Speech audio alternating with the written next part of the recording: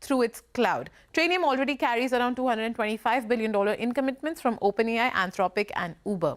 On infrastructure, then Meta has contracted to buy around 1.6 gigawatts of computing capacity from Crusoe at 2 US sites tied to a former Stargate project Oracle and OpenAI have stepped back from.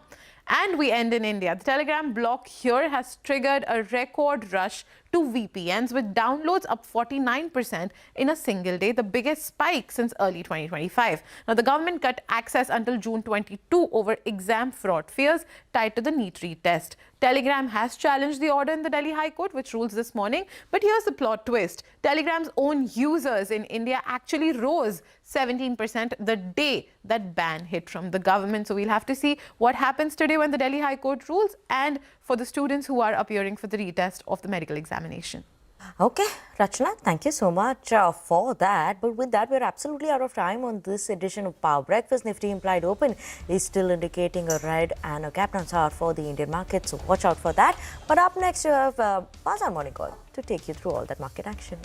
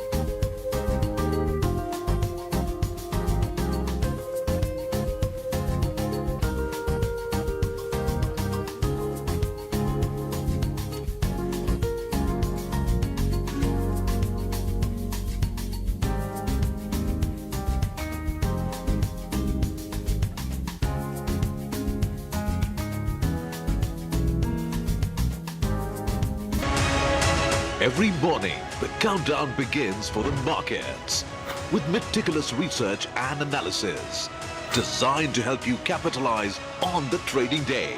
Beaming live from the CNBC TV 18 Motilal Oswal studio.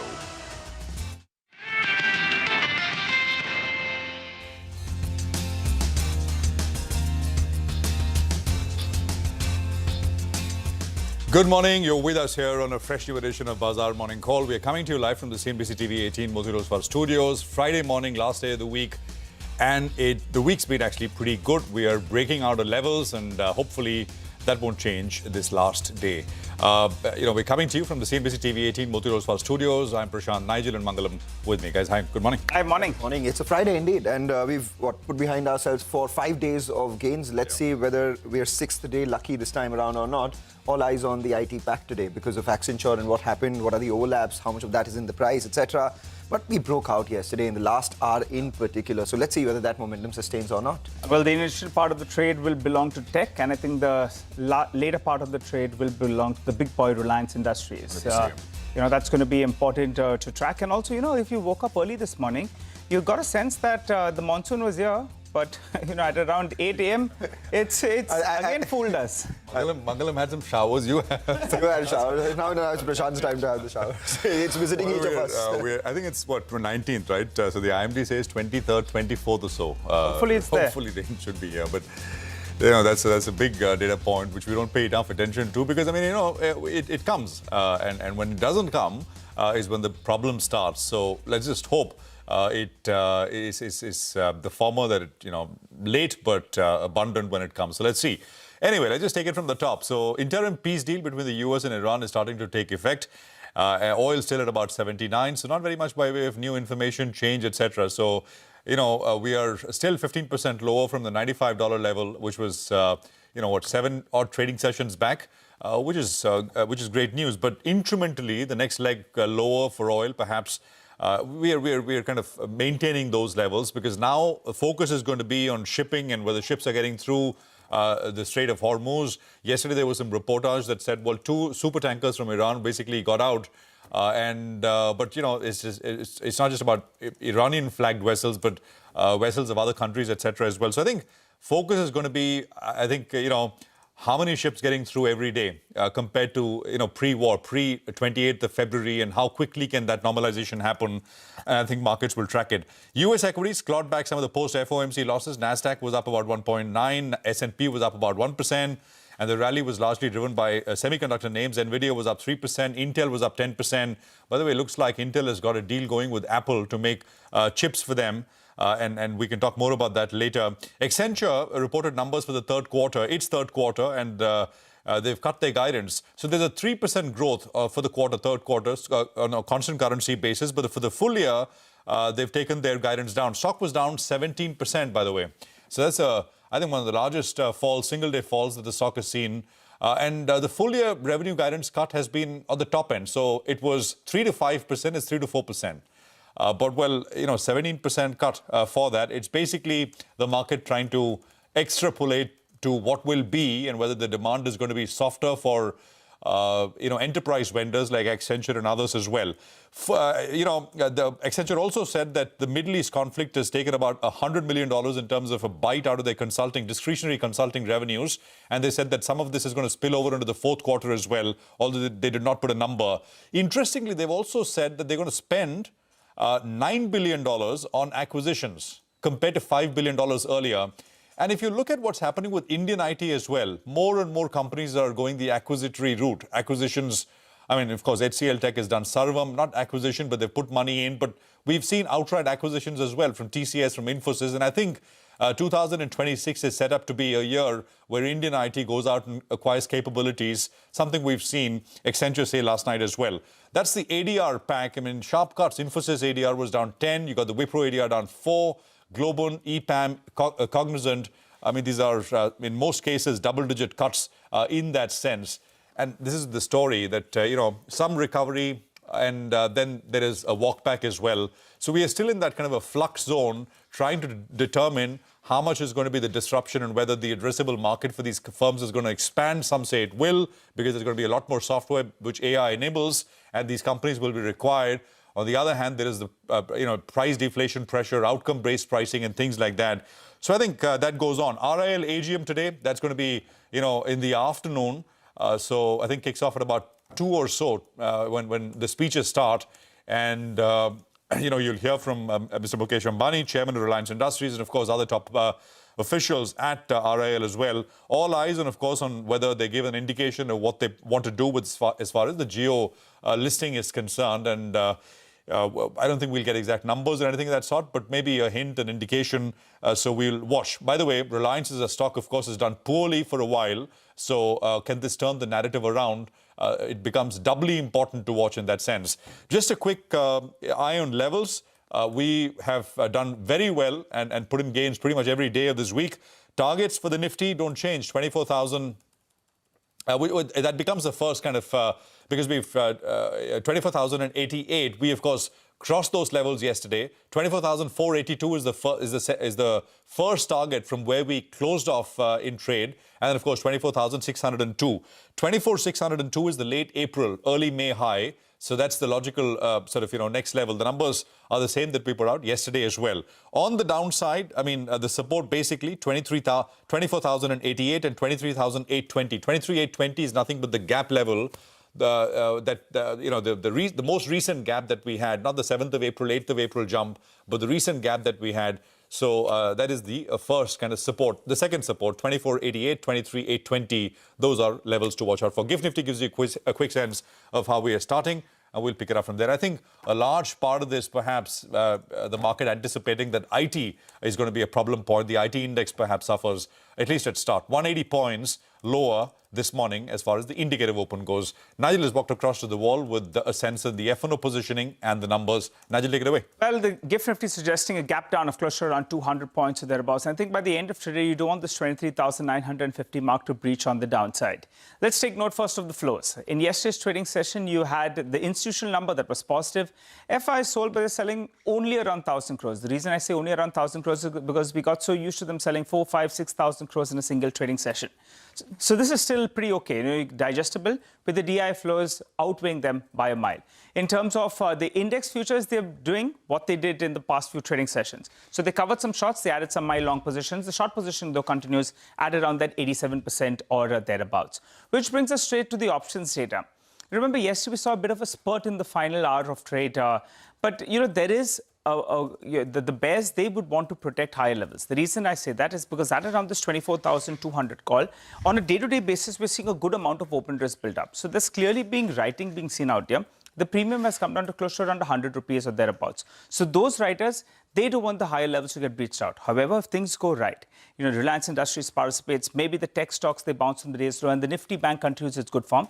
There is some out-of-the-money call buying that we're seeing at around 24,500. So in case the trade doesn't go right, then all you lose is around 21 bucks. That's the way to look at it. But if you have to just punch in these options data, as well as the technical levels, well, the 24,250 to around 24,300 mark, that's going to be an important congestion zone. That's going by what I'm seeing on the options data, as well as the 100 DMA comes in this vicinity. So that's going to be important. On the downside, though, the 20 DMA, till that's holding out, you'll have to say that the trend is still up. And in the near term, the 50 DMA. But for today's trading session, I think the 23,950 mark, you don't want it to get breached on the downside. Now, it's going to be important today because, as you all have mentioned as well, Essentials numbers were a little bit disappointing. The stock got slammed. But the Nifty IT pack has already underperformed to a large proportion. And if you look at it, it closed yesterday around 28,500. The recent low was at around 27,080. So, if it opens up much lower, you'll still be banking on that 52-week low, seeing some kind of interest and at least a bit of a protection just in the near term. So 27,000 mark, extremely important. But the onus then falls on the Nifty Bank, which has been in super form even in yesterday's trading session. The reason that the markets went up was because the Nifty Bank found its form, and that seems to be headed towards those all-time highs, which added around 61,000 odd. Reliance Industries is going to be the stock to watch in the final 2 hours of trade. So both these two will need to get their act together to offset what the IT index is going to do. GIFT Nifty suggests a gap down. Hopefully, at some point of time, that gap does get filled into. Take that point, Nigel. 24,000 will be an important psychological support as well that we look at the open itself. Let's see whether the Nifty, Bank and Reliance outdo what the IT index takes away from us as well. But updates from West Asia continue. US Vice President J.D. Vance has actually defended the MOU with Iran amid criticism from US lawmakers and Israeli officials, warning the top US ally that you can't kill your way out of security problems. The 14-point agreement extends a ceasefire announced in April by another 60 days, including in Lebanon, to allow two sides to negotiate a final truce. The two parties will now meet in Geneva, Switzerland, where talks will be co-hosted by Pakistan and Qatar. Today's agenda prioritizes the immediate implementation of the agreement's 14 core points. The White House has said that the US Vice President will not be attending talks in Geneva today. Listen in to his comments and critics on critics and the peace deal. If I was in the cabinet of the Israeli government, I might not be attacking the only powerful ally that I have anywhere left in the entire world. And the second message I would give to some of those cabinet members, Bibi, to his credit, has not gone down this path, but to some of these cabinet members in Israel who are attacking the President of the United States, the other thing that I would say is that over the last 3 months, 2/3 of the defensive weapons that have protected your homeland have been built by American hands and paid for by American tax dollars. It's a pretty, Mangalam, that soundbite, right? It's a very, very, it hits you. Yeah. Did you ever think of American vice president or a president is going to go after, actually reminding Israel that we are all the protection that you have and saying, well, just look at the language. You can't kill your way out of all your national security problems, etc., right? So this is, it's perhaps the lowest that relations on both sides have been, and they're closest of allies. So it's quite, I just thought it's quite incredible. And at some point, I was tempted to ask, look who's talking, Yeah, that is a question for another time. But I'm just saying, Yeah, no, I take your point. Whatever Israel has done, over the last, whatever, right? The US is always, now, of course, it's not, I don't think the fundamental core equation changes, but I think this is, of course, Israel did not want the war to stop. There have been statements on both sides, so it's temporary. But the core of the relationship, I think, is still pretty much there. I don't think we should doubt that. Just as they say, just a little bit of volatility in an otherwise, what do you call it, a bull market, so to say. But, let's get in an expert opinion coming in from overseas. We do have Robert Subaraman, who's the head of global macro research, Nomura, who joins in. Rob, the question, while last week we'd be talking about West Asia, the crisis, geopolitical concerns and all of that, but seems like a large part of it is perhaps behind us. Now the concerns are again around artificial intelligence, the impact that it could have on IT services, legacy IT companies, etc. We've seen the case of that in Accenture's results overnight. Stock was down 17%. Their managed services business, which corresponds directly to the Indian IT pack, was down about 15% as well. How much worse do we get on the IT pack before there are some signs of, them repivoting and growing again? I think we'll have to see on the AI side. Clearly, software stocks have been hit by that. But on the other hand, as more of the AI gets adopted, we will over time see productivity gains as it becomes more of a general purpose technology. And that's what the new Fed chair is very focused on. And that will not just be a US thing, it will be a global thing. But, just getting back to how the Strait of Hormuz is opening up, I did want to make the point that the work we've done at Nomura, looking across all the major economies, one of the ones that benefit most from this drop in oil prices we've seen, and it's been a very big drop from around $100 per barrel to now around $80. That's a 20% drop.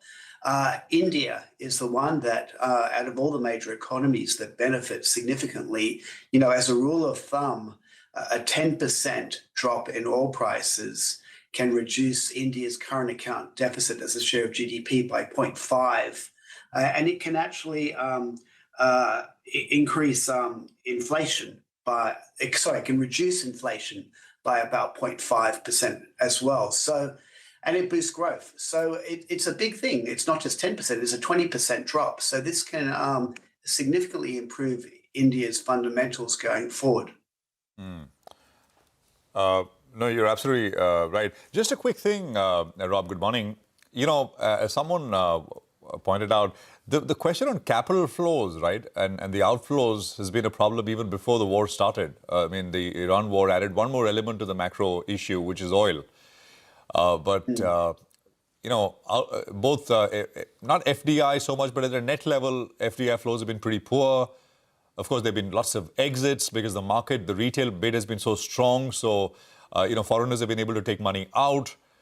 You think some of that also settles down, and that kind of goes back to the broader question of what else is doing better, right? Because capital will look for the highest rate of return. Highest rate of return, but also I think fundamentals, right? And I talked about how I think if oil prices stay around these levels, it is going to improve India's fundamentals. Prashant, on the you're right. I mean, India's balance of payments has deteriorated significantly in the last couple of months. Current account deficit, net capital outflows. We do think this new government scheme that's focused on bolstering the capital account, attracting inflows from non-resident Indians with sweetened deposit rates.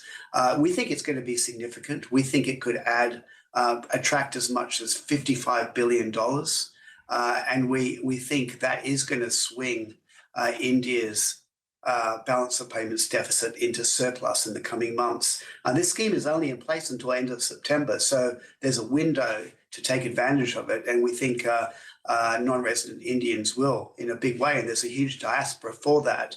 You add that to this positive news around oil prices and India's current account deficit coming down, inflation over time will come down, it's positive for growth. That plus capital inflows can actually change the dynamic. And I think, you know, we could start to see this negative spiral we've seen turn into more of a positive spiral, particularly if we start to see the rupee beginning to appreciate more against the dollar, which has not been happening for a very long time. Hi, Rob. Good to see you. When you know, the last time around we spoke about the triple shock, which was the oil price spike, the tariffs, and the AI disruption as well. Seems things are aligning for India, at least because the crude oil prices have come down. You know, hopefully we have a favorable deal with the United States, and the AI disruption, hopefully, that's nearing the end, and hopefully our companies can participate as well, which in turn will help us attract some capital flows, since now the rupee as well is showing some signs of stability. I wanted your comment on what you made of the Fed chair. Mr. Walsh spoke for the first time around, crisp, but it seems he was leaning more towards the hawkish side. What do you make of his speech? And also, when are you factoring in the Fed hike? October is what most are talking about. Do you think it comes in? So for the Fed, it was no forward guidance, really.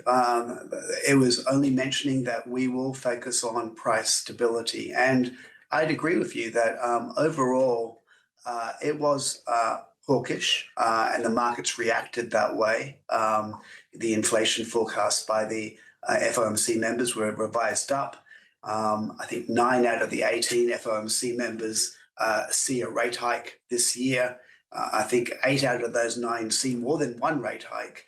But we would say that Walsh in the press conference was neutral to maybe even slightly dovish with many of his comments. And so we do still think there is a political element here ahead of the midterms. And to your question, the Nomura forecast right now is still the Fed on hold this year. But clearly there is a rising risk that there could be a hike.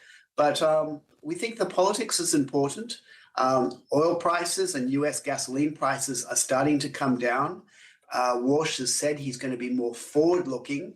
And, you know, over time, if this Strait of Hormuz stays open, you could see US inflation start to roll over, and he will focus then more on the AI productivity gains, which will be disinflationary. So, you know, we're at this stage comfortable with the Fed on hold as a call, but clearly the risk is on the risk of a hike. Last thing I would say is with little forward guidance, the risk for markets is more surprises, right? We've been spoilt with so much forward guidance given by the Fed in the last 2 or 3 decades. That's going to be changing. And so I think we have to be bracing ourselves for potentially surprises. Yeah. Rob, we'll leave it there. Thank you very much for joining us. Good speaking with you. And it's always a pleasure having you here on CNBC TV 18.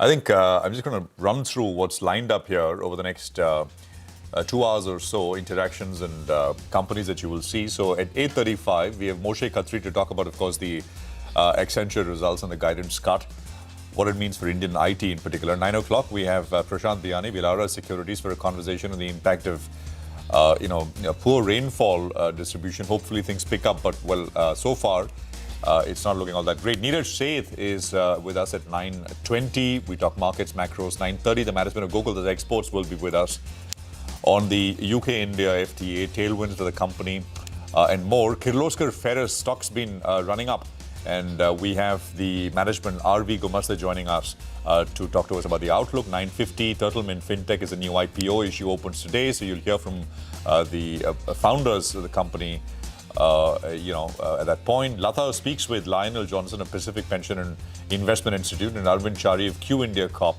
on macros and the economy. Stay tuned, that's coming up.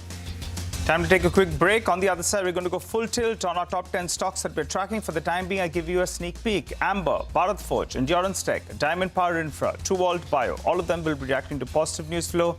Add to the list, we have some negative stocks as well. Tech, Auto Pharma, Jubilant Pharmova, Gold Sensitives, they'll be reacting negatively, and we could expect a neutral reaction on Brigade Enterprises as well. Take that break, come back, we get into further detail on all of these names.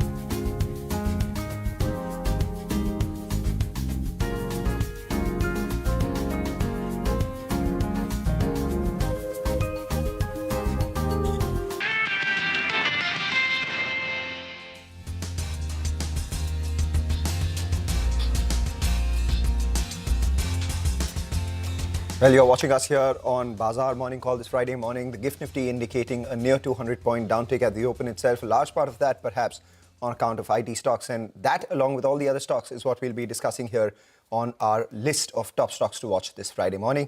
And that's our entire team for you. Let's go across to Vinny first. Vinny, all the IT stocks, a sharp downtick in Accenture overnight that will have an impact on Indian IT companies.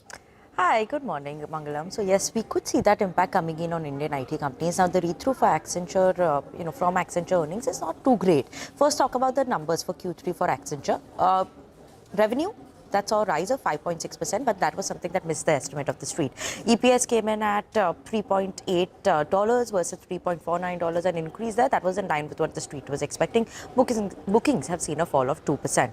Now, they've given an outlook for FY26 full year, right? Like what they spoke about it is the previous guidance that they'd given was 3 to 5% for YOYCC growth. Now, that's been narrowed to 3 to 4%. So that is something that the street didn't take too well. Then they also spoke about in terms of the free cash flow, they're maintaining that free cash flow. They've raised the EPS outlook, but some concerns came in on the con call as well. They said the client budgets that have not been increasing even with AI, and the spends have been redeployed rather than expanded. Though they said that AI in terms of orders, what they're seeing, or average size of AI orders, that started seeing an increase. They've seen some impact coming in because of the Middle East front as well in the last few weeks. So that is something that is a negative read-through that comes in for Indian market as well. So cut and guidance or narrowing of the guidance, you would say, is a soft demand outlook. Large managed services opportunities have moved into FY27. So again, that read-through comes in as indicating booking trends for Indian IT could be weak as well.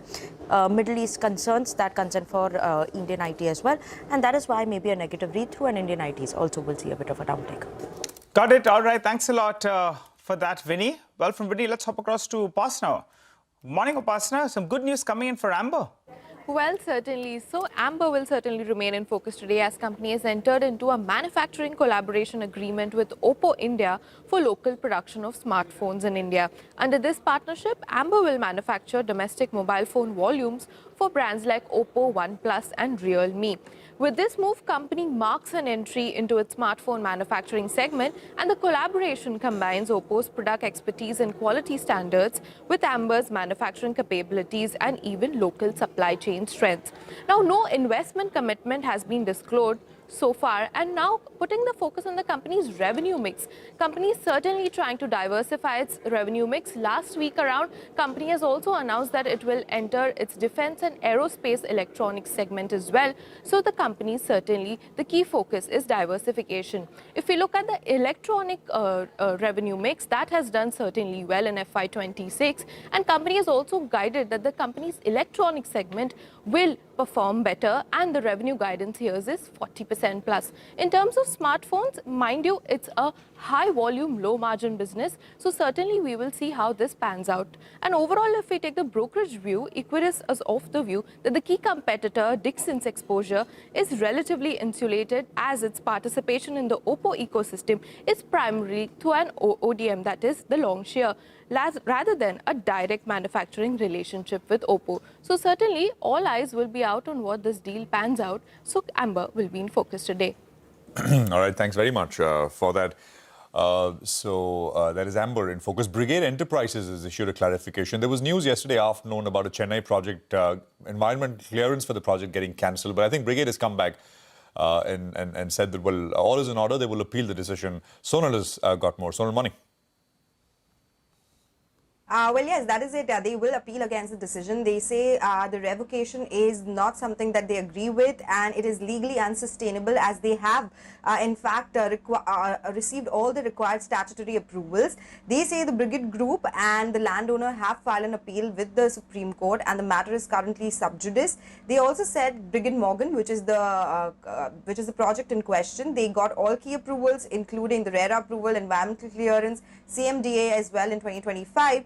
A PL challenging these approvals was dismissed by the Madras High Court. This was, remember, revoked back in May 2026. The company said that they will take all the legal steps to ensure that this comes back to them. Now, just remember, it is an important project for the company, spanning around 2 million square feet and has an estimated gross development value of around 2,100 crore rupees. Phase 1 launch has already started, so phase 2 was remaining, but now the matter is under sub judice, so till the time that happens, construction wouldn't continue. So yes, Brigade Enterprises will continue to be in focus on the back of that. All right, Sonal, thanks a lot for that. We'll take note of Brigade Enterprises, but Sudarshan joins in. He has on his list Aurobindo Pharma, Bharat Forge and Endurance Tech. Sud. So, Aurobindo Pharma Federal Trade Commission has asked company to divest 4 different generic products to complete the $250 million acquisition of landed company, and those divestments will be made to Quadrant Company, and impact can be in the range of $4 to $5 million, so going with mild red. Next one is Bharat Forge. Bharat Forge subsidiary Kalyani Strategic Systems and AM General have formed strategic partnership, and under the same partnership, AM General has proposed US government to develop and deliver 155 million MTC solution, which is based on Kalyani Strategic's Mount Artillery Gun platform. So that can be taken positively. Last one, Endurance Technologies. They have existing capacity for 2-wheeler battery. Now they're going to expand the capacity for 4-wheeler, and it would be of 3,640 battery packs per month, and that would be for 4-wheelers. Investment would be of 62 crore and completion by Q3 of FY27. So there I'm going with green for Endurance, Bharat Forge, and red for Aurobindo. Thanks, Sud, for that. From Sud, let's hop across to Ria. She's here with some more stocks that are on the news. Hi, Ria. Morning.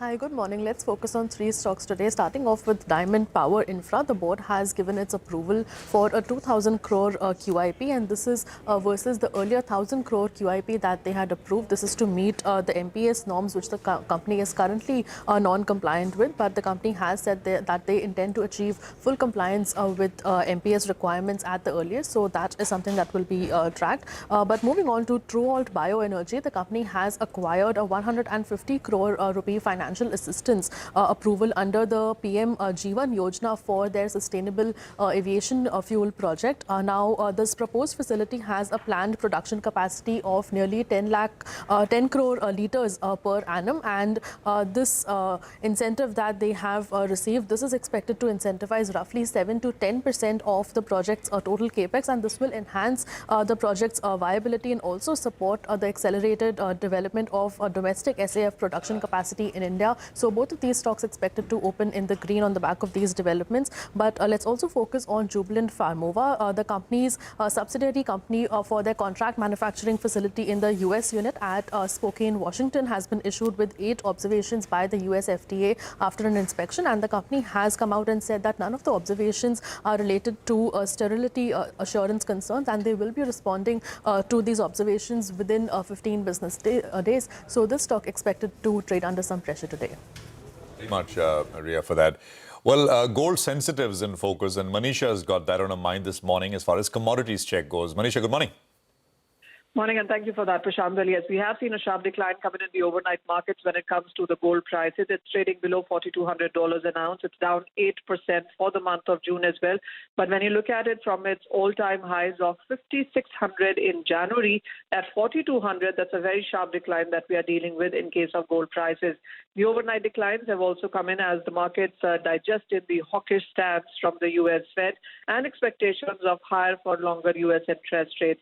There also has been a rate hike from ECB that we've seen. The strong strength in US dollar index overnight also seems to be weighing onto the markets. So is the fact as geopolitical de-escalation and peace progress. So no safe haven buying really coming in for this one.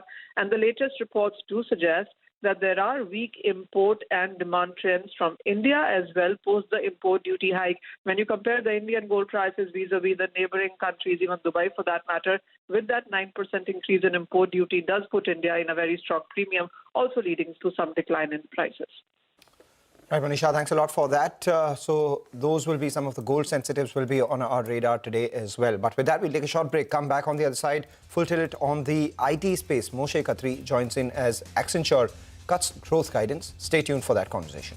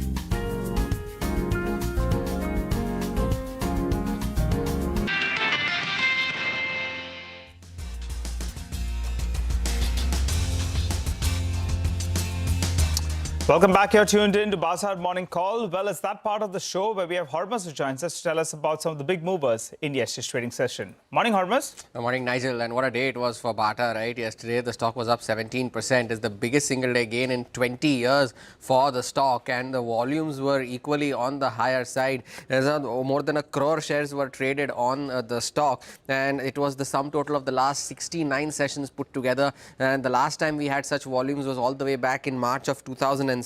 And the volumes are over 1 crore shares traded. The 10% of those were marked for delivery. And look at the 20-day average as well, only 1 lakh. And that is the kind of volumes you saw on Bata. The 11.5 lakh shares for a delivery as well. And the 20-day average was less than 60,000 shares. And from its November 2021 peak, which was well over 2,000 rupees, the stock is down almost 70% from those levels. Textile stocks did very well in yesterday's session. Wellspun Living was one such name, the third best Nifty 500 performer yesterday. Over the last, the Wellspun Living has gained 11% on Thursday, and over the last 5 sessions, the stock is up 20%. And more than 2.5 crore shares were traded yesterday. The sum total of the last 95 sessions put together, highest since February of 26. The 18% of those shares were marked for delivery. The 20-day average also is only 17 lakh shares, and close to 50 lakh shares were marked for delivery. That too was 7 times its 20-day average. And lastly, Nykaa, the stock has not done well in the recent past, but over the last 2 days, it's gained 10%. Over the 14 trading sessions in June, it's gained only 6 times in this month. The volumes yesterday, almost close to 4 crore shares, the highest since February, and 37% of those were marked for delivery as well. So, and over 1 crore shares for delivery, and the 20-day average is around about 40 lakh shares. And courtesy of this move that the stock has seen, it has also turned positive on a year-to-date basis and is at a 52-week high, is Nykaa. All right. Thanks very much for that, Hormuz. Appreciate you joining in with that detail. Always interesting. Will IT stocks be under pressure after Accenture cut its guidance is the question. I mean, the overnight ADR sell-off does indicate that that will be true. But it's the IT services space has already down. I mean, you had a nice rebound, which all has now faded. The IT index is down 24% already, YTD, year to date. Moshe Khatri is with us of Wedbush Securities. Moshe, good morning. Good to have you with us here. How much should we extrapolate from what we heard from Accenture for Indian IT services? Here, as if we need another reason to be negative on the sector, right? So Accenture is a bellwether name in general, and if you looked at the action in the sector after their earnings, you've seen names down 5 to 15%, and even companies that are actually growing north of 10%. Huron, Grid Dynamics, EXL, everybody got hit. So I think that it's Accenture had some specific issues. The consulting business got hit because of the tensions in the Middle East. They had deal slippage probably because of the macro environment and because of the disruptive nature of AI. In general, the industry is going through some very big changes that you'll see during the next few years. But bellwether names typically impact the entire universe, and that's what we saw today. All right. Hi, Moshe. Good morning. Good to see you. But, one of the concerns from an India IT company's perspective was that Accenture has launched a new brand to focus on the mid-market enterprises to increase its TAM. Do you think that'll be a bit of a challenge for the mid-sized Indian IT services companies? Not necessarily. You're actually raising a good point about focus. And what I thought was interesting is that before the company released its earnings, they came out with another press release talking about multiple acquisitions that they've done in the cybersecurity space. So if I would have kind of looked at this in a way, I would come out and say, well, it seems that they're trying to pivot away from the traditional business just because the traditional business is going through some major challenges, including cannibalization. And now they're focusing on cybersecurity, and they're paying a lot for those transactions. So that's probably another negative for the sector, and it kind of indicates that Accenture is trying to pivot away from what they focused on historically. Right. Since we have you with us, we also have to ask you about the Indian IT services companies actually looking to pivot. We recently heard about, the investment that HCL Tech made in Sarvam AI. What do you make of that, and how significant do you think would moves like this now be from here on? ultimately it's all about the new models that will emerge in this industry. Everybody's talking about outcome-based. Everybody's talking about hybrid software and services, more focus on products. These are not changes that get reflected in the models in a day. This will take a couple of years to flush out. So it's probably a good move. The question is what they do with it and how actually that gets translated into top line growth or margin expansion. The good news from what we've seen so far is that margins are looking better than expected for the industry. The negative so far is that we're yet to see any sort of top line growth acceleration or anything that's sustainable. That's the major issue here. And until we see better top line growth for the industry, I think we're kind of stuck here. And the PE multiples in the States are down significantly. I mean, this is a sector that 2-3 years ago was trading at 15 to 20 times EV to EBITDA, and now we're trading at 6 to 7 times. And these are for the companies that are growing somewhere in that low to mid single digits. This is the US. I'm not talking about the multiple premium that you are getting in India. Moshe, the last time we chatted a few months ago, you had made this point that the Indian IT companies still trade at high teens, mid to high teens in terms of a PE multiple. You'll be getting a little bit more constructive when they come to low teens. We've corrected a little bit from there. Would you selectively be looking at some of these Indian companies? I'll tell you why. Because now they're adapting to this entire AI world. We're also seeing that they have a fair bit of cash. There's a cash flow yield argument as well. And they've seen a big correction. Do you think most of the bad news is in the price and selectively you'll be looking at some of these Indian IT companies? We thought that 7-8 times was the floor. As of today, we got a new floor. So it's difficult to call the bottom here. Maybe the event that we have to wait for is for the IPOs of Anthropic and OpenAI to be out, just because maybe some of the bad press about the IT services space, maybe by then it will kind of go away. But the multiples are also driven by sentiment, and that has not changed. Until that improves, it's almost impossible to kind of go out and say we have to buy anything here. Unless these companies have very unique technologies and they're doing anything specific or special that's related to AI. It's interesting because in the space, you have two publicly traded companies that are focusing on that. One is Fractal, trading in India, and the other one is Innodata, that's trading in the US. Innodata is growing about 40%. It's a services business. That's the only one that's actually able to get there. You have some privates that are doing well, Tridents, Turing, Tiger Analytics, but these are privately held companies. These are the companies that you probably want to focus on, at least for now. Yeah. The others, I would say it's work in progress. Rob, you have coverage on Fractal? Moshe, you have coverage on Fractal? We don't cover Fractal at Wedbush, but we know the company pretty well. Okay, and you think they're doing the right thing, the right things, and they've sort of set up nicely. They seem to be well positioned, especially given the growth rates. Obviously, they've had a few bumps, but positioning wise, they seem to be in good shape. Just one thing, Moshe, and maybe it needs a longer discussion, but here in India, it's almost as if many investors are saying, well, this entire AI thing is to cool off for people to pay attention to other markets, other groups of stocks, etc. And one of the things is this underlying tension within all these AI models, which is the cost of tokens. So far, it's been subscription, but do you think everybody will move to per token usage? And if that happens, will all these revenue assumptions start to compress? Because with $20 a month now, I can use as much as I want. But if I had to pay by token or whatever, some other model, I may not use as much. So that directly kind of talks to the revenue assumptions for these companies, and then we can sort of take it from there. You think we are at that point? So I think the ideal scenario is going to be, and this is under the possibility that the tokens get to be so expensive.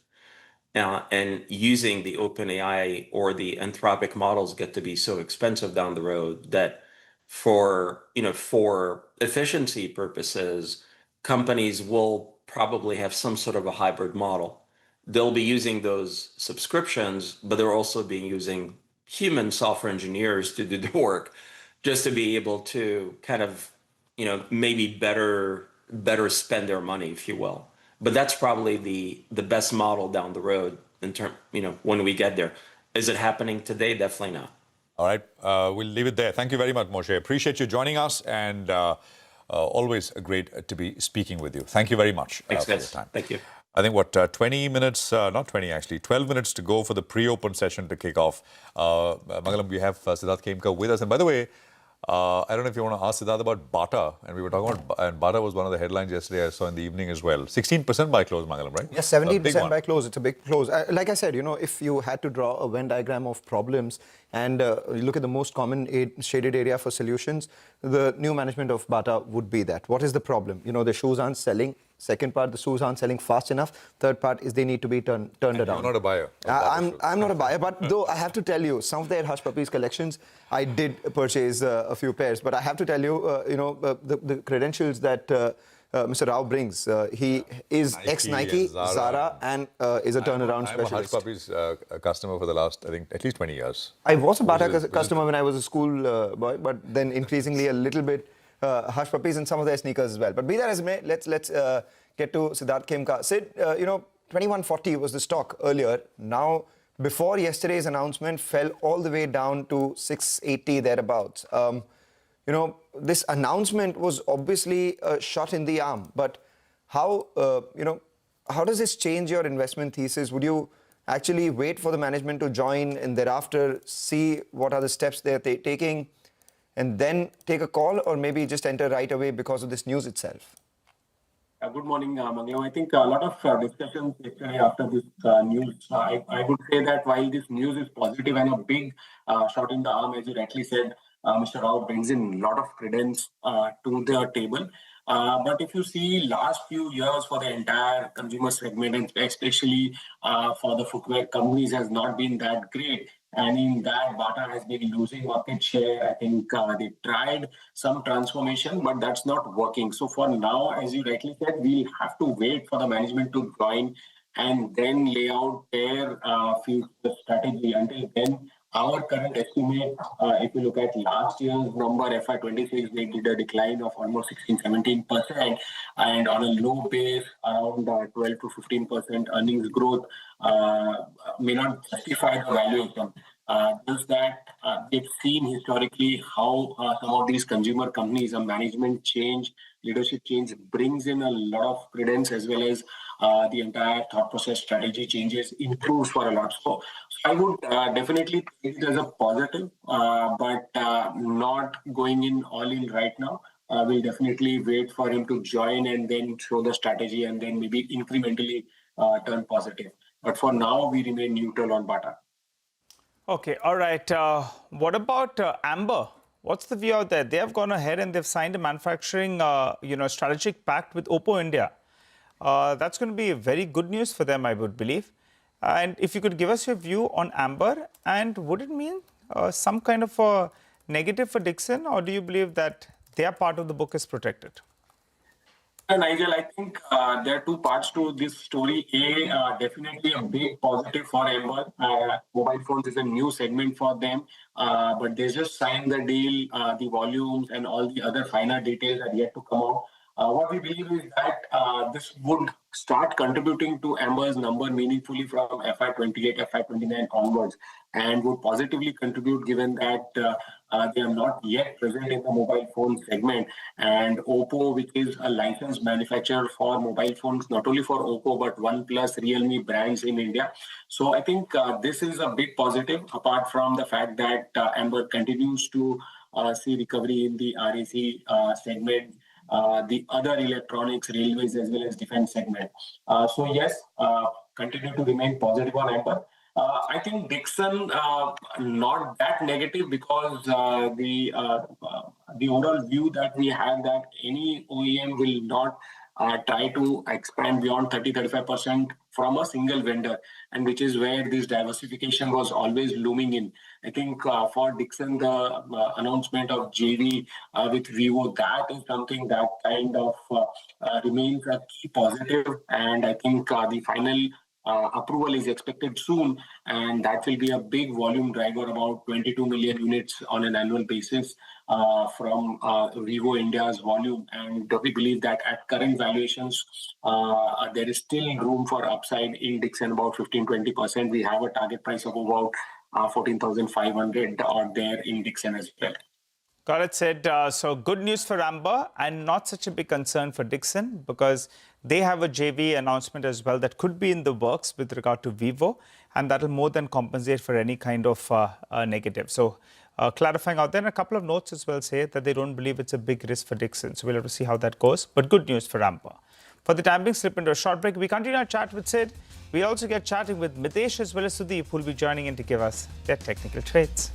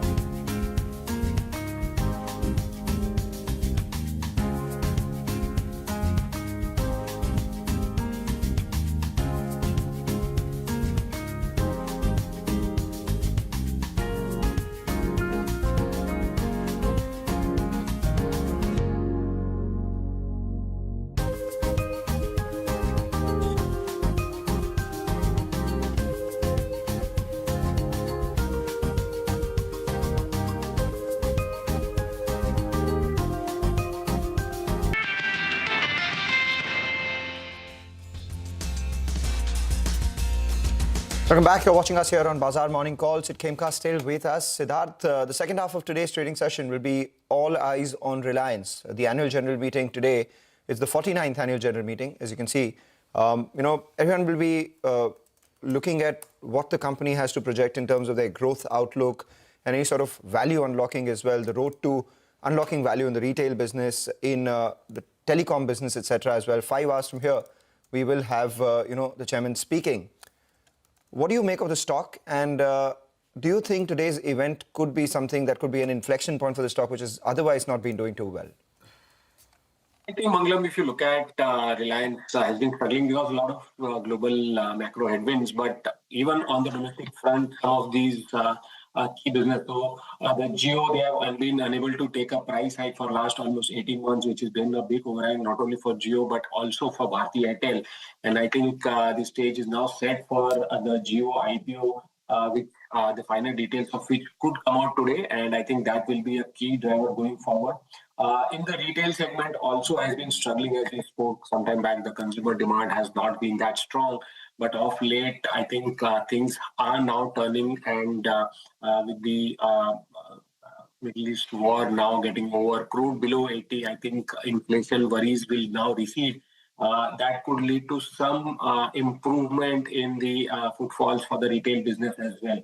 And the core business that I think the oil to chemicals, that is again doing well. Key details expected from the AGM, I think the newer businesses, the new green fuel investments that they have been doing, any details on that will also give some clarity to the stock. So overall, net, we believe that the biggest growth driver for RIL going forward would remain Reliance Jio. The digital services is likely to contribute almost 80% of RIL's incremental EBITDA over the next 2-3 years.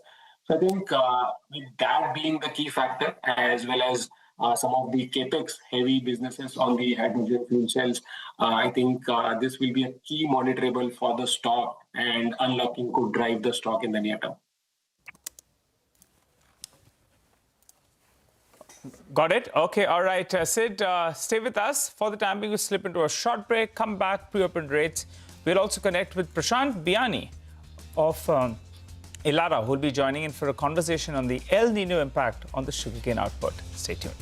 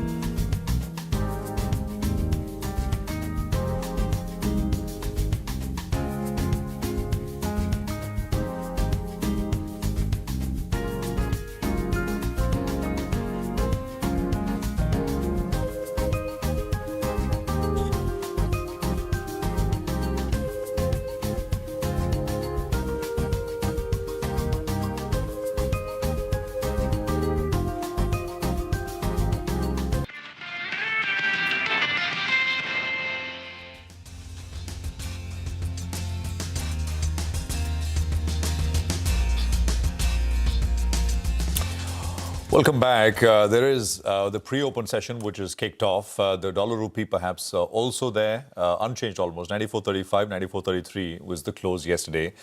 And the Nifty is starting exactly almost at where the gift Nifty indicated, which is about 190, 200 points lower. So those are first rates in the pre-open, which are starting to come through. Mitesh Thakkar is with us, President Retail Research Bonanza Portfolio, and Sudeep Shah of SBI Securities is with us as well. Gentlemen, good morning. Good to have both of you here. Thanks very much. Well, Mitesh, good moves. I mean, actually, yesterday looked like an absolutely flat day. Last 40 minutes changed everything. Almost 80, 90 points added in the last 40 minutes. This morning, there is a bit of a gap down, which is being indicated. What's your sense, and which way do we head? Is this the, and I think you and Sudarshan both have been saying that buy deeper, slightly deeper pullbacks, right? So when you get a 200-point pullback, is that the dip to buy, or you'd want to watch? So, Prashant, actually, the directional bias, despite the fact that we might open with a 200-point kind of a gap down, for me remains on the upside. Now, we've had a rally from close to about 23,000 levels to as high as 24,200. I think the retracement levels would come close to about 23,800. There's also gap over there. 10-50-day averages, which have also, started rising, also plays in that range. So a 200-point gap up will still mean that we open around 23,950. Maybe if you get it slightly lower, I would be even more happy to venture into long side positions on the index. So for me, I think the bias remains on the upside. The buying zone for me is slightly lower. I would start buying from 23,900 and slowly accumulate all the way down to about 23,800. Get your average price around 23,850, 840, and then keep a 23,700 as the stop loss. I still believe that there is a good probability and a higher chance of us heading towards 24,300, 350 in the next few days. And if we start getting past that, there is also a chance of heading towards 24,600. So overall, despite the fact that we might have a negative start, the idea is that if you get some more declines during the day, look for slowly accumulating the index positions. Right. What individual stocks would you focus on, Mitesh? So on the stock side, I have a mix of buys and sells. And, I think IT is somewhere which is showing some signs of mild reversals. But with today, the kind of news flow and the gift Nifty indications, IT might actually see a fresh breakdown. So I have 2 sell calls from IT and 2 long calls in the markets. KPIT Tech is a sell with a stop at 761 for targets of 710. Again, if there's a big gap down, then you might have to wait for the risk-reward equation to come into play. And Infosys is a sell with a stop at 1141 for targets of 1095. And on the buying side, GE Vernova, if you get a 20-25 point kind of a gap down in the morning, that's a buy around 5225. Keep a stop below 5165. Look for targets of 5350. And Ambuja Cement is showing some signs of reversal, but it should get past yesterday's high for a confirmation. So buy above 433 if it does manage to go to that level today. Keep a stop at 426. Look for a first trading target of 450. All right. Sudeep, what about you? What are your trades? Morning, Prashant. Prashant, what I feel is that firstly, Nifty on this dip should be bought because IT may underperform. But you have cap goods, defense, auto and banking all ready to move up. So I guess it will be balanced. The IT fall will be nullified by the rise in all these sectors. And a capital goods, a mid-cap, as well as a EV stock is on my radar. The first stock which I feel could do well in this market is Siemens Energy. There's a decent breakout here. 37.70, 37.75 was the previous close. What we feel is that the volumes in the last few days have been above average, as well as the stock is trading above its moving averages. So here this could be bought at the current levels and on dips to 37.40. The stop loss would be 3710. The targets would be 3900, 3950 on the upside, and the time frame is 1 week from here on. The another stock that is on my radar is Olectra. Here also there has been strong breakout with volumes. We have seen the EV stocks moving well, Olectra, JBM, Auto. So the stock has closed yesterday somewhere around 1445. This can be bought at the current market price as well as on a dip to 1430, 1425.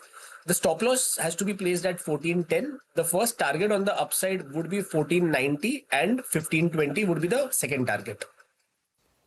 All right, Olectra Green Tech is a call that you have. But the stock on our radar is Reliance, set to announce its roadmap for the next 12 months at its 49th annual general meeting today. Sonal joins in with all the updates on what can be expected. Sonal. The next 12 months will be important, right? Because it will see ramp up of solar and battery manufacturing plus generation, the electrolyzer gigafactory for new energy. So new energy could continue to be the big focus point this time around because there could be notable growth in the medium term. Now let's look back and talk about FY26 because big capex was done by the company, 1.44 trillion, which is an increase of 10% on a YOY basis. If we talk about segments, retail plus digital combined did see a decline of 25% on a YOY basis at 54,200 crore rupees, but oil to chemicals capex rose 21%. A lot of petchem plants that saw expansion. The reported capex in the other segment saw a 2.1 times increase on a YOY basis at 52,500 crore rupees, and a big chunk there was new energy at around 30,000 crore rupees, as most of the expenditure is now being undertaken through standalone Reliance Industries. The cumulative capex in new energy so far has been around 70,000 crore rupees. So what will investors watch out for? The new business insights, because in Q4, Mukesh Ambani did indicate that they are making rapid progress in operationalizing new energy gigafactories. CLSA indicated that this is something investors will track very closely. The battery energy and storage systems production will start in 2026.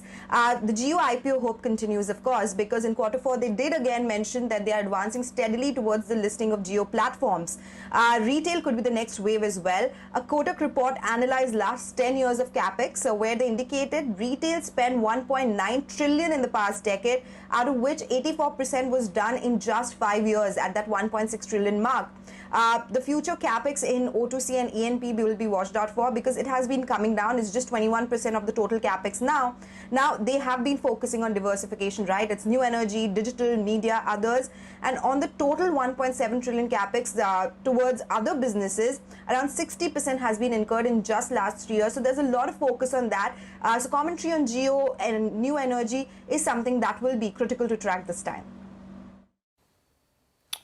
Thank you very much for that, Sonal. So 2 o'clock is when the speech starts, and we'll hear, as Sonal said, from, of course, the chairman, Mr. Mukesh Ambani, and others at Reliance Industries across, business verticals as well. So always an interesting and marquee event as far as corporate timeline is concerned. Well, what does so far, rain deficits in the month of June mean for the agri space, especially sugar? Let's get some opinion in with Prashant Bayani, Vice President, Institutional Equity at Elara Securities. Prashant, good morning. Good to have you with us here. Thanks very much for joining us. So just, first up, so far deficit maybe will be made up in July onwards, but so far it is what it is. What are the implications for the sector? The implications will certainly be a bit negative if the deficiency continues. Historically, we have seen Maharashtra and Karnataka have been more vulnerable to rain deficits. So I think this time again, if the El Nino impact is severe, then these two states will have impact on the sugarcane production. UP is relatively better because there we have canal irrigation facilities, but UP may also get impacted. But Maharashtra and Karnataka, we have seen a clear impact in the year of El Nino or rain deficit years. Yeah. So typically, what is the what are the important months for the crop, sugarcane crop, Prashant? So, actually, sugarcane is a steady crop, but I think there needs to be a certain amount of rainfall or water availability in these 4 or 5 months. So all the months are important before the crushing season. It is not that one particular month or a season is important. So we need to have rainfall across all 4 or 5 months. And then for canes, for sugarcane, which is crushed around, say, February onwards, for that winter season is also important. But primarily for Maharashtra and Karnataka, I think rainfall has to be good. So all the 4 months of June, July, August, and September would be important. Right. For, the listed sugar companies, when the West Asia crisis was on and still is underway, crude prices were high. The benefit was that the state was hoping that higher ethanol sales would make up for all of these things. Now with crude prices coming down, do you think that trade will also begin to start coming undone? So the stocks trade may get undone, but the efforts that government has taken, the overall narrative for the industry looks to be quite good on the ethanol front, because flex fuel engines, government has allowed now 100% ethanol blending there. And on the sugar prices side also, because of lower production even this year, sugar prices are likely to increase. So narrative is good. The only thing is that if the minimum blending threshold of 20%, if that also gets increased, then I think on the narrative part we are doing fine itself. Just because of the stoppage of West Asia war, the stock prices may come down a bit. So what's your top pick now, and what are the calls that you have on the sector? Yeah, so see, sugar broadly is a very range-bound trade, so to say. One cannot be outright extremely bullish or negative because government comes or intervenes on both fronts. For example, if this year we have a lower cane production, government also have levers to reduce the diversion of sugar cane towards ethanol and increase more of sugar production. So one has to be a bit range-bound, positive or negative. Within that, we like Balrampur Chini. All right. Thank you very much, Prashant. Good speaking with you. Always a pleasure.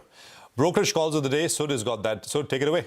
So first one is Varun Beverages. CLSA maintains high conviction outperform call and target price is 654 rupees per share. It says company has entered into a partnership with Asai Group Holding to manufacture, distribute and sell Calpis brand, which is strategically positive as per CLSA, and it adds a differentiated fermented dairy-based RTD offering to existing portfolio. Next one, Bajaj Finance. JP Morgan maintains overweight call with a target price of 1,080 rupees per share. It has mentioned few takeaways after the management meet. First, growth momentum on the ground remains strong. Second, asset quality trend remains benign across the loan segments. No visible impact from the Middle East conflict, and company is confident on delivering the guidance that it had given for net interest margin.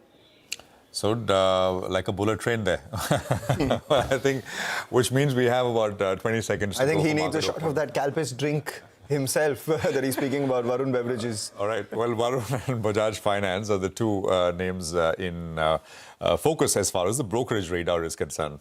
I think market open coming up in a couple of seconds, basically, and we'll pick it up from there. I think the IT stocks will all be in focus. I think in the pre-open, they're all down between 3 and 5%, at least the large cap ones. They'll settle and we'll sort of, look back at them. Even the mid-cap names in the pre-open are down between 2-3%. So, at least the SAR is not, that large down, but it is down. 0.8, 0.9 lower on the Nifty, so in line with the GIFT Nifty, 23,975. You've got the Nifty Bank, which is down 0.4%. The Sensex is down 0.8, 0.9. The small cap index also should flip into the green. That's yesterday's close. The small cap index is down about 0.25%. Yeah, there you go. So across the board, there are cuts, but the broader markets are doing better. Small caps in specific are down the least. So the tech names are all there at the bottom of the screen. And I think that's where the pressure is coming from. Maybe just look at the Nifty IT index as well. Yeah. So, oh boy, 6% lower. Maybe it's got to come from the large caps, right? TCS, Infi, etc., which we will also just look at. Nifty heat map, I guess, should give you that sense. The top 4-5 losers will all be IT. There you go. Infi, TechM, HCL Tech, TCS, Wipro. Those are the top 5 losers. On the other side, you've got Bajaj Auto, Cipla, Sun Pharma, and Apollo Hospitals, which are higher. So you've got about 10 names up and about 40 lower. So that's the lay of the land right at the word go. 23,940. Mangalam. Well, it's a lot better in the broader markets. The advanced decline split is right down the middle, and we do have an equal number of stocks which are advancing and declining.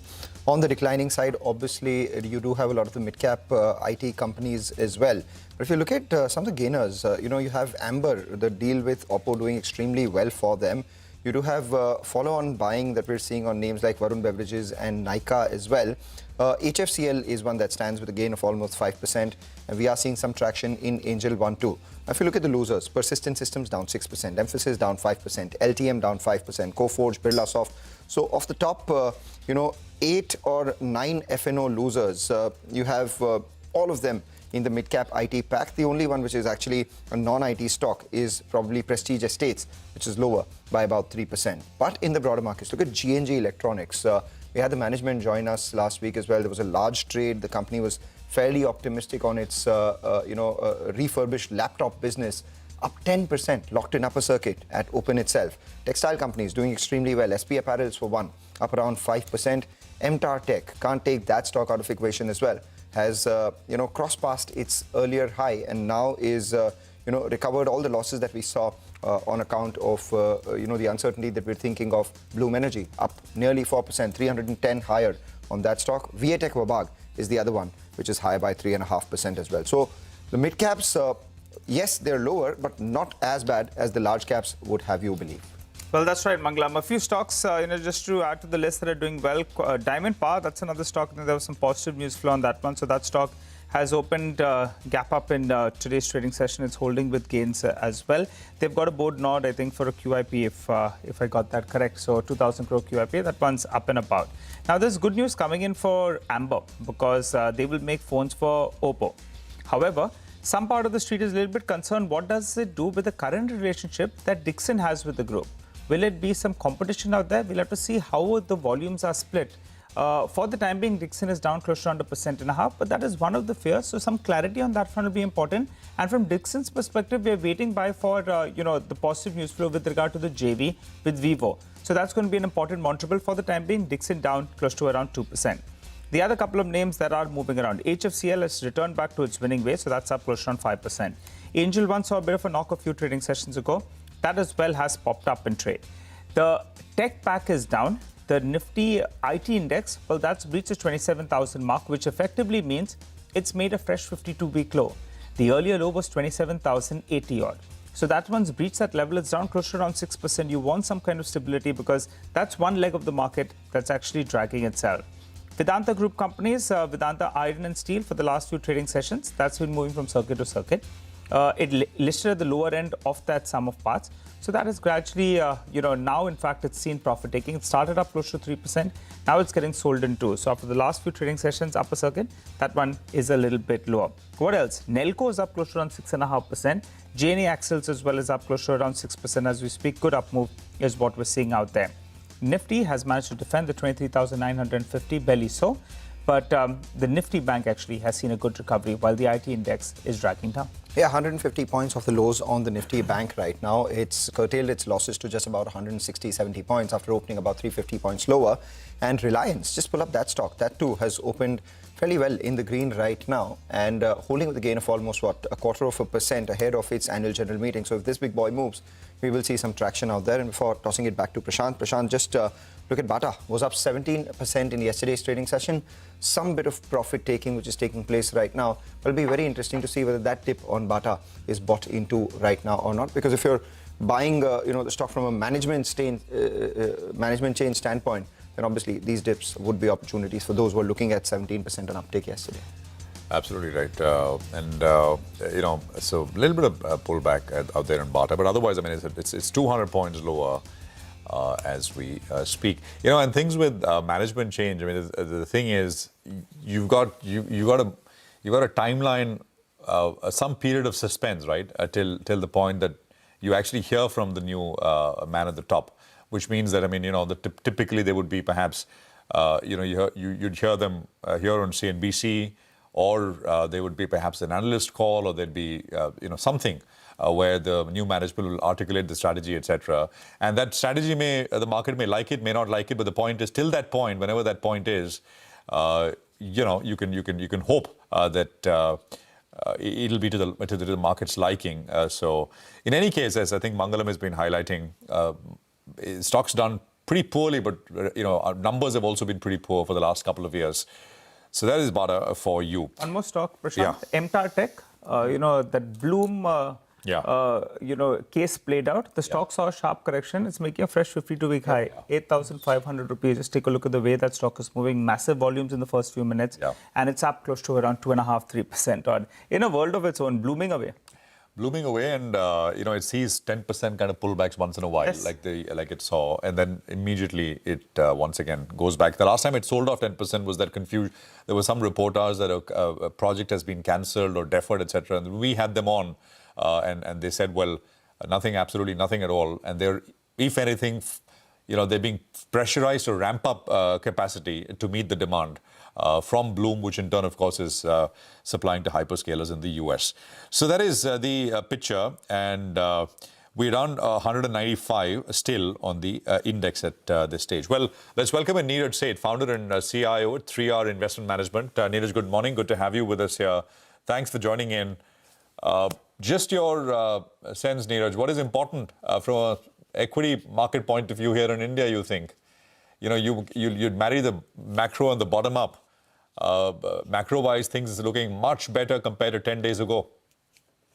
Good morning. Thanks for having me. I do think there's slightly better backdrop here for India. Much more for sure from a macro perspective. Obviously, you're watching the dollar INR move over the last few days. So combination of the oil price decline and all the measures that we saw from RBI, I think very welcome, and the markets are reacting to it. And in reality, in fact, on a relative basis, the Indian rupee is outperforming all of the other Asian currencies at this point, because we have seen a move up in the dollar against all majors. So clearly, INR is showing strength, which is one of the ingredients of the confidence from a foreign investor perspective. Equities, I still have a little bit of a caution driven by the IT services sector, but more at a sector level, there are some positives there. So I think all in all, mixed picture with some caution on IT services that will remain. Caution on IT services will remain. What about financials? Because that kind of is more tied in a straight way to what's happening on the macro-ish front, right? And that's a space which is done so poorly. Large private banks. Neeraj. So I think financials, I would argue, are actually better placed in India. It's obviously, we'll see a continuation of a credit growth in the system. The corporate capex, I would expect to start seeing some traction as we go into the later part of the year. So I think the financials are actually well placed in terms of where they are, in terms of the NPL cycle, credit growth, and the margins from here. Hi, Neeraj. Good to see you. When, as you said, the rupee stabilizing is good news, at least just in the near term, because it fell one way, 89 to 97, I think, between December till a couple of weeks ago. That said, what about the FI flows? They've been underweight India. They've been selling various emerging markets, but they've also been getting heavy into this AI trade, which is lacking out here. Do you think the FIs gradually come back into the Indian market since the pieces are coming together? Crude is down. There are measures coming in from the RBI to stabilize the rupee as well. So I do expect the FIIs to move towards a neutral, but I don't think there's going to be a significant shift beyond that. And part of it is driven by what you see. The global equity impulse is very much an AI trade. And you see that in Asia playing through mainly at this point, Korea, Japan, and Taiwan. So you're not seeing a broad-based rally across the region. In fact, even China has been underperforming over the last few months. So I don't think that's changing unless you see a pause in the AI-driven rally and the broadening of that, which could happen, but I'm not sure we are there as yet. We're speaking about the AI-driven rally, and can't not once again speak about the IT pack, Neeraj, at least today. You know, the IT index down about 6% right now, with stocks like Infosys, TCS, HCL Tech, Wipro, all of them falling like 9 pins. Infosys down 8%, TCS down 6%. We have a bigger gash on, some of the mid-cap names as well. In the past, you've said that there is an opportunity for Indian IT companies to pivot. We've seen some signs of that. HCL Tech has made an announcement, about 10% equity in Sarvam AI. Is that significant enough for you to actually look at it after a decline, or maybe you'll wait this rally out, or are you tempted? So I would still be cautious, and part of it is driven by what you saw, obviously, the Accenture guidance, which the EPS was fine, but the concerns are about the forward revenues, and hence, based on that growth or some shrinkage of the business, what multiple do you put at that? So I don't think we've seen completely the end of that, because obviously the AI theme broadly is still evolving. I do think we will see an opportunity in the sector, but it still might be 1 or 2 quarters away. And on your point about the pivoting towards the AI theme, it's early days. I don't think, looking through the numbers, that it has started to show up for any IT services business in India as a meaningful move. It's early days of the trying to pivot, but most of the revenues are still from the traditional business. Yeah, got that. Do you have any strong views on precious metals, Neeraj? We're seeing a bit of a move lower on gold and silver.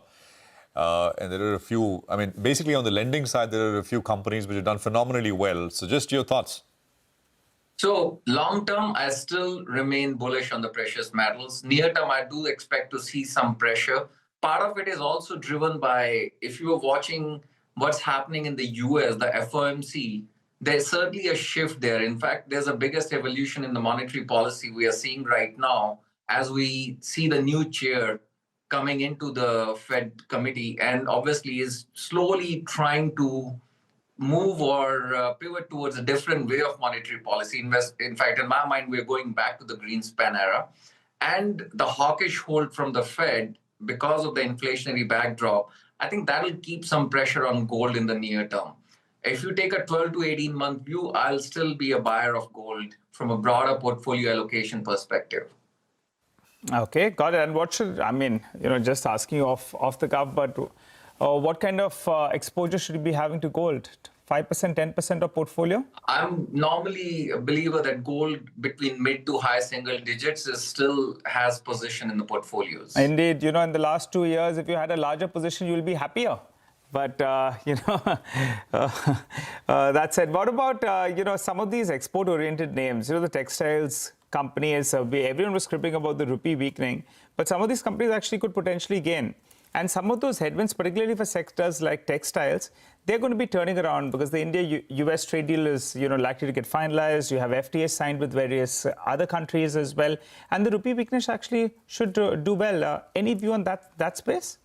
I'm actually positive on that sector, given where the rupee is. And to your point about the additional trade deals that have come in play, I think a lot of that will start getting traction in the coming quarters. And I do think the benefit will start accruing to these businesses in terms of the growth in exports and the operating leverage. Okay. Right. Is there a play there? Because, it's such a narrow set of stocks that not a lot of funds can buy a lot of volumes.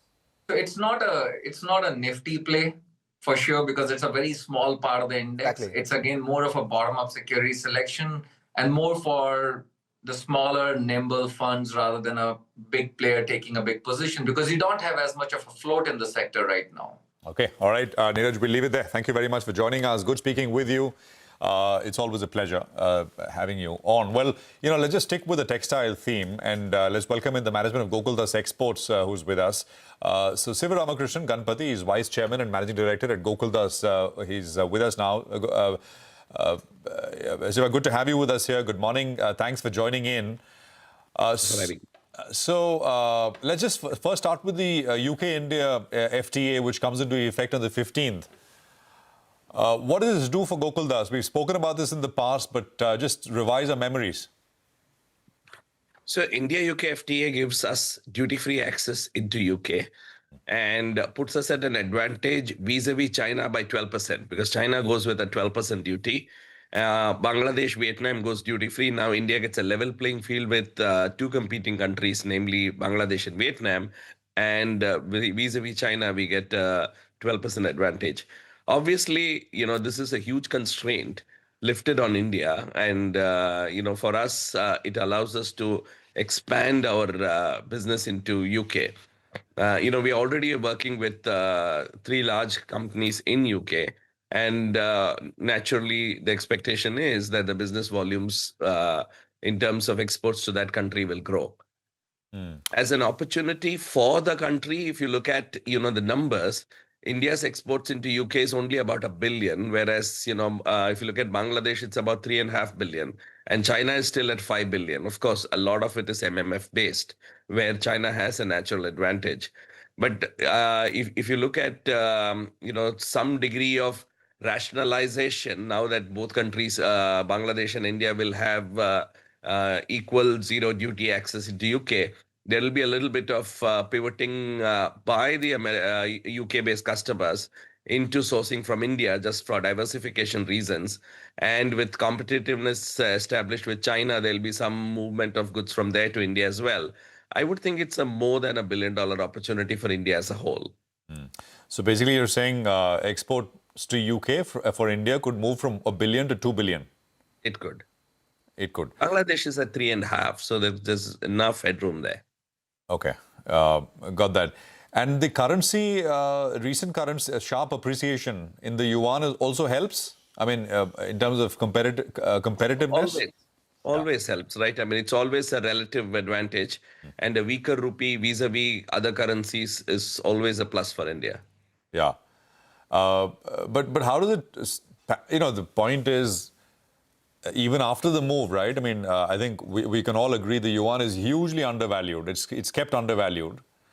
So it depends on when they allow it to appreciate more or whatever. I mean, we don't know. But how does this play out, the currency advantage, if it stays at these levels? We stay where we are and the yuan stays where it is now. You think it's a big one? I think if we stay where we are, I mean that's a big if. I don't know how Indian currency will move going forward, but at the zone where we are, I think it's a major plus. From an exporter standpoint, we always would like to have a competitive scenario vis-a-vis our competing countries. China is not the only competitor. We are also compete heavily with Bangladesh and Vietnam. And, overall Indian rupee weakening over the last, several months has definitely helped us boost our prospects when we do our costings for the future quarters, etc. We do have some advantage there. Right. Seva, let's now talk to the other big market, much bigger market, which is the US, right? Here, we've been, the higher tariffs were cut down, and I think what are tariffs now to the US? 10%. 10%. But that's reciprocal tariff, and then there's underlying tariff on the products, which vary anywhere between 14 and 32%. Okay. But this reciprocal tariff will not. It's expiring, right? It's got in July sometime. Indeed, it's expiring on July 24th. So what will come after 24th of July is the big question, right? Which everyone is wondering. Yesterday, we had an economist from JP Morgan based in Washington who said, well, all these 301 tariffs will start to kick in. Right. And it was not about one sector of this, but I mean, he was just saying that, well, watch out for that. That's a risk. But just your thoughts on this. So we need to see what the India-US BTA will come up with. There is a lot of expectation that it will be positive for India, as there is considerable amount of dialogue going on between US trade representatives, India at a political level as well. So subject to that, which we don't know, I think the general expectation was that India would go back to about 80%. We have to wait and watch as to see where it is. But I would place some faith on the India-US BTA, which is being worked out. As long as we have a level playing field vis-a-vis competing countries, namely other Southeast Asian, South Asian countries, we are good. If we have an advantage over them, then it will be an awesome event for Indian apparel exports. So what you're hoping for is that before the 24th of July, we have a BTA in place, which then addresses this. Right, that's correct. Got it. But would you imagine, and typically what would this be? Like something we've seen with the India-US? India-UK, or how would it be? I don't know. I don't want to speculate. Let the negotiations play, and let's hope for the best. As I said, if even the worst case is we should come in the border of 20s. But if it's anything better than that, that would really improve the prospects of this industry going forward. That would be a massive constraint being lifted on India. Okay. You're saying the not the underlying product tariff, but this 10% is in the vicinity of 20, settles in the vicinity of 20. That'll be okay. That's the general expectation. See, as the 10% is today 10% for everyone in the world. So that's a level playing field. If that 10 goes to 20, still it's a level playing field. So what I'm saying is that, we came in when we were 50 at an unlevel playing field where, there was a huge millstone on India's neck. Now we've got a level playing field. Look at how, the business volumes have started surging. Now, as long as there is a level playing field, we are good. But if there is a playing field which is tilted towards India, which historically many other regions have enjoyed, we would really benefit from that window of opportunity where a lot more investments can go into Indian apparel manufacturing and a lot more business would move. And once a business moves into a country, it stays there. So, it also has got a cascading effect on the value chain where, accordingly, the fabric ecosystem and all other ecosystems also start developing to support that. Keep in mind that export-oriented industry demands a very high quality. So that really sets up a high-quality supply chain out of India. And once that is done, then that becomes a competitive advantage. All right. Hi, sir. Good morning. Good to see you, Ben. Thanks for giving us fair color on all those issues. Let's focus on a couple of other things then. BRFL, now that's come into your fold now, and I understand it's got approvals from a lot of global retailers, which is great news. Could you tell us in terms of utilization levels, what is it functioning at now? And say by FY28, what kind of EBITDA contribution can it give? By when does it break even first, and EBITDA contribution in FY28? So the process of merger of BTPL is on, and we anticipate that to happen in the third quarter of the current financial year. Okay. So at the moment, BTPL is more or less kind of EBITDA breaking even, and the expectation is by the end of second quarter or early third quarter, we should see it generating about mid-single digit EBITDA margins, and its capacity utilization is growing. At the moment, it's about 50-55%, and it should start climbing up to about 65-70% by then.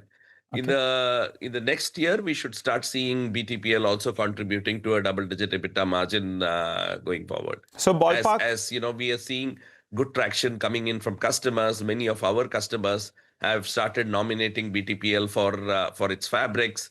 Yes. We are seeing that the fabric quality and consistency is pretty good. So a lot of those production-related issues, technical issues, have all been solved, and the output which is coming out of that factory seems to be consistently on an upward trajectory. So BTPL could do around 175-200 crores in FY28. Would that be possible? Would that be an aspiration? What's 175 to 200? EBITDA contribution? That would be more like a FY29 expectation from BTPL. Got it. In the next 2 years, the street is very optimistic. For the last year, the net profit was close to around 100 crores. But with the approvals that are coming in there and a lot of those headwinds now gradually turning into tailwinds and business returning back to normalcy, people expect the profitability maybe to triple in the next 2 years. Is that possible? FY28, net profit number goes from 100 crores, which was on a depressed base of last year. Does it go to around 300 crores in FY28? As they say, "Aapke muh mein ghee shakkar," but that you have my best wishes, sir. But shareholders want to know whether or not it's possible. Yeah, definitely. It's that's the right expectation. That's what we're all working for. Last year's was an exceptionally depressed number, primarily because of the huge tariff. So obviously, once that burden is lifted, that itself will give a fillip. And then we're looking at the growth trajectory. The directionally what you're saying is making a lot of sense. Well, we wish you well, sir, and thanks a lot. Siva, just one last question. How is the demand environment in both in the this particular season, US and in terms of ordering, etc.? It's all full up? So far, so good. All full up. US and UK as well? That is correct. And Europe as well. And Europe as well. And since I have you, do you think in the down the line in terms of cotton, yarn, etc., but you are further up in the value chain, this rainfall situation will make a difference at all in any which way? Oh, that has to be seen because we don't know. But I'm expecting that cotton prices to cool off a little bit. Let's hope for the best. Okay. All right. So we'll leave it there. Thank you very much. Appreciate you joining in and speaking to us here on CNBC TV 18. Interesting conversation. Very useful to get all those details. We'll take a break. We are back with the management of Kirloskar Ferrers. Stock's done very well. And Mr. R.V. Gumaste is going to be with us for that conversation.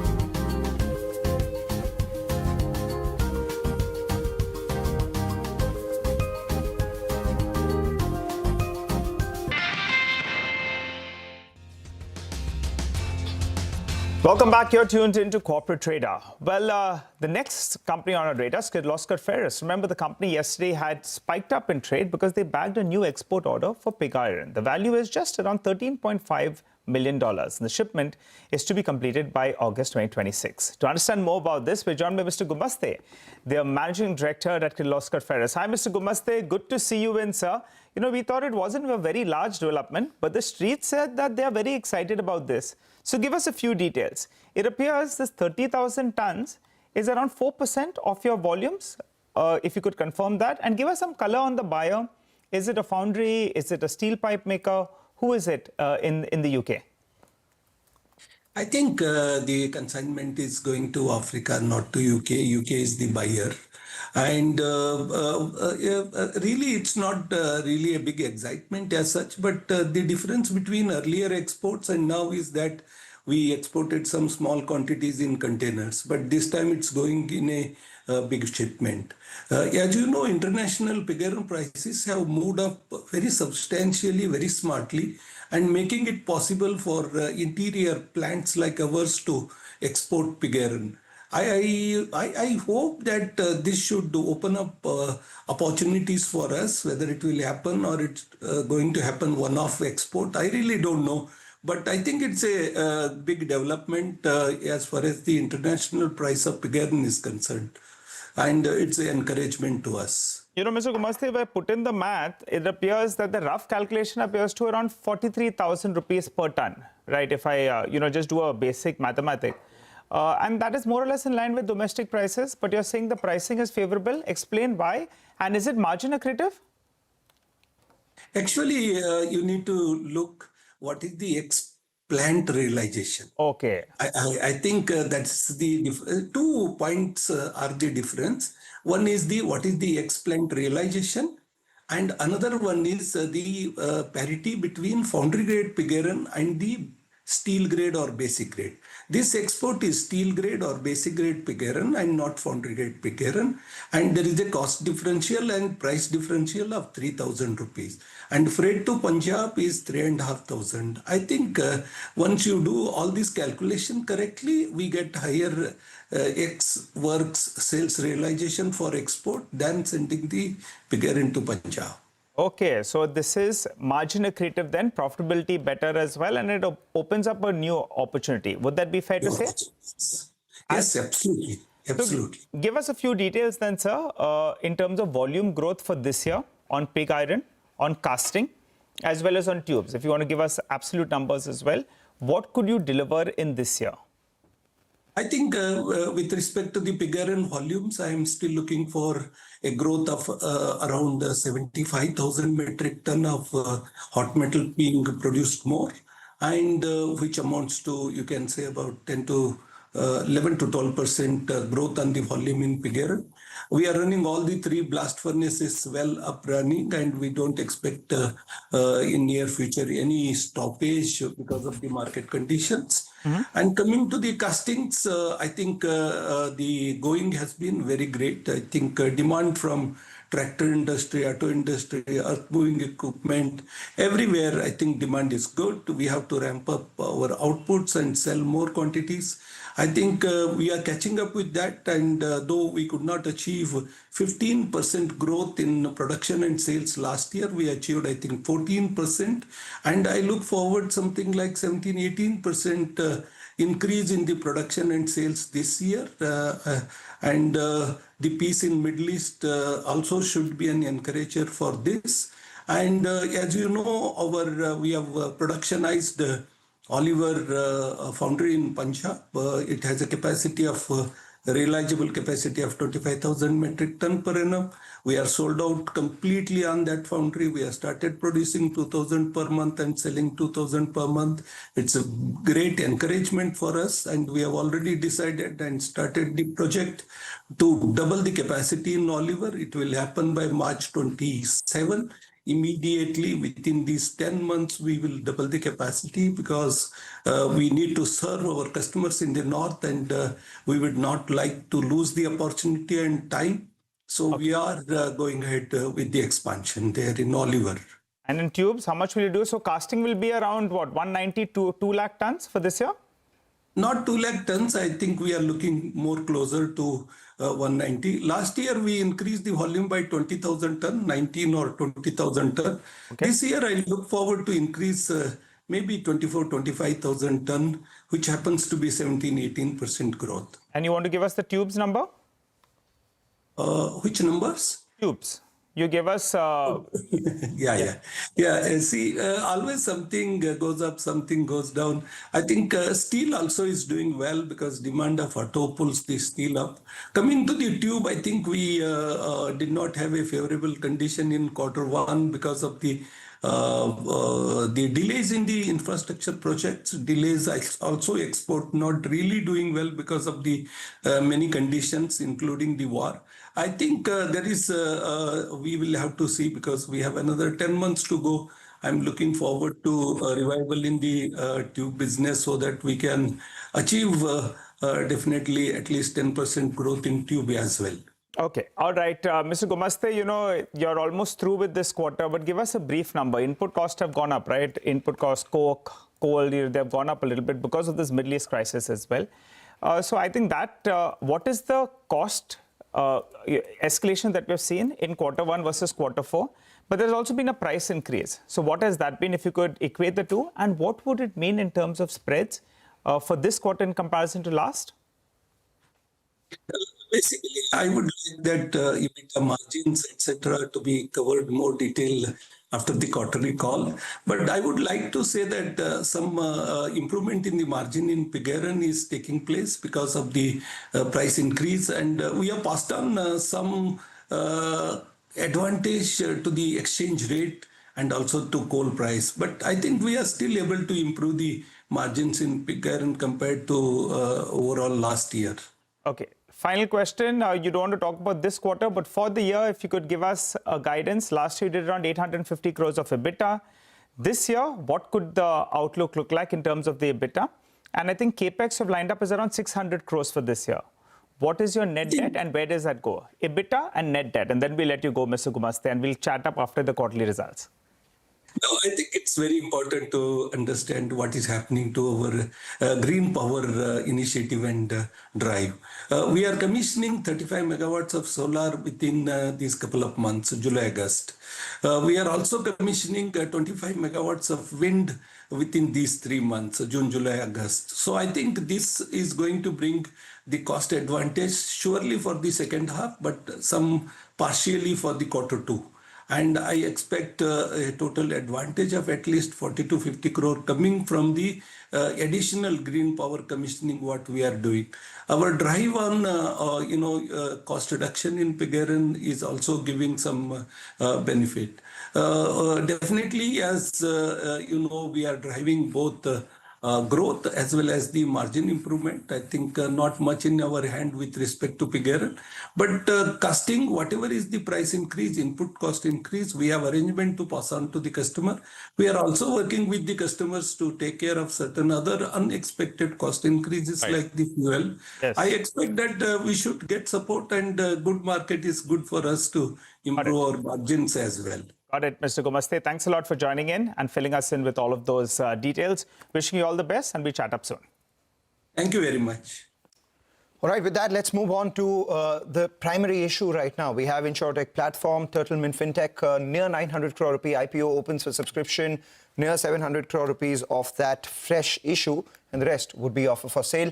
The details of the IPO are for you on the screen. Price band fixed between 144 to 152. Importantly, the company obviously generates most of its income through commissions on sale and renewal of insurance products, on mutual fund products, on credit card products, etc.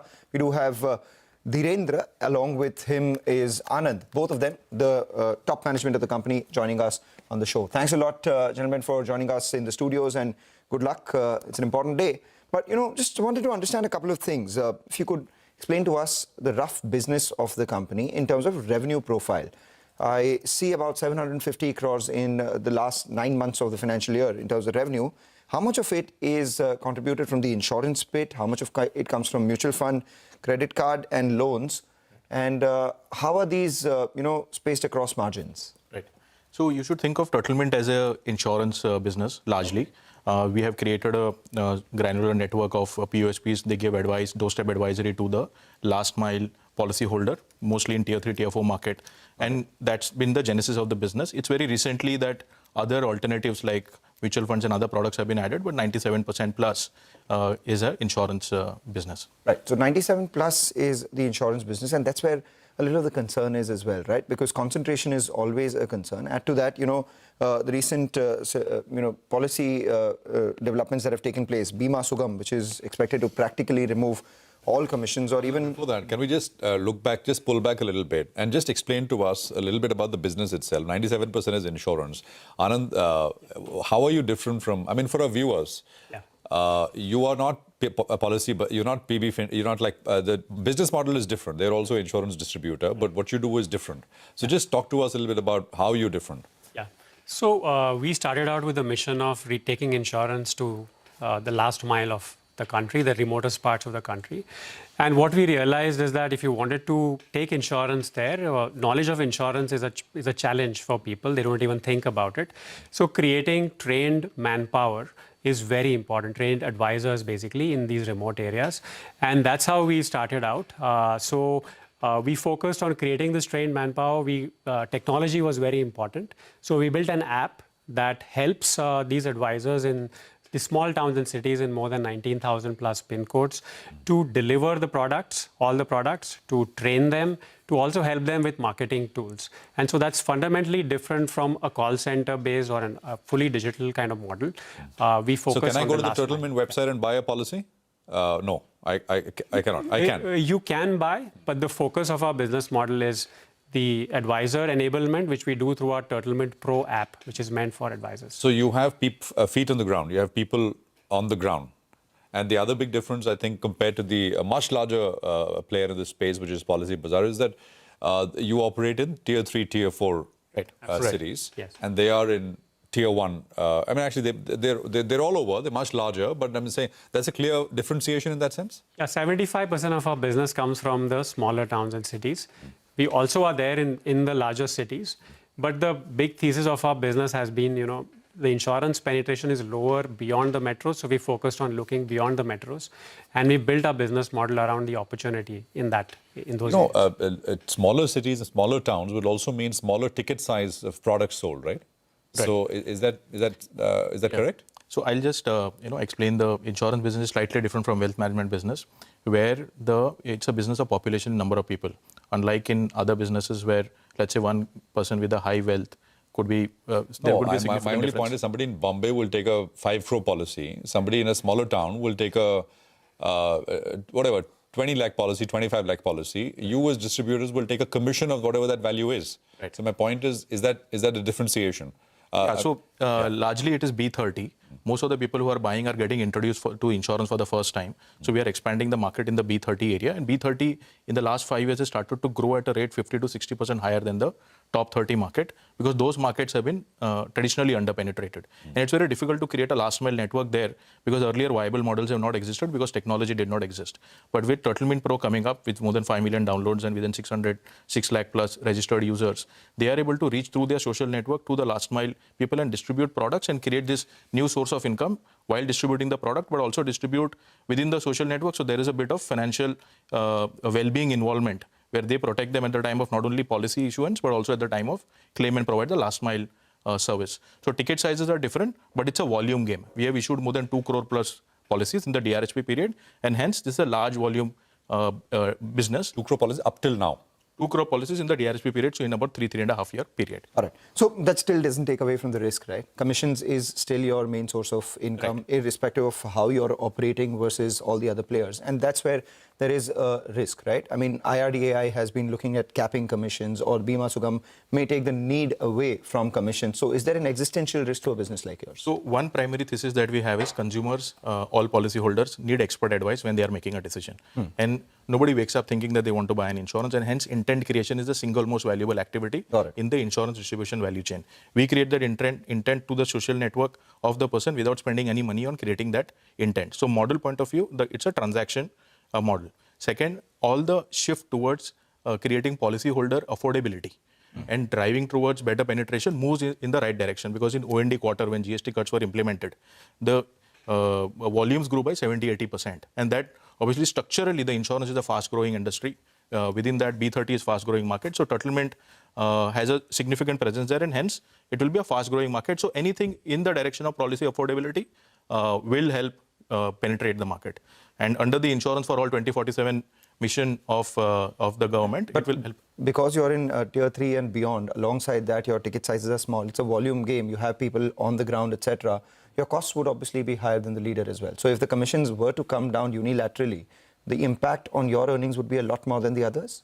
It will get offset by the volumes that we will do, one. Second, the tech has been built out. So it's largely tech-led platform. So if you'll see in the last 3-4 years, our tech costs our fixed cost has not gone up, and fixed cost as a ratio has gone down from 42% to 24-25%. So that shows the operating leverage. So higher the volume, better is the operating leverage, economies of scale start playing out. So it will actually be a tailwind, because it will move in the direction of driving more policy transactions. So just give us a couple of numbers then. You've been growing at a phenomenal clip, and as you've been saying that there's a tremendous potential for growth. So on growth, what kind of a run rate should we be looking at? Looking at the previous year was around 50%. And as you said, cost as a percentage of revenue, that's come down from around 45% to around 20-23% or thereabouts. So that declining trend does continue. And the focus on profitability, because in a business like yours is very tricky. You have a beautiful ambition. You're looking at big growth, but your shareholders are going to say, where's the money? Where's the profitability? Are we going to be seeing green like you all are wearing right now? Right. So thank you for that question. So we are in a pre-profitability stage right now. If you look at the KPI that we measure is P3M active. In the past 3 months, how many people have issued a policy? So that has been growing at a CAGR of 55% for the last 8 years, 8-9 years now. And this is driven largely by the fact that the market is growing and structurally we are growing there. So there are two parts there with the way to look at profitability. One is service EBITDA that we measure, which is a key KPI that we've given out. We moved from -11% to +11%. Second, the platform has been built out. So there is no new incremental large investment that needs to go into the platform. So hence, the fixed cost as a ratio has gone down. So EBITDA as a percentage, negative EBITDA as a percentage is reduced from -54% to -15%. So we've been adding, in other words, about 100 and 110 crores plus every year for the last 3-4 years. So it is at a pre-profitability stage right now, and it's almost looking like it's converging, and that's the way to think about the path to profitability. No, just in terms of valuations, right? What is, I think, the overall valuation, and this is great news for investors, because, I mean, if the business is good, then they're getting it at a cheaper valuation they would have gotten it 3 years back. Because it was valued, the company was valued at about 6,500 crores. Right. And now you're seeking a post-listing market cap of 4,500 crores. Right. This is in the last 3 years. What has changed from 6,500 crores to 4,500 crores? Yeah. So the way the valuation was arrived at was obviously with the support with our consultants, bankers, and the overall feedback that we got. We have a 75% QIB book. The valuation has been designed for all categories and all sets of investors to come in. It's a fast-growing market. It's a large growing so sort of valuation industry. should go up, not down. What has changed is the question. So it has been designed basis the feedback, and also... so is it a function of your business? Is it a function of market conditions? What is it?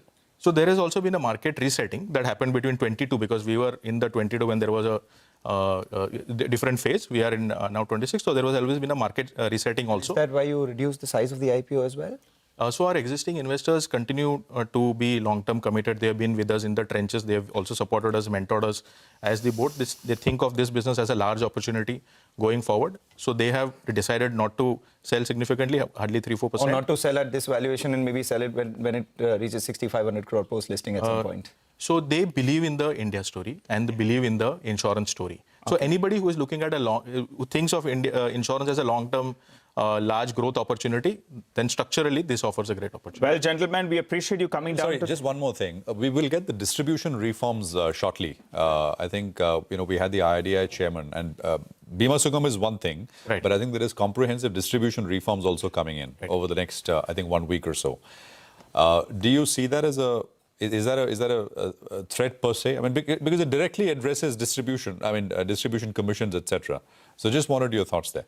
Like I was mentioning earlier, anything that moves in the direction of improving policy, because the regulator is working towards policyholder protection. That is not an answer. I'm looking for that is, more volumes, but I'm saying it directly impacts what you make now. So will that squeeze margins for you? So in the OND quarter, we have seen that one example where due to GST reduction, the commissions were reduced, but absolute value grew for us by almost 80% on those categories where the product commission were reduced. And margins also improved because the better volume scale level commissions was received by us. So we see it as an opportunity, we see it as a tailwind. Our business has been built on the tailwinds of the regulatory changes that happened. POSP regulation did not exist. I'm just insisting because, I would be remiss not to ask you that because it is imminent. We had, as I said, we had the chairman. Yeah, we are closely looking I think we should have that in the next 5 days, basically. I just want to add one point, right? I mean, we have built out the platform. We built out a very large network. So we are quite confident we are the lowest cost distributor in the country. So the others would get impacted a lot more before. Yeah, so we should benefit if there is, there should be a movement towards the lowest cost producer here. So. And just to wrap this up, you've also, begun your diversification journey. 97% is still insurance. The other 3% is other products. Do you focus a little more on that as well? Do you have a target on how much do you want from outside of insurance? Because this is the one thing that a lot of these fintech and, the new age companies are looking at. They're looking at cross-selling and they're looking at opportunities of multiple products selling on the same platform. Yeah, we have that. We have a great opportunity. So network is built out. The same customer that has bought insurance from us also wants loans, wants mutual funds. And we are enabling these products through our network. So it's a big opportunity.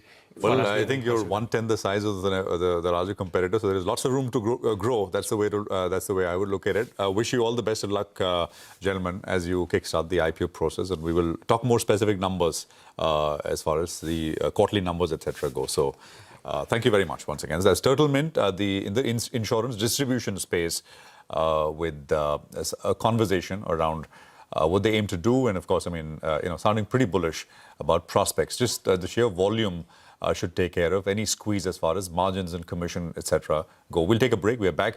Manisha Gupta focuses on commodities on the other side. Stay tuned.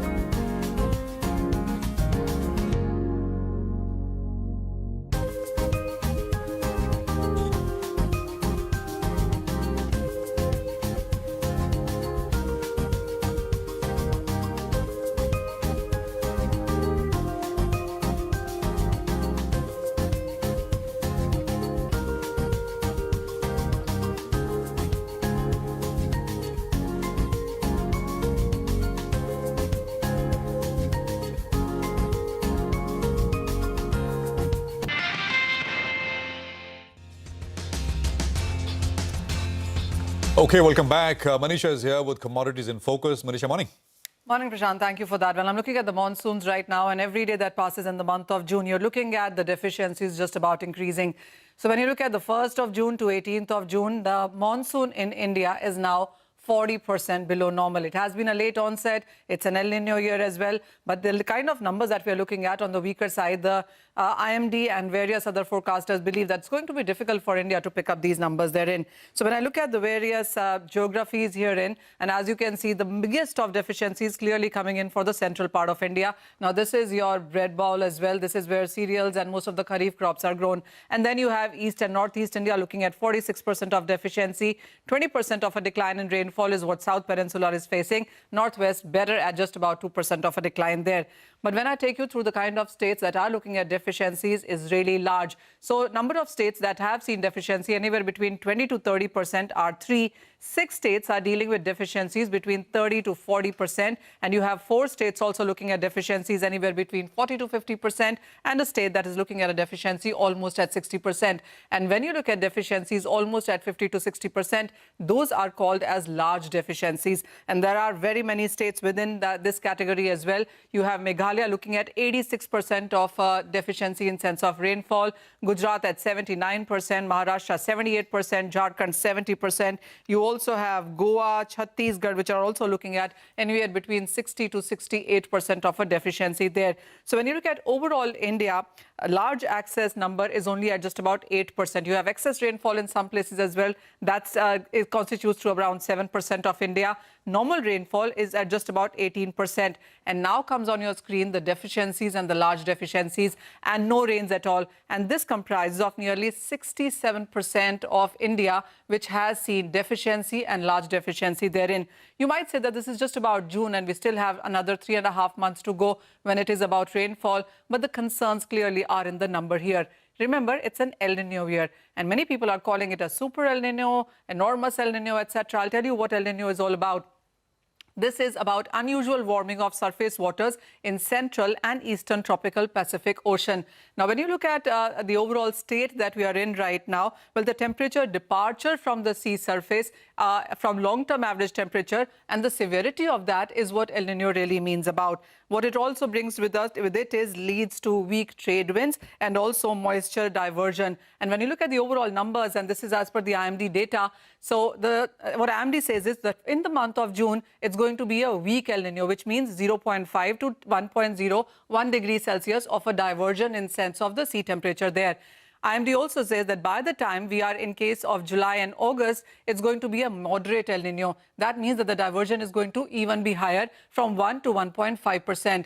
IMD then goes on to say that by the time it is September, the diversion is going to be 1.5 to more than 2%. There are certain reports talking about 2.5 to 3 as well, and 2.5 onwards is severe El Nino, which perhaps we are looking at in this year. So is the concern really coming in? Even as we are trading with weak El Nino for the month of June, we already are facing a 40% of a decline in monsoon. Going forward is going to be a stronger El Nino, and that is where the concern comes in for July and August and September. And then there are reports also suggesting that the ways El Nino is transforming, it could perhaps be the weakest year in 2027 as well. That could impact the Rabi crop as well. So not just Kharif, but Rabi as well is under slight threat right now. All right. Well, we'll have to watch this all closely, but it's extremely important, not just for agriculture, but for industry as well, as we've learned recently, earlier this week, with those water cuts for real estate, industrial use, etc., etc. So, important one. We'll take a break. We are back, and Lata will be in conversation with Lionel Johnson of Pacific Pension and Investment Institute and Arvind Chari of Q India on Foreign Fund View on the markets. Now, stay tuned. Coming up.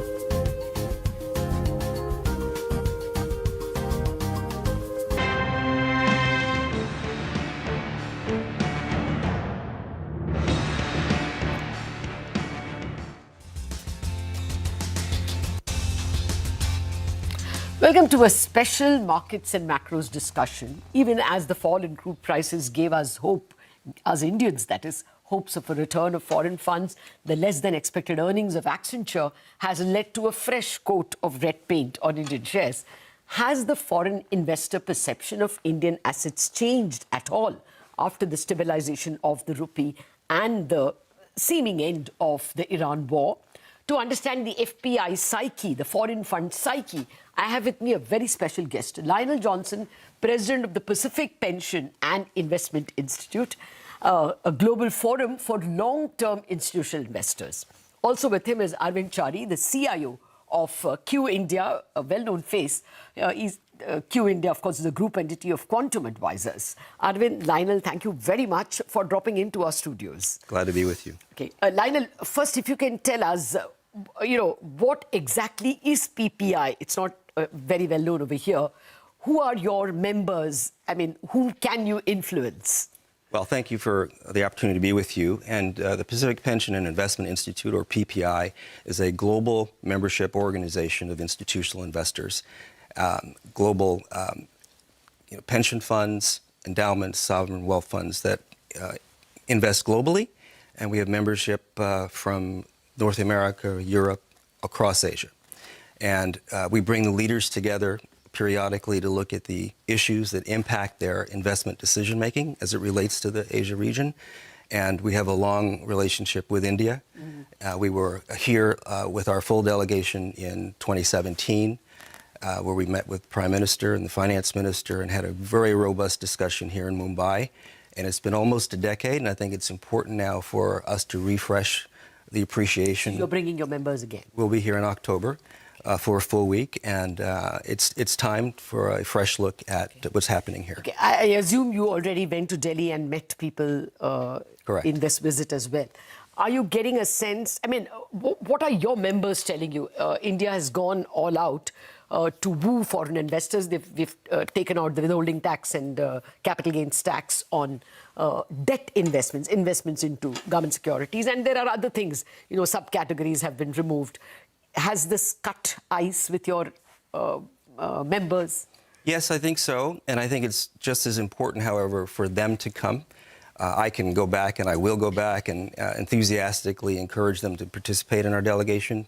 But I think it's really important for them to come to see what the government has done in the last several years to improve the investment environment for investors like ours, long-term investors who have a horizon of quite a few years. Yes, I guess decades, as you pointed out. That's right. But what is the perception you've got so far?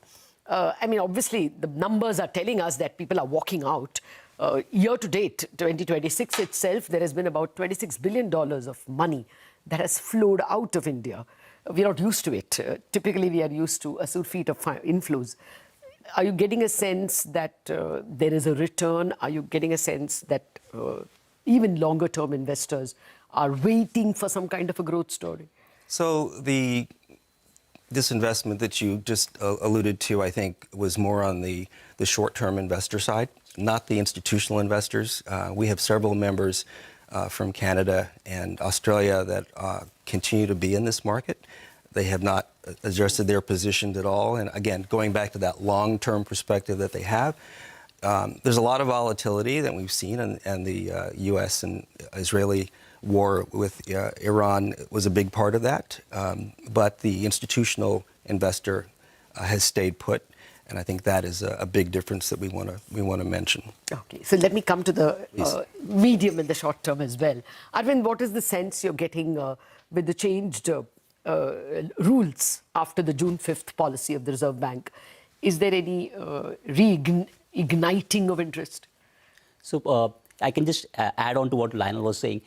So Quantum has been a very long-term member of PPI. Of the PPI. And as you know, I've written very elaborately about this, about the fact that global institutional investors are so underallocated to India. Like I put out a note where if you look at the global AUM that is available, India gets less than 1% of that global allocation. And India's weight in the global GDP is 3.5%. India's weight in global market cap, now it's come down, but it's still about 3.5%. So India is very significantly underallocated in global portfolios. A part of the reason for that is many investors, when they invest in India, they do it from a global lens, so like a global fund or a global emerging market allocation or an Asia allocation, and then India is a weight on that.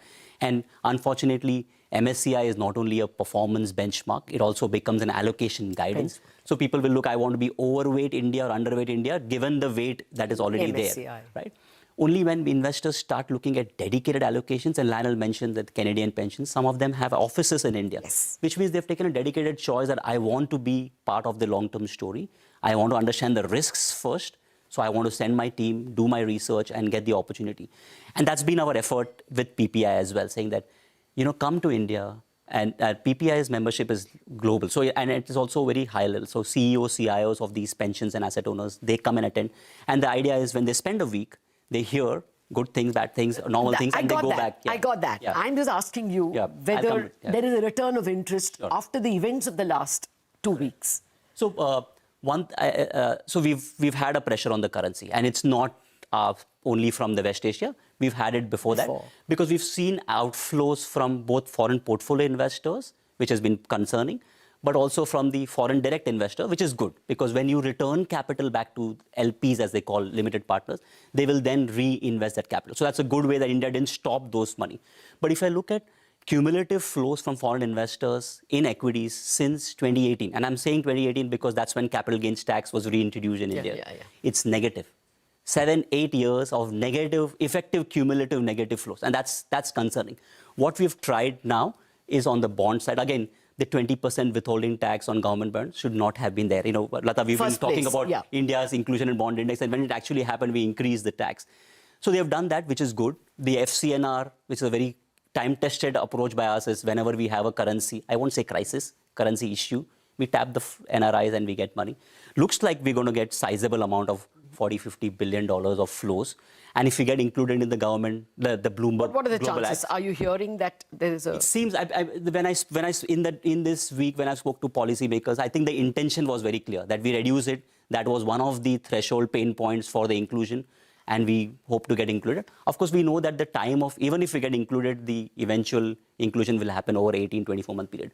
So it will improve sentiment in the sense that the currency depreciation fear. And if we actually get $50-80 billion, which is what everybody is talking about, then it settles the current account deficit issue that we would have had this year if oil would have stayed at $95, $100. No, actually now the math is working to a BOP surplus. No two ways about it. Absolutely. You may dispute whether it is a 5 billion surplus or a 50 billion surplus. Because that can vary, but it's clearly a surplus given the amount of money. Yeah, but on the sentiment side, we would have still wanted that to happen, the capital gains tax reduction to happen on the equity side, because that's where your long-term capital comes in. In bonds, you get it, but if you remember, Rata, in 2013, the initial depreciation of the rupee in May and June happened because of bond outflows. It was selling by European prop foreign banks, which actually depreciated the currency. So bonds can be risky. Like if there is outflow out of EM. At the moment, we don't believe that. They have been more sticky. Correct. It's the equity guys who have been... And that's the reason, right? If you look at 2024, September 2024 was when markets peaked. And since then, we've seen outflows.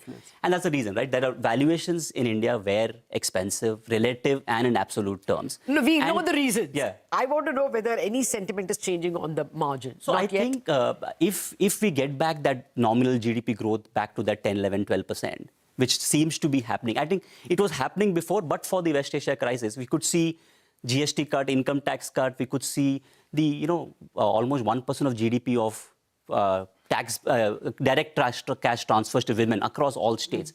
These were all, if you could see sentiment indices were going up. And you could see private capex. I like the way I look at private capex. September and December quarter, for the first 2 quarters of double-digit YOY since 2012. So you could see some aspects, and then this war happened, and now maybe as it's clearing out, the earnings trajectory has to come back to that double-digit. Because what is India's story? India's story is that India has very good companies. Actually, yesterday we got the direct tax collections. It's 15% higher, way above the nominal GDP as well. So it looks good. Lionel, what is the sense you have heard from your cohort? For my cohort, I Are think... they believing that the growth story is back? I think it's a consensus that it's moving in the right direction. The policy environment is making that possible. And what I heard in Delhi at the beginning of my trip was reassuring along those lines. And so my goal is to go back and convey that to our membership. I will, just as a coincidence, be speaking in a couple of weeks before the board of directors of the California Public Employees Retirement System. It's the largest pension fund in the U.S., and that will be my message. And I will encourage those trustees to join our group. Okay. Many of them did come years ago, but there are a number of new members that I think would like to be engaged in the understanding India and thinking about the investment possibilities. Has anyone told you about, this may not be your core concern, that India's inclusion in the Bloomberg bond index is likely? We've ticked most of the boxes except Euroclear. So have you heard anything? I have not heard anything directly about that. Have you, Arvind? Not directly in the last week. Yeah. But I've been involved in this for a long time, and there is a sense that we will get included. Okay, just a final question. Yeah. Kevin Walsh seems to sound that there is at least no cut. Yeah. Does that alter the funds, or does that make Indian US exceptionalism even stronger? Interesting to say. Like from a near-term allocation perspective, if you've seen people who have diversified away from the US have actually lost out, because US has done so well. But from a allocation perspective, if you really want to diversify away from the US, actually India has actually the best aspect, biggest market, big market, absorptive capacity, very diversified. Look at the other EM indices; they are so concentrated. India is actually diversified. If you get that growth back, which is our normal story, I think you should get a lot of capital flowing into India if we get things right. And capital gains tax is actually a very big hindrance because it increases the threshold rate of return that you need to be allocating to India. No, I completely agree. Even if you're making rupee gains, you're making dollar losses, and you were still paying a capital gains tax. I take a point of that. We hope the government is listening, and of course, Lionel is going to come back with a lot of investors in October. We'll catch up at that time. Thank you very much, Arvind and Lionel, for dropping into our studios. Thank you so much. Well, that's discussion as close as you can get from foreign investors. We wrap up on Bazaar. Chartbusters coming up after a break.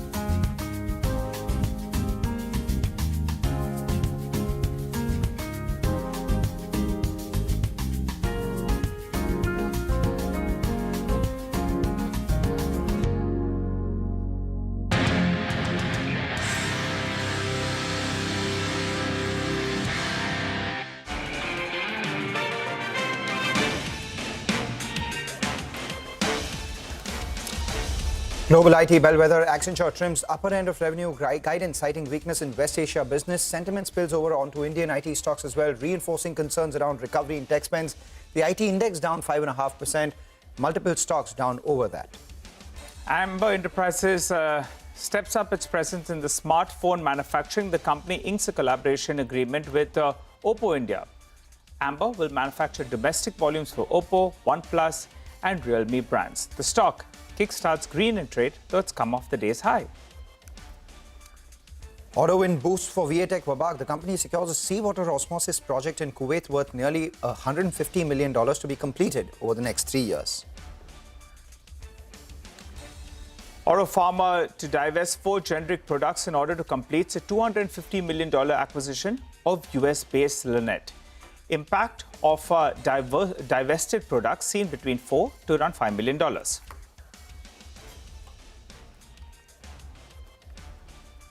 Hello and welcome to Chartbusters. We are coming to you live from the CNBC TV 18 Motilal Oswal studio. I'm Nigel. With me is Mangalam. And as you can see, the market's in the red. We've got the tech index that's dragging today, but we've got a very exciting Chartbusters lined up for you with 2 interesting managements. Mangalam, let's get straight to the action. Let's get straight to the action, but you know, your portfolios would feel a lot better in today's trading session, largely because just as we speak, the number of green stocks have crossed the red one, so the crisscross lines come up for you.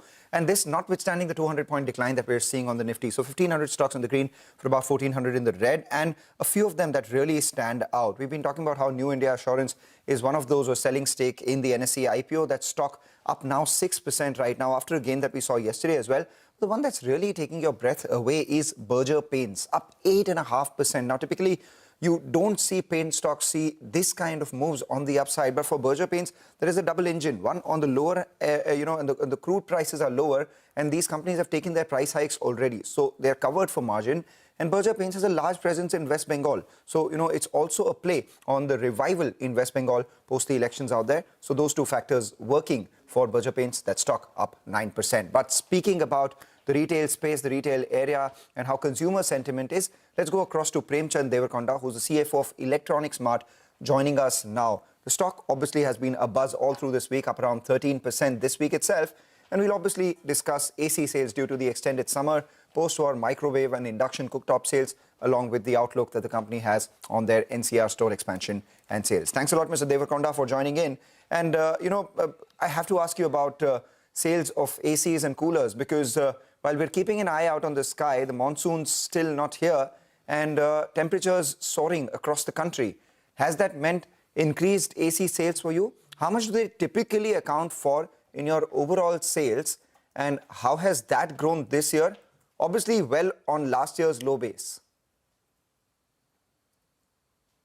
Yeah, good morning, and thank you very much for the opportunity. See, this summer was very good in terms of the AC sale because the temperatures are soaring. And we cannot compare to the last year's performance because the last year's summer season was washed out totally, which was, now that's why we are comparing to the earlier year's AC sale. Definitely there was impressive growth in air conditioner sales, and it is still continuing.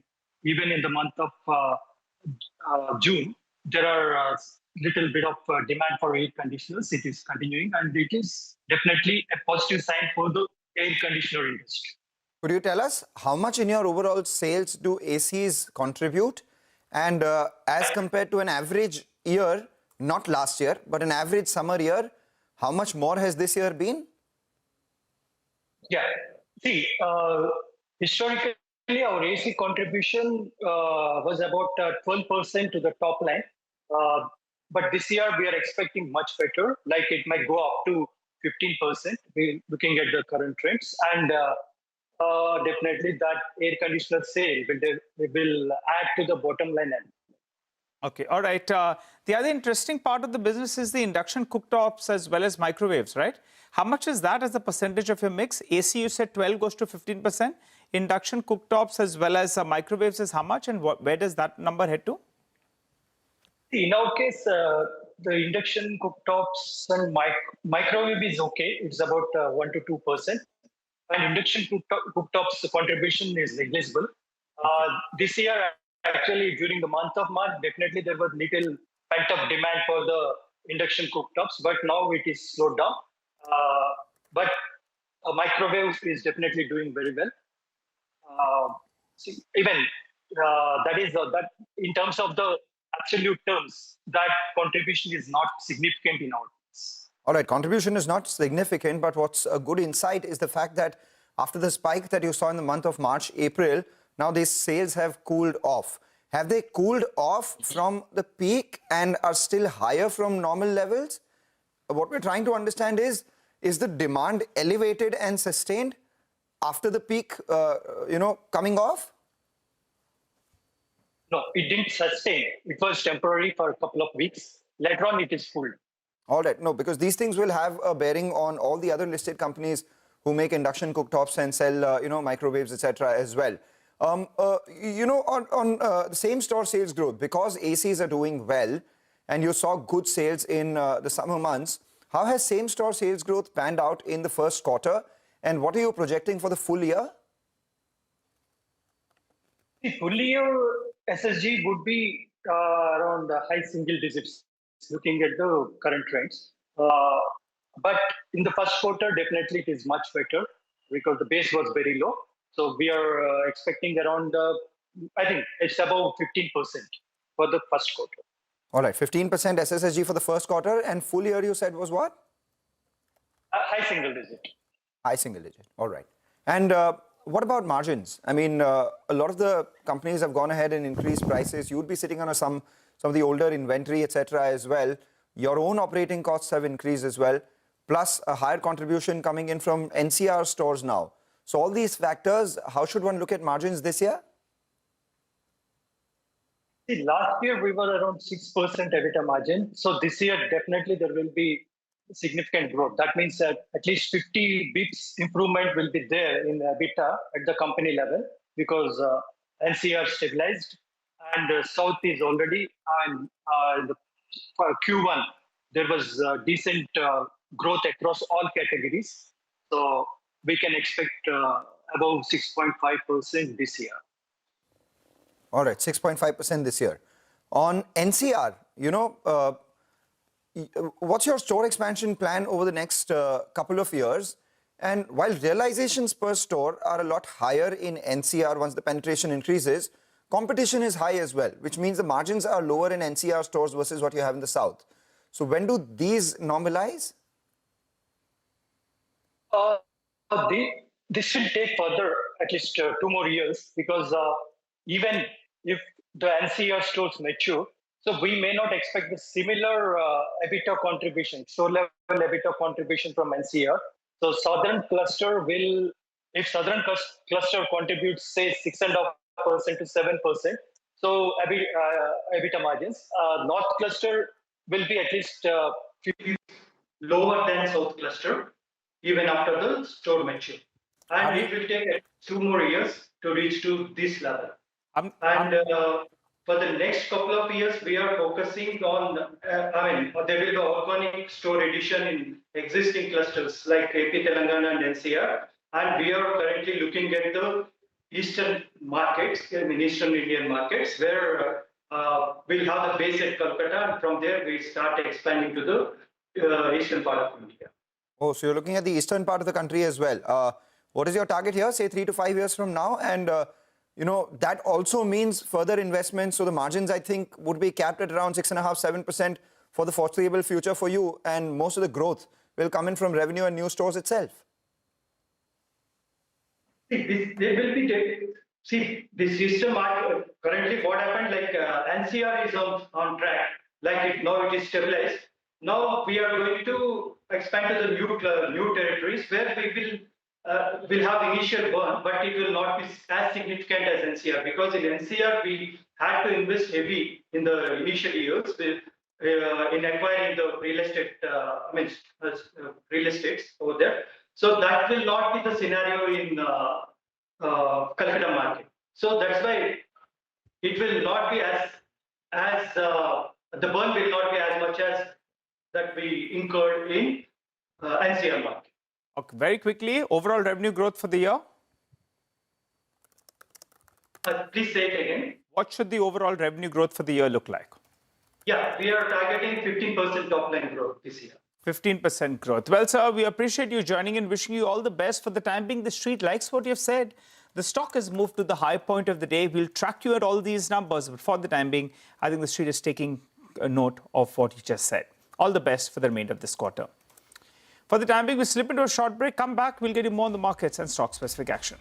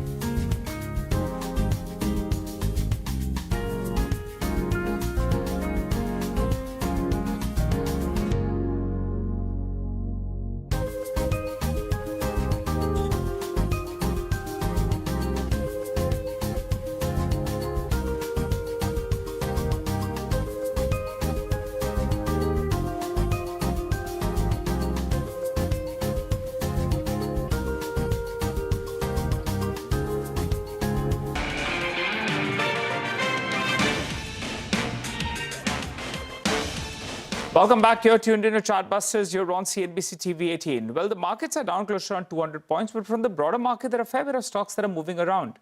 Lloyd Engineering Works, well, they announced that deal yesterday with regard to the acquisition. Well, that stock was down close to around 5% this morning. That's pulled back some of the losses. Now it's moved into the green. The other one is JTL. Just pull up that stock. It was at around 72 bucks earlier today. I saw a large trade that took place. It'll be interesting to see who exactly was part of that deal. JTL should come up for you on the screen. Massive volumes out there. In all probability, going by the volumes, there should be a disclosure because that one as well has spiked up. So that comes up for you on the screen. DCX, that's the other stock, the defense company, big underperformer. That as well is moving higher actually on rather large volumes. Now up close to around 6.5% or thereabouts. We're seeing also some traction in a bunch of these defense names. Paras Defense hit a fresh high just a few sessions ago and back again. It's up nearly about 7.5%. And the hospitality space, that has been a buzz as well. This morning, we're seeing some traction in Leela Palaces and Hotels as well. It's been a decent week for them, up around 12% for the stock, 5.5% right now for Leela Palaces. In fact, over the last 10 days or so, we've been getting a lot of commentary from the hospitality industry saying that the first quarter is not as bad as they feared it to be. And we heard from Indian hotels, we heard from Chalet Hotels. Let's bring in another hospitality company as well. Ashish Jakhanwala, who's the founder, chairman, managing director of Sami Hotels, now joins us. Ashish, you're one of the few who actually quantified the impact of the fourth quarter, the West Asia crisis of the fourth quarter, to the tune of about 20 to 22 crores in your overall numbers. A large part of the impact was actually felt in the first quarter as well. Could you give us a sense on how the first quarter has been? Q4 saw some parts of the impact, Q1 had more of it, but then again, you had a favorable base as well, because same time last year, we had, Operation Sindoor and all those events, unfortunate events that took place. So to that extent, how has Q1 panned out for you, and what are you projecting for the full year?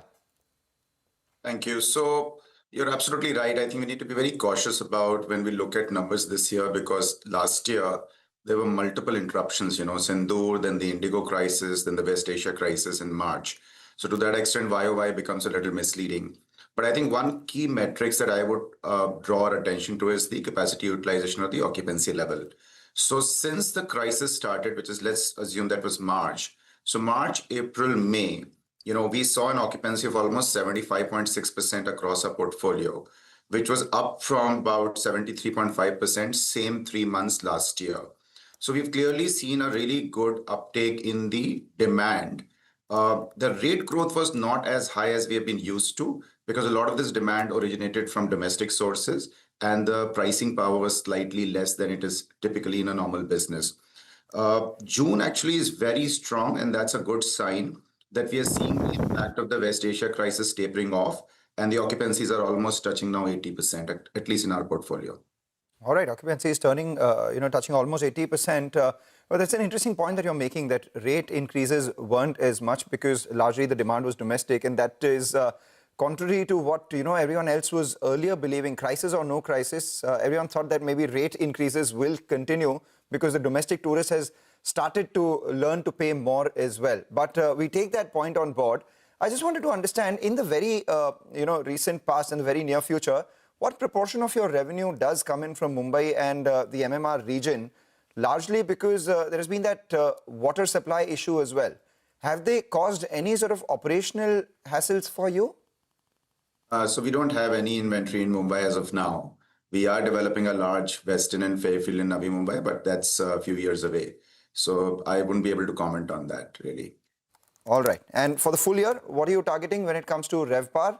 Because I think the full year guidance is pretty strong, because we've seen a solid recovery in June, both in occupancy and rates.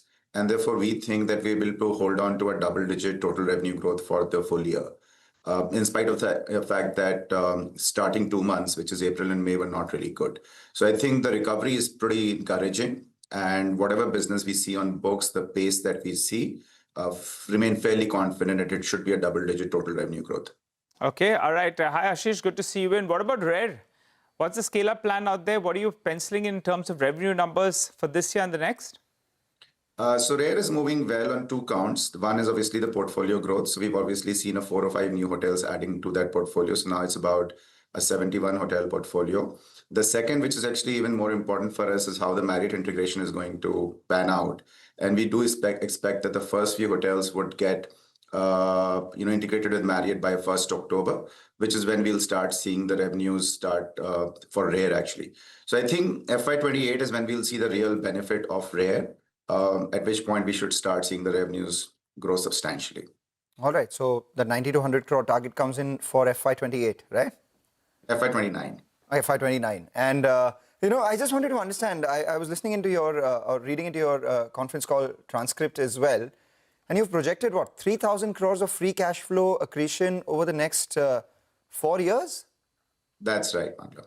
And what do you do with that? Largely because, you got to reinvest at some point in time, keep expanding.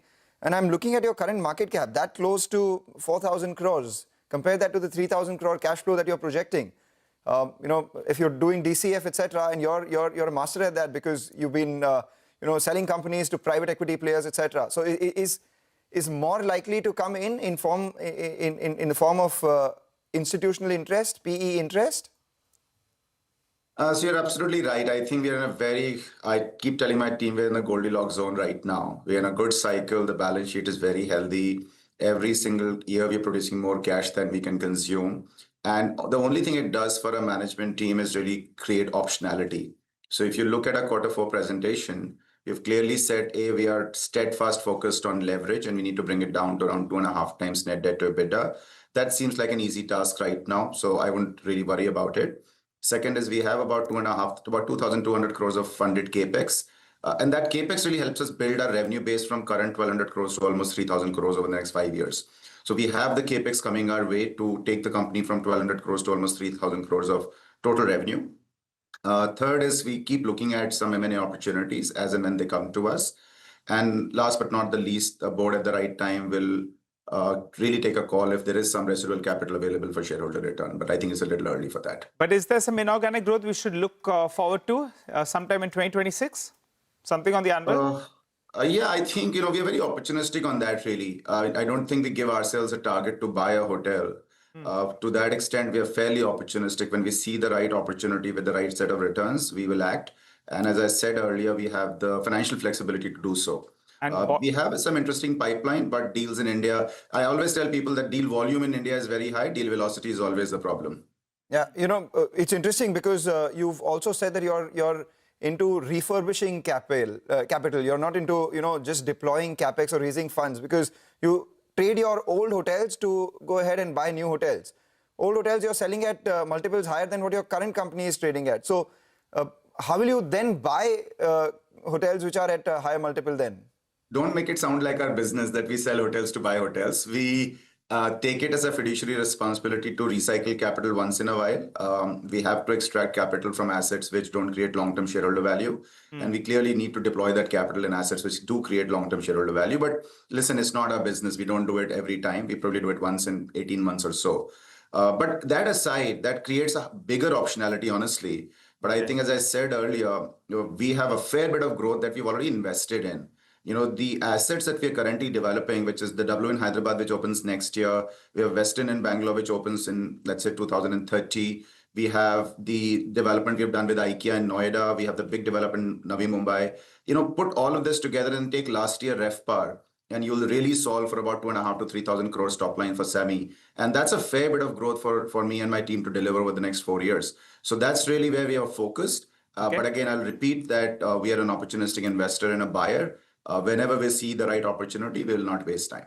Well, Ashish, you seem like that kind of a customer who's gone to a hotel and not just expecting the breakfast, with the room. You're talking about lunch as well as dinner, looking at the ideal mix on a lighter note. Well, thanks a lot. That's not all. An all-you-can-eat meal, even in the breakfast, lunch and dinner, the buffet. You know what I'm most excited about, Red Mangalam? The sundown happy hours. That's special. That's where I make an impact. All right, Ashish, thanks a lot for joining in. Have a good Friday. We catch up soon. Appreciate you giving us all that guidance.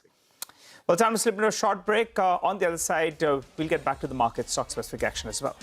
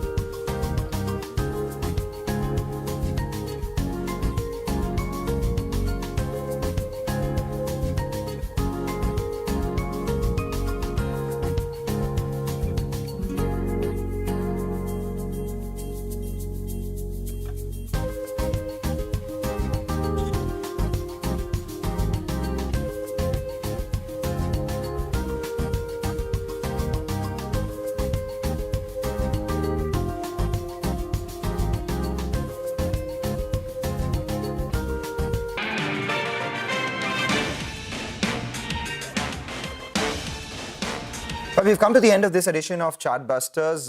All the top 4 indices currently lower. We have about 220 points on the Nifty, which have been shaved off. The Nifty Bank actually seeing a fresh bout of selling along with the IT pack, which has already been pressurizing the market. That explains why the Nifty is holding at the lower end of today's trading range so far. But what we do is take your leave and leave it to the team of Trading Hour to take all the market action forward. Thank you for watching.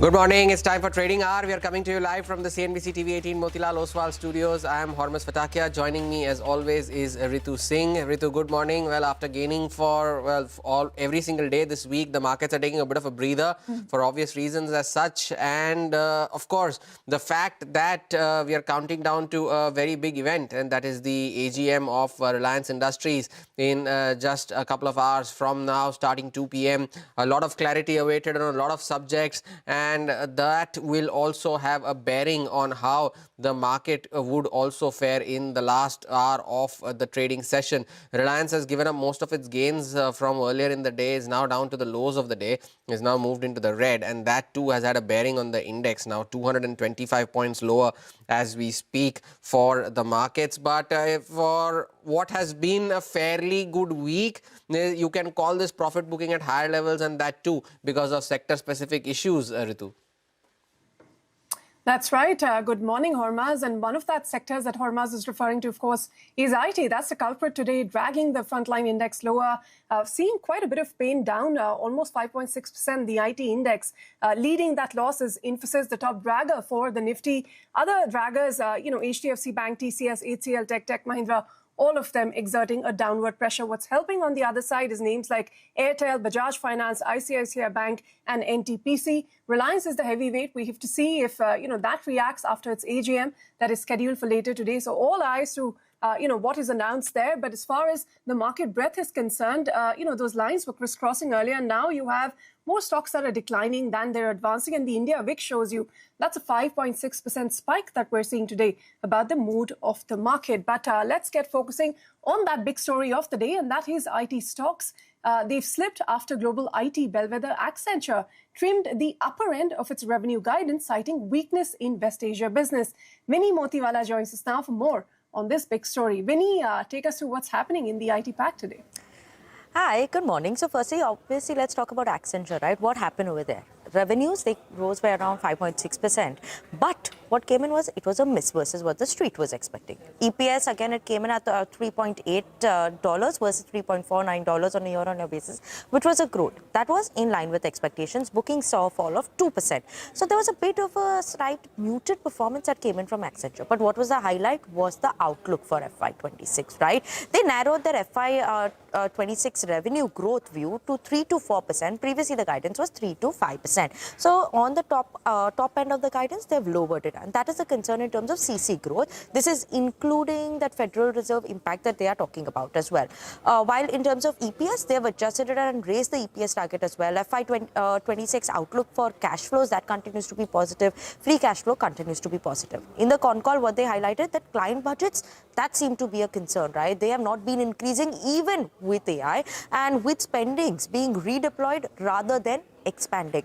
Though they still said that AI engagements, they continue to see an increase in terms of average size. But there is a bit of a control that comes in on discretionary spends of clients. There is a bit of a delay that's coming in decision making as well. And overall, the company is expecting a 1% impact of the federal business and 1.5% impact of the inorganic contribution as well.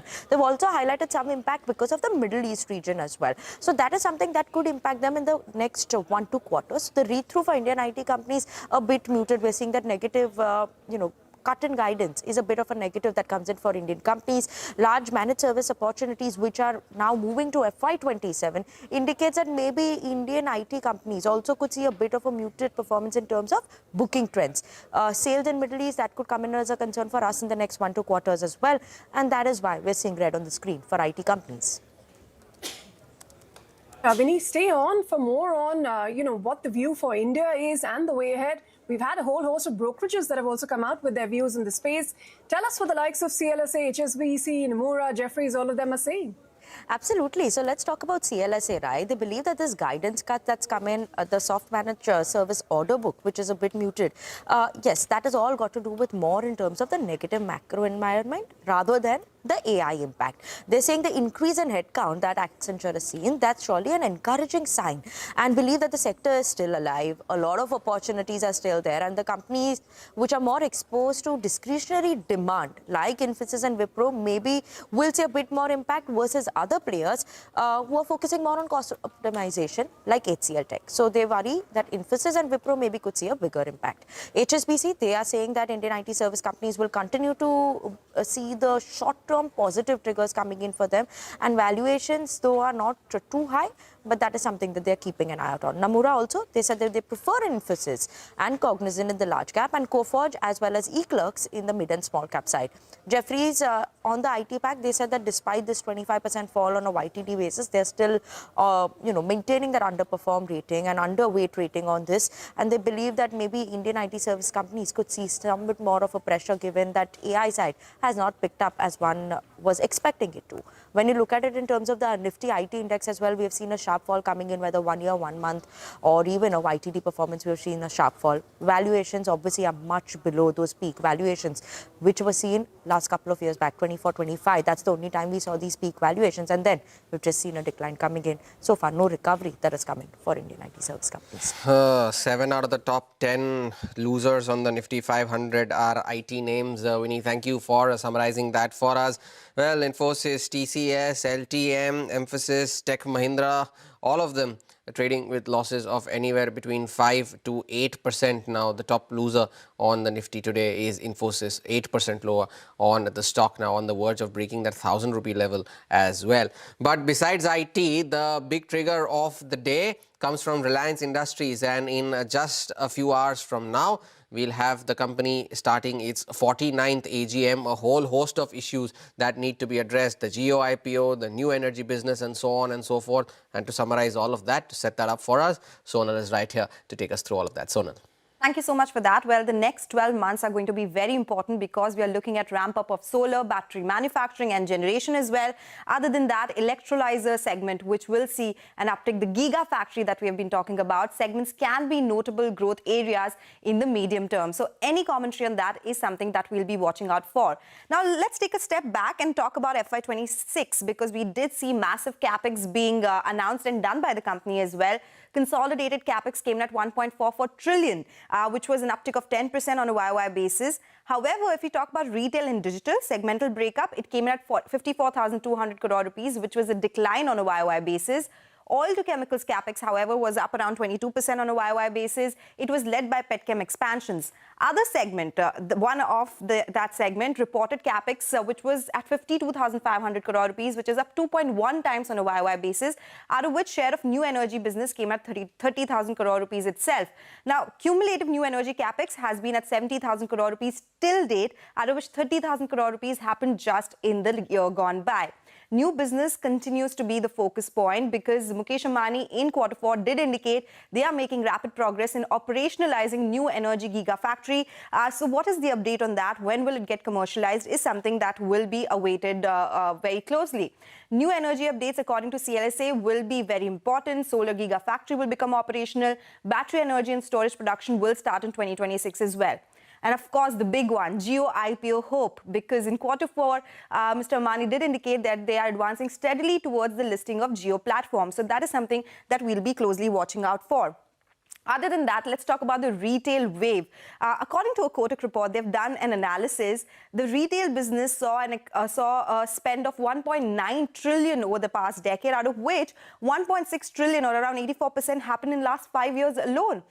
If we talk about oil to chemicals business and ENP, of course, these have become conventional businesses, but they remain the cash cow. So capex has slowed down here. It's just 21% of the total capex here, but very important segments to track.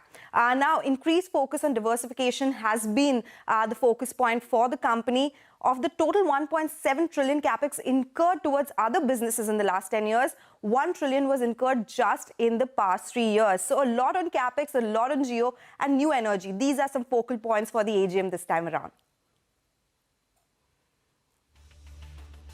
And that's, of course, the big talking points to watch out for ahead of the AGM. Sonal, thank you for putting that together for us. There you can see the countdown on your screens. In just about 2 hours and 50 minutes from now, you'll hear live coverage of the 49th AGM of Reliance Industries, where the entire market will have their eyes set on. For the markets, well, still 200 points lower on the Nifty, no change there as well. Looking to hold on to some support levels of 23,900-ish on the downside. We'll get you more on the other side of this short break. Bond markets in focus with Manisha Gupta.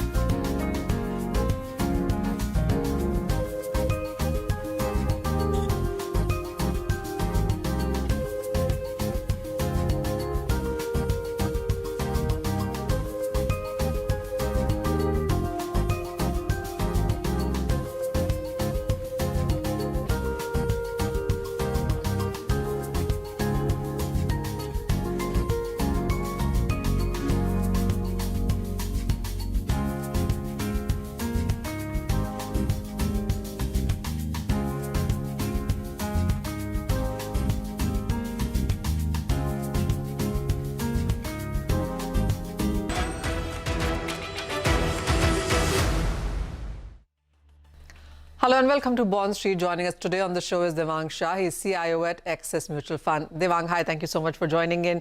First of all, would you want to describe to us on what Axis Mutual Fund's fixed income philosophy is, and has it really changed over the last recent few years? So thanks for having us. And I think from bond market perspective and fixed income philosophy, we were an AMC who was born in crisis in 2008.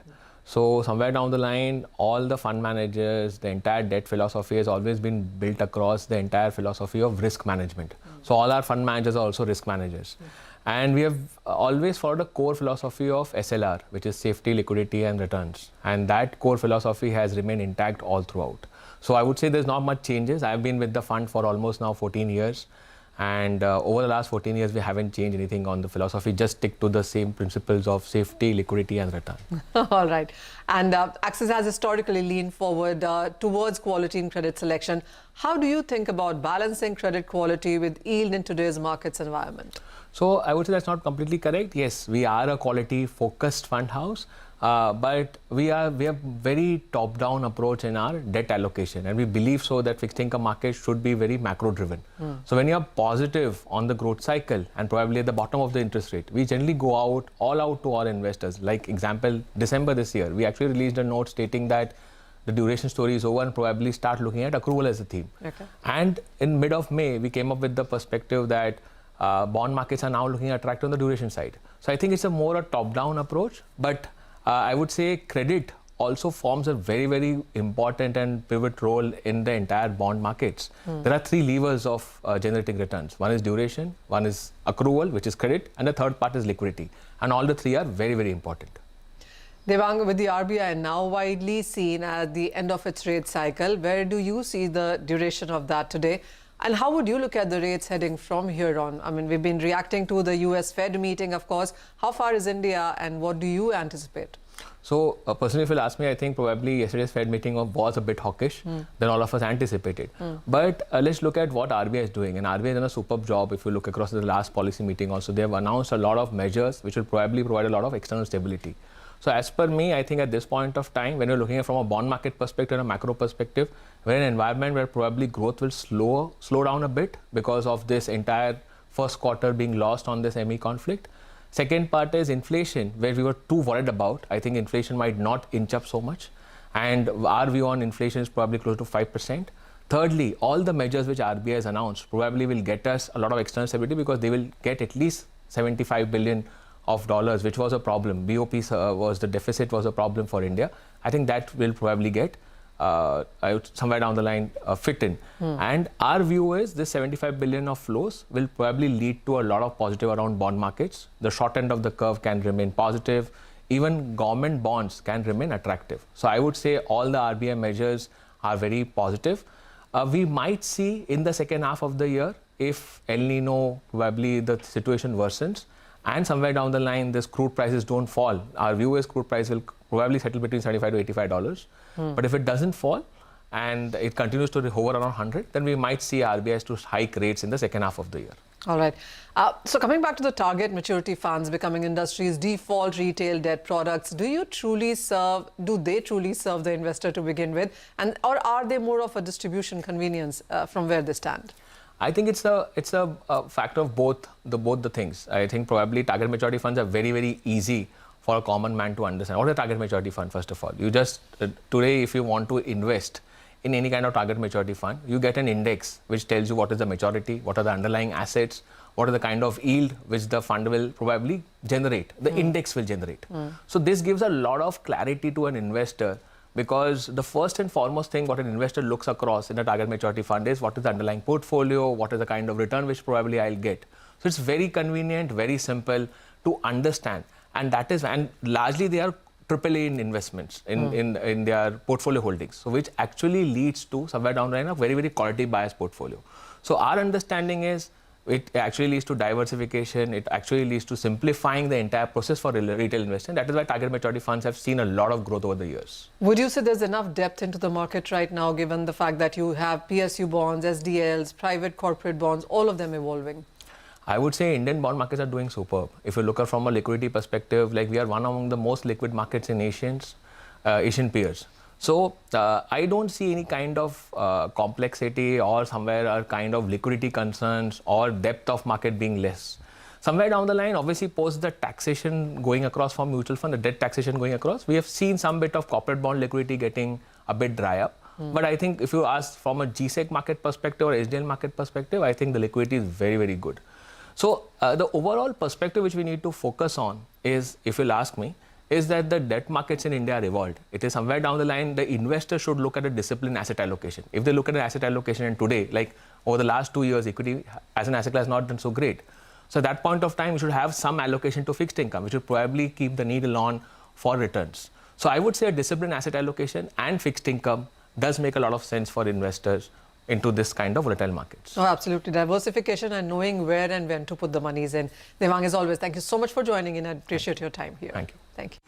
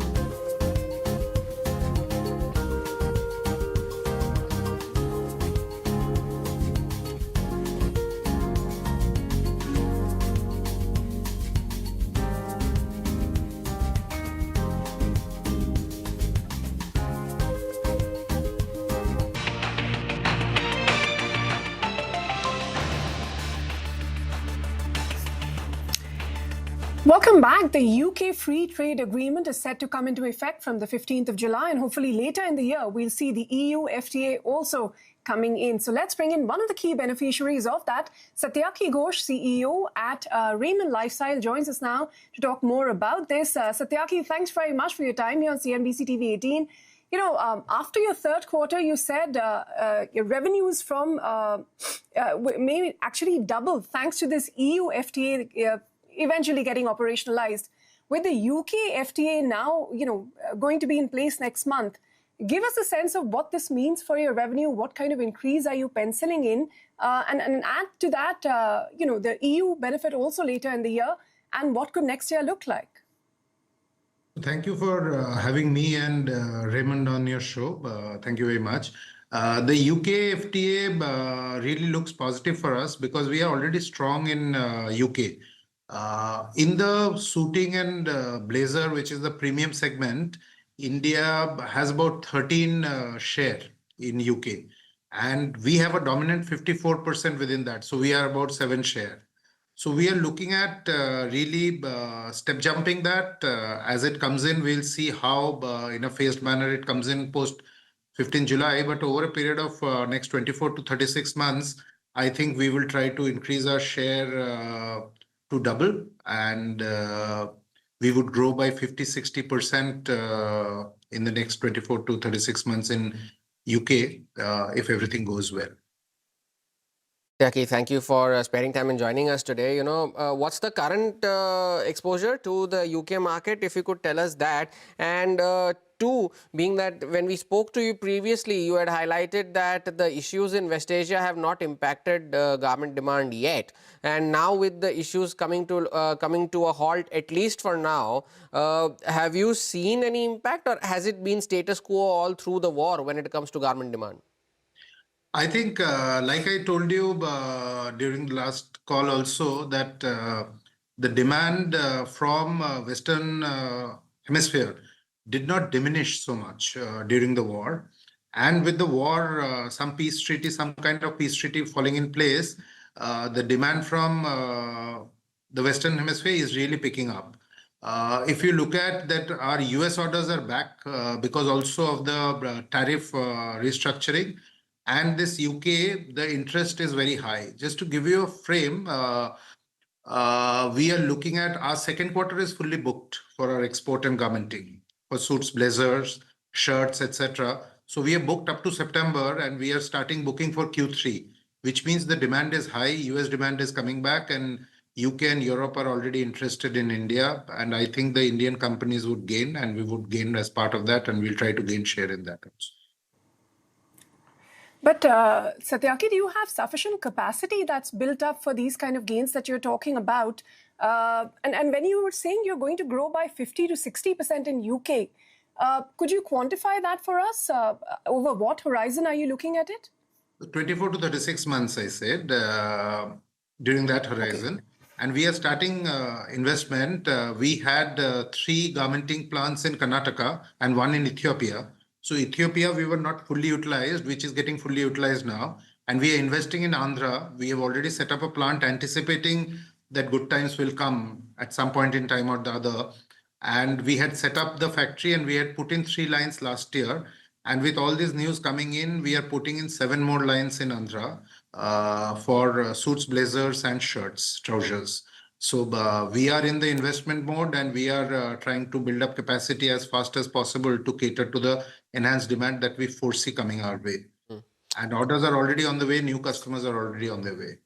Very quickly, Satyaki, how much are you spending? Since you said you're in investment mode, how are you funding that spending, and the capacity that you are adding? How much? When will that come on stream?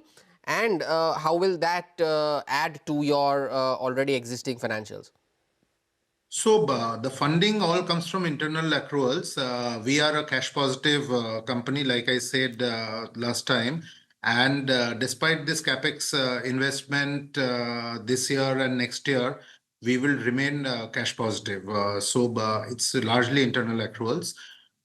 We are putting in 7 lines. These lines will start coming into force from October onwards in a phased manner, because it's not only the lines, in apparel lines, getting skilled workmen, getting women actually, and training them and getting it up to a particular efficiency level takes time. So October onwards, every 3 months, we would have one line or the other extra available.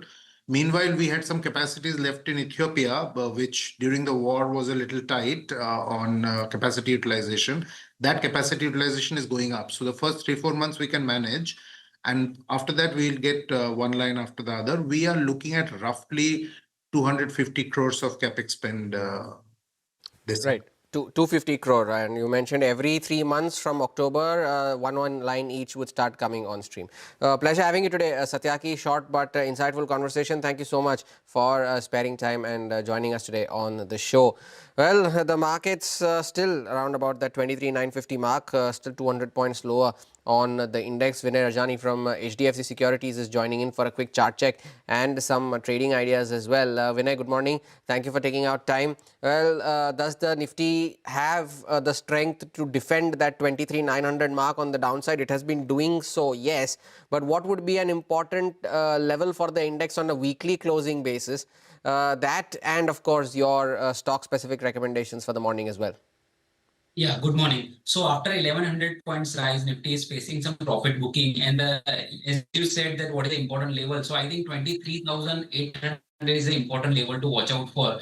It is nothing but the 50 days exponential moving average, and the gap support is also there. The Nifty is saw a big gap up on the 15th June, and that gap higher range is also placed near 23,800. So that is the level to watch out for as a support level. And I think gradually the setup is setup is improving on the charts. Nifty has taken out the 50 days EMA. Yesterday's close was also above the 100 days EMA. So that was a nice close, and we have never seen Nifty closing above the 100 days EMA since the West Asia conflict started in the Feb 2026. So for the first time, Nifty closed above 100 days EMA yesterday. Today, because of the IT stocks and couple of large cap banking stocks, Nifty is facing some profit booking. I think it's a healthy sign, and buy on dip should be the view. 23,800 should be utilized to go long again, and we are expecting Nifty to reach a target of 200 days EMA, which is placed near 24,460. So our view is positive, and purely because of the broader end of the markets are really doing good. The Nifty Midcap index is near its all-time high, and Microcap 250 index is only 5% away from its all-time high. So that is a very strong sign. Broader end of the markets is really strong. So that is why we feel that Nifty will also participate and catch up the bullishness in the overall trend. So we are bullish. Buy on dip should be the view. While stocks are concerned, yes, we are bullish on the NBFC space. So AB Capital is one of the stock which we like. The stock is trading at its all-time high today. It has actually given breakout from the consolidation. So looking good for the short-term trade. So 375 should be the entry price. 367 should be the stop loss. On the upside, I am expecting a target of 385. The second stock I would choose from the pharma space, which has seen a healthy correction from the higher level. So one of the stock which has corrected and now seems to be reversing is the Glenmark Pharma, which is trading around 2180. Stop loss should be kept at 2140. On the upside, we are expecting a target of 2250. Vinay, thank you very much for joining in with those views. Appreciate your time here on CNBC TV 18. And with that, we'll slip into a short break. Don't go anywhere. We're back with more on market fundamentals with Harendra Kumar from Elara Capital.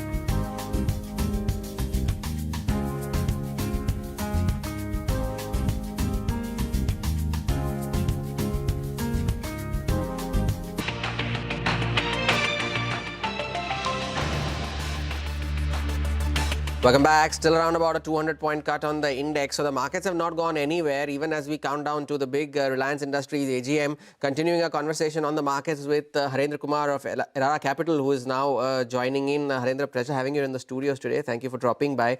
You know, the big concern for the market, at least until now, was the fact that the war and the rise in oil prices, at least that has taken a backseat for now. From 125, oil is down to sub 80. So at least that's a positive. But now, as one thing gets over, we are facing another headwind, and that's a potentially bad monsoon. Is the market not factoring in enough risk for a potentially bad monsoon and then the consequent second order impacts on inflation and so on and so forth? Yeah, so I think it's early days yet. So the reports say that the south of India is quite okay, but then there are pros and cons to any event. So while the overall consumer discretionary spend or the staple spend might be factored as reducing, you have a higher sale in ACs and other consumer durables. So what's loss for somebody is a win for somebody else. That's how the markets capture in. So if you say ki inflation goes up and somebody spends, then who will win from inflation? I think that's what the markets are all about. So overall GDP moderation, I don't think anybody's penciling that at the moment. It's too early to say that. In fact, the gains from the moderation that the government or the RBI set up after the war, I think that should get recalibrated upwards. And if at all, we will lose that if the monsoon is not good.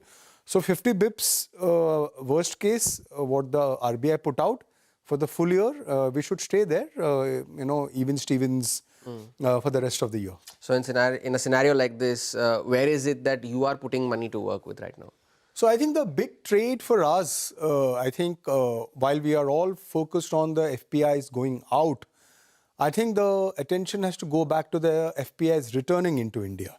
So what we're seeing now is the first cracks that have emerged in the semiconductor index.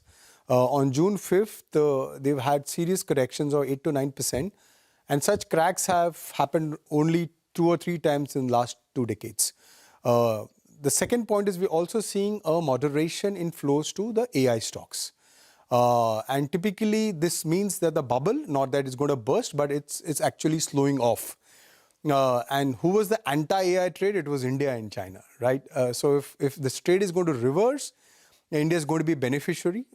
India is just coming, its weight on the MSCI is at the lowest level. And also we're going to, as we were the worst off with the West Asia war, we should be a beneficiary of the war ending as well.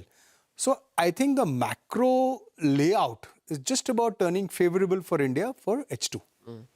I was very intrigued reading one of your reports as well on the telecom space. There has been this buzz around the fact that there could be a tariff hike, and if the tariff hikes don't happen, it might just end up being another negative development for the sector, where things are finally starting to fall in place for one operator that was struggling.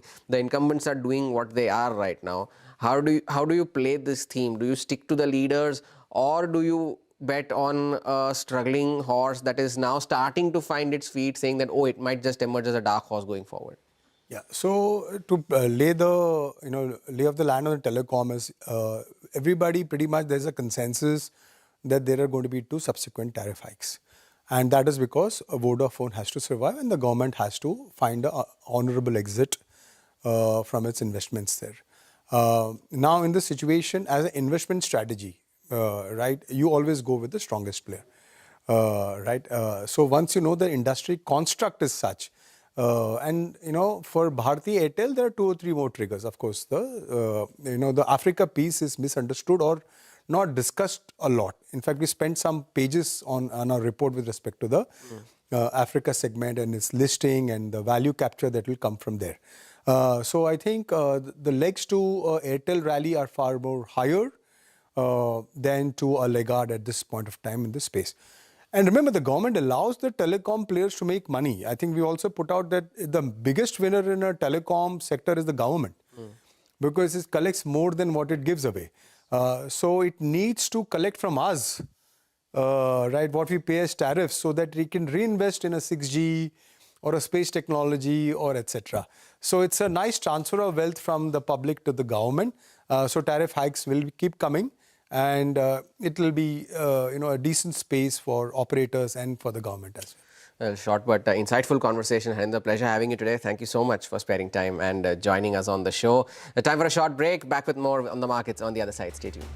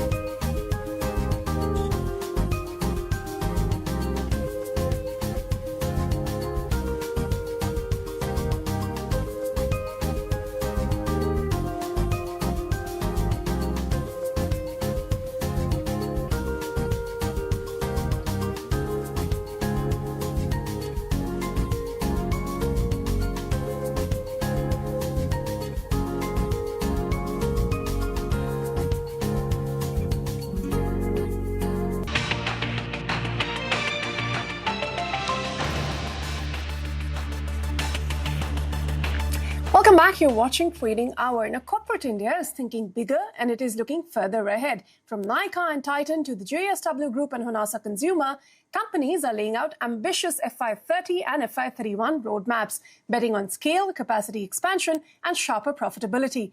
Hormaz has walked over to the wall to tell us who's betting on what exactly. Hormaz. You know, war, inflation, and despite all of these multiple headwinds that are surrounding India Inc., they are confident that they will grow and they will grow big, not in the next quarter, over the next 5 years. You take a look at the companies and they have put out the projections as well. Look at Nykaa in its latest investor day for their FY30 projections. They expect to grow their revenues at least by triple, by 4 to 5x on the EBITDA front and 3 to 5x for the fashion business GMV as well. Now, they also say that they are looking to become a $5 billion beauty beauty and lifestyle platform as well by FY30. And for the beauty retail business, they're planning to increase the store count to 600 from the current 313, which is almost double from where they currently are. And even on the House of Nykaa business, for the net sales value, they're expecting it to grow to over 5,000 crore from just over 3,000 crore currently. You look at Titan as well. They also held their investor day earlier this month. They are planning to double their consolidated revenue and EBIT, and they want to extend their growth beyond the existing jewelry business into eye care and watches segment as well. Honasa Consumer as well put out growth targets recently. They plan on growing their revenues from just over 2,500 crores to 5,000 crores. That's a double by in the next 5 years. And for Mama Earth as well, they plan to make it a 2,000 crore brand, a Derma company a 1,500 crore brand, and for younger brands as well to get to that 1,500 crore mark. The JSW Infra has laid out ambitious capacity expansion targets. In fact, the entire JSW group has for infra from 183 MTPA to 400 MTPA capacity by FY30. For JSW Steel, they plan on increasing the production capacity to 51.5 MTPA from 35.5 currently, and that's over the next 5 years. For JSW Energy, the generation capacity is expected to reach 30 gigawatt by FY30, and the energy storage capacity to 40 gigawatt hour by FY30 from the current levels as you see for FY26. And for JSW Paints, the current capacity, which is at just over 2 lakh kiloliters, they are planning on increasing it 4x to 8 lakh kiloliters by FY30. Bluestone Jewelry also laid out some growth targets for their revenue figure, which is currently at 2,500 crore. By FY30, they plan on taking it to 12,000 crore, doubling their store count and also doubling their margins as well to just under 15% from the current level of around 7.5%. Aquis recent listing has put out its Vision 2031. Plan on growing revenues by 4 to 6 times, EBITDA margins to 18 to 22% from 13%, and the ROCE as well improving from just 1.5% to 20%. But over the last 3 years, their sales has grown at a 15% CAGR. And Sham Metallics too recently laid out their growth targets, planning on doubling their revenues, EBITDA as well by FY31. Very, very strong projections that the company has put out. You take a look at their previous growth figures as well, and to see if they could justify these growth ambitions, and most of these numbers are healthier. Over the 5-year sales CAGR as well for Nykaa, Titan, Honasa has been anywhere between 30 to 40%, and for the JSW group companies as well, it has been between 20 to 30%. So India Inc. is betting big that they will grow, and they will grow big over the next 5 years. Thanks very much, Hormas, for putting that into perspective. We have to slip into a short break, but back with a macro signal in just a bit.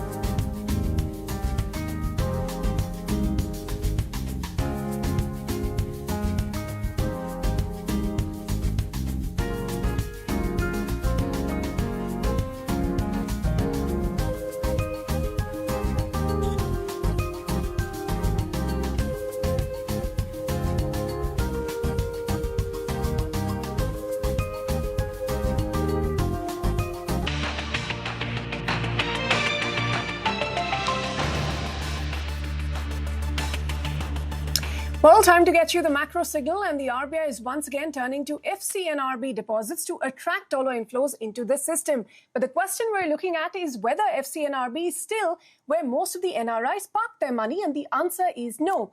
Of India's roughly $166 billion of NRI deposits, nearly $99 billion sits in non-resident external or NRE accounts, which holds overseas earnings that are remitted to India. The foreign currency non-resident bank deposits, which is FCNRB, that is now something that RBI is incentivizing, accounts for only about $34 billion, whereas non-resident ordinary or NRO deposits, which essentially holds all the income that NRIs earn within India, accounts for another $33 billion. In fact, FCNRB's importance has come down over time. If you look at the data, the last time RBI opened this special FCNRB window in 2013, these deposits surged from $15 billion in FY13 all the way to $45 billion by FY16, and their share of the total NRI deposits briefly even crossed 40%, but once the scheme had ended, the share also steadily declined and it remained around 16 to 20% for much of the last decade. Now that suggests that FCNRB is not the largest NRI deposit category,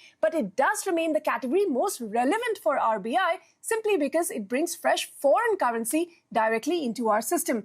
But the bigger surprise is elsewhere. While NRE deposits remain by far the largest category, the fastest growth is actually coming from NRO deposits, which is money linked to income earned through rent, dividends, pensions, property sales, etc. by NRIs within India. Now, over the last decade, these have grown at more than 12% every year and far outpaced both NRE and FCNRB deposits. And that may well be the real signal. RBI's FCNR push is aimed at attracting fresh dollars, but the strongest growth within NRI deposits is actually coming from money that is linked to income generated well within the borders of India. And on that note, we'll wrap up this edition of Trading Hour. Hormaz and I will take your leave, but stay tuned. Halftime report will be up next.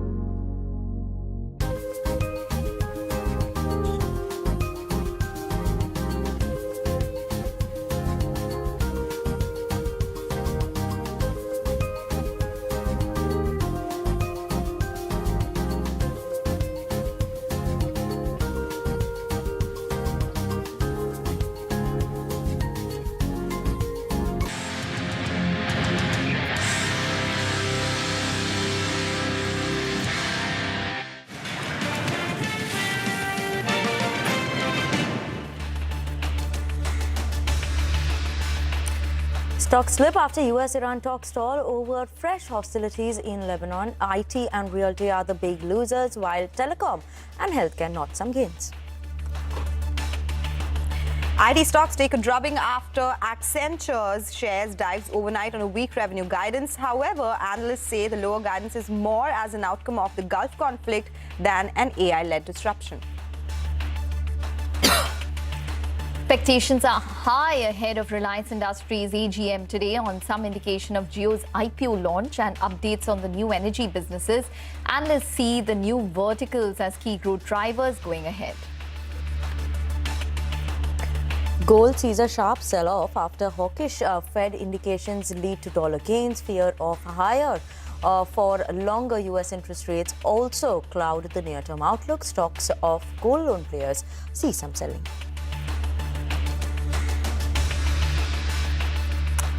Hello and welcome to Halftime Report live from the CNBC TV 18 Motilal Oswal studio. I'm Ekta Batra and with me Sonal Bhutra as well as Vinny Motiwala. Well, it is turning out to be a day where we are coming undone in today's trading session. So the Nifty is below 24,000 as we speak. We have the Midcap index, which is absolutely flat. So it's managing to be more resilient as compared to what we are seeing for the frontline indices. But the Bank Nifty or the financials, which have been holding fort in the past couple of trading sessions, is now seeing profit bookings, so down almost 400 odd points.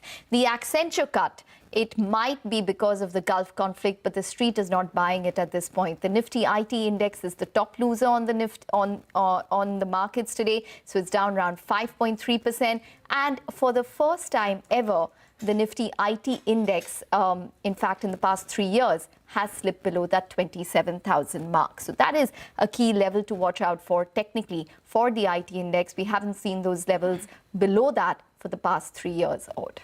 Hi, girls. Hey, girls. Good afternoon. It's not a Friday for the IT index for sure, and any negative news is seeing extended cuts, and that's what we are seeing today as well. But other than that, if we talk about some green shoots in the market, we do have the pharma index, which is in the green, which that is up around 0.5%. Couple of stocks which are reacting on the upside. Small cap index also interestingly is higher, 0.3% higher on that one. This is at a time when mid caps are not doing so well, but of course they're outperforming the benchmarks for now. The advanced decline ratio in the favor of declines, but those lines, they've been quite volatile since the word go. So we'll be tracking moves on what happens in the broader markets. But for now, yes, the headline index doesn't look so comforting. Doesn't look so comforting. I just want to highlight a couple of names that have suddenly seen a spike up. Transformers and rectifiers in the last few minutes has seen a bigger spike up, a sharp spike up. As of now, it's holding on to gains of 12-13%. So top Nifty 500 gainer. Other than that, New India Assurance. Yesterday also we had seen a run up. Today also it continues to see that run up. NSE IPO on the back of that. We're seeing New India Assurance also holding on to gains even today. But let's talk about what's lined up on the show for you all today, right? We have HP Singh of Saturn Credit Network joining us to discuss the latest trends in microfinance segment. Then we'll also have Nitin Basi of Council of Energy, Environment and Water on the key developments around delayed monsoon and low reservoir levels. Upasana will also be focusing on some of the stocks that are moving around in the trading session. Stay tuned in for that. And in our Crypto Corner segment, Matt Cole of Strive will join us to discuss the latest trends in the cryptocurrency space. Okay, first up, let's go across to Upasana, who's here to take us through those stocks that are moving around in the trading session. Upasana? Well, certainly. Let me first place focus on the IT stocks. Certainly, it is one of the key focus sectors today. Now, the huge sell-off in IT stocks is certainly driven by Accenture's revenue guidance cut, which has triggered such a big sell-off. The Nifty IT index is down more than 5% as we speak. Now, let me place some focus on the defense stocks also. They are seeing some bit of a rally. They continue to surge since past few days, be it the likes of Zentek, Bharat Dynamics, DCX System, even Paras Defense. It is one of the key volume buzzers as we speak right now. Moving across to Amber and Dixon, EMS stocks also continue to remain in focus. Mind you, this is because the Amber enters smartphone manufacturing agreement with Oppo India, and brokerages have highlighted some of the competitive intensity pressures on Dixon on the back of this. So certainly these two stocks in focus. Now moving on to Brigade Enterprises. Now the company says that it has appealed in the SC against the environmental revocation nod for the Chennai project. Stock continues to remain in focus. It was in focus yesterday and it has seen a downtick today as well, a sharp 2% downtick on the stock as we speak right now. Next up is Berger Paints. It's one of the key volume buzzers. The volumes are up 12 times the weekly average. Stock is up nearly about 7% as we speak. And coming to now next is the Z Entertainment. Certainly remains in focus on the back of that FIFA World Cup and a slew of news going on that front. The stock is at its 9-month high, up more than 3.5%. Now, lastly, moving on to G&G Electronics. Sharp up move seen on this stock. It's up more than 9% today, and the stock has seen a splendid move up more than 16% in the last 1 week. So certainly we'll be keeping an eye out on that as well. Okay, all right. Thank you so much, Upasana, for joining us. So those are some buzzing stocks that are on our radar. With that, we'll step on a short break. When we come back, we'll connect with HP Singh of Saturn Credit Care to discuss the latest trends in the microfinance segment and their outlook for FY27.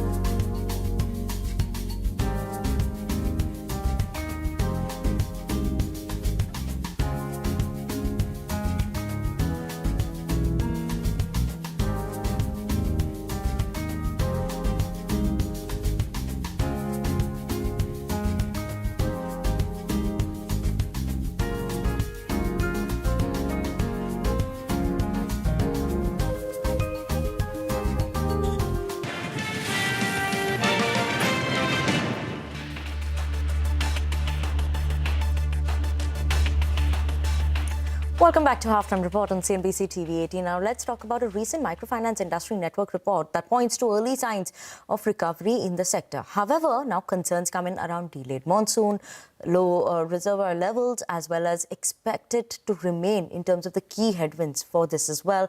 Kharif crop could see impact coming in as well. Now to discuss more in terms of the outlook of microfinance trends, what are the emerging trends there, any pressure that they're seeing coming in. Let's bring on board HP Singh, Chairman and Managing Director at Saturn Credit Care Network, joining us right now. Thank you so much, sir, for joining us this afternoon. Let's talk about the concerns, right? El Nino, delay in terms of monsoons. Your exposure specifically has more towards the northern side, right? Kharif crop is expected to be seeing that impact coming in. Are you seeing any sort of early stress coming in here? In Q4, you spoke about signs of recovery, but does this delay the recovery that one could see coming in on the microfinance side now? So thank you for having me here. It's not there on the ground, as of now. So the geopolitical crisis, as well as the delayed monsoon or the El Nino effect, which people are talking about, there are no signs which we can see practically on the ground. Having said that, I think what we understand technically is that the wheat crops have had a record harvest. So if we put that into context, I think we are looking at, even if the Kharif sowing would probably have some impact on it, but overall there has been no significant impact. In fact, there is no impact in terms of this on the ground. Our collections are still holding on. Our disbursement, in fact, is also holding on. And if you look at the first quarter this year, it's probably been one of the better quarters across the last 5-6 years, I can say that. So I think it's contrary to what the view is being held out by a lot of people. Okay. All right. Mr. Singh, if you could just become, a little more granular in terms of what's possibly taking place in a couple of your subsidiaries, say, for example, your housing finance arm, where the gross NPA was around 3% as well as disbursements maybe in your MSME arm. What exactly are they trending at this point in time? Are they at par in terms of what your expectations were? Yes, they are. In fact, for us, these are smaller companies in comparison to our microfinance company. But the demand which is coming out across both in the housing space as well as in the MSME space is pretty huge. If we look at it, the trends are very positive. And to put on top of that, I think there was a concern where people were saying that the income levels would probably go down because of the geopolitical crisis, because of fuel supplies and everything. But that has not been seen on the ground. And that's the reason why I said that overall, if you look at the economy, and we are more focused towards the rural economy, I think we are not seeing any kind of a stress or any kind of a growth not coming up across the curve. Okay, that's good to know. So coming back again to the housing bit, Mr. Singh, because the conversations that we've had with experts in the industry suggest that affordable housing, the kind of fall that we've seen has not been seen in number of years, where luxury continues to do well. But since you said you have exposure to rural, are you seeing any signs of stress here, the pickup in demand not being as strong as what we are seeing in the other segments? And what kind of collection efficiency are you seeing there? And what has it been in Q1 overall for your business?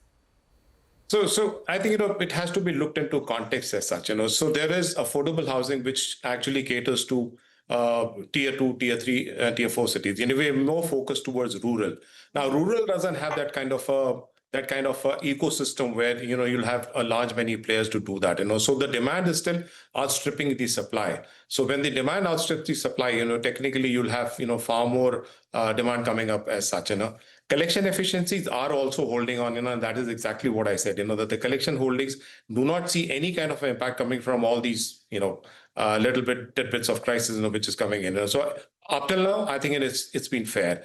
And if I look at the overall for the group as such, microfinance is doing good, housing is doing good, MSME is doing good. So if I look at the entire sector space, but this is predominantly rural. Again, I can only talk about rural as much, as I can. And there, I think, we still have a far more robust economy, which is still gearing up, Absolutely, sir. You highlighted microfinance doing well, MSME doing well, housing also. And all these glitches that they are coming in, they're not much of a concern right now. But, these conditions could actually be with a lag, right? On ground for a farmer or, your customers could see a lag of 2-3 months. Would you be preparing in terms of any provisions in Q1 for that, or is it too soon for you all right now?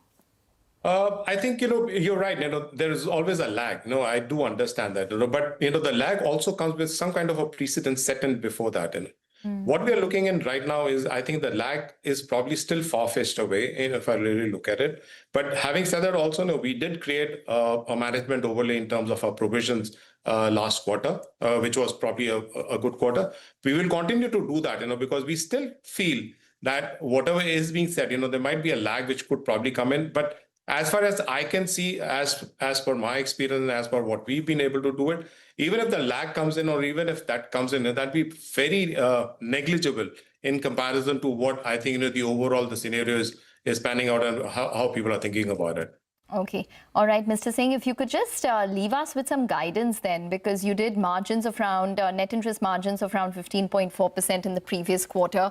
What exactly are you guiding for when it comes to cost of funds as well as net interest margins? And maybe your overall AUM growth as well? So the AUM growth, which we've given a guidance is about 15 to 20% for this year.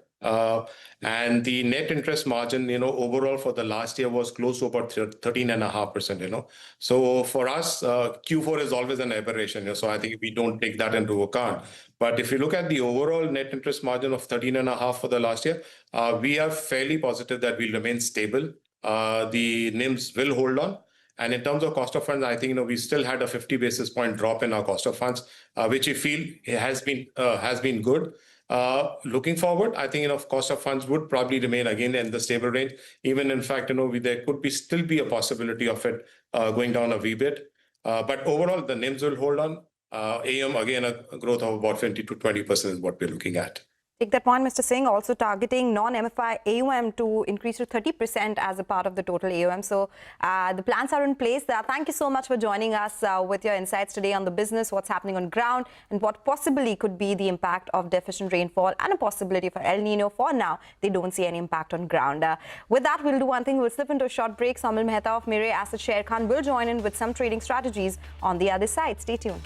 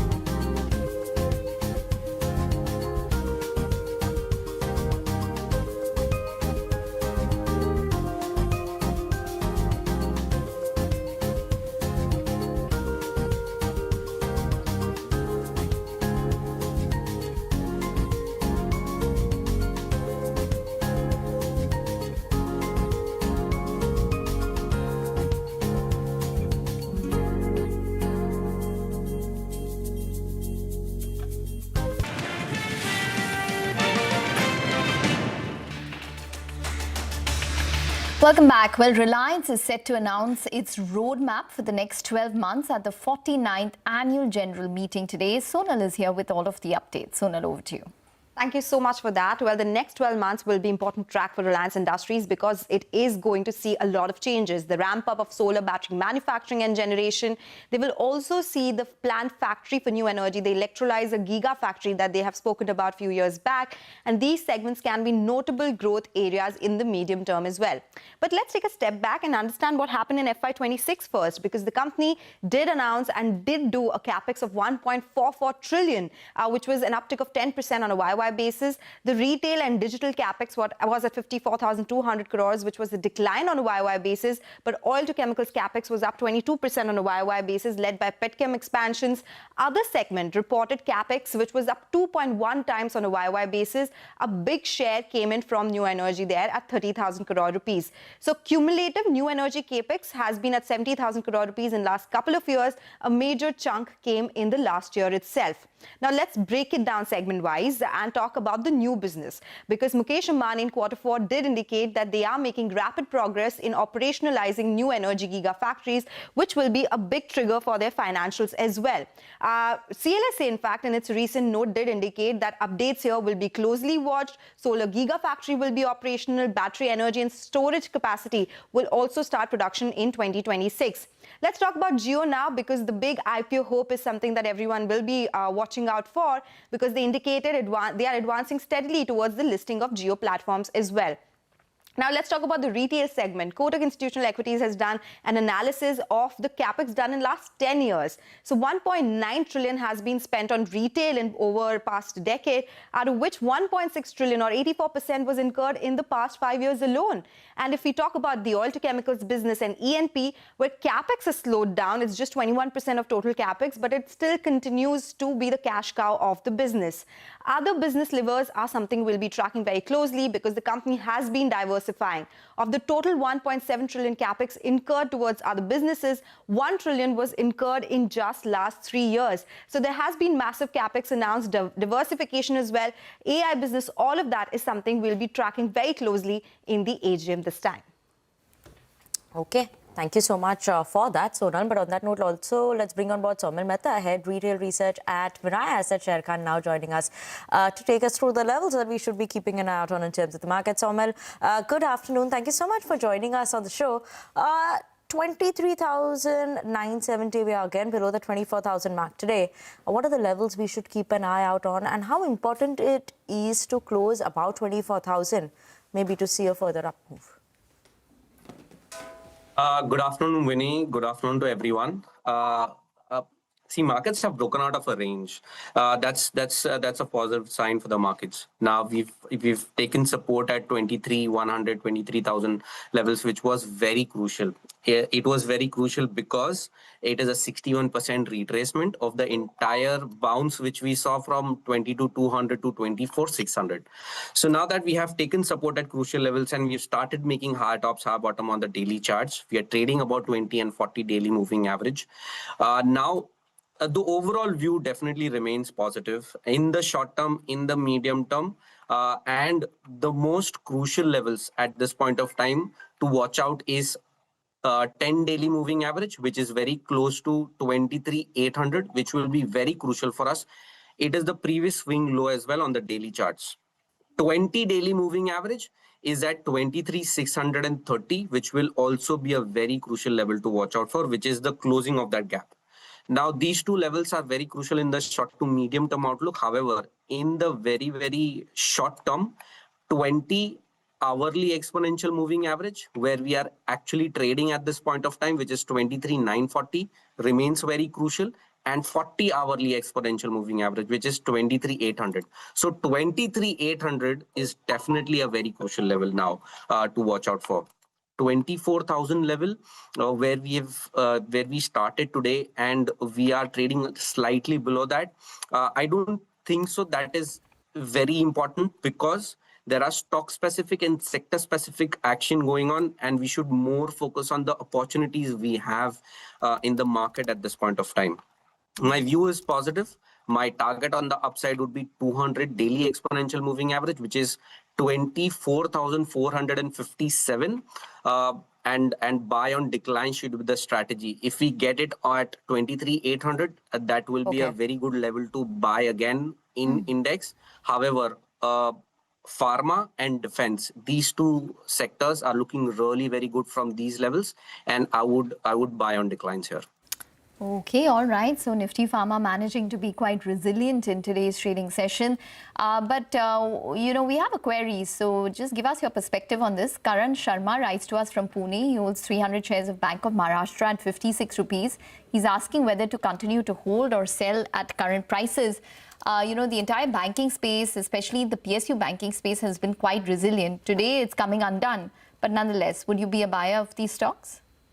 Absolutely. PSU banks are looking great. It has seen a little bit of correction in Bank of India, Bank of Baroda, Indian Bank. We've seen a little bit of correction. In fact, even SBI, we've seen correction. But there are stocks like Bank of Maharashtra. They've not given any correction, but they were consolidating in a triangular formation, and it has broken out of that formation. I'll be a buyer there. Medium term, short term, and long term, all three time frames, my view would be positive, and my target should be above 100 in the medium to long term. But at this point of time, in the very, very short term, 87 is a very crucial level to watch out for short-term traders. If you are a medium to long-term trader, hold on to it. My trailing stop loss would be 83. Take that point. Thank you so much, Somil, for joining us. So those are some individual queries and the technical levels on the Nifty as well. Time for a break now. On the other side, Manisha Gupta will join in with Nitin Basi of CEEW on the key developments around the delayed monsoon and low reservoir levels.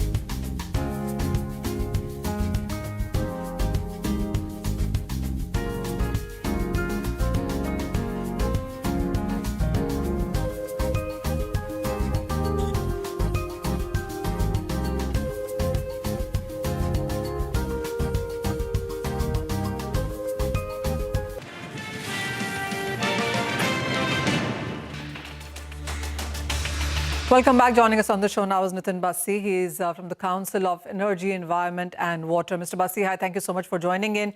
It is concerning as a situation from where we stand with overall India looking at monsoon rainfall at 40% below normal. The water reservoirs have been depleting as well.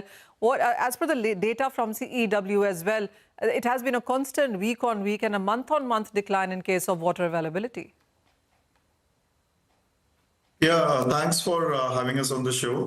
You're very right. Our analysis shows that 11 out of the 15 major river basins that we have are already water stressed. Now, in such a year where El Nino will be impacting the rainfall, and as you mentioned, there is a likelihood of 40% below normal rainfall, it is going to impact the agriculture production, it is going to impact the reservoir levels. And not only rainfall crop production, but it will also impact the winter crops, because if reservoirs are not getting properly filled, the water demand will become high. So, which means the water availability for the remaining time of the year will be a problem. Mr. Bassi, as you said, what crops are you actually looking at? We already are looking at a lower year-on-year kharif production. What crops do you think are of major concern right now? Yeah. So see, first we have to understand how the cropping system in India is. So if I can just give you some numbers, in India about 100 million hectares of land is under rain-fed production, and 85 million hectare is area where there are no irrigation facilities. And these are the areas which are usually growing rice and pulses. So if the rainfall is impacted, which means the rice production will be impacted, which also means the cereal production will be impacted, and more so in this 85 million hectares where there are no irrigation facilities. So that is one. The second, when we go down the year, because India largely follow a one monsoon system. In some areas in the southern part of the country and northeast, we also receive a second monsoon, which is called as northeast monsoon. But most of India, as is receiving only one monsoon, which is southwest monsoon. It will start impacting the rabi crops, which will include wheat, which will also include oil seeds. And we are, major exporters. I mean, not only the consumers, but also exporter of rice, wheat, and oil seeds. Right. So this not only impact our own security, but also in terms of the revenue that we can generate through crops. Oh, absolutely. I want to shift gears here and talk about India's hydro energy generation as well. We are at a time where the heat waves have just about been very, very elongated, and then there's a water scarcity as well. So how vulnerable would you see India's power generation then? If we look at the energy mix, so hydropower is about 10% of the potential, and it contributes to about 7% of the electricity generation. But given that we are generating about 1700 billion units, even that is quite substantial. Now, way forward is, and this is where a lot of government thinking is going, then can we shift for the pump storage hydro projects? And largely so, which are off the stream, which are located away from the river. Now, these are closed systems. Once the reservoir are filled, they can continue to generate electricity, even if there is a variability in the rainfall in the water availability. So I think going forward, pump storage projects should get the priority. And of course, we are also expanding in terms of how the solar and wind energy is taking shape in India and contributing more to the electricity generations. And in the years to come, this is going to be the crucial for us, that we keep on expanding solar, we keep on expanding wind, but at the same time also focus on the pump storage hydro projects. Oh, absolutely. Mr. Bassi, the other thing is a lot of people that I speak to seem, it's a divided school really. On one side, people are very, very concerned with the El Nino and the below normal monsoon that we are looking at. On the other side, it really is about, it still is a wait and watch for most industries, most sectors really. There's a lot of if and but in sense of calculations going forward from here. But would you say India, whether it's about the agriculture sector or the heavy industries, still are kind of underplaying the kind of threat that we have on face? One of the things that leads to such situation is the easy access to groundwater. So still now, I mean, we do not have, let's say, a groundwater rights system. or the allocation system where groundwater are allocated as per the requirement of a particular industry or as per the requirement of a particular agricultural land, depending on how much water is needed for a particular crop. Now, under this scenario, everyone feels that they have access to water and they can withdraw. I would just, go a step ahead, especially for the industries. So it is not only the operational and the financial risk, it is also the reputational and the regulatory risk if they continue to abstract water from the aquifers, which are already, kind of depleting. And given the advent of artificial intelligence, the water demand from the industrial space will grow further because a lot of the data centers that will be coming up will be needing water. Just to give you a context, about 1 megawatt data center will be consuming close to 20,000 liters of water. Now, what is the way forward? I think we need to go for the reuse and recycle of treated used water. Our research shows that if we can integrate reuse for the process part in industry and also for the irrigation, the market and the economic opportunity we can unlock is about USD $35 billion by 2047. Well, that reusing of water and how that can really be profitable can be scaled up. We'll put for another day, another conversation, Mr. Basi. But thank you so much for coming by today and taking us through all those details. A very, very sane conversation there. A lot needs to be done and seen and prepared for as we get into this monsoon season. But with that, let's go for a short break. In our Crypto Corner segment, we will today connect with Matt Cole of Strive to discuss latest trends in cryptocurrency space after this break.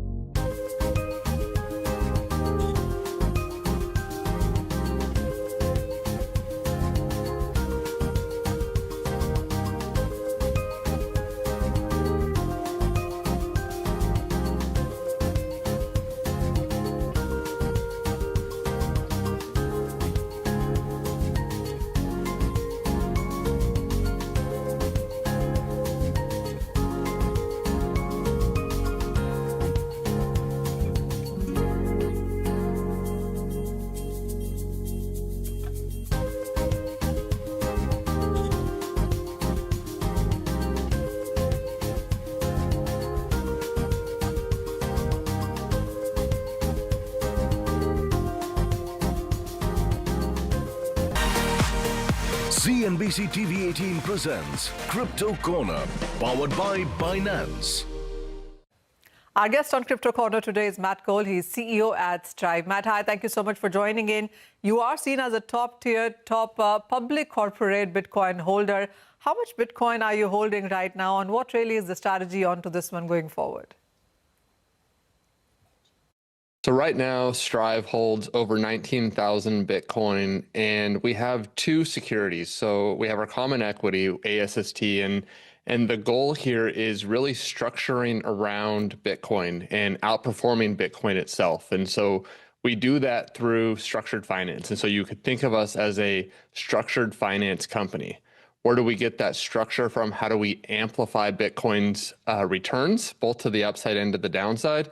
It's through our preferred equity, SETA. So that product, SETA, it's actually the first security in U.S. capital markets history to pay a daily dividend. It pays 13% annualized, and it's been exploding in demand. And so what this really is a carry trade. If Bitcoin outperforms about 13% a year, our common equity will outperform Bitcoin, and then the preferred equity earns a high yield and less returns than Bitcoin, but is also substantially less volatile. So that's what we're trying to do, and stack a ton of Bitcoin in the process. All right, that's a good one. Trying to outperform Bitcoin prices. Matt, if you look at the global markets right now, well, we're looking at 39 trillion debt into the U.S. markets, 350 trillion debt into the global markets as well. Where do you see a lot of money moving from here on? Is it going to be into tangibles like gold, or do you think crypto is going to get some of that as well? Yeah, so I am a gold bull. I'm a big believer in, as you noted, the debt crisis in the United States. I think the United States has obviously the most to lose from this because the dollar is the reserve currency of the world, but really all fiat currencies around the globe, whether you're looking at the euro, whether you're looking at the yen, the debt crisis is global. And I think we're moving to a more hard currency, hard commodity future. Gold will benefit from that. I think Bitcoin will benefit in a bigger manner for a couple of reasons. One, because it's digital. We're moving to a digital world, an AI future world. And second, I think it's more of an emerging asset. So if you just think about total returns, an emerging hard currency has more to gain than the historical hard currency in gold. But I think both will do really well, but we're staking our future on Bitcoin. Matt, SADA's trading volume has surged stronger, especially after you've announced daily dividends onto that one. So how does Strive manage the extreme day-to-day volatility of Bitcoin? And are you going to be paying these dividends for a very, very long time to come? Yeah, the vision is as an issuer. So Strive is taking active steps to try to reduce volatility of the instrument. That's not to say that these instruments will have no volatility, but that is a big difference versus most companies that put out a preferred equity or put out a bond, and once it's out there, they're not taking any steps to reduce the volatility. And so our view is that these products, we call them digital credit, that you could read the prospectus and read 100 different risk factors, but that the most important risk is the credit risk. And so we're focused on doing two things: continually improving and maintaining the credit risks. That's why we have these cash reserves, and obviously we have a large Bitcoin balance sheet that provides decades of coverage to provide interest on it. And then as far as other things, it is maintaining liquidity for it. So continuing to build liquidity. You noted SETA has great liquidity. On a relative basis, it's more liquid than STRC. It would be the most liquid per unit traded preferred equity in all of U.S. capital markets, which is a great statement. But if you wanted to allocate $100 million or $200 million, then you need more scale. So it's going to be continuing to grow that scale. Although we're large, we have a vision to become much larger and ultimately make a play at large institutions over the coming years. So while Strive continues to do very, very well, Matt, what is your view now going forward, whether it's on crypto prices, adoptions, regulations, even more products that are being introduced currently?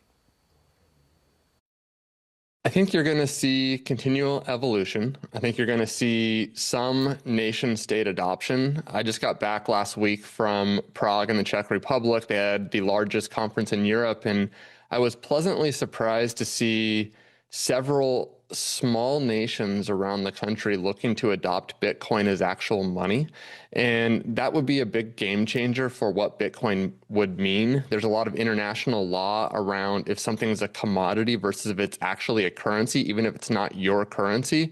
So I think regulation will continue to improve. I think the U.S., as an example, is looking very seriously into a strategic Bitcoin reserve.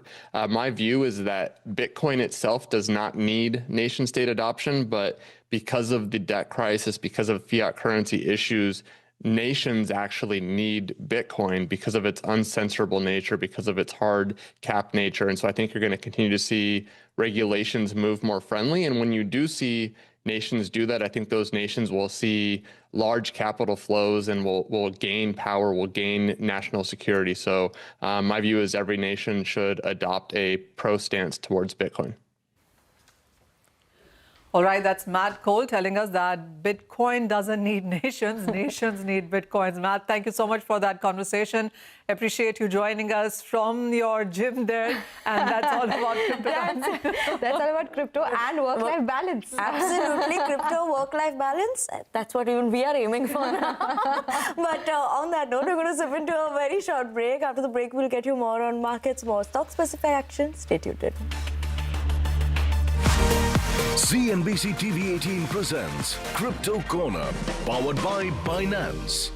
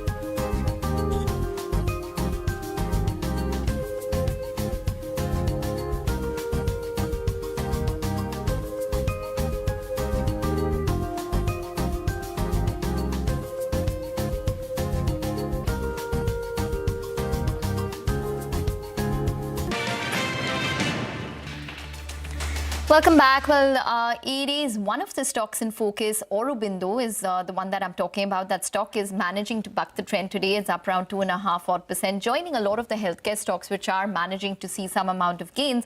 But the news is that Aurobindo will be divesting 4 products in order to complete that $250 million Lanet acquisition. So that means that is one step closer to completing that particular acquisition. Hence, important news coming in there. Well, on that note, it's also a wrap on Halftime Report. Thanks very much for watching from the entire team. And thank you very much. Business Lunch up next.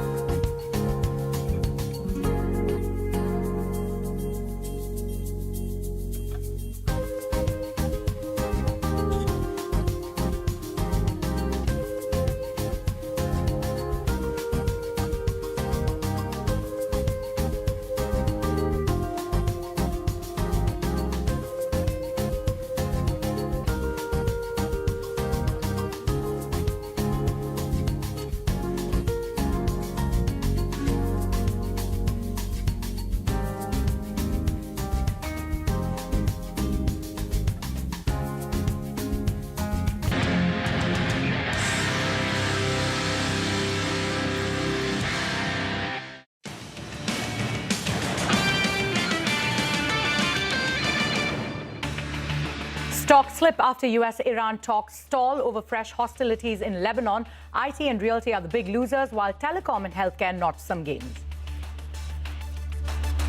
IT stocks take a drubbing after Accenture's share dives overnight on a weak revenue guidance. However, analysts say the lower guidance is more as an outcome of the Gulf conflict than AI-led disruption. Expectations are high ahead of Reliance Industries AGM today on some indication of Jio's IPO launch and updates on the new energy businesses. Analysts see the new verticals as key growth drivers going ahead. Gold sees a sharp sell-off after hawkish Fed indications lead to dollar gains. Fears of higher for longer US interest rates also cloud the near-term outlook. Stocks of gold loan players see some selling.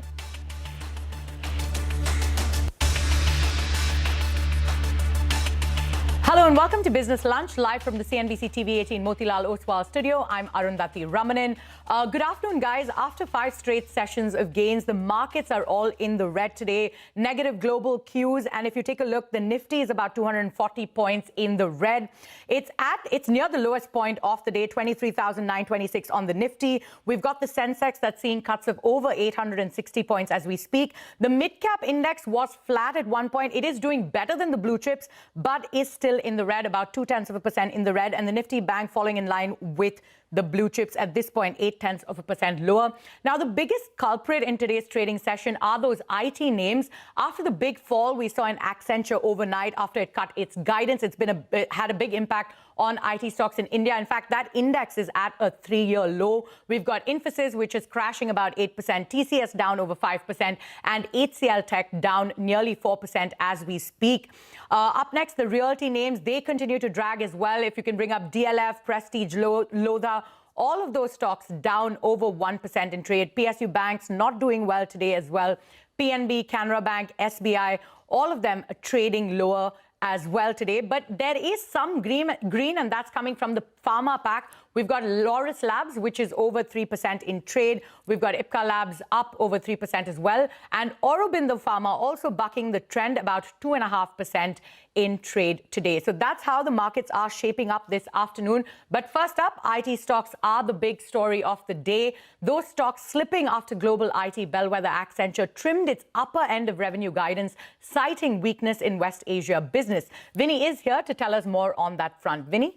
Hi, afternoon. So like you mentioned, right, Accenture, when they reported the numbers, revenue 5.6% growth is what they saw coming in this time, but it was something that missed the estimate. EPS growth was in line with the street estimate. The main concern was them narrowing that FY26 revenue growth guidance to 3 to 4%, and upper end of the guidance previously was 3 to 5%. So that 5% has now come to 4%. This is including the Federal Reserve side of the impact that they are expecting. So including that, they were expecting this to see a reduction. Now, in the con call, they highlighted that the client budgets have not been increasing even with AI, and the company continues to, see an increase in terms of average size of AI engagements, but there is a slower pace in terms of large deals coming in. So that becomes a concern for Indian IT companies as well. And what is that impact for Indian IT companies? The guidance cut means lower and softer demand is what we're expecting. Large managed service opportunities that have moved to FY27 for Accenture, that indicates that maybe booking trends in Indian IT companies also could be a slight bit at risk. Middle East concerns is what Accenture highlighted as one of the reasons for them missing the estimates or reducing the guidance as well. So that is something that we'll watch out for in the next couple of quarters if that impacts our companies.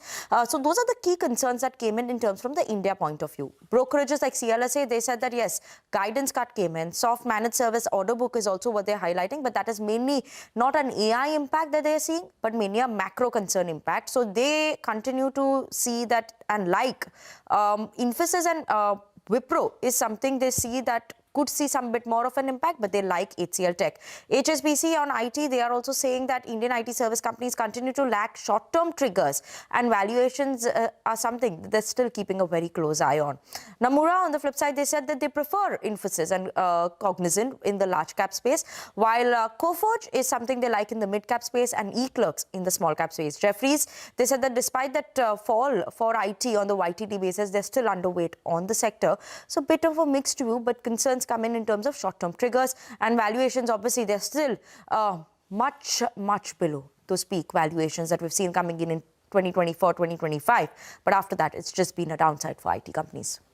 All right, Vinny, many thanks for taking us through those details. And moving on, Reliance is set to announce its roadmap for the next 12 months at the 49th Annual General Meeting today. Sonal Bhutra is here with all of those updates. Sonal, what can we expect? Well, the next 12 months will be very important for Reliance Industries because we will see ramp up of solar battery manufacturing and generation as well. The big electrolyzer gigafactory is planned for the new energy ecosystems, and these segments can be notable growth areas in the medium term as well. Now, let's take a step back and talk about the capex that the company undertook in the year gone by. Consolidated capex of 1.44 trillion, which was an increase of 10% on a YY basis. If we talk about segments, retail and digital capex came in at 54,200 crore rupees. It was a decline on a YY basis, but Oil to Chemicals capex was up 22% on a YY basis, led by petchem expansions for the company. Other segment, that's an important one because that's where the capex was up 2.1 times on a YY basis, maximum of it coming in from the new energy business, which saw capex of 30,000 crore rupees. Now, so far, the cumulative new energy capex stands at 70,000 crore rupees, so majority of it came in the last fiscal itself. So new business will continue to be the focus point because Mr. Ambani in Q4 did indicate they are making rapid progress in operationalizing new energy gigafactories. And CLSA also says these updates will be closely watched out for because solar gigafactory will get operational and battery energy and storage capacity production will also start in 2026, which will be big levers for financial updates as well going forward. Jio IPO hope, that's the big one that we all have been talking about, right? In Q4, the company indicated that they are advancing steadily towards the listing of Jio platforms. So that is something that will be crucial to track. Talking about retail now, because that big retail wave saw 1.9 trillion being spent on this segment over the past decade, out of which 1.6 trillion actually got incurred in the past 5 years alone. This was a study done by Kotak Institutional Equities.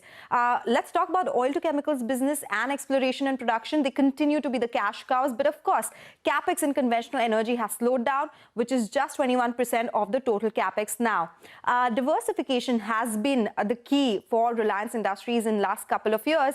They've increased focus on that. 1.7 trillion of capex incurred towards other businesses, out of which 1 trillion is incurred in just the past 3 years. So commentary on new energy, commentary on AI as well, and geo listing, something that will be closely watched.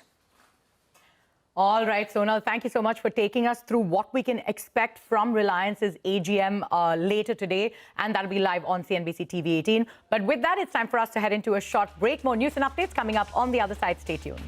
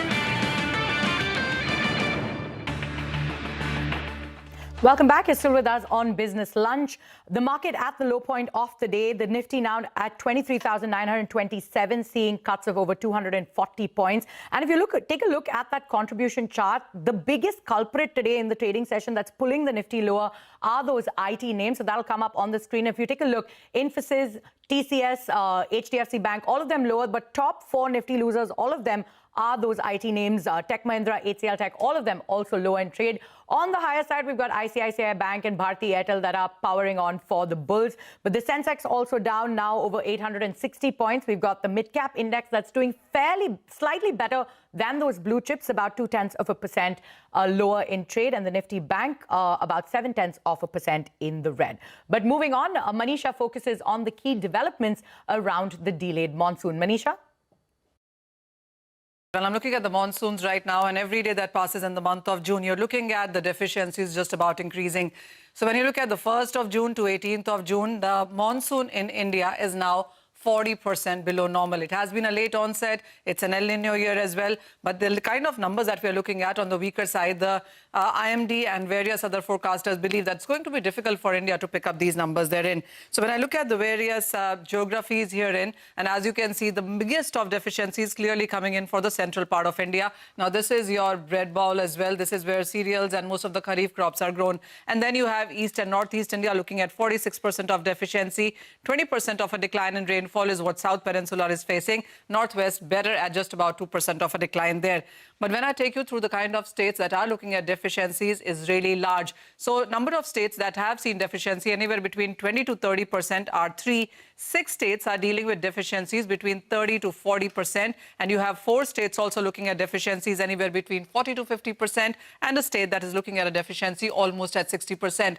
And when you look at deficiencies almost at 50 to 60%, those are called as large deficiencies. And there are very many states within this category as well. You have Meghalaya looking at 86% of deficiency in sense of rainfall, Gujarat at 79%, Maharashtra 78%, Jharkhand 70%. You also have Goa, Chhattisgarh, which are also looking at anywhere between 60 to 68% of a deficiency there. So when you look at overall India, a large excess number is only at just about 8%. You have excess rainfall in some places as well. It constitutes to around 7% of India. Normal rainfall is at just about 18%. And now comes on your screen the deficiencies and the large deficiencies, and no rains at all. And this comprises of nearly 67% of India, which has seen deficiency and large deficiency therein.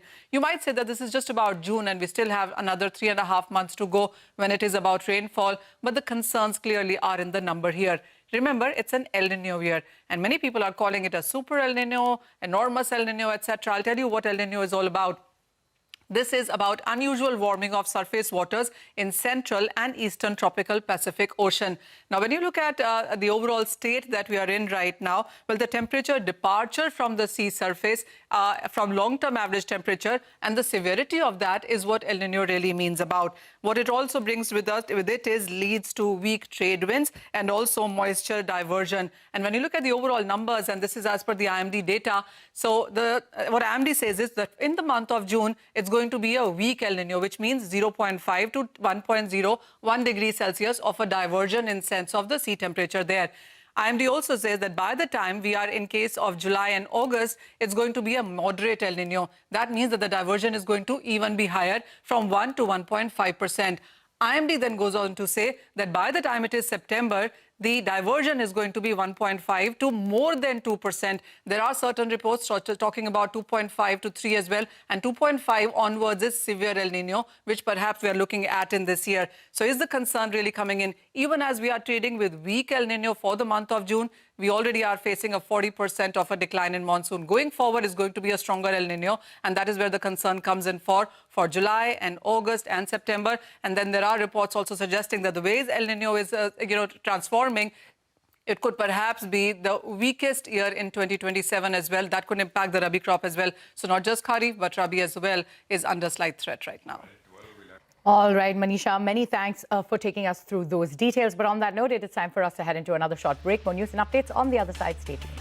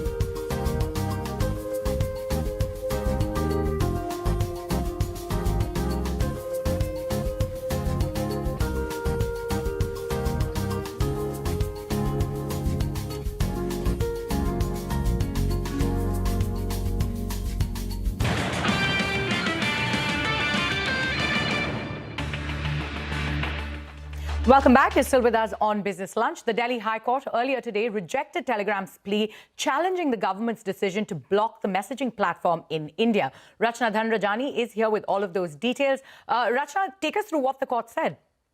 Well, the Delhi High Court upheld the centre's decision to temporarily block Telegram in India and dismissed the company's challenge. Justice Tejas Karya ruled that the government was well within its powers under Section 69A of the IT Act. The court said the test of proportionality was satisfied, that the measures were least restrictive and that the order could not be called disproportionate. So the ban stays. Access remains blocked till June 22, the day after the NEET re-exam, and Telegram's message editing feature stays disabled till June 30. Now remember, the government blocked Telegram after the testing agency flagged organized cheating networks using the app to circulate fake papers ahead of the re-exam being written by more than 22 lakh students. The edit feature, the centre argued, was being used to fabricate fake leak evidence after the exam. In court, the Solicitor General called the ban the least restrictive option available and said the potential harm was simply too big to ignore. The Attorney General went further, calling the platform a Frankenstein. But here's the part that makes this more than a courtroom story. While the legal fight played out, Indians on the ground had already found a way around the block. The day the ban was announced was the biggest day for VPN downloads in India since the start of last year. Downloads jumped 49% in a single day, from about 139,000 to 208,000. That's according to app intelligence firm AppFigures shared with TechCrunch. Proton VPN downloads on the App Store jumped 113%.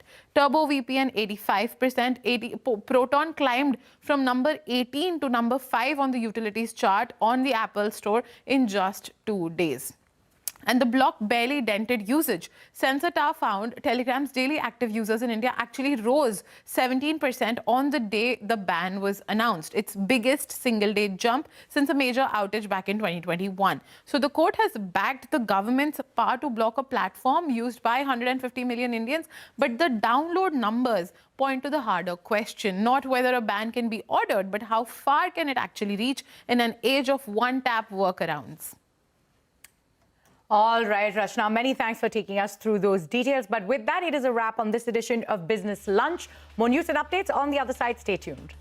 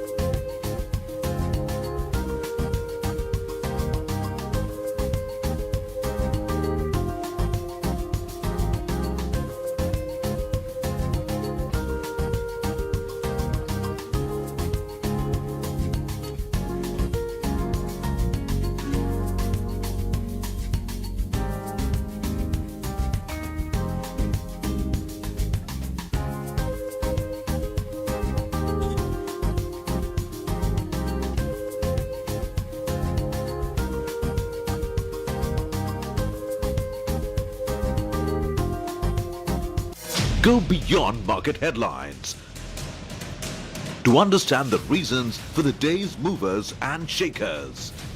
And get your portfolio ready for tomorrow. Beaming live from the CNBC TV 18 Motilal Oswal studio.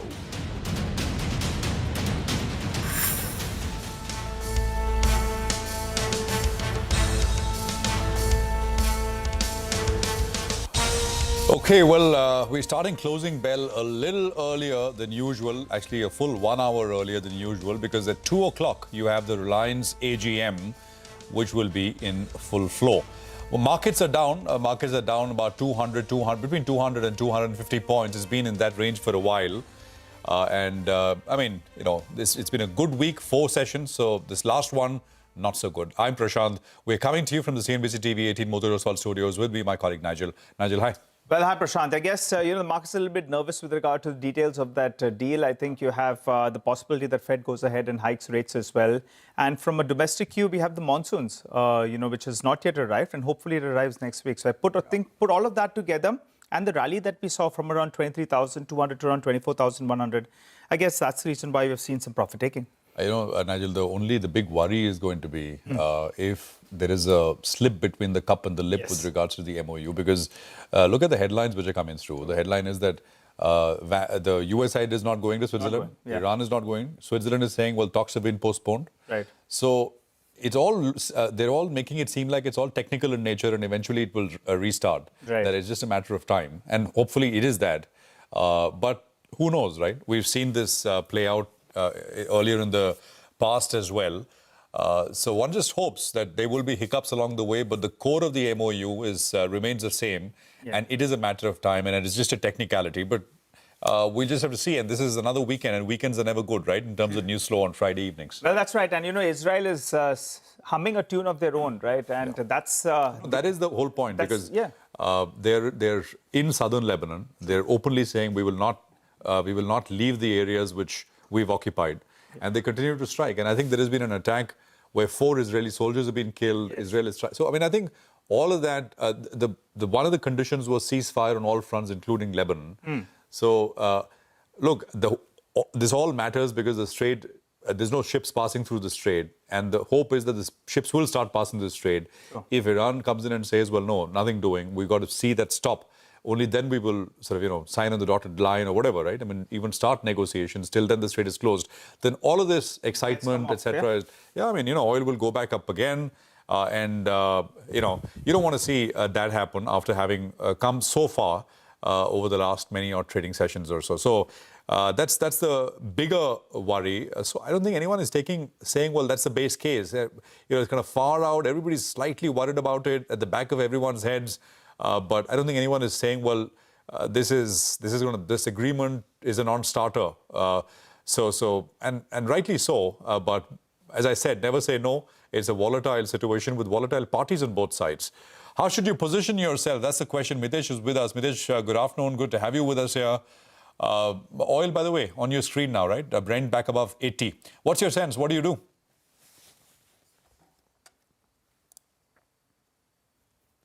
Can you repeat that, please? What is your sense? Is this the dip that you bought early on? And what do you do?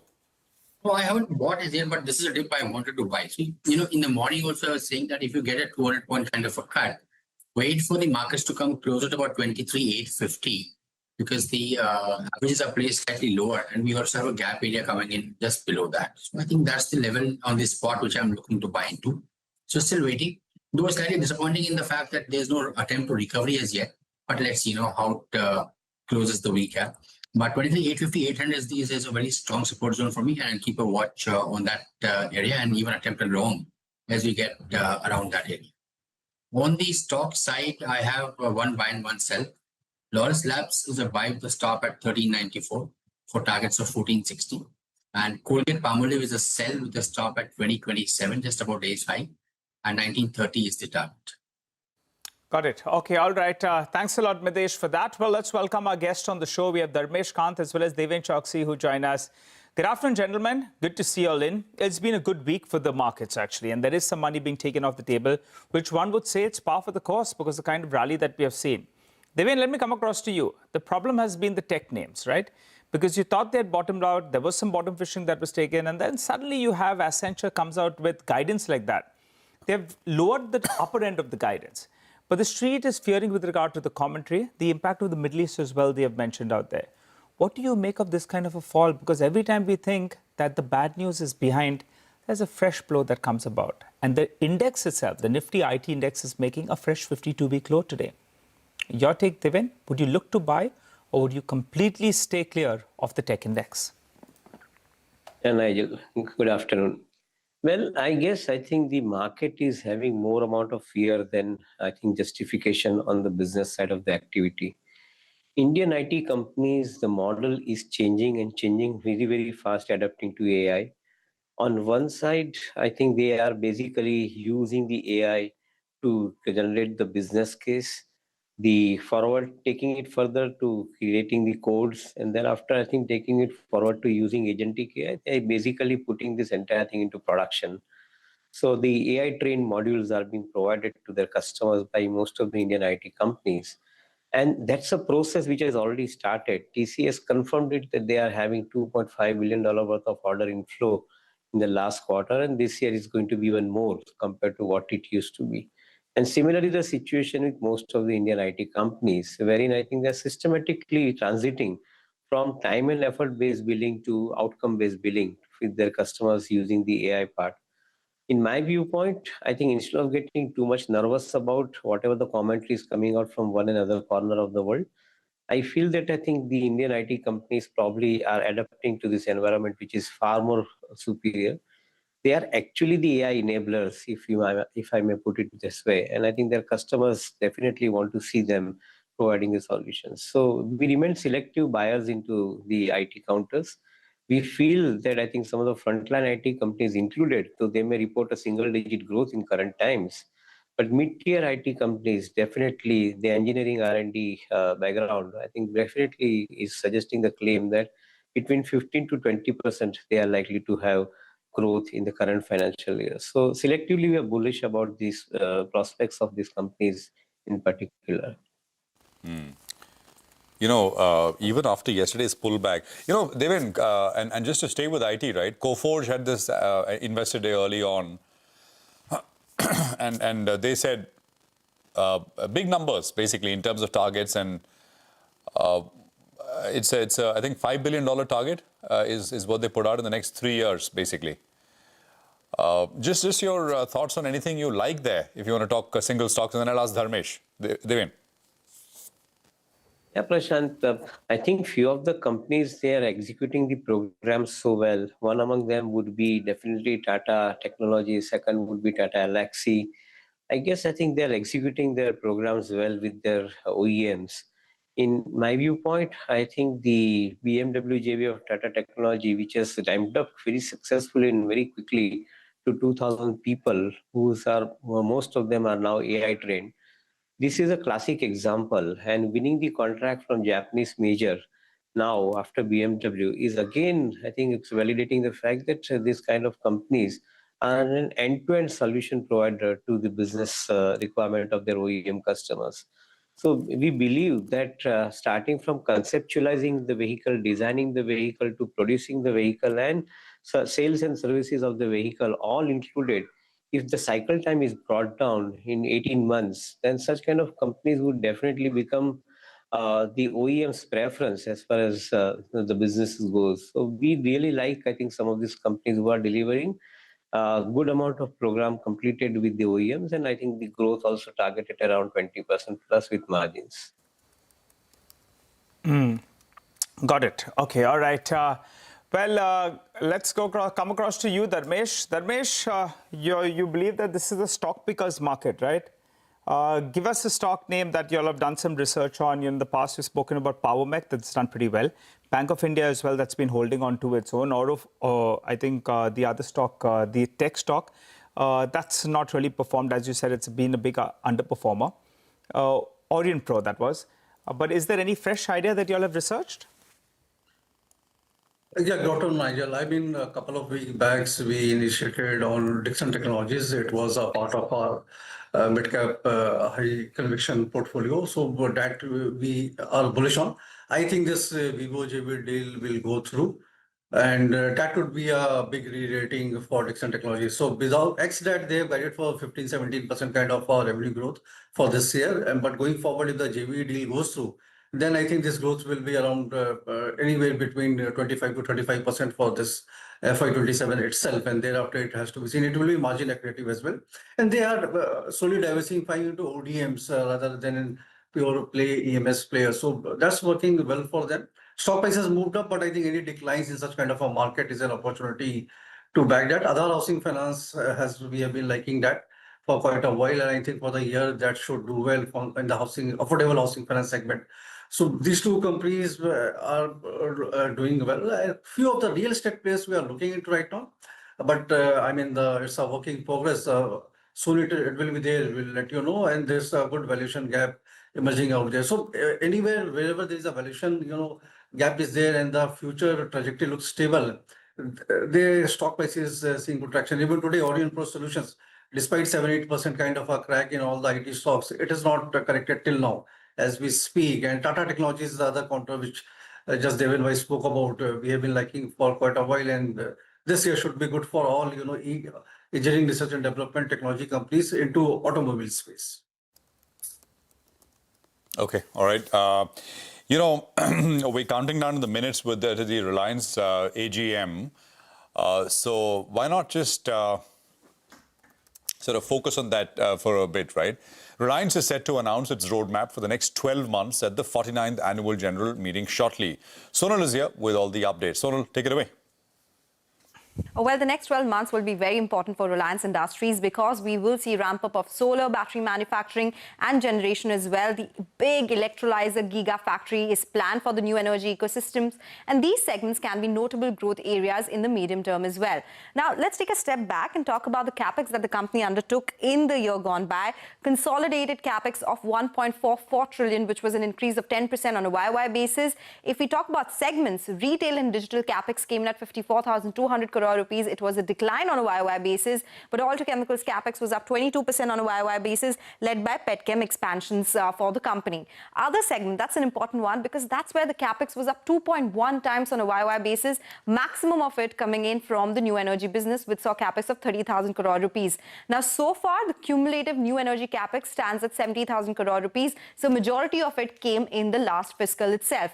So new business will continue to be the focus point because Mr. Ambani in Q4 did indicate they are making rapid progress in operationalizing new energy gigafactories. And CLSA also says these updates will be closely watched out for because solar gigafactory will get operational and battery energy and storage capacity production will also start in 2026, which will be big levers for financial updates as well going forward. Jio IPO hope, that's the big one that we all have been talking about, right? In Q4, the company indicated that they are advancing steadily towards the listing of Jio platforms. So that is something that will be crucial to track.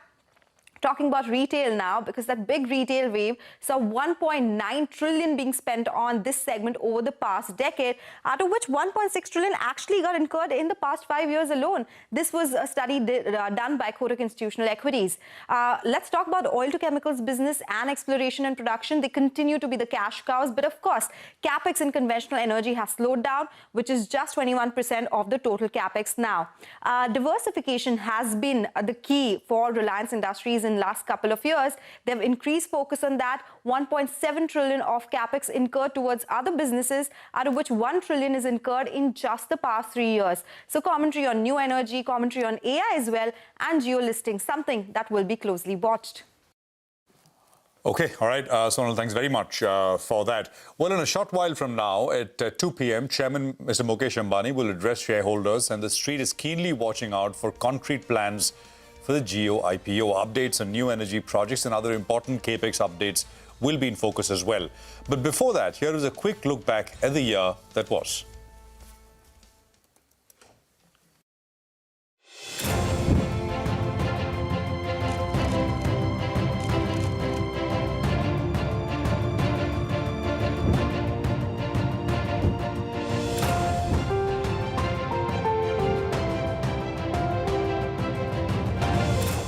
Friends, the global economy today is navigating through an era of great uncertainty.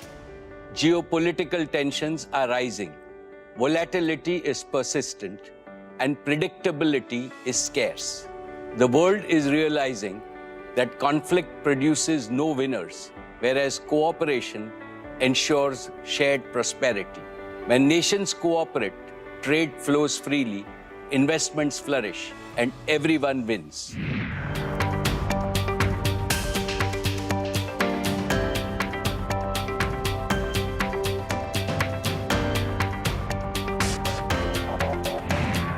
In a year marked by geopolitical tensions and uncertainty, Reliance Industries managed to achieve a few key milestones. It became the first Indian company to cross $120 billion in annual revenue. It also became the first company to report annual profits exceeding $10 billion. Growth in the digital and consumer-facing businesses managed to offset the volatility seen across energy markets worldwide.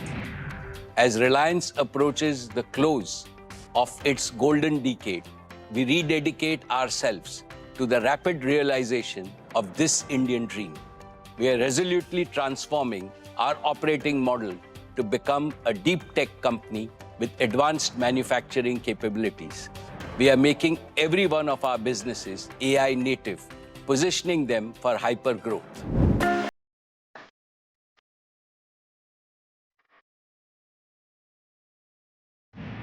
The digital services business is solidifying its position as the primary growth engine. Revenue climbed over 14% to nearly 1.47 lakh crore rupees. Margins stand at an impressive 52%.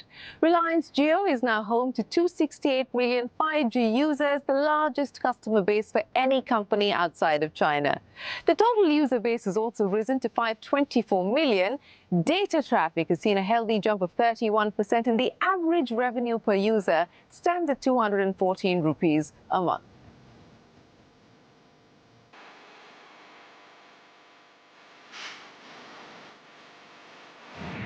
Jio is where I began my professional journey. Faced challenges, learned lessons, and found my purpose. I've grown with Jio, and today, to see it come into its own as an independent company is both humbling and exhilarating. Jio is part of me. Reliance also expanded its partnership with Google and Meta to bolster its AI ambitions. We've long been investing in India's digital future, and our partnership with Reliance and Jio has been an important part of how we do that.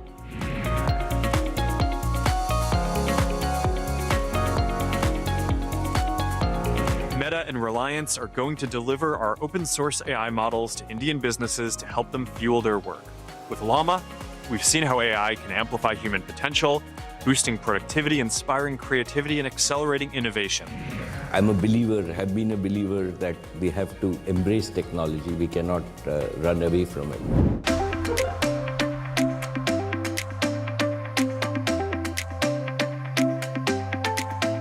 The retail business continues to clock double-digit growth. Gross revenue climbed 12% to cross 3.7 lakh crore rupees. The physical footprint continues to expand with more than 20,000 stores nationwide.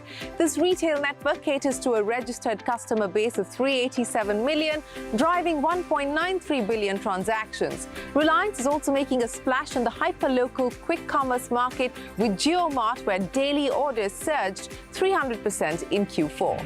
Our unmatched digital strength is another accelerator of our retail business. Our online channels currently contribute a high single-digit share of retail revenues, but will grow to over 20% within 3 years. We also lead in hyperlocal quick commerce using our incomparable store network, strategically located dark stores, and deep consumer data to offer faster, more reliable deliveries than any competitor.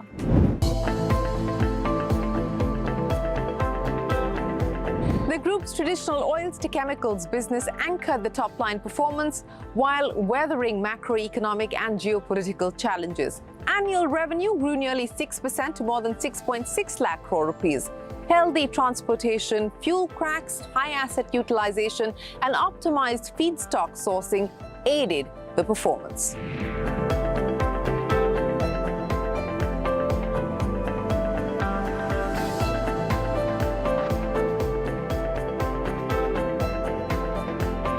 The past year brought extraordinary complexity in global energy markets. Supply chain disruptions, trade shifts, and petrochemical overcapacity posed major challenges. In this dynamic environment, Reliance delivered industry-leading performance.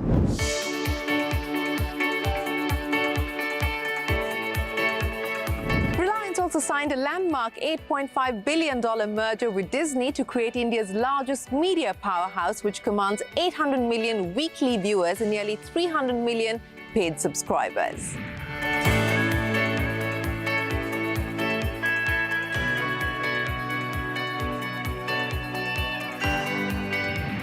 By bringing together Reliance's digital reach, execution, and understanding of the Indian consumer, combined with Disney's rich library of world-class storytelling and beloved IP, and of course India's strong passion for cricket, JioStar has quickly established itself as a global force in media and entertainment, with nearly 300 million paid subscribers. It's not all about high growth and partnerships with global heavyweights. Mukesh Ambani is most excited about India's startup industry, and he believes 100 Reliance industries can emerge from India.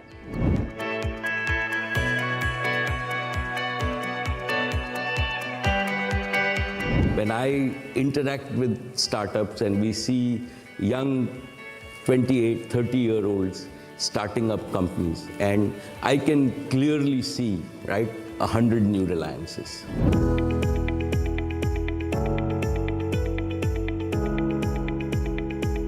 Reliance Foundation has completed 15 years, touching the lives of nearly 10 crore people across 98,000 villages. From education to sport to healthcare, the foundation is aiming to expand and reach the remotest corners of India.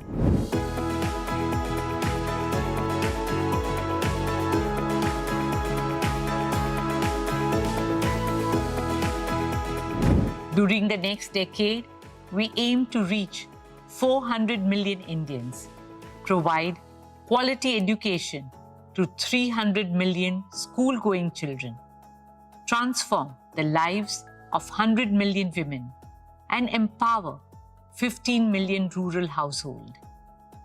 This is not just about growth. This is about transformation in every city, every village, and the remotest corners of India.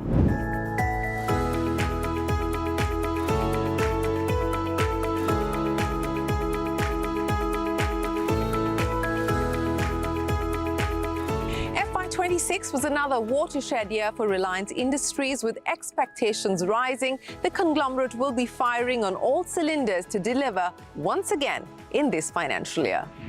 As India accelerates into her next horizon, so must Reliance. Expectations are rising from all quarters, our people, partners, our country, as well as the international community.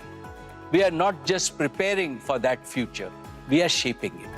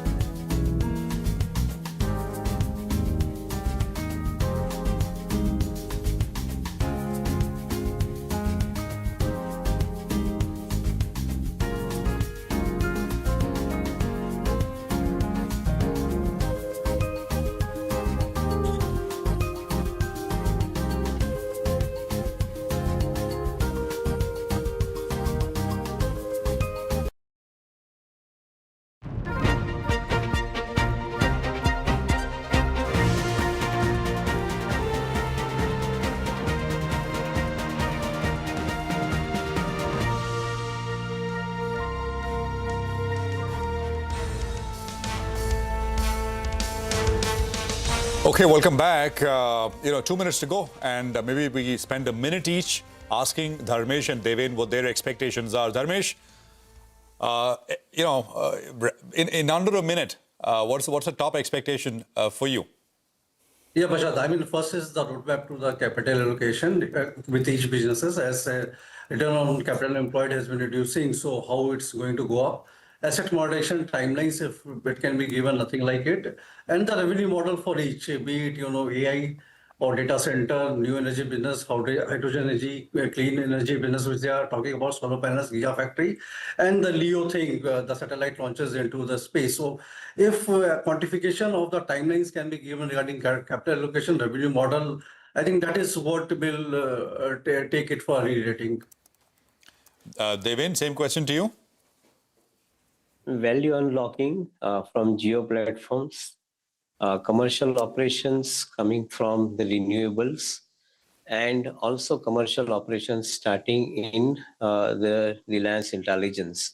Intelligence and renewables, they are the basic infrastructure provider in their respective capacities along with different verticals. And Geo platform is the bigger beneficiary who is going to be taking the AI forward in form of, I think, reaching it out to the consumers, B2B as well as B2C. So I think value unlocking and monetization would be the key trigger points that I would like to listen from the AGM. Okay, the Reliance AGM is beginning. Let's cut across.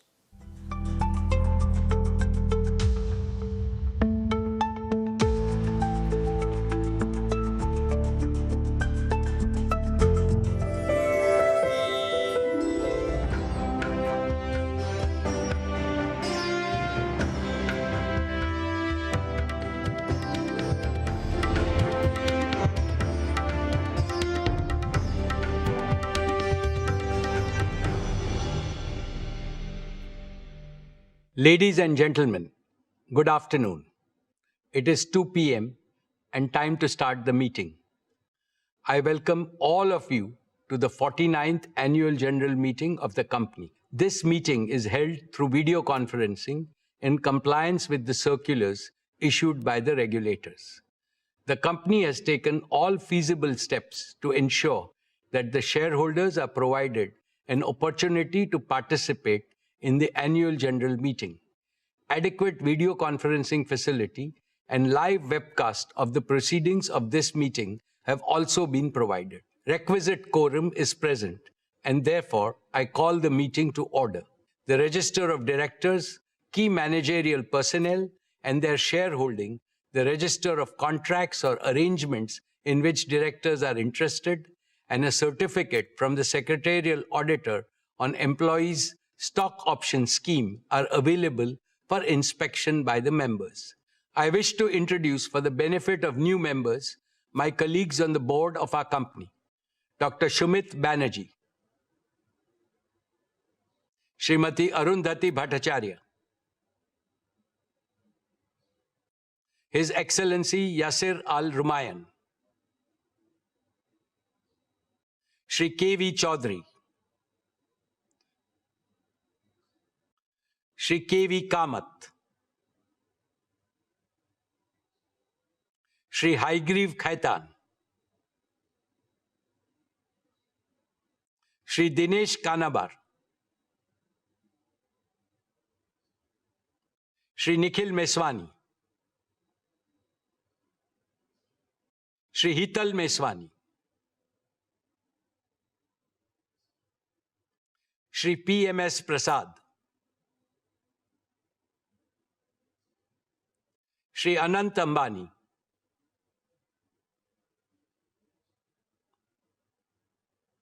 Srimati Isha Ambani Piramal, Shri Akash Ambani. All directors of the company are present at this meeting. Shri V. Shrikant, Chief Financial Officer, Srimati Savitri Parekh, Company Secretary, and Shri K. Seturaman, and the representatives of our statutory auditors and secretarial auditors of the company are also present at this meeting. Notice dated May 27, 2026, convening this annual general meeting, and a copy of the annual report for the financial year ended March 31, 2026, have already been circulated electronically to the members of the company. A letter providing the web link of the annual report has been sent to those shareholders who have not registered by their email address. With your permission, I shall take them as read. The auditor's report on the standalone and the consolidated financial statements and the secretarial audit report of the company for the financial year ended 31st March 2026 do not contain any qualifications, reservations, adverse remark, or disclaimer.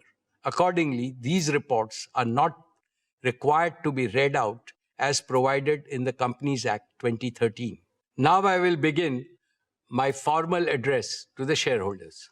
My dear share owners, Namaste, and a very warm welcome to the 49th Annual General Meeting of Reliance Industries Limited this afternoon.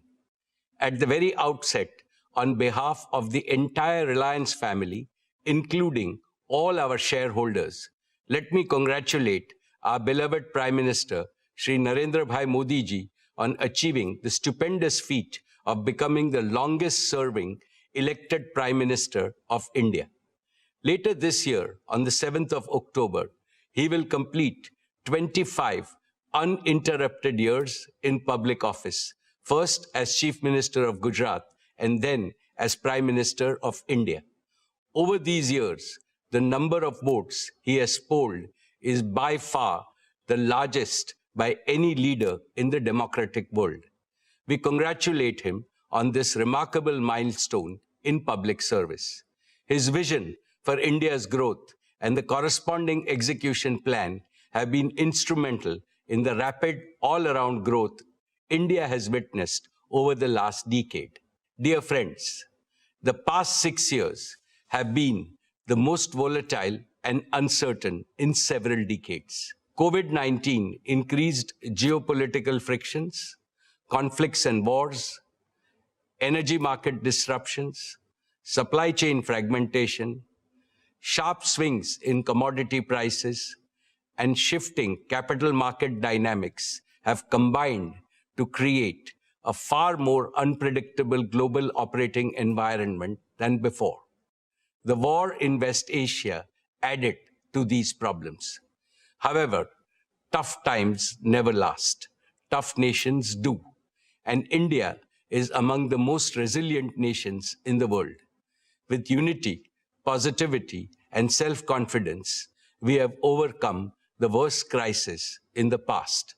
Under the able, experienced, and far-sighted leadership of Prime Minister Shri Modi ji, India has handled the situation with exemplary competence, commitment, and wisdom.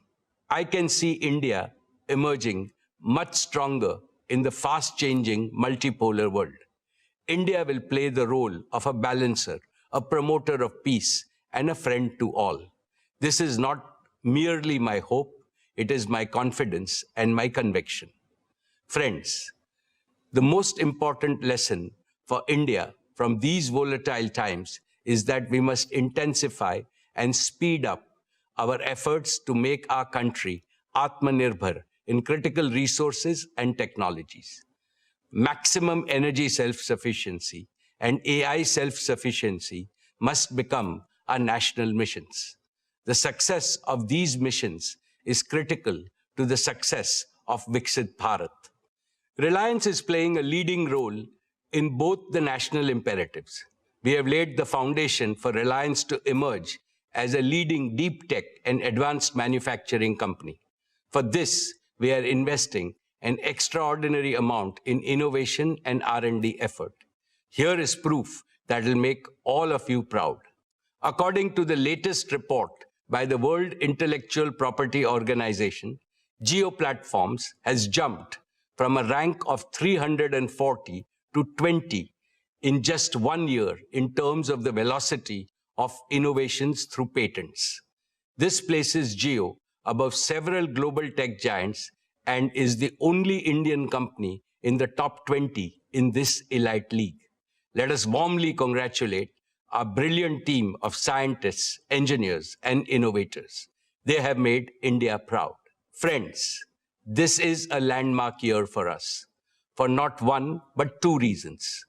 Jio completes 10 years of stellar success, becoming the primary enabler of India's digital and AI revolution. Reliance Retail completes 20 years as a trailblazer, becoming the catalyst of India's organized retail revolution. In both businesses, we remain the unbeatable number one. Two phenomenal anniversaries, two spectacular transformations, and they affirm one abiding truth. When a patriotic, high-performance company consistently serves the aspiration of 1.5 billion Indians, there is no limit to what it can achieve. Dear friends, our founder chairman, Shri Dhirubhai Ambani, taught us that behind every obstacle is an opportunity. Through adaptability, reinvention, and strategic diversification, Reliance has consistently achieved long-term value creation at scale. As I address you today, I do so in the firm belief that Reliance's best chapters lie ahead. Our foundations are strong, our strategy is clear, and the opportunity for growth in India and with India and for India is immense. Allow me to take you through the business and financial performance of Reliance. Dear shareholders, I am happy to share with you that Reliance posted a record high revenue, a record high EBITDA, and a record high net profit for the financial year 26, despite global challenges. The consolidated revenue stood at 11,75,919 crores, up 9.8% year-on-year. Despite the volatility, rapid scaling up of our retail and digital businesses played a key role in meeting our commitment to doubling RIL's EBITDA over 5 years. Our EBITDA for the financial year 21 was 97,580 crores, which rose to 2,07,911 crores for the year 26. Retail and digital businesses contributed nearly half of the financial year 26 EBITDA. Together, they are increasingly becoming the primary drivers of Reliance's future growth. The net profit for the financial year 26 stood at 95,754 crores, up 17.8% over last year. Friends, Reliance's contribution to India's inclusive economic growth and nation building remains unsurpassed. Reliance has maintained its top position in investing for India's growth. Reliance's capex stood at 1,44,271 crores for the year 26. Over the last 5 years, Reliance's capital expenditure has stood at a massive 6,48,428 crores, or over $68.4 billion, more than any other company in India. Reliance contributed almost 1/3 of the total capital invested by India's top 50 corporates during the last 5 years. Reliance's exports were 2,78,808 crores, which was 6.7% of India's total merchandise exports for the year. Reliance remained the largest contributor to the national exchequer, contributing 2,16,472 crores. With that, our cumulative contribution over the last 5 years to the national exchequer crossed rupees 9,78,000 crores, or in excess of $100 billion. Reliance's commitment to inclusive growth remains unwavering. Our CSR expenditure in the financial year 26 stood at 2,248 crores, the highest by a single Indian company. Importantly, these achievements are supported by a prudent capital allocation framework, proactive risk management, and a strong balance sheet and growing cash flows. This is reflected in steady improvement in Reliance's global credit rating by S&P to A- and by Moody's to Baa1, both of which are 2 notches above India's sovereign credit rating. Reliance ranks amongst the largest employers in India. Every year, we are consistently creating an increasing number of high-paying direct and indirect employment. Our digital and retail businesses have also catalyzed lakhs of micro-entrepreneurship opportunities. My dear shareholders, with great delight, let me tell you that the board of Jio Platforms has approved the draft red herring prospectus earlier today, and it will be filed with SEBI today. This is a deeply emotional moment for me, for the entire Reliance family, and for millions of its shareholders. The relationship Reliance shares with its shareholders is a deep and sacred relationship founded on pride, trust, respect, and shared growth. The commitment to shared growth was deeply personal to Dhirubhai. It is equally sacred to me. Imbibed in the same spirit, Isha, Akash, and Anant are heading the Jio IPO process and will lead the next generation of value creation opportunities in the future. The proposed listing of Jio will demonstrate to the world that India can build technology companies of global scale, global capability, and global value. I assure you and all prospective new investors that a brighter future awaits Jio. Friends, 10 years ago, Jio began its journey with an audacious dream to remove digital inequality from India. At that time, voice was costly, data was expensive, speeds were poor. Jio made voice free, made high-speed data affordable, and Jio made digital life possible for every Indian. Jio empowered students to learn, small businesses to grow, families to connect, entrepreneurs to dream, and India to become the world's largest data market. Now Jio is preparing for its next big mission. Friends, in the past, I have spoken to you about the revolutionary power of artificial intelligence. I firmly believe that India should not be a mere consumer of AI created elsewhere. It must become a creator, adopter, and a global leader in AI. That is why we announced Reliance Intelligence last year as our newest growth engine. Our objective is to build a profitable AI infrastructure, platform, and services business, serving consumers, enterprise, and governments at scale. We set out a clear vision, identified the focus areas, and began building the right partnerships with Google, Meta, and NVIDIA. Now we are entering the next phase, execution, the details of which will be provided by Akash. A decade ago, Jio promised broadband connectivity to everyone, everywhere, and we delivered on that promise. Today, Reliance Intelligence promises AI to everyone, everywhere, and we shall deliver on this promise too. My dear shareholders, the Jio revolution is truly a result of courage, creativity, and commitment of thousands of young Indian engineers. Before Jio, many believed that India could only import technology from the world. Our engineers proved otherwise.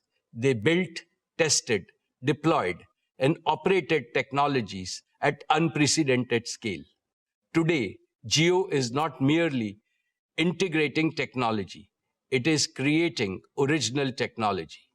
Reliance Intelligence offers an even bigger opportunity to our young engineers. They will get to work on problems of national scale and impact. They will build and deploy technology for 1.5 billion Indians. They will create India-born innovation that the world can adopt. To them I say, come build with us and build for India. Build AI that serves humanity. AI that is powerful, trusted, yet affordable. AI that is fluent in every Indian language. AI that empowers farmers, students, doctors, shopkeepers, workers, creators, and families. AI that improves efficiency while creating more opportunities to work and prosper for every Indian. AI that contributes to the productivity and job creation.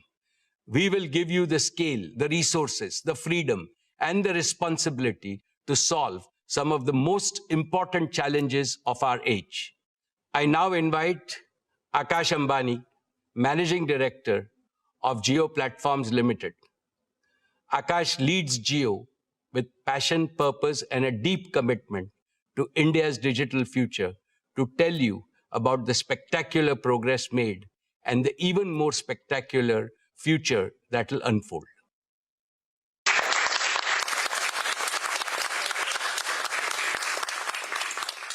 Thank you, respected Chairman. Your words, your guidance, and the faith you have bestowed upon the team at Jio inspire us to scale greater heights. My dear shareholders, in 10 years, Jio has reached an operational scale that is simply extraordinary. The Jio user base has crossed 524 million, cementing our #1 position. Our 5G subscriber base has crossed 268 million, the largest for any single country operator outside China, with 77 million net additions during this year. On fixed broadband, Jio AirFiber has continued to scale rapidly after becoming the world's largest fixed wireless broadband operator last year. With 13 million connected homes, Jio AirFiber is making reliable home broadband available across the country at unprecedented scale and speed. Total data traffic on Jio's network in FY26 stood at 241 exabits, growing 30.8% year-on-year, placing us amongst the largest data operators on the planet. The financial results of FY26 are a fitting tribute to this journey. Jio Platforms delivered revenue of 1,46,885 crores, growing 14.6% year-on-year. EBITDA reached rupees 76,255 crores, an 18.8% growth with an EBITDA margin improving by 190 basis points to 51.9%. For the first time in our history, profit after tax crossed rupees 30,000 crores, growing at 15.1% year-on-year. These numbers are proof of the trust India has placed in Jio. More importantly, they demonstrate that Jio's growth remains both broad-based and profitable. Dear friends, the next chapter of Jio's growth will be powered by 5 commitments. First, to make Jio true 5G the foundation of India's next big digital leap. Our dedicated network slicing will enable a new tier of high-performance connectivity for consumers and enterprises. Our cyclic beam-formed cell design significantly enhances coverage and capacity at high footfall locations.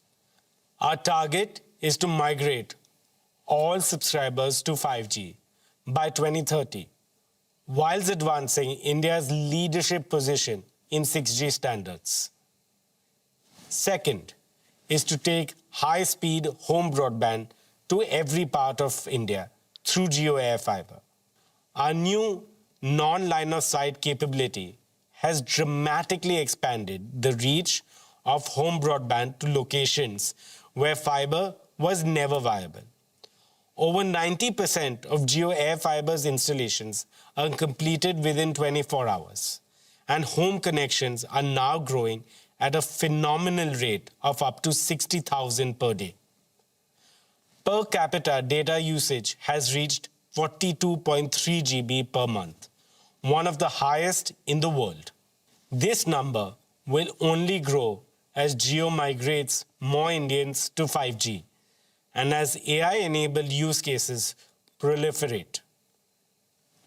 Third is to digitize Indian enterprises and small businesses. The Jio PC initiative, which delivers cloud compute to small businesses through a simple set-top box, brings enterprise-grade technology within the reach of every micro, small, and medium business in India. Fourth is to ensure AI for everyone, everywhere. Jio is already embedding AI in consumer technology to deliver a smoother, smarter, and more personalized user experience. AI will make our networks more efficient, our homes more intelligent, our customer service more responsive, and our platforms more useful to every Indian. Fifth is to take India's technology to the world. The proprietary deep tech stack at Jio, built for 5G, fixed wireless access, and AI services, is now ready for deployment with international partners in select geographies. The technology we built to solve for India's challenges will also serve the world and become a key pillar of our export strategy. As we launch more value-added services such as premium 5G, AI bundle services, and enterprise solutions, our ARPU will grow significantly. Dear friends, there's one more frontier I would like to mention: satellite communications. Jio connected India on the ground. Now we must connect India from the skies. There are still the remotest of villages, island communities, and border outposts where Jio network cannot reach. For them, satellite connectivity will be the bridge to the rest of India. Jio is evaluating the development of a sovereign low Earth orbit satellite constellation for India. We are also partnering with the leading global constellation providers by leasing satellite capacity so that we can accelerate service availability while building our own long-term sovereign capability. This dual approach will enable Jio to meet India's connectivity needs faster while laying the foundation for the Indian satellite broadband platform of global scale. To anchor this ambition, Jio is also building its own ground station infrastructure in India. These ground stations will support our partner constellations as well as our own future satellites, creating an end-to-end satellite broadband ecosystem from space to ground. With this initiative, Jio is strengthening India's Atmanirbharta in space, placing India firmly on the global satellite broadband services map. All of these initiatives show that the best of Jio is yet to come. Dear shareholders, Reliance Intelligence, a new chapter in Reliance's deep tech evolution, was announced last year by our chairman.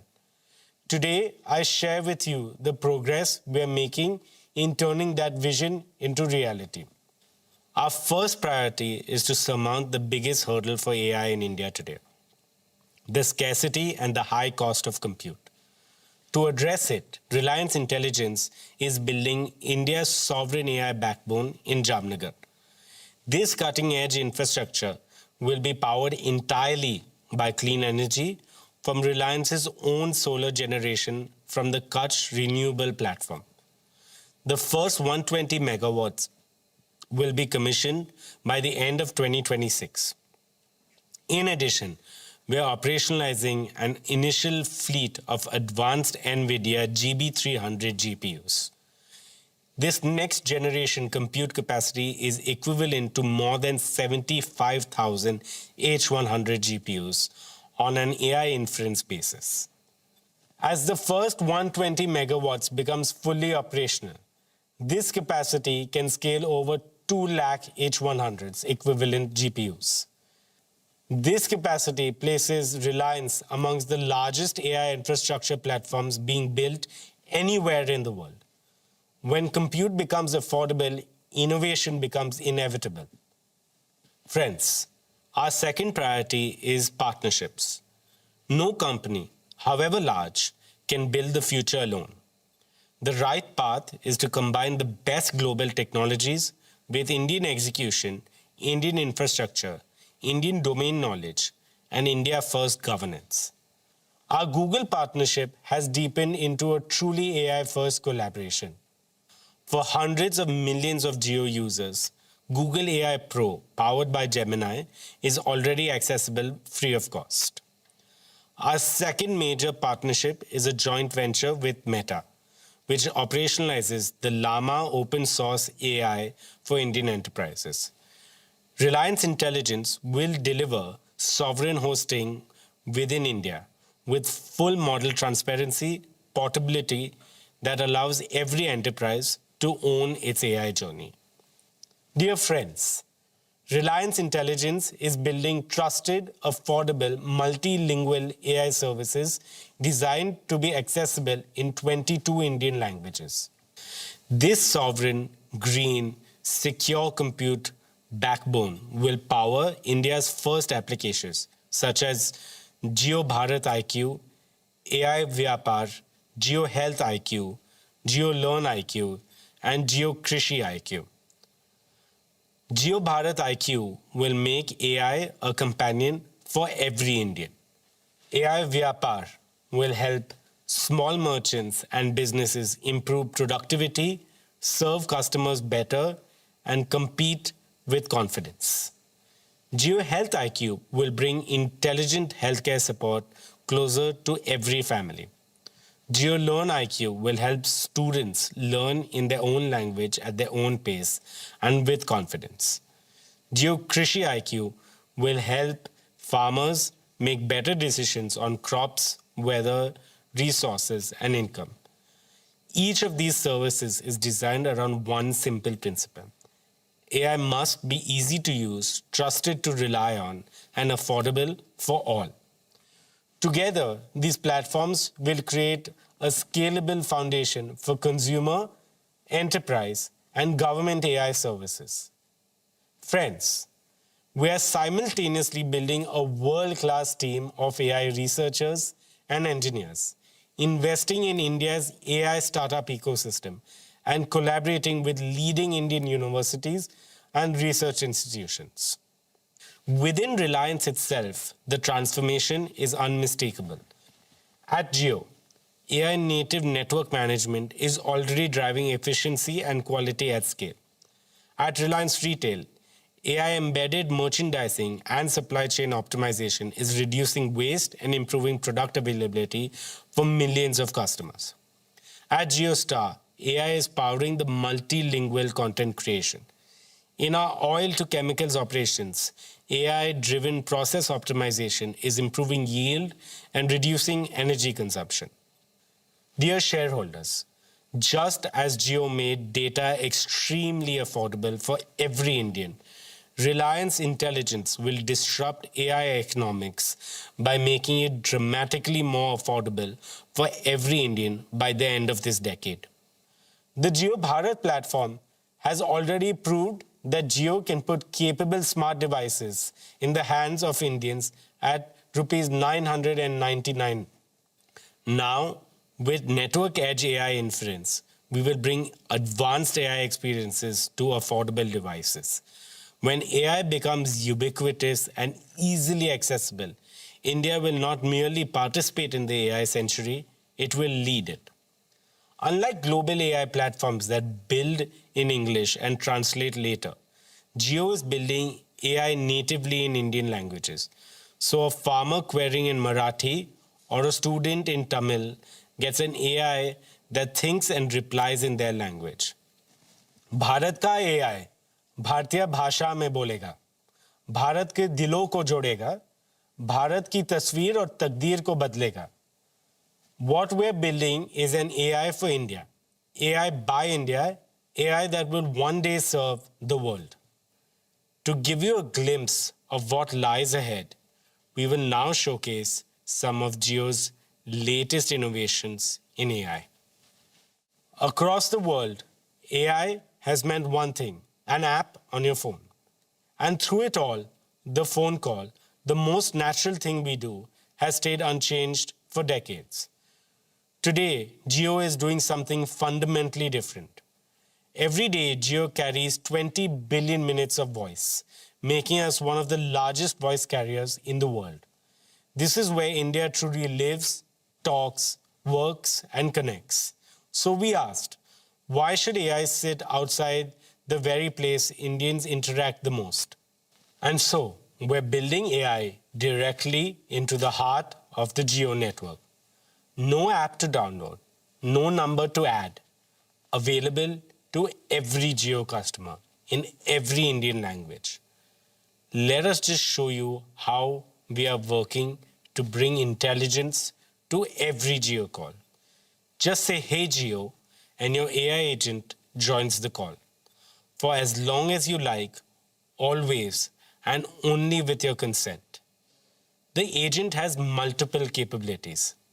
It can transcribe calls. For example, on a conference call, it can identify up to 10 unique speakers and capture every word in their own language. It can summarize, sharing summaries, action items, and reminders with every participant after the call. It can act, ask it to order food, book a cab, reserve a table, or set up the meeting you just agreed to, all done on the same call. Your own concierge on every call, launching for Jio's 500 million plus family later this year. Here's a quick demo. Arjun Mehta is deep into a quarterly review call with 5 people when he realizes 3 colleagues who should be weighing in aren't on the line. He just says, "Hey Jio, add Rohan, Priya, Kavya." Adding 3 more participants to the call. And they are dialed in, no fumbling for numbers, no separate conference bridge. Within seconds, the 3 of them are connected. Now, 8 people and the call is running long. Arjun can't take notes and stay in the discussion. So he says, "Hey Jio, start transcribing this meeting." Transcribing the call now. Every participant gets a notification that the call is being recorded and transcribed with consent and begins capturing in real time, identifying each of the 8 speakers by voice. Walking to the lift, tired, he says, "Hey Jio, summarize the call for me and create action items for all." Summary being generated. Clean minutes, the decisions and the action items tagged to each owner. His own 2 action items arrive as an SMS with a reminder already set. On the drive home, he calls his wife. "Hey Jio, call Ria." Calling Ria. Hi. Hi. Should I book a restaurant? Papa, it's Friday. So sorry, Myru. Papa forgot it's Friday. On the same call, he says, "Hey Jio, order a margarita pizza." The AI call agent knows his usual outlet and saved address, asks the right 2 questions. You want regular or medium-sized pizza? How about adding Campa Cola? Yes, a medium-sized pizza with Campa Cola, and place the order. Okay, your order has been booked and your total is 748 rupees. He confirms the price and places it. By the time he arrives home, the pizza has arrived and the family tradition continues. I now invite my colleague Kiran to join me. Thank you, Akash. Now let's talk about MyJio. MyJio is India's most used self-care app with over 60 crore users. For a decade, it has been a place you go to recharge or to check your balance. With AI, something fundamental has changed. Think of the most capable person you know, the one who doesn't need to be told every step. You say what you want, and they take it from there. This is what we call an AI agent. We are transforming MyJio from an app into a personalized Jio AI advisor and relationship manager. You no longer navigate MyJio. You say what you need, and MyJio starts working. Are you shifting to a new city? Don't click through the screens. Just voice your intent, and MyJio acts instantly. Here is a quick demo. Hey Vikram, how may I help you today? I'm moving to Pune next month. How can I transfer my Jio fiber? Got it, Vikram. I can move your whole Jio fiber setup with you. What's the new address in Pune? B1204, Skyline Heights, Baner, Pune, 411045. Good news, that address is covered. Here's what I found. Pick an installation slot for the new place. 15th July morning works for me. Done. I've set everything in motion. Our agent Rajveer Sharma will contact you for transferring the Jio fiber. And I ping you a day before the installation. You're all set? Anything else for the move, or shall I leave you to the packing? Traveling overseas? It finds the right roaming pack and sends real-time usage alerts. Here is a quick demo. Hey Vikram, tell me what you need and I'll take care of it. I'm flying to Italy next week. That sounds exciting. Italy is a great destination. To pick the right roaming pack, could you share your departure and return dates? 25th June to 5th July. Nice. That gives you 10 days in Italy. Here are the recommended packs that fit your window. Pick the one that suits how much data you need. Recharge for 1551. Perfect. I have completed your recharge. Your plan will auto-activate when you land in Italy. Have a great trip. Bought a new eSIM phone. It handles self-KYC and activates your phone in minutes. This is for every Indian in all major Indian languages, voice and text. As always, privacy stays at the heart of it. MyJio acts only with your consent. Every action is logged, and everything involving payment always needs your confirmation. You can see all of the demos on our website. Now, let's move to Jio Home. Jio powered India's journey from voice to data to video, pioneering gigabit broadband for every Indian. Today, we take the next leap. Jio Home's next generation offering delivers multi-gigabit capability, up to 5 Gbps download and 1 Gbps upload, dedicated to your home through our multi-gigabit ready Jio Air Fiber. But this is not about speeds. It is about what your family can do now. Look at your home today. Connected devices per home have grown multifold in 5 years. And this is only set to rise. We needed connectivity built to power that rise.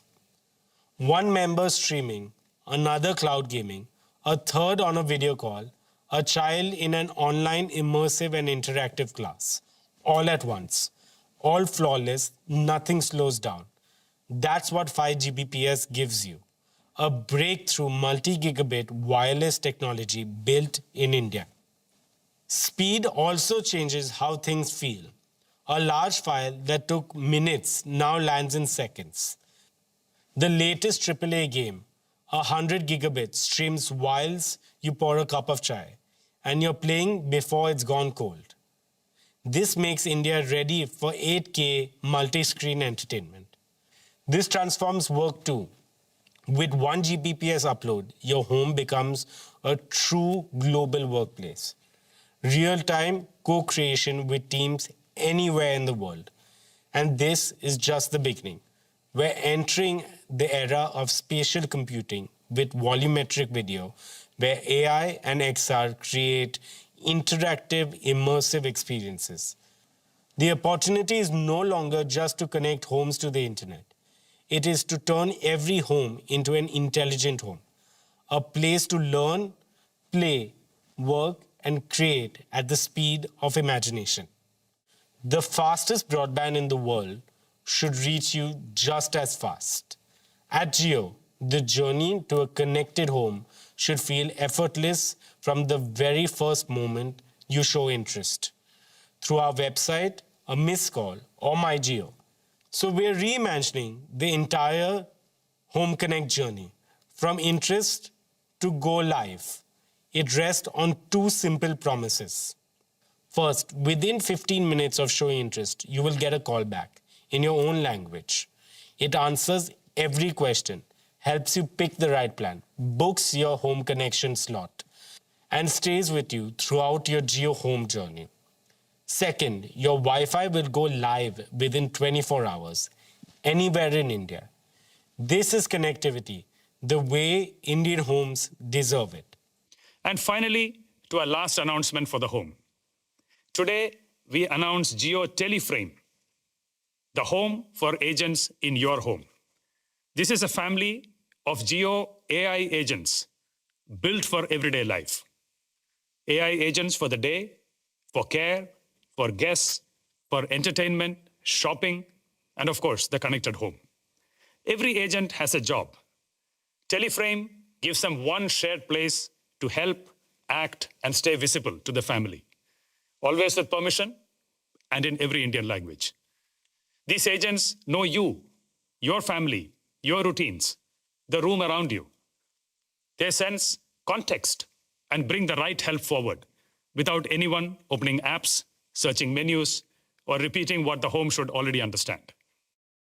The school morning starts before anyone opens an app. Teleframe knows the family is leaving soon. So the day agent brings up rain after 2 p.m. So you remember to carry your umbrellas and raincoats.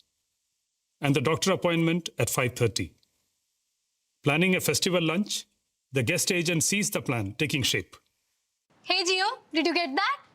He checks who's arriving, suggests food dishes based on past family choices, builds the grocery list, and with one command, places the order for the right delivery window.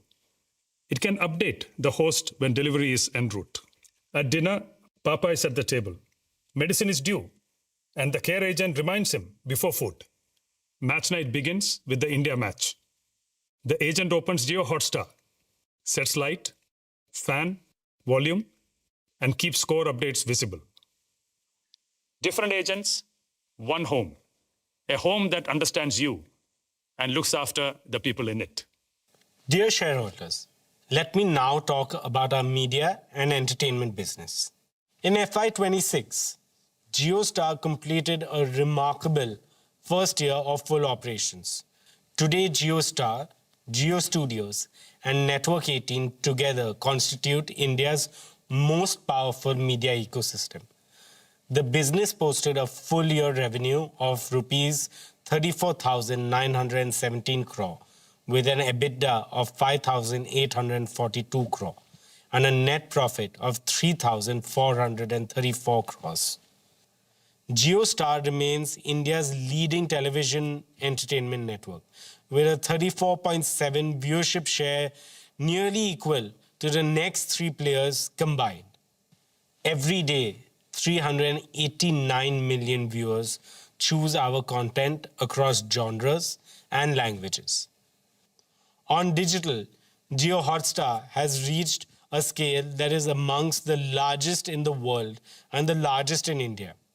The platform averaged 451 million monthly active users during the year.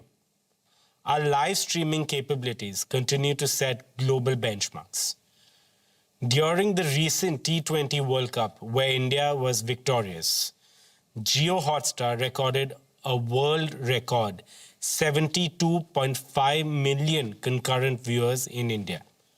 Today, 9 of the 10 highest global concurrency records belong to Jio Hotstar.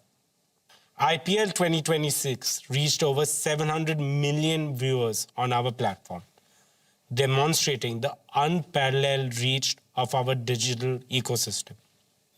Jio Hotstar also became the first Indian paid OTT platform to cross 1 billion downloads and is now available on 99% of connected TVs in India. These milestones reflect a simple reality.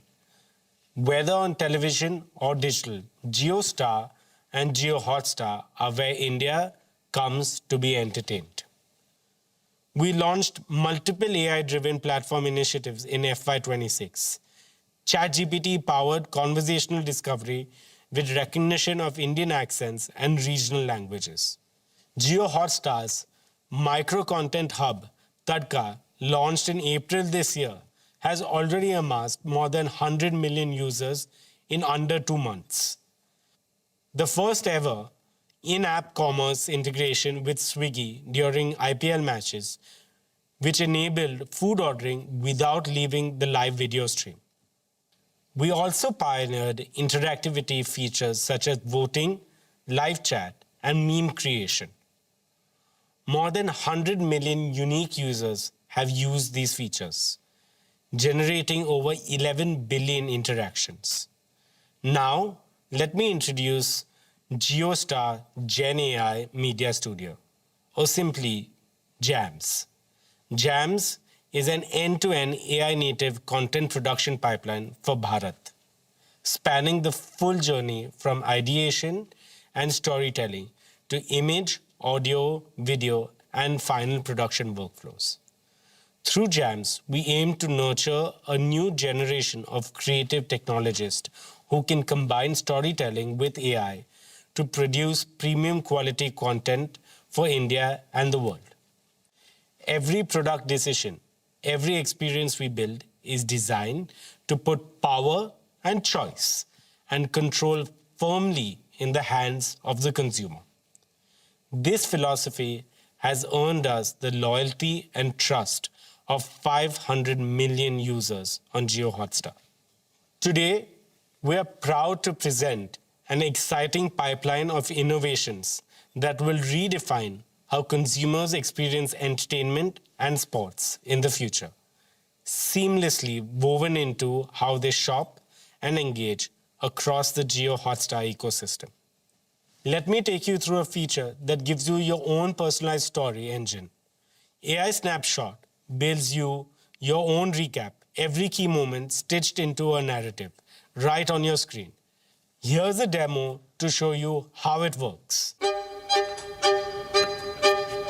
Meera's been meaning to rewatch Arya for months. Season 3 just dropped. She jumps straight in. 10 minutes into episode 1, Daulat appears on screen and is talking friendly with Arya. She freezes. Wait, wasn't he the one who killed her husband? She remembers the shock of that moment, but the why, the full shape of it, has gone fuzzy. She doesn't open a browser to search. She doesn't rewind to season 1. She just asks, why is Arya friends with Daulat? Didn't he kill her husband? It builds the story for her. The early scenes, Daulat laughing at the serene dinner table, the small moments of tension she didn't notice the first time. The debts, the deals, the slow unraveling of a loyalty that was never what it seemed. Not a summary of what happened, but the reason it happened. Assembled from across hours of storytelling in minutes. She hits play on the first scene. This time, when Daulat smiles at Arya, she knows exactly what that smile means. For the first time ever, a marketplace is created on an entertainment platform where you can shop while you watch without leaving your favorite content. Introducing content commerce on JioHotstar.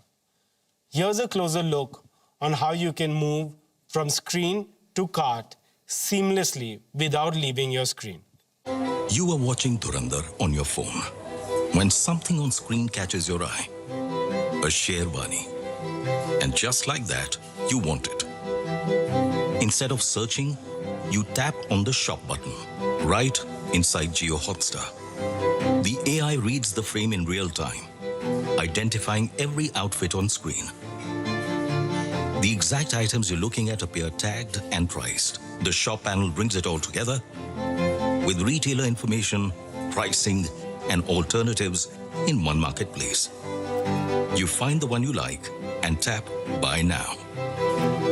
It fetches your delivery address and payment details, no forms to fill. The order is confirmed, and you're right back to watching Dhurandhar. From inspiration to intent to purchase, all in a few minutes without leaving your screen. At JioHotstar, we understand that you have diverse interests and want to watch multiple feeds all at once, but don't want to choose between entertainment, sports, or news. We have ensured you watch it all on one screen, side by side. Here's a glimpse of multi-view in action. Vikram has a problem most people would envy. India are in a tense run chase. The tension is building ball by ball. Breaking news is also rolling in. Election results, state by state, constituency by constituency, too close to ignore. Moreover, big boss eliminations are happening. Any other day, he'd have to choose, but not today. He picks up his remote and builds his screen. The match, he needs to watch every ball of this chase. Adds the news channel to track state results live as they're declared. Next up, big boss eliminations. And lastly, he adds another news channel in Bengali. A different desk, but same urgency. He switches from the match to see who is trailing and who is winning. He notices an interview happening on the news channel in Bengali. 4 things, one screen. Silent, present, there when he needs to be. Dear shareholders, Let me now speak about Jio Studios, India's #1 content studio by revenue, catalog size, and box office share. The Dhurandhar franchise crossed 3,000 crore in worldwide box office gross, making it the first Indian film duology in which each film crossed 1,000 crores. With this, Jio Studios completed 3 consecutive years as the highest grossing Hindi film studio and now has over 500 awards across its content slate. Dear friends, Network 18 reached 250 million people every month through television and has over 450 million subscribers and followers across its digital platforms. It has also established a stronghold on social platforms with more than 65 billion video views this year. Our flagship brands, CNBC TV 18, CNN News 18, News 18 India, continue to lead their categories. Money Control is India's leading financial intelligence destination. Money Control Pro and Money Control Super Pro have strengthened Money Control's subscriptions business with a fast-growing, feature-rich offering for investors that's seeking actionable insights. First Post remains the premier destination for audiences seeking an Indian view of the world. With the creator economy growing exponentially, the company launched Creator 18. This offering strengthened its ability to deliver social media solutions for clients and develop new formats that resonate with the younger audience. With that, let me invite our chairman back onto stage. Splendid, Akash. I can see the passion, dedication, and hard work you and your team are putting into this mission. When work is done with such devotion, hard work becomes heart work. I am confident that this hard work will make Jio's second decade even more scintillating, more purposeful, and more transformational. As Jio enters its next decade, our aim is to build one of the world's leading digital infrastructure and AI platforms while creating enduring value for all shareholders. Dear shareowners, when Dhirubhai Ambani took Reliance public in 1977, he made an unspoken promise to all Indians. The promise that Reliance will always build for the people, not merely for profit. 20 years ago, we renewed that vow in the most direct and personal way possible. We walked into the lives of every Indian family and said, you deserve products of better quality, better choice, better value, with consistent innovation across offline and online channels every single day. And that was the founding philosophy of our retail business. In November 2006, we opened our first Reliance Fresh store in Hyderabad. What followed is one of the most extraordinary growth stories in the history of global retail. Within 5 years, we had crossed 1,000 stores and $1 billion in annual sales. Within 8 years, we became India's largest retailer. And in the fourth quarter of the financial year 26, we crossed 20,000 stores, a scale no retailer in Asia has achieved in such a short time. Looking back, I see 3 distinct chapters. First, the launch era, building from nothing, store by store, town by town, earning the trust of Indian consumers, one transaction at a time. Second, the expansion era, integrating the physical might of our stores with the digital heartbeat of India. Reliance Retail became an omni-channel retail ecosystem. Through JioMart and Ajio, we brought the store to the smartphone and the convenience of modern retail to every pin code in this country. And now, the deep tech intelligence era. Our unmatched deep tech capabilities, coupled with our unparalleled digital reach, have been one of the principal accelerators of our retail business. We leverage AI and deep tech to operate with precision and efficiency. Moreover, our deep understanding of Indian consumers and wealth of data enable us to offer the very best product and services. Friends, Indian retail is evolving faster than ever. From the corner store to the smartphone, from a single basket to a daily habit, Reliance Retail has been at the forefront of this evolution. It is the trust of Indian consumers which has placed us among the global top 50 retailers, and we remain the only Indian retailer to achieve that distinction. Reliance Retail is now poised for another great leap forward. Between Reliance Retail and RCPL, we will add two powerful growth-boosting platforms. First, an advanced manufacturing platform. We are building a manufacturing platform extending from beverages and daily essentials to one of the most unorganized categories, fresh fruits and vegetables.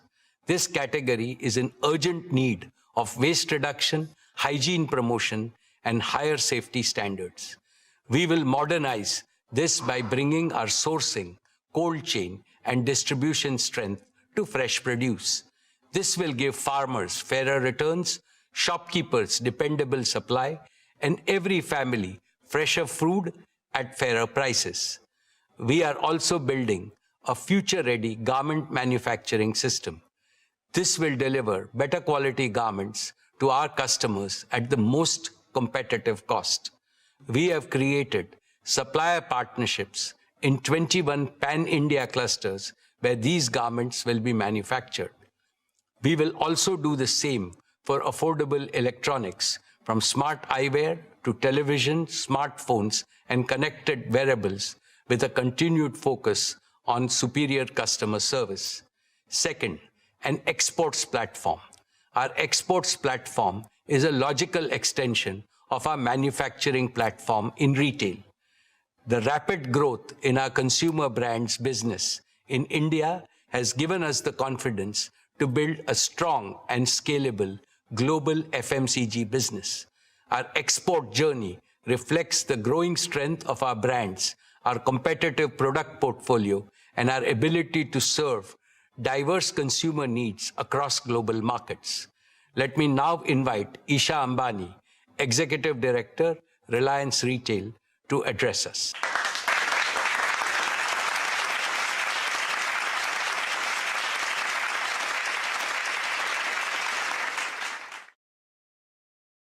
Thank you, respected Chairman, esteemed shareholders. Financial year 26 was a year of strong execution and measurable acceleration. Gross revenue reached 3,70,026 crores, growing 11.8% year-on-year. EBITDA grew 7.9% to 27,033 crores, 3.4 times that of our nearest competitor. Profit after tax rose 12% to 13,838 crores. Our registered customer base reached 387 million, up 11% year-on-year. We processed 1.93 billion transactions, up 39% year-on-year. That single number captures something significant. Quick commerce coming of age, adding a promising new layer to the growth of large basket shopping. We now operate 20,160 stores across 78 million square feet. In grocery, our Smart Bazaar network crossed 1,000 stores, one of the fastest large-scale retail rollouts in the world. A large part of this network now serves Tier 2 and below markets. In many of these towns, Smart Bazaar is the first organized modern retailer, transforming access for millions and creating livelihoods that did not previously exist. This year, we launched the All Goods Exchange program across Smart Bazaar stores, collecting over 4,400 tons of recyclable material in the first 45 days. The scale of our grocery operation reflects the strength of our farmer and supply chain partnerships. We procured approximately 5.7 lakh metric tons of fresh fruits and vegetables this year, partnering with over 40,000 farmers across 110 collection centers, delivering low prices to the consumers and better returns to the farmers. We sold 12 lakh metric tons of staples. In home and personal care, our portfolio is growing 3 times faster than the industry.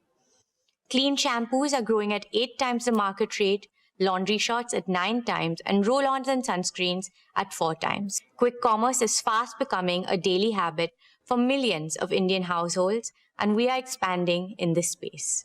JioMart has become one of India's largest quick commerce networks, with 3,100 plus stores serving 1,200 plus cities across 5,100 plus PIN codes. Average daily orders grew 3.6 times year on year. From smartphones to last-minute outfit changes, thousands of products across these diverse categories arrive within hours, even in small towns. Repeat orders on quick commerce grew more than 6-fold. In fashion and lifestyle, we sold over 8 lakh garments every day. Ajio's average bill value rose 23%, average selling price grew 17%, and option count expanded to 3 million, up 22% year on year. Ajio has grown 7 times in 5 years. Ajio Rush, our 4-hour delivery promise, now covers 600 plus towns. Shein has crossed 11 million app installs, adding 1,000 new styles daily. Dear friends, global fashion at Indian prices is an idea whose moment has arrived. Our premium brand segment added exclusive long-term partnerships with Stella McCartney, Kurt Geiger, Max & Co. and Fabletics. Playing a perfect foil, Tira is anchored in deep pride in India's rich heritage, placing traditional Indian products on mainstream consumer shelves. Tira recently introduced Pura Veda, its own Ayurveda-inspired beauty range, giving Indian rituals the global stage they deserve. Reliance Retail also welcomed Pahadi Local into its family. Known for its pristine mountain-sourced ingredients and its iconic Gutti Ka Tel, this homegrown brand represents the best of authentic Indian wellness. We will scale our own brands to consumers across India and beyond, ensuring Indian beauty products stand proudly alongside the world's leading global giants. In consumer electronics, we grew significantly faster than the market. We sold over 2,500 phones every hour, along with more than 4,000 televisions, 8,000 large appliances, and 1,600 laptops every single day. Our rescue after-sales network spans 1,621 locations, handling 6.5 million service volumes this year, reaching nearly 19,000 PIN codes. JioMart Digital is now India's largest mobile distributor, with 1.2 lakh active retail partners reaching over 85% of the addressable retail universe. In jewels, average bill value grew 53% year on year, with a deliberate and continuing focus on design-led diamond jewelry. Today, Swadesh directly collaborates with over 900 artisans across 270 plus craft forms, from Longpoi pottery and Naga weaving in the northeast to Dhokra metalwork in Chhattisgarh, Banjara embroidery in Telangana, and Toda embroidery in Tamil Nadu. Over 3,000 individuals from tribal communities find employment through this program. These are not transactions. These are acts of cultural preservation at commercial scale. Dear shareholders, the intelligence era in Reliance Retail is not a vision. It is already live. But the intelligence we are building is not merely computational. Indian consumers are shaped by culture, by community, by aspiration, by festivals, by season, and by sentiment. What will separate Reliance Retail from every other retailer in the world is not just the scale of our data, but our ability to combine technology with a deep understanding of Indian consumers. In the decade ahead, Reliance Retail will not merely sell products. We will catalyze a sustainable, inclusive, and technologically advanced way of life for every Indian, contributing our fullest to the vision of a Viksit Bharat. Dear shareholders, 3 years ago, we took a leap of faith that India could produce FMCG brands of global quality at Indian prices and scale them faster than anyone thought possible. Reliance Consumer Products Limited has done just that. building a national FMCG powerhouse from the ground up and doubling its revenue in a single year. In financial year 26, RCPL achieved gross revenue of 22,000 crores, growing twice year on year. What took our peers decades, we achieved in just 4 years. It made us one of the fastest growing FMCG platforms in India's history and one of the fastest growing consumer product companies anywhere in the world. Today, RCPL products are present in more than 40 countries through exports and franchise sales, making RCPL a truly global Indian consumer brand. This year, however, was not without its challenges. Geopolitical headwinds drove up raw material and packaging costs and disrupted global supply chains. We absorbed these shocks entirely within the business. Staying true to our consumer-first approach, we ensured our products remained accessible and affordable for every Indian household. RCPL is now a direct subsidiary of Reliance Industries, having completed its demerger from RRVL in December 2025. With singular focus on its own markets, its own consumers, and its own ambitions, the results have been exactly what we envisioned. Campa achieved 4,700 plus crores in gross sales in financial year 26. Having challenged decades-long market leadership, it is now India's fourth largest carbonated soft drinks brand with a double-digit market share in key markets. Campa is not merely a brand, it is India Ka Thanda. Independence, our daily essentials brand, delivered 2,600 crores in revenue and was recognized as one of India's most trusted brands of financial year 26. In packaged drinking water, RCPL is now India's third largest branded water player, powered by Campa Shaw, launched nationwide in October 2025. In beverages, we grew 3.2 times year on year. Daily essentials grew 1.6 times. Our home and personal care portfolio grew 1.3 times. The foods category delivered positive momentum across biscuits, confectionery, snacks, and processed foods, which still repositioned for a new generation of consumers. Friends, this year we made a series of focused acquisitions extending the RCPL platform in precisely the right directions. In daily essentials and foods, we acquired majority stakes in Udayam Agro Foods and in Southern Health Foods, known by its key brand Manna, a cherished regional name to which we will bring national fame. In beverages, we acquired Goodness Group Global, the Australian business behind Nexpa, Bison and Pace, co-created with cricketer Pat Cummins. In personal care, we acquired global rights, excluding select territories, to heritage brands like Bridal Cream, Toni & Guy, Badidas and Mate, significantly deepening our grooming and bathing portfolio.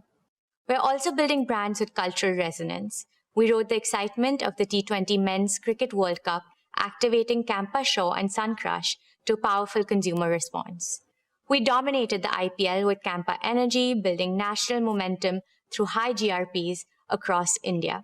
We deepened our regional connect through Power Up in Andhra Pradesh and Telangana and Purple Energy in Tamil Nadu. Dear shareholders, the Indian consumer is evolving.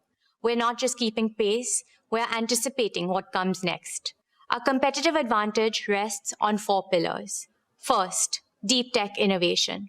Our state-of-art R&D center, staffed by over 125 scientists, has developed more than 100 products and filed 9 new patents and 11 design applications in the last year alone. Second, advanced manufacturing scale. 10,000 crores of rupees invested to date, with beverage production now spanning 12 states through high-speed bottling lines in multiple greenfield plants.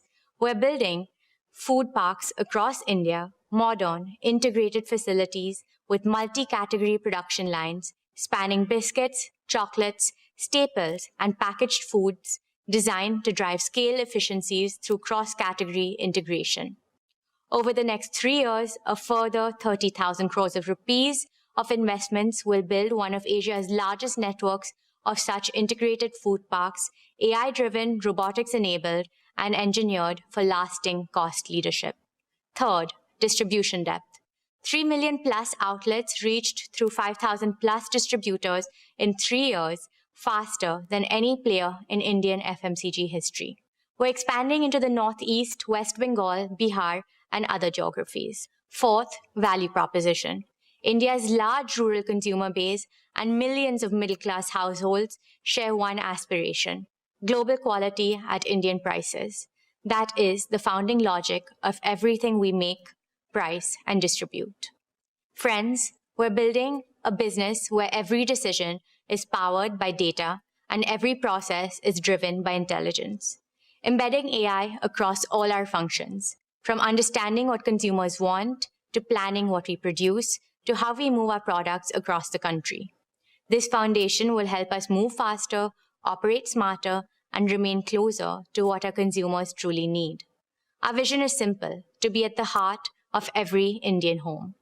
Not in one category, but across the full arc of everyday Indian life. From daily essentials and staples to packaged foods and snacks to the moments of indulgence that make life worth savoring. We're building not merely a portfolio of brands, but a consumer ecosystem that grows with every stage of Indian life. RCPL's near-term ambition is to reach 1 lakh crores in revenue by financial year 2030. Our long-term ambition is to become one of India's largest FMCG companies with a global platform to match. We have just begun scripting the best of RCPL. Soon, it will be a value-creating engine for Reliance Industries, comparable in scale and profitability to our retail business. This is my assurance to our esteemed shareholders. Thank you, and let me now welcome back the Chairman.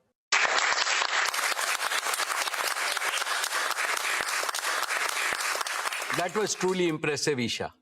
Dear shareholders, let us applaud Isha and the entire retail and consumer product teams for what they have built and for the clarity and courage with which they intend to build the next phase of Reliance Retail. Together, Reliance Retail and RCPL create a uniquely integrated platform spanning manufacturing, distribution, brands, commerce, and consumer relations. Our ambition for the next decade is not simply to be the world's largest retailer. It is to be the world's most intelligent, most humane, and the most inclusive consumer ecosystem, one that makes life of quality and dignity an everyday reality for every Indian. Esteemed shareholders, I now turn to another business vertical of Reliance, which is both the oldest and the newest. Energy is the very essence of civilization that has driven the progress of humanity. Since the birth of Jamnagar, Reliance has carried an abiding commitment to India's energy self-reliance. I see India today standing at the threshold of an energy supercycle, with energy demand rising rapidly over the next decades across all segments. Yet, India remains dependent on external energy sources for over 70% of our needs. This is not only costly, but it also makes India vulnerable to geopolitical instability. Clearly, it is unsustainable in the long run. We consider it our duty to ensure India's future is never held hostage by energy insecurity. Reliance is working on the most comprehensive, integrated, and future-focused plan by any Indian corporate to boost India's energy sources in every way possible, from solar, battery, wind power, hydrogen, to underground coal gasification and compressed biogas and bioenergy. The singular aim is that India must produce almost all the energy needs it has in abundance in the most affordable and the most eco-friendly manner. This, I believe, will be the most apt tribute to the Prime Minister's Atmanirbhar Bharat initiative. The abundant green energy will enable India become a leader in green AI, green chemicals and materials, green fuels, green jobs, and green exports.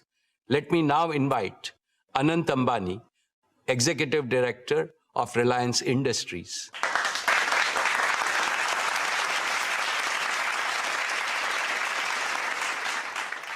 Thank you, respected Chairman. My esteemed shareholders, Reliance's exploration and production business is a strategic cornerstone of India's energy security.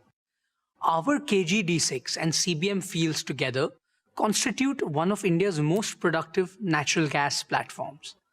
When the West Asian conflict disrupted LNG supplies, Reliance swiftly redirected its domestic gas to priority sectors such as city gas distribution, fertilizers, and power generation. When the nation needed it most, Reliance delivered. This business reported revenue of 23,861 crore and an EBITDA of 19,050 crore for the year 26. Friends, our KG Basin fields performed in line with expectations. Gas production was nearly 26 MMSCMD, which is about 30% of India's natural gas production. Further, oil production was about 18,000 barrels of oil per day. We are executing a targeted well intervention program to sustain plateau production through the year 27 and beyond. On CBM, I am pleased to report impressive momentum due to the successful implementation of multilateral wells, the first of its kind in India. Our second campaign is on schedule, with 23 of 40 multilateral wells completed, and production momentum is building. Given E&P's vital role in India's energy independence, Reliance will continue to actively pursue new opportunities in this sector. We are building not just for today's energy needs, but for India's energy future. Dear shareholders, let me now speak about our oil to chemicals business. Every business aspires to one quality above all else: the ability to stay strong when the external environment turns volatile. In the year 26, our oil to chemicals business demonstrated that quality not in theory but in practice, under perhaps the most extreme conditions. Revenue for the year grew 5.7% to 6,62,401 crore. EBITDA grew 10.1% to 60,546 crore. Friends, let me take you back to March 2026, when the Strait of Hormuz was disrupted. Crude and product markets witnessed extraordinary volatility during the period. Yet, our diversified sourcing and agile logistics sustained operations, helping us maintain near full refinery throughput in the fourth quarter. However, the conflict impacted margins as physical barrels commanded a premium, freight rates jumped, and insurance costs surged. We increased LPG supply fourfold to help the nation tide over the import disruption. This is the structural advantage of building the world's most integrated, most flexible, most resilient refining and chemicals complex. The decades of investment in feedstock diversity, gasifier infrastructure, and operational excellence delivered when it mattered the most. Dear shareholders, as committed last year, our major investments are progressing well. Let me walk you through them. Advanced execution is underway on the 3 million ton PTA facility at Dahej. This project will cement our position as one of the world's most cost-competitive producers. Our carbon fiber facility at Hazira is poised to become one of the world's largest and most advanced facilities of its kind. This is a monumental achievement and provides a platform from diverse industries, ranging from wind energy to hydrogen and from humanoids to defense. Our PVC and CPVC expansion, including a 1.2 million ton PVC plant at Nagothane, will significantly cut imports of materials that millions of Indian homes and industries depend on every day. These capacities will serve India's growing demand across infrastructure and consumer goods, boost value-added exports, and capture the next leg of growth. Friends, we continue to adopt digital technologies in innovative ways to enhance operational efficiency. Here are 3 specific examples of how we are digitizing operations. First, our proprietary AI-driven feedstock optimization tool now helps select the most efficient crude blends. Second, Our digital logistics platform developed in-house streamlined chartering and supply chain operations. And third, the new age smart contract execution tools improve speed and accuracy in customer transactions. Building on these digital foundations, we are progressing towards operating Jamnagar as the world's first end-to-end autonomous refinery, an industrial milestone that will define the next era of global refining. Dear friends, our consumer energy business under GeoBP grew strongly this year, maintaining adequate fuel availability in domestic markets despite costs soaring above market prices in the last few months. GeoBP petrol and diesel volumes grew 29% year-on-year, significantly outpacing industry growth and gaining higher market share. Our retail network grew to nearly 2,200 outlets, with 400 under construction. We expanded EV charging to 80 cities and 45 highways, and grew our CBG network, making us the largest player in the country. Our CBG and CNG network covers 177 sites, with volumes growing 68% year-on-year. GeoBP remains India's most efficient and effective fuel retailing network. Dear shareholders, our O2C business is entering its next generational strategic evolution. Every barrel of crude we process will increasingly yield chemicals and high-value materials, not just fuels. More efficient, more export-driven, more valuable. This business financed our past. It is financing our future, and it's the best chapter still ahead. My dear shareholders, there are businesses that create value, and then there are missions that shape civilizations. Our new energy business is a unique combination of both. It is Reliance's most ambitious generational undertaking, designed to solve India's energy trilemma of security, affordability, and sustainability simultaneously at a scale that has no parallel. In the year 26, this mission moved from construction to commissioning. The Dhirubhai Ambani Green Energy Giga Complex at Jamnagar, spread over 5,000 acres, is now one of the world's most integrated clean energy manufacturing ecosystem. Our founding chairman, Shri Dhirubhai Ambani, always dreamt of making India self-sufficient in energy. This business is a manifestation of that dream. Dear shareholders, I am proud to report that our solar PV cell and module manufacturing lines have been commissioned and are now operational.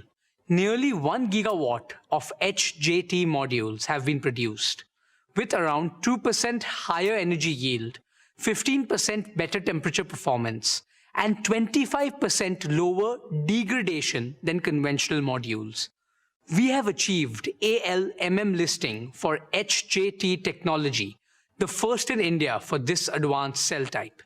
This is a proud affirmation of Honorable Prime Minister Shri Narendra Modi's clarion call for Make in India.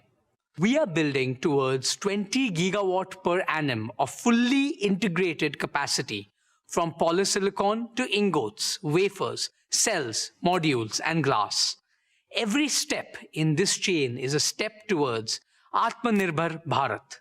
Friends, the first phase of our 40 gigawatt-hour annual BESS and cell gigafactory is on track to be commissioned this year. All the equipment has already been delivered at the site, and we have now committed to scale this up to 120 gigawatt-hour of annual capacity. When commissioned, this will make Reliance one of the world's largest manufacturers of lithium iron phosphate batteries. Let me put that in perspective. In a world where supply chains are being contested and access to technology is being weaponized, building world-scale battery manufacturing capacity in India is not merely a business decision. It is a strategic imperative for national resilience. This is the holy grail of affordable, sustainable, and self-sufficient round-the-clock RTC power.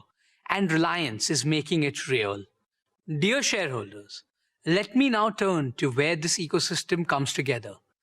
In the arid Kutch region, where we are developing a renewable energy hub across 550,000 acres, this hub is being built to deliver round-the-clock power at gigawatt scale, combining solar and battery storage systems in a single unique integrated architecture.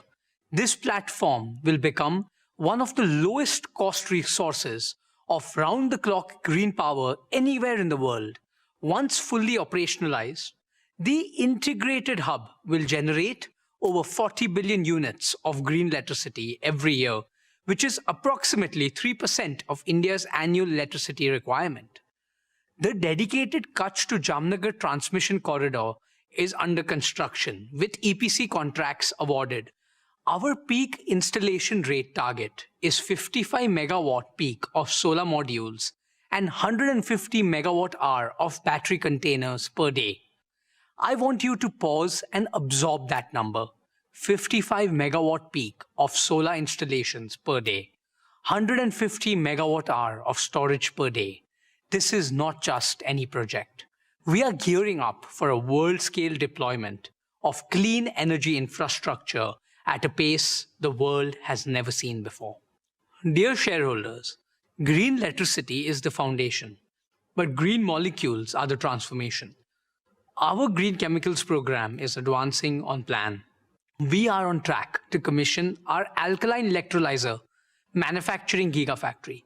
We will unlock 4 powerful monetization streams through green molecules. 1. Green urea, strengthening India's food security. 2. Urea ammonium nitrate, UAN, for our fertilizer needs. 3. Green ammonia for co-firing in power generation, displacing fossil fuel emissions in India and export markets. And 4. Biomethanol, a clean transport fuel and chemical feedstock with sustainable aviation fuel applications and with a growing global demand.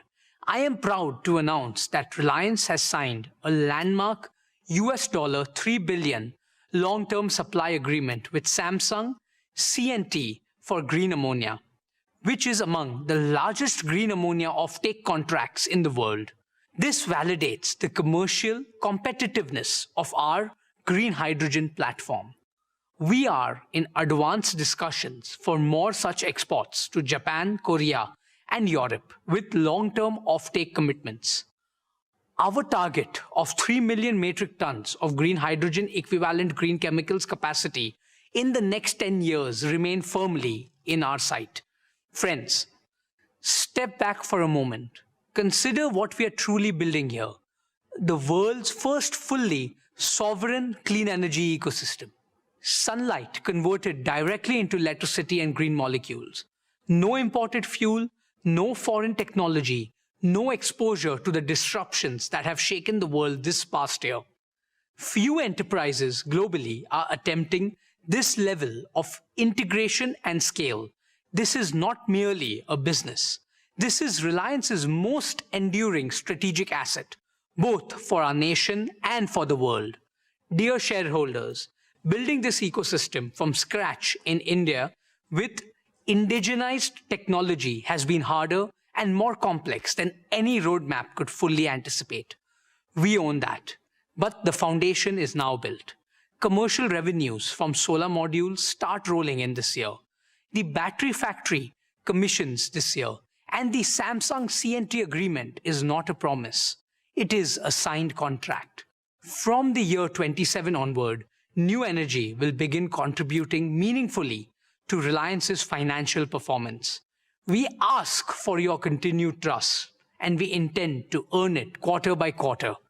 Dear shareholders, Reliance now contributes over 40% of India's entire compressed biogas production. We are on track for 55 plants producing approximately 1,100 tons per day by the end of year 27.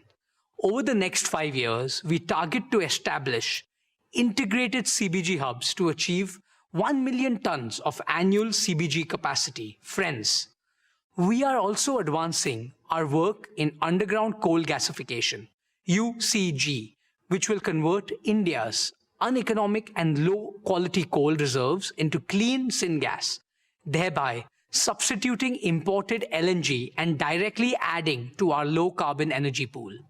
Dear shareholders, before I close, I want to leave you with one number, a number that to me defines what this new energy mission is truly about. 200,000, that is the number of green jobs we expect to create through the Giga Complex and the Kutch solar farm combined. 200,000 Indians, engineers, technicians, operators, construction workers, farmers, and entrepreneurs, whose livelihoods will be built on clean energy. The clean energy transition will be an engine of inclusive prosperity. It will create jobs, reduce import dependence, boost exports, lower energy costs for every Indian home and every Indian factory, and fulfill our obligation to save Bhumata, Mother Earth, from the climate crisis. The world built its old energy on Middle Eastern oil. The world will now build its new energy on Indian sunshine. Friends, for me, the new energy business is a third-generation business at Reliance, which we are building with the purpose and passion of first generation. It is our generation's contribution to India's energy story and our promise to every shareholder, every employee, every farmer, and every citizen who depends on our motherland's energy future. My beloved grandfather and father proved that Indians can build the impossible. We are proving it again, and this time, the whole world is watching. Let me end by proclaiming the motto of our new energy business. Harit Urja, Harit Vikas, Harit Bharat, Sarva Shresht Bharat. Thank you. Jai Shri Krishna, Jai Hind.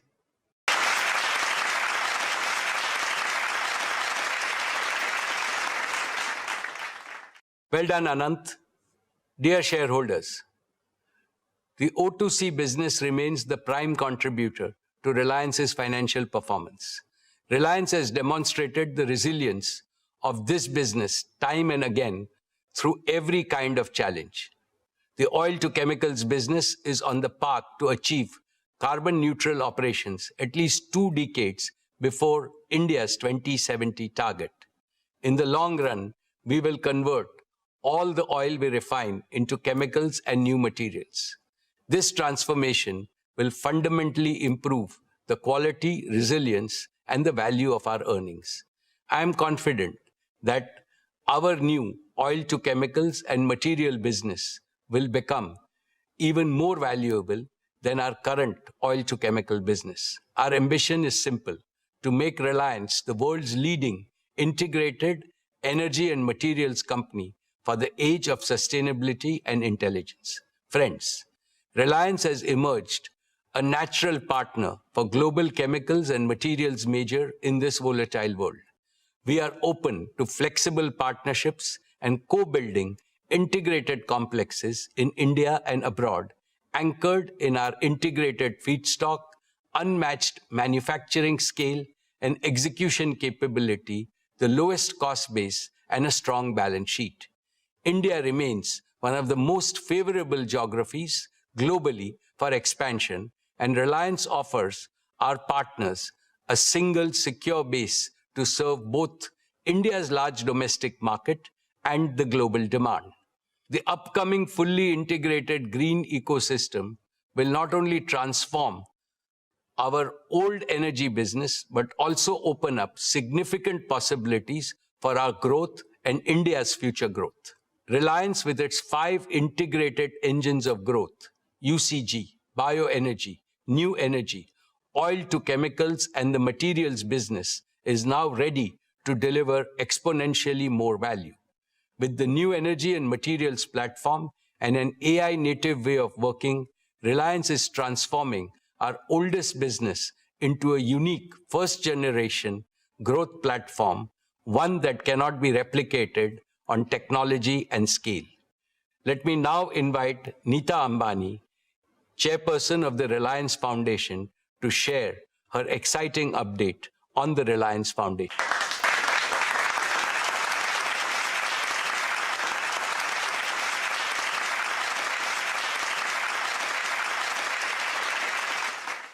Thank you, Mukesh. And well done, Isha, Akash, and Anant. Dear members of the Reliance family, our esteemed shareholders, Namaskar.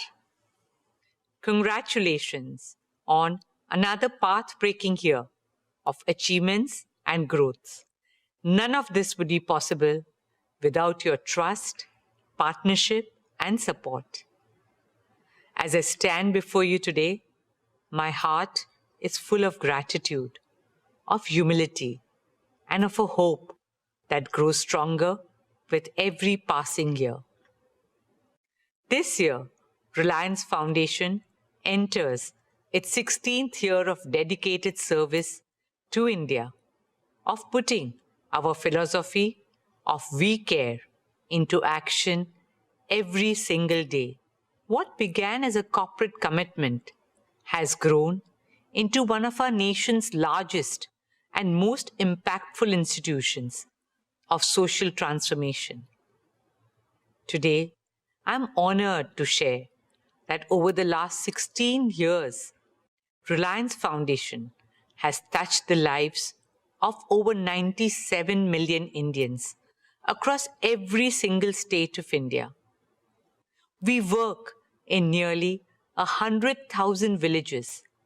That is, almost 1 in every 6 villages of India, with a simple vision to help every village become more self-reliant, more climate resilient, more rejuvenated, and full of opportunities and hope.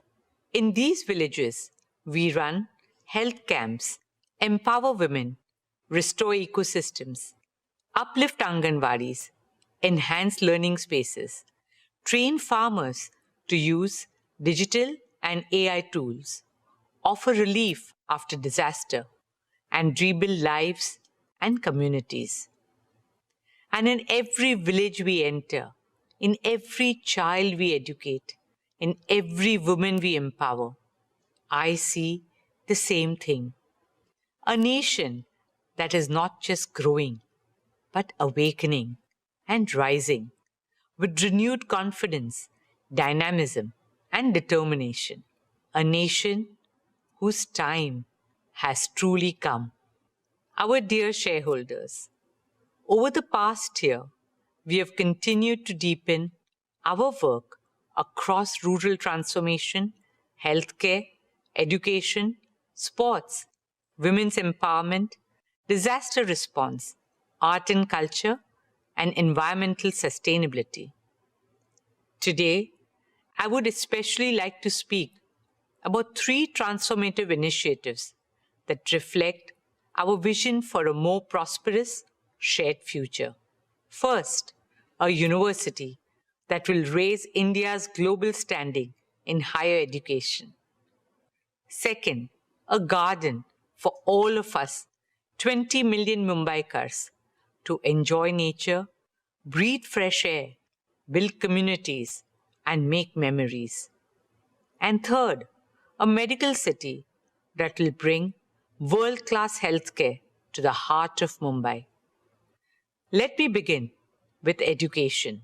As India marches towards joining the ranks of developed nations, we need more Indian universities that can be ranked amongst the best in the world. Our upcoming university will fulfill this ambition. Dear shareholders, I'm proud to share that we have received approval from the Government of Maharashtra to establish a state-private university. Our interim campus at Ulve is already a vibrant center for learning with modern academic, residential, and sports facilities on par with global standards. But what lies ahead is even more transformative. Our upcoming permanent campus at Dronagiri, spread across 410 acres, will be truly world-class in size, design, and most importantly, excellence in academics and research. It will bring together an academic district, a research park, a sports district, a medicity, a residential district, a vibrant arts district with amphitheaters, performance halls, and art houses, an innovation and incubation park where cutting-edge research supports the creation of unicorns.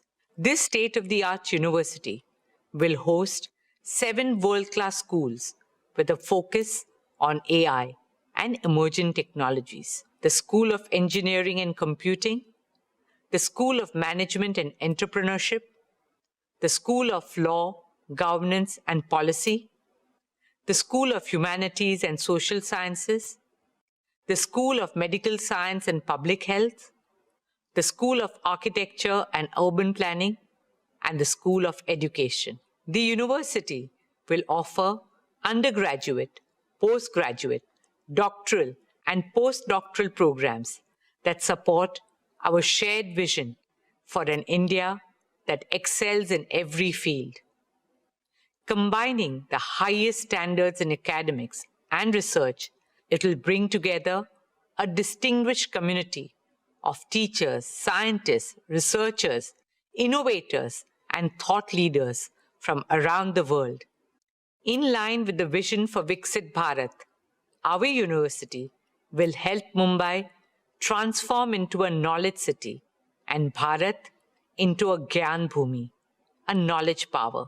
At our university, we will welcome international faculty, students, and scholars from around the world, creating a global academic community in an ever-evolving world where change is the only constant.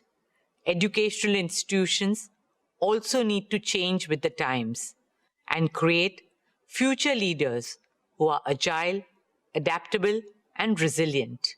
Our ethos is to nurture a culture of excellence, integrity, and lifelong learning, an institution that will inspire thinkers who question, builders who create, scientists who innovate, and leaders who serve. Students who carry the confidence of India's heritage and the ambition of its future, who are rooted in our values, but at the same time are the citizens of the world. Respected shareholders, a truly compassionate society must care not only for its people, but also for the voiceless. This year marks the first anniversary of Vantara, and this year we also laid the foundation stone of Vantara University, a global university dedicated to training the next generation of wildlife conservationists and veterinary scientists.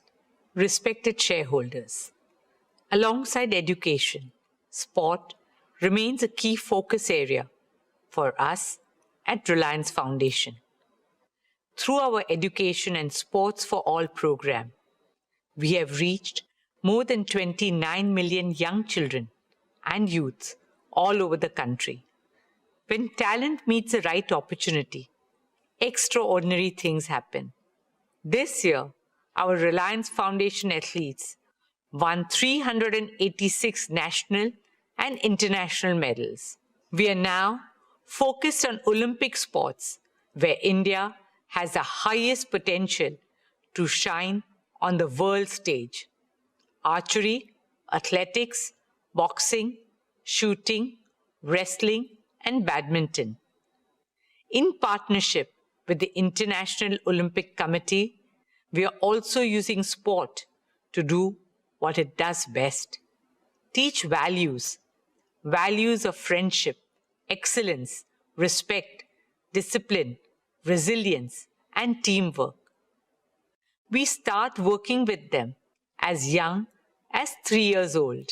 Friends, as an IOC member and a proud Indian, I carry a dream very close to my heart, a dream shared by over 1.4 billion Indians, to bring the Olympic Games to India, a dream in which the sporting world comes together on Indian soil.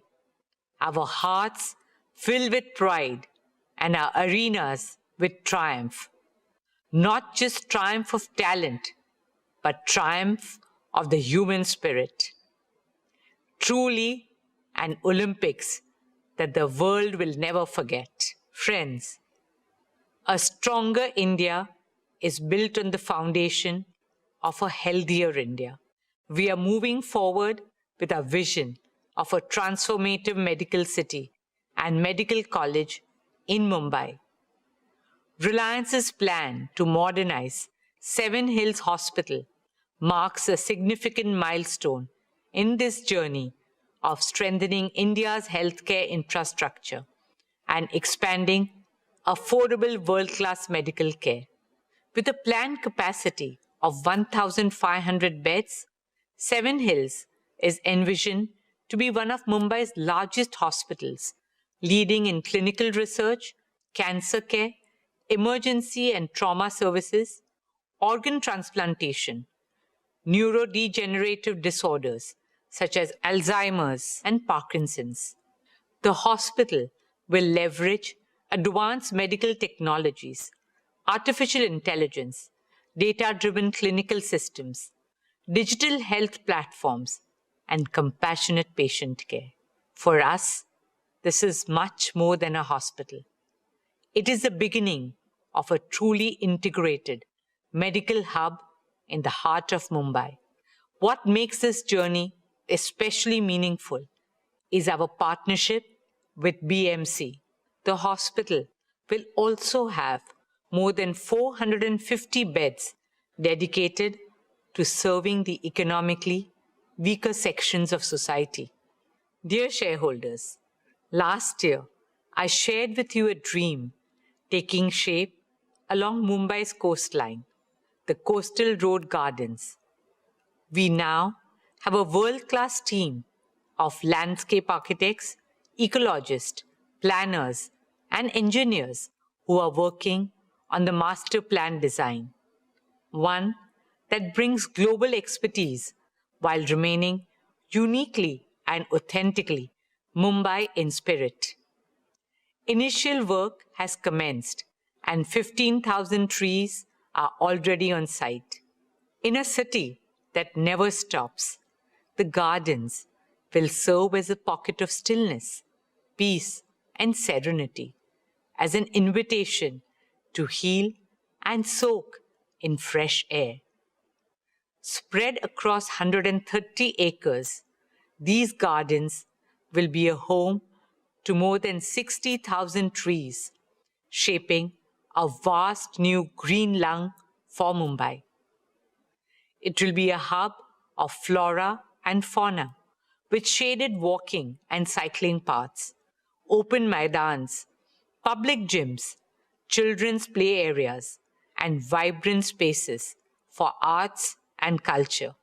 It will also feature unique attractions for families, like a tree museum and state-of-the-art facilities for sports, including cricket, football, tennis, kabaddi, basketball, paddle, pickleball, and other sports.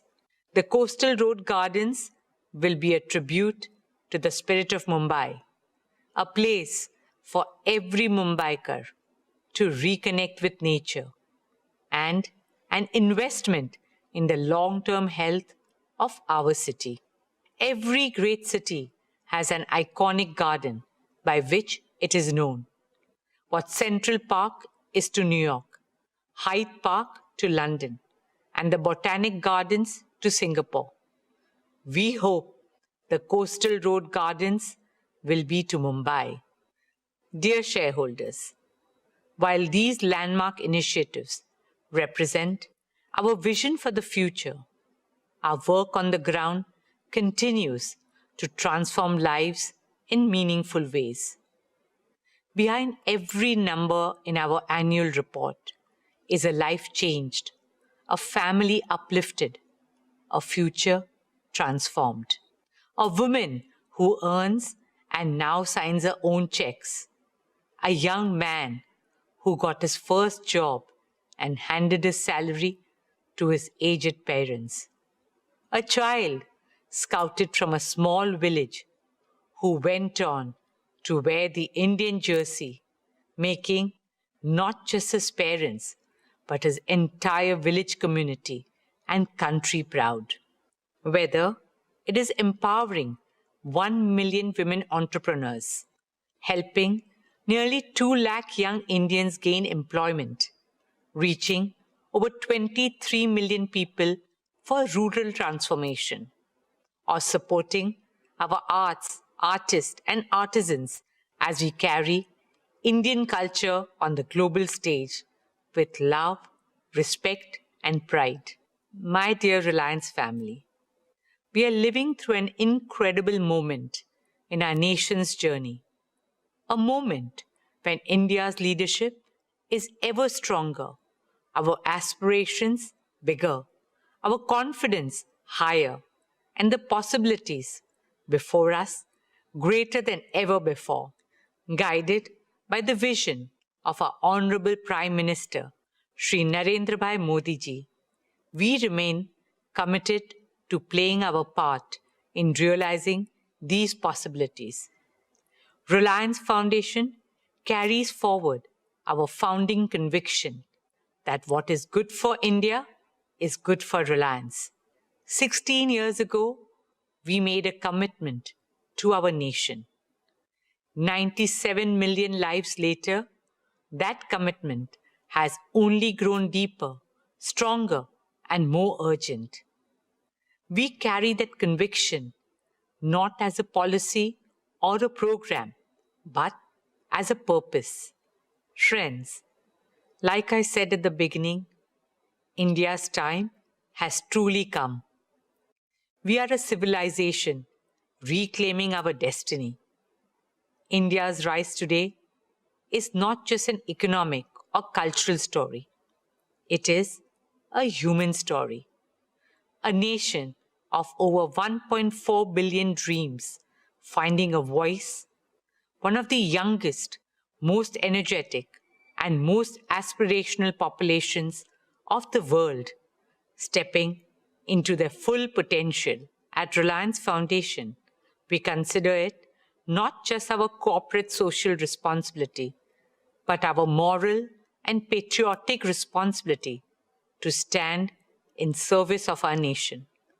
There's so much to be done, and it can only be done by expanding the circle of cooperation and partnerships with governments, philanthropic organizations, and other stakeholders. Rashtra Seva, motivated by Rashtra Bhakti, should become a Rashtriya Abhiyan. That is a calling of every single Indian. We remain grateful for your trust, support, partnership, and shared belief in this path of Desh Seva and Desh Bhakti. Thank you. Dhanyavad. Jai Hind.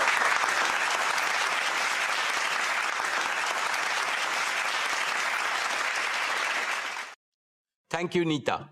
Reliance Foundation is truly a jewel in the crown of Reliance Industries. We are proud of your team's achievements under your passionate guidance. We wish the very best for Reliance Foundation's future plans. Dear shareholders, let me now share our value creation roadmap with you.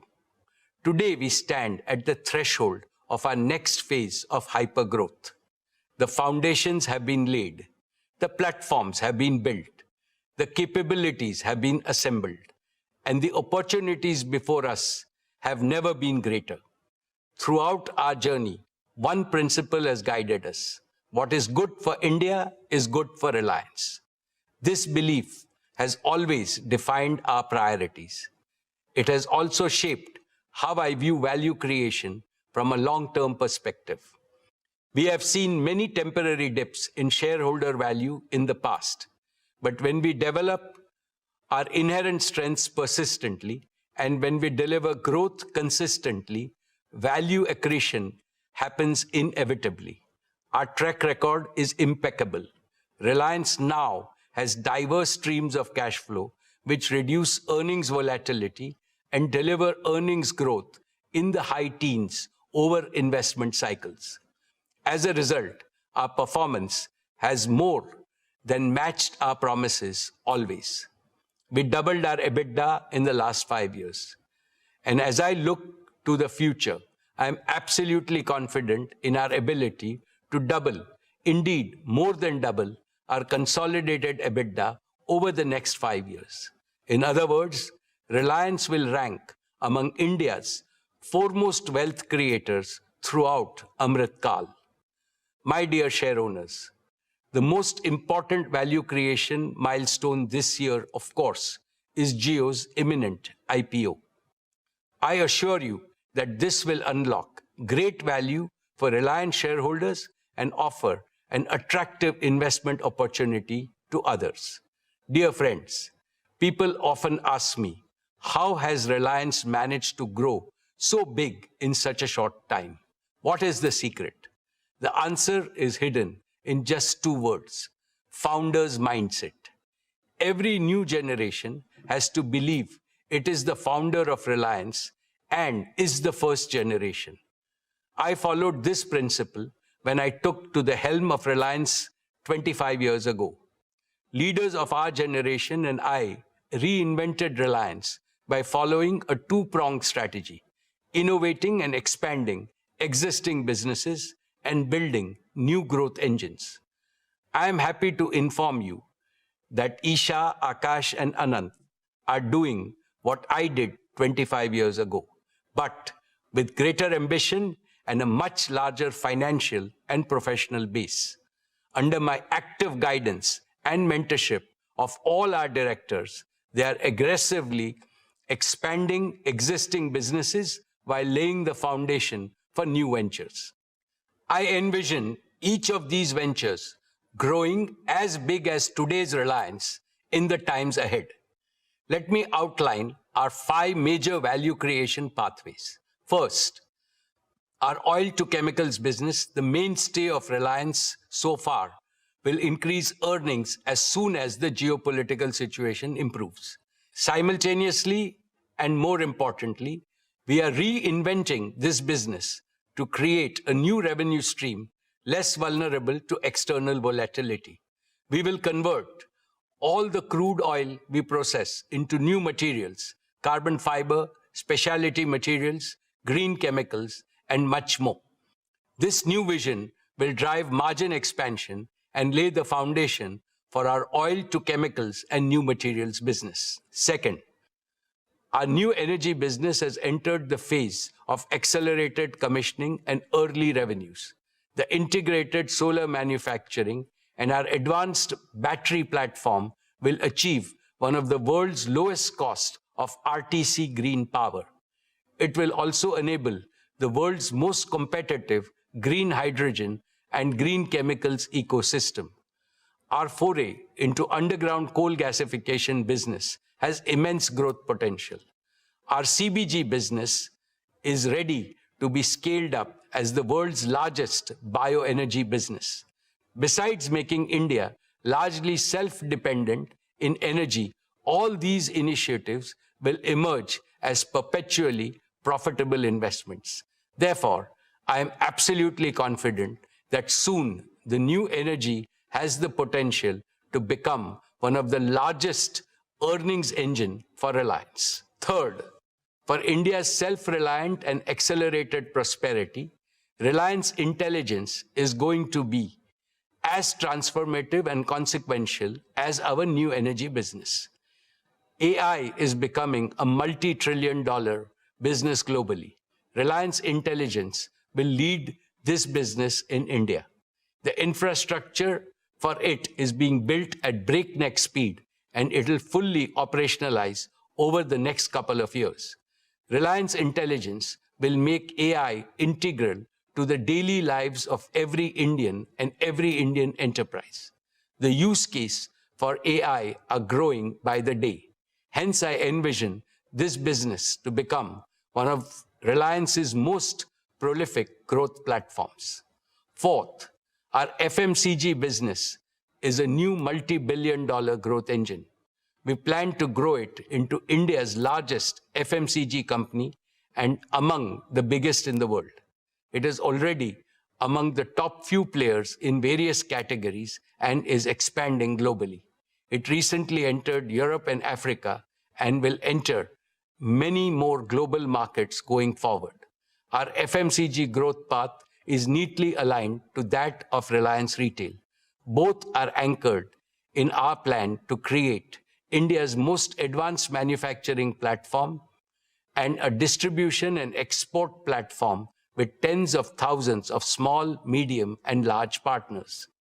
All our product baskets and brands will get fast global access through the export platforms.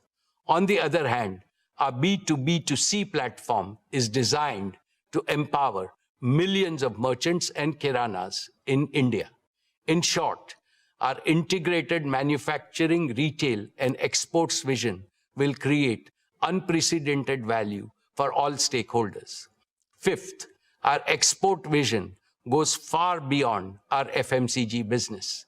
India has an urgent need to boost exports to establish and emphasize India's global competitiveness across manufacturing, gems and jewelry, agriculture, horticulture, and other areas. Reliance has long been India's largest merchandise exporter with a proven globally competitive world-class platform for energy and materials export. Leveraging this experience, Reliance aims to become an anchor institution for developing a globally competitive, multi-sector export hub with a target to enable $125 to $150 billion in exports by 2032. In this way, we will enlarge global markets for made-in-India brands. Hiring the best talent for this new venture has already begun.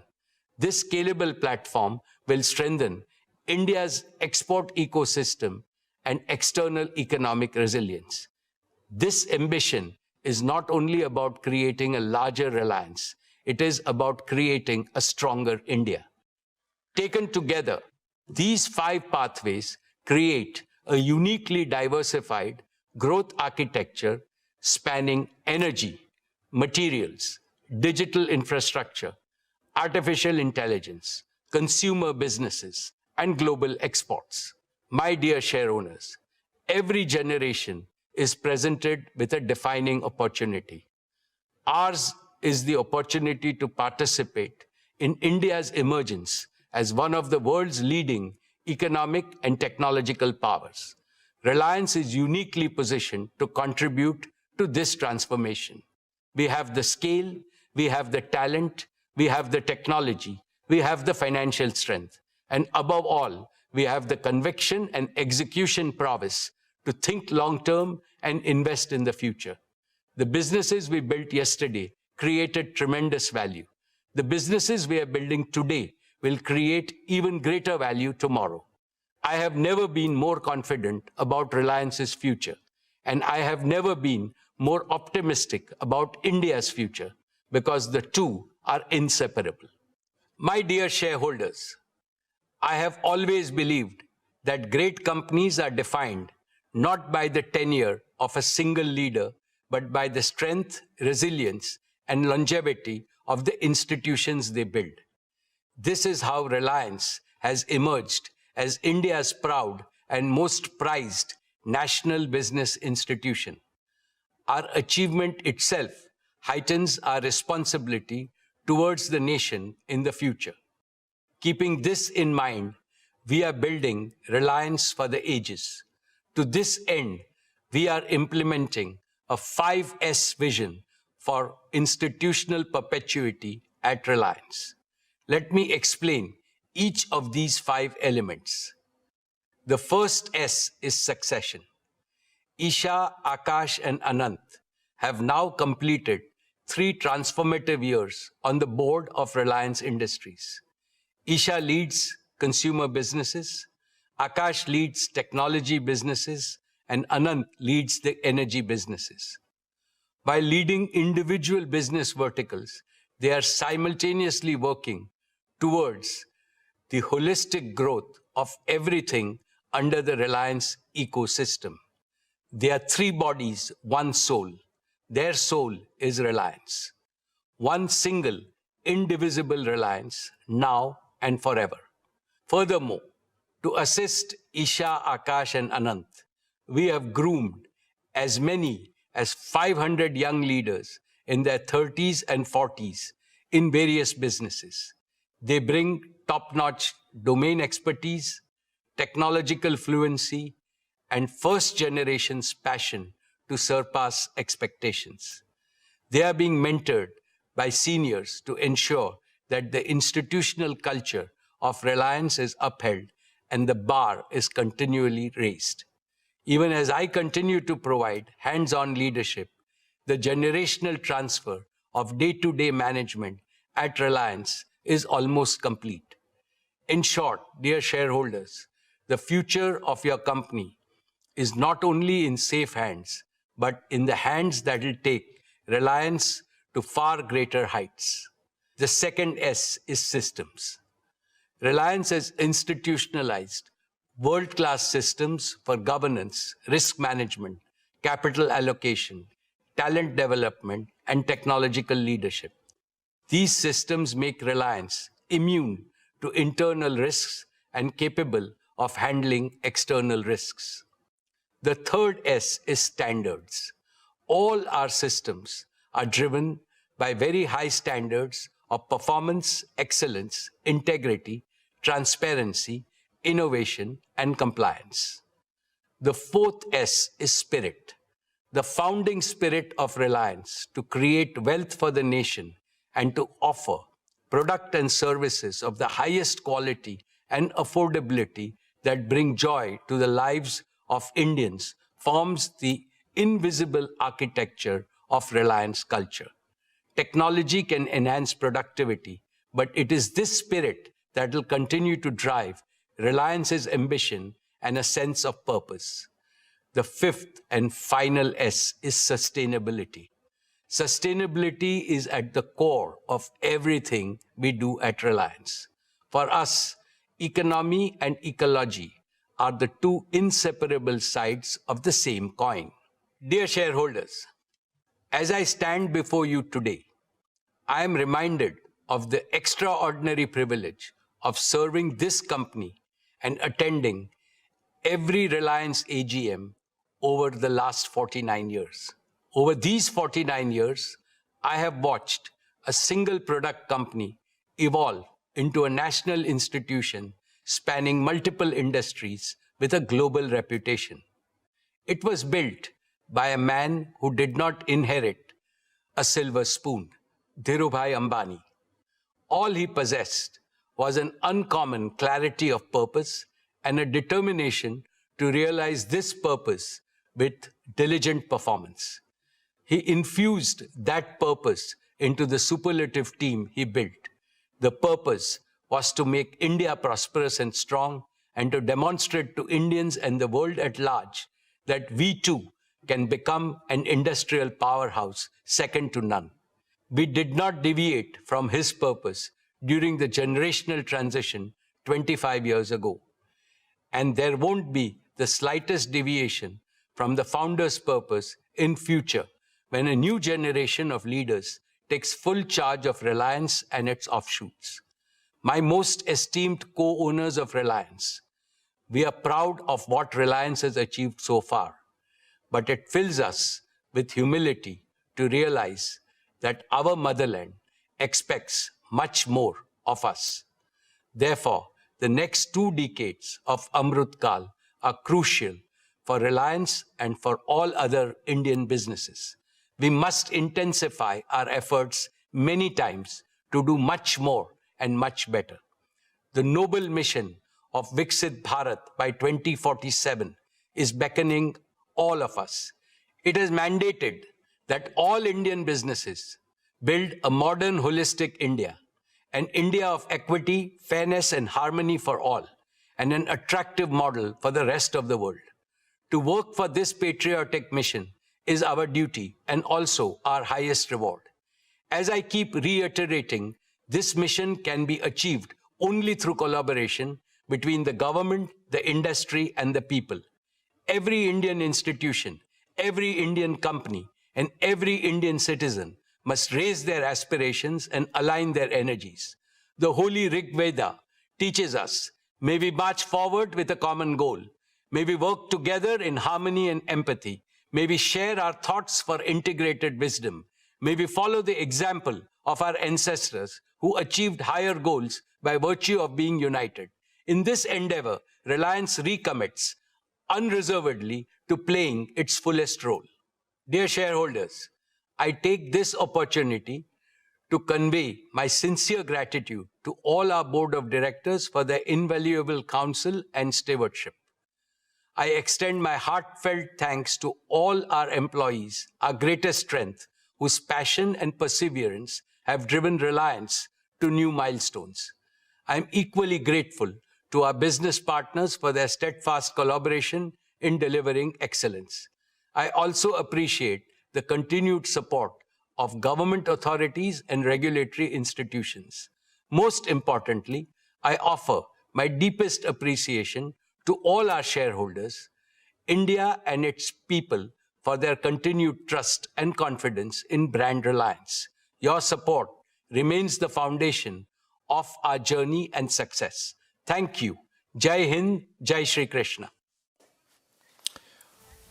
Okay, well, that's a speech. That's a Reliance Industries AGM, and I think it's a big one, which has been announced. The Jio Platforms IPO has been announced. The DRHP filing is today. And of course, I mean, there is so much in that Reliance Industries AGM speech. We heard, of course, from Mr. Mukesh Ambani, chairman of Reliance Industries, but also all of the other top leaders, Anand, Akash, and the other leaders all sort of weighing in on separate businesses on Reliance. But I think the big one, of course, is the Jio Platform IPO, which markets have been awaiting for a long time. And of course, it's being made clear. It came on early on in the speech that the DRHP filing for the Jio Platforms IPO is happening today. It's going to be a fresh issue of shares, and it's a big one. I mean, if you look at what street expectations are, I mean, the number is close to about 11 to 12 odd lakh crores, and we'll talk more about this in terms of what this means and what this really could signal for the company that is RIL as such, what it means for Reliance as such. But I think it's pretty large. I'm just going to take 2 seconds to just tell you 4 or 5 other things, and then we will bring in my colleagues Sonal and Mangalam, who are right here. So the Jio Platforms IPO, I think, is a clear headline, sort of a showstopper in that sense. Reliance said that they're expecting to double their consolidated EBITDA over the next 5 years. The next phase of growth, I'm just sort of looking at this from a high level, and then we'll get into specifics. The next phase of growth is essentially around 5 pathways. OTC to new materials, there is new energy, and there is a fair bit about new energy starting to contribute in a meaningful big way from FY27. There is Reliance Intelligence, on which a fair bit time was spent, FMCG and retail, and of course a large multi-sector exports platform is something which was talked about as well. The larger strategic pivot, which we heard Mr. Ambani outline, of course, is the fact that Reliance wants to become a deep tech, advanced manufacturing, energy, AI, and self-sufficiency company. And of course, the three top executives, Isha leading consumer, Akash leading technology, and of course, Anant leading energy. And we heard from all three up there on stage outlining the vision for each of the 3 businesses. So I thought I'll just sort of outline some of the high-level points here before we go into the individual verticals. So let me kick that off and welcome in Mangalam and Sonal, who are with me right here in our studio. So guys, historic one with the new IPO being announced, and I think we don't have to. It's 2026 is the year of large IPOs, NSE DRHP, and now we got Jio Platforms DRHP, which is being filed. We were just discussing whether NSE will be the biggest IPO ever or not.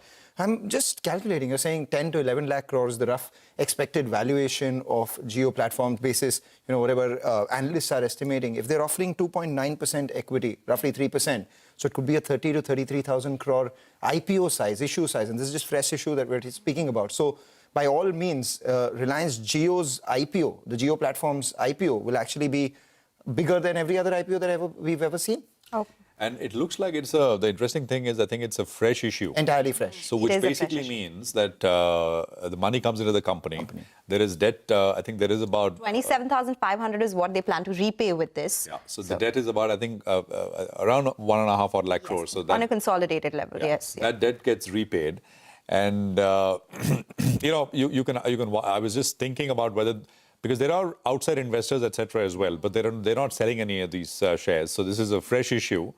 So I think that was interesting in that sense, and it's, as you said, perhaps the larger one of the year so far. And I think the nature of the outside investors that there are, a bunch of them are more strategic than financial investors. So, it would be in their interest to continue to stay here. And also, Mr. Ambani did speak about, when he spoke about the AI bit, he said that partnerships is the way to go when it comes to AI. And they partnered with Jio, Jio's partnered with Google, they partnered with Meta, and all of them obviously have stake in the Jio platforms business as well. So, makes sense for them to stay put. And they just invested, right? It was during COVID that we spoke about those strategic investments that came by. But yes, you were making a point. No. The oil business owner, right? That's something you look at closely. And as always, I mean, I think Mr. Mani said and Anand said that basically is the bedrock of which is funded it's a cash cow. Yeah, I mean, expansion in historically speaking, and of course in the future as well, and that remains rock steady. And that's exactly what they've been focusing on since a long time, right? Yeah. So, of course, apart from Jio and AI, they spoke a lot about new energy.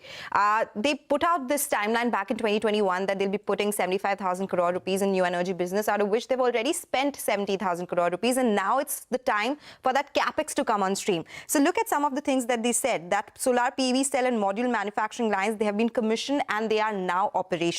Nearly 1 gigawatt of modules they have been produced already, and they are building 20 gigawatt per annum of fully integrated capacity. So it will have polysilicon, it will have wafers, cells, modules, and glass. So it is this one company that will work on the entire solar module and solar panel chain. And that's very interesting. If this comes into the market, what happens to the entire market in terms of pricing? Because we do have a lot of listed players which are already investing big time in different parts of this supply chain, but Reliance will be the only one which will have an integrated pipeline here.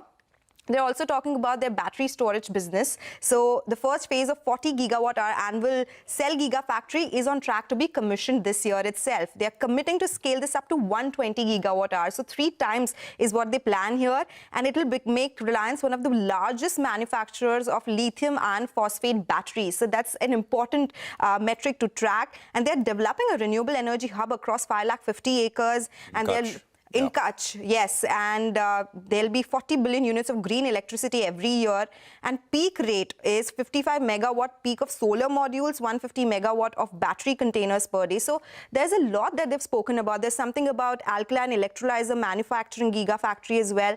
And as you also pointed out, FY27 is when we'll start seeing these numbers. Brokerages haven't really given an SOTP valuation to the new energy business so far. So this will start, of course, meaningfully contributing this year. The new energy business starting FY27, solar module revenues begin this year. 20 gigawatt per annum of fully integrated solar manufacturing capacity, and 40 gigawatt hour annual battery gigafactory is on track to commission this year. So a lot of the investments which have been made over the last couple of years all start to fructify and start to show results and start to contribute. This year and into next year as well. That 550,000 acres is huge, right? I mean, the scale of it is absolutely huge. That's the renewable hub which Reliance is putting together. And the numbers are staggering. It's designed to generate over 40 billion units of green electricity annually once fully operational. Of course, targeting very large deployment rates as well. So I thought, apart from the Jio platforms bid, the new energy bid, kind of a standout. Yeah, it was expected also because it was announced 5 years back. Maximum of that capex out of 75-70 they had done till FY26. So it was time. They have been talking about it in their results that yes, FY27 would be the year when it would come on stream. And the fact that it is integrated is which sets Reliance apart, because they're not just doing one part of the value chain, but they'll be manufacturing it from the start till the end. Having tracked Reliance every quarter for almost 40 quarters, and the last 10 AGMs, you look at numbers, the one thing that, doesn't fail to surprise us is the surprise factor itself. Every time they talk about a number, they have the vision. You speak about 3 or 4 years, 5 years from now, they'll give you numbers, you'll feel that, how are these numbers even imaginable, forget achievable? And somehow, 5 years later, those numbers are attained. I was talking about, say Reliance Retail. Back in the day, when Reliance Retail would do quarterly numbers, which were a lot more than every other retail player's annual numbers. Right now, we look at Reliance Retail, it's virtually untouchable when it comes to numbers. 3,70,000 crores is Reliance Retail's revenue. And for me, that number now stands out for Reliance Consumer Products. So Reliance's FMCG arm, just last year, did about 11,450 crores of revenue. This is FY25 that I'm speaking about. That is RCPL. RCPL, the one which was demerged. Which is where that 1 lakh crore guidance is. Yes, which is where the 1 lakh crore guidance is. Now, here's where things get interesting. Last year, at 11,450 crores, they were at par with, say, someone like a Dabur or a Marico. Now, this year, they've doubled that number. FY26, Reliance Consumer Products, RCPL, has done a revenue of 22,000 crores. Guess what? 22,000 crores. The only company which is above that in that space is obviously HUL, which is much bigger, more than double. You have Nestle. You're in touching distance of Nestle. You are at 23,000 crores of revenue for Nestle. Tata Consumer is 20,000 crores. Britannia is 19,500 crores. Dabur and Marico are far long gone. Now 11, 12, 13,000 crores is what they're doing. So in a year, they've done, double, and that's faster than any other FMCG company. We're speaking about Campa doing 5,000 crores of revenue. That's a third of what Varun Beverages does for India. And no, I mean, each of these businesses are targets, right? So there was a Kotak note as well that retail spent 1.9 trillion of capex in the past decade, and 84% was done just in the 5 years, and that's what you can see in the numbers. Guys, what we're going to do is let's just take a quick commercial break. We'll come back and we'll go through each of these numbers in much greater detail. We'll start from the top and sort of get you what you need to know as far as the AGM is concerned and the top highlights and really takeaways as we look ahead into next week. What does it mean for Reliance and each of these sectors as well? Because the implications, not just company-wise, but these are, companies which dominate each of these sectors they operate in. Take that break. See you on the other side.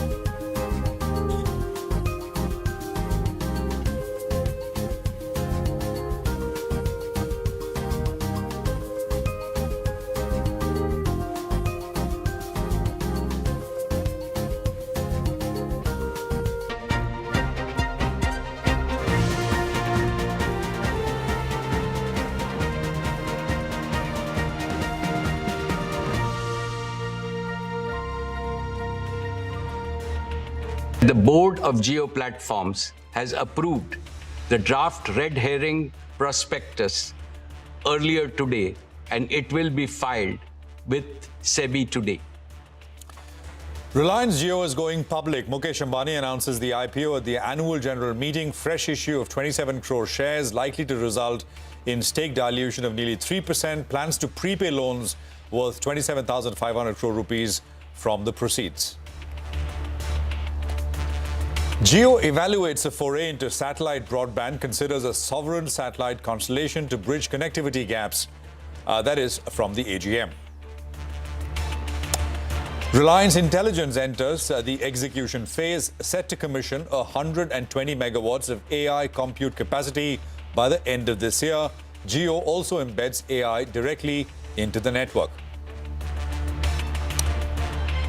RIL unveils a new energy plan. Solar cell manufacturing is now operational.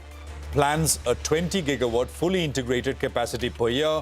Also pledges to ramp up lithium ion and phosphate battery manufacturing by threefold to 120 gigawatt hours. Reliance Retail is building a manufacturing platform for fresh fruits and vegetables, pledges to invest 30,000 crore rupees into the food and beverages business over the next 3 years. Reliance Consumer Products doubles annual revenue targets to 1 lakh crore rupees in sales within the next 4 years.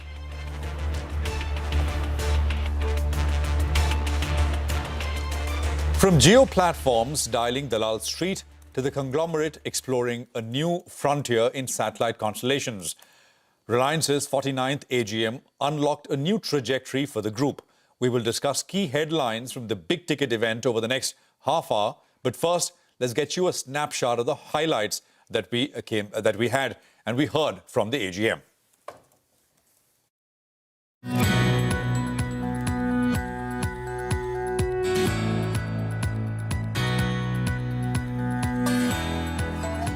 Board of Jio Platforms has approved the draft red herring prospectus earlier today, and it will be filed with SEBI today.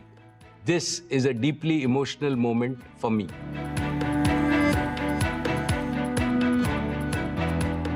In 10 years, Jio has reached an operational scale that is simply extraordinary. The Jio user base has crossed 524 million, cementing our #1 position.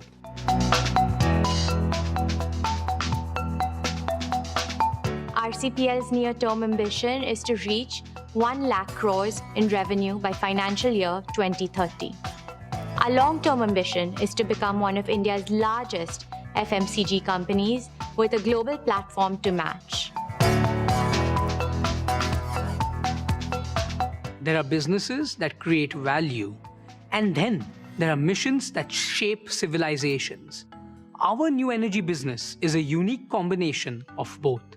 It is Reliance's most ambitious generational undertaking. I carry a dream very close to my heart, a dream shared by over 1.4 billion Indians, to bring the Olympic Games to India. Okay, those are highlights, snippets, of course, from the Reliance Industries AGM. Mangalam and Sonal are with me here in the studios. Guys, hi.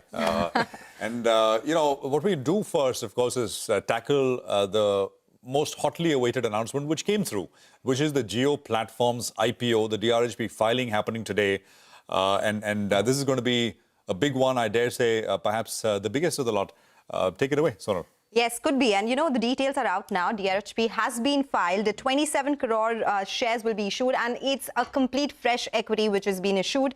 The stake dilution is 2.93%, so close to that 3% mark. The company will be using some of its proceeds to repay debt to the tune of 27,500 crore rupees. Now, of course, there's been a lot of anticipation for this announcement, right? So there have been some of the valuation assessments as well. It could be anywhere between 9 to 10 lakh crore rupees. This could be one of the biggest IPO as well. well. But of course, we'll get more details on that one. But for now, if we look at the shareholders, the key stakeholders, that is Reliance Industries will be holding around 66.4% stake. We have Meta at around 9.98%, Google at 7.73%, Saudi Wealth Fund has 2.31%, there's KKR as well. The entire list will come up for you on the screen as well. There's TPG Capital, Adia was a big investor as well, so 1.16% in this one. There's Silver Lake, Mubadala, GA Singapore, all of them holding anywhere between 1 to 2.3%.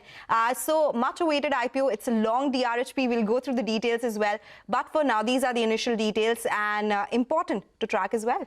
Absolutely. Mangalam, retail is the other one, right? And I think we've got new targets, especially on the RCPL business, the consumer products business. Take it away. So for me, Reliance Retail is basically an example of ambition and then a path to execution for them as well. And three things really stand out from the Reliance AGM for the retail and consumer businesses. One, for the retail and consumer business, the next leg of growth comes in from manufacturing. And while they have already manufacturing in a lot of food and beverages space, they are looking at building a manufacturing platform for fresh fruits and vegetables because this category is in need for waste reduction, hygiene and higher safety standards. They've already committed about 10,000 crores of capex in this business over the last few years and will further invest over 30,000 crores in the next 3 years as well to build Asia's largest network of integrated food parks. Also, apart from food and beverages, they are looking to build future-ready garment manufacturing ecosystems for which they have suppliers in 21 pan-India clusters. And they are also looking at manufacturing of affordable electronics, which include the likes of smart eyewear, televisions, smartphones, and wearables. The second path for growth is quick commerce, which is a fast-growing industry in which JioMart already has over 3,100 dark stores, serving 1,200 plus cities across 5,100 pin codes. So this is something that is likely to continue to grow as well.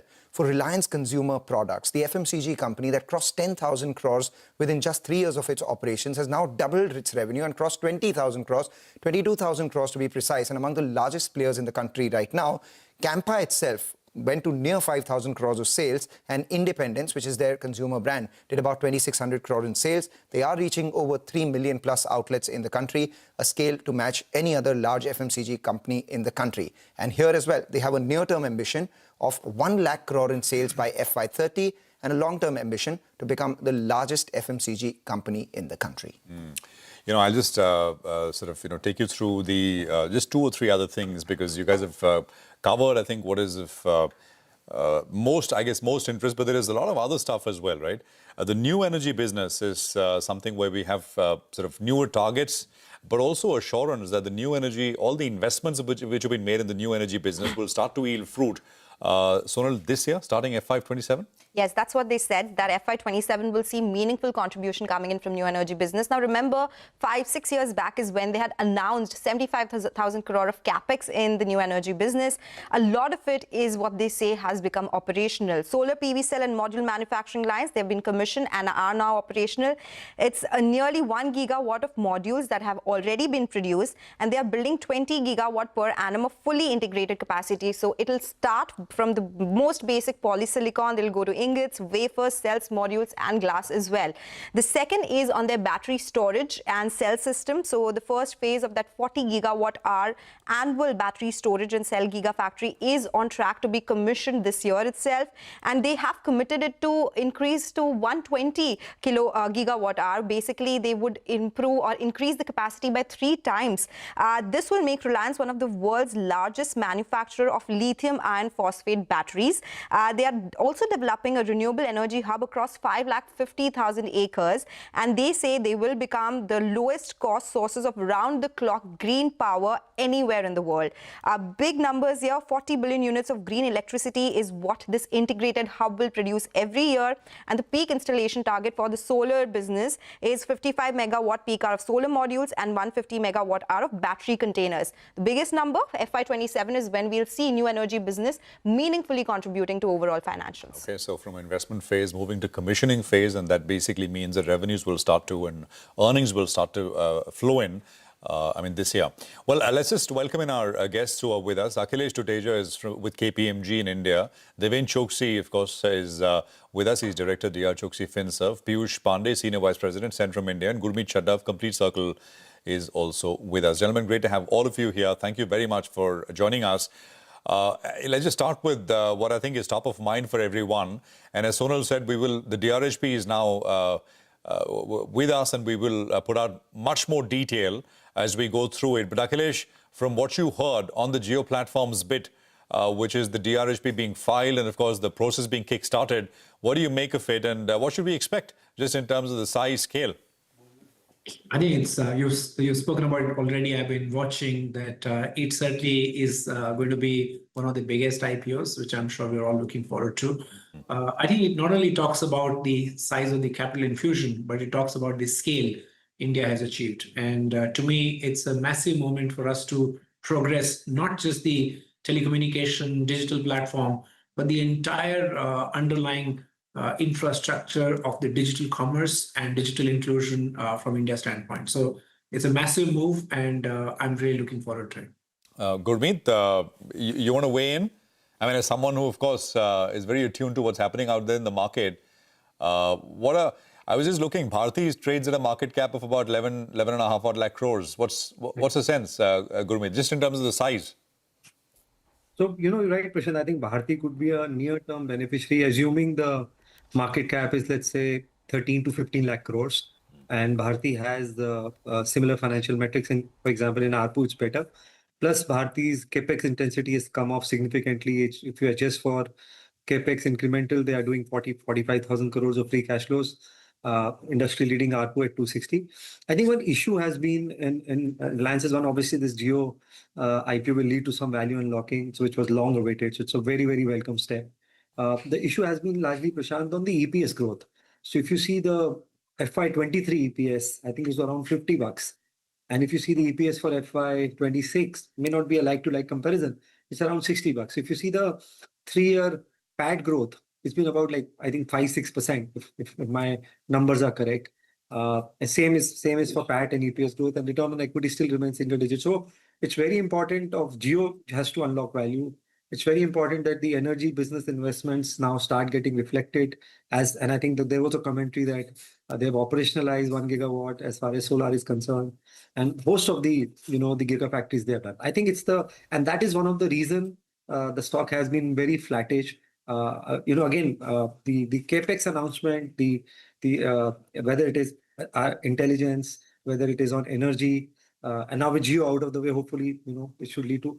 I think the street wants more to get reflected in the number. So FY23 PAT was 75,000 crores. I think the FY26 PAT is about 96,000 crores. So the growth has been single digit. I think that is where all the investments now need to start getting reflected in actual numbers. Devin, just one question to you on the new energy business, which will start to contribute from FY27. Devin, what would be meaningful? I mean, you've looked at the numbers in detail, and you're very intimately familiar with the various verticals, etc. What should one expect, Devin? New energy. Yep, Prashant, I think as far as the new energy is concerned, I think it's a completely integrated model. I think you have the solar at the first backend. Using the solar, I think you are also now creating a complete ecosystem, starting from polysilicon to ingots, to wafers, to the module, and then also glass. So a complete ecosystem is being created along with BESS, I think, which is going to be the driver. So in my viewpoint, I think if I look at the entire ecosystem which is being created in the renewable segment, first it will be captive consumed because of, I think, the group's own businesses, including the Reliance's refinery business and the data center business. They are likely to consume this green energy first. In the second stage, I think they start selling it to outsiders, like I think the Samsung contract for green ammonia and 3 million metric tons per annum, the project which is likely to get completed by 2032.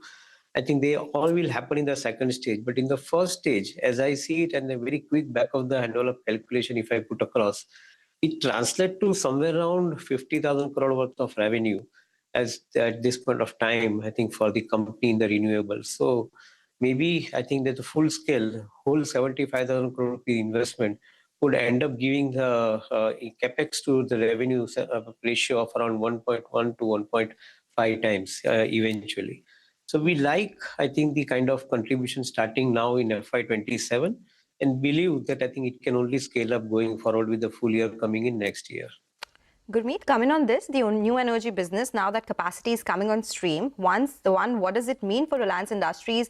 Are there any SOTP valuations that you have for the new energy business in the entire share price that you, or the target price that you have for Reliance? How big would this business be?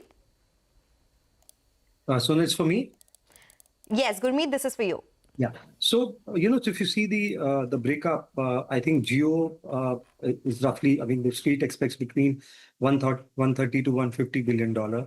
Retail, I think, is about 110 billion. I think the announcement of getting to 1 lakh crore by 2030 through inorganic and one is very encouraging. So you're at 22,000 crores and you're actually trying to do a 4x, quadrupling the business over the next 4 years, roughly. I think that's something I would like to watch out for. So retail valuation, I think, should see further, I think, incremental upsides there.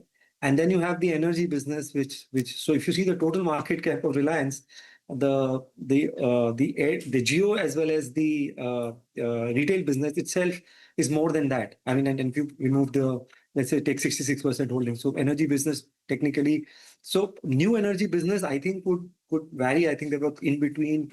There was news of a stake sale to Aramco. Then that did not happen. So I think some kind of monetization, I think, is due. And I think some of the capex intensity, the incremental capex intensity is lesser than what they announced, if I remember correctly, in 23. So I would assign another maybe $70-80 billion to that. And that basis, I think Reliance is quite cheap, even if you put a holding company discount of, let's say, 25-30%. The lot needs to be done. And as I said, it's the numbers which count. I think it has to start getting reflected in numbers. The EPS growth, the PAT growth, the return ratios have been pretty low. So hopefully, I think things will start now getting reflected in numbers as capex intensity is lower going forward. Right. We'll come back to you all on, the consumer business and the retail business, valuations and the projections that were made out there. But Piyush, Geo, I mean, just going to ask you, the street is expecting it to be about a 11 to 12 lakh crore sort of company, valued at an IPO, but Reliance is known to, leave some value on the table for the investors. What do you think is the fair value? And, for all the other investments that they're making in the new energy business as well, how much do you think the street would ascribe to this part of the business? See, for this Geo platform, we are giving a valuation of roughly close to $135 billion. That is close to 12 lakh crores. And if Reliance leaves certain value on the table, it can be IPO price of, say, around 11 lakhs crores. So broadly, I would say that's sort of like a fair valuation around 11 lakh crores. And plus some sort of, I would say, near-term triggers like their satellite-based LEO orbit communications and maybe tariff hikes which they plan to take in the, say, next few quarters. So those can be positives which can be, say, optionality for these IPO valuations. But fair valuation around, say, 11.5 to 12 lakh crores. Okay. Piyush, they also mentioned 27,500 crores will be used to repay debt, rest for general corporate purposes. What would the balance sheet look like after that? I would say debt is not a problem for them. So net debt by EBITDA is very easily less than 2 times. And more importantly, I would say the funds would be used for, like, say, these satellite-based communications plus expanding their enterprise segment and maybe something on this fixed broadband. So probably the 5G capex is mostly sort of over, and we expect capex intensity to come down and free cash flow would improve. That is something which would help to expand their next growth plans for the business. Could there be, a case of holding company discount for Reliance, and as a result of which we're seeing a little bit of an underperformance on the stock? Piyush, would you be able to comment on that? And if yes, how much could the impact be? Yeah, I would say holding company discount will not be, say, more than 50 to 20% at max. All right, 15 to 20% is what you're ascribing as holding company discount. Now let's go back to Deven. Deven, on the consumer businesses, obviously years ago when we would speak about retail businesses, and now that's become a near $100 billion sort of business for the company. Now what's another multi-billion-dollar opportunity, as per Mr. Ambani himself, is the consumer products business. So what was earlier now a retail business, and under that was a consumer business, now that's become a consumer business by itself, 22,000 crore revenue company, which they are projecting to be about 1 lakh crore. This could be another, if you're giving it a multiple of 5 to 6 times in terms of sales, this could be another multi-billion-dollar opportunity. So that could add to the overall SOTP according to, the analysts once they start ascribing this value.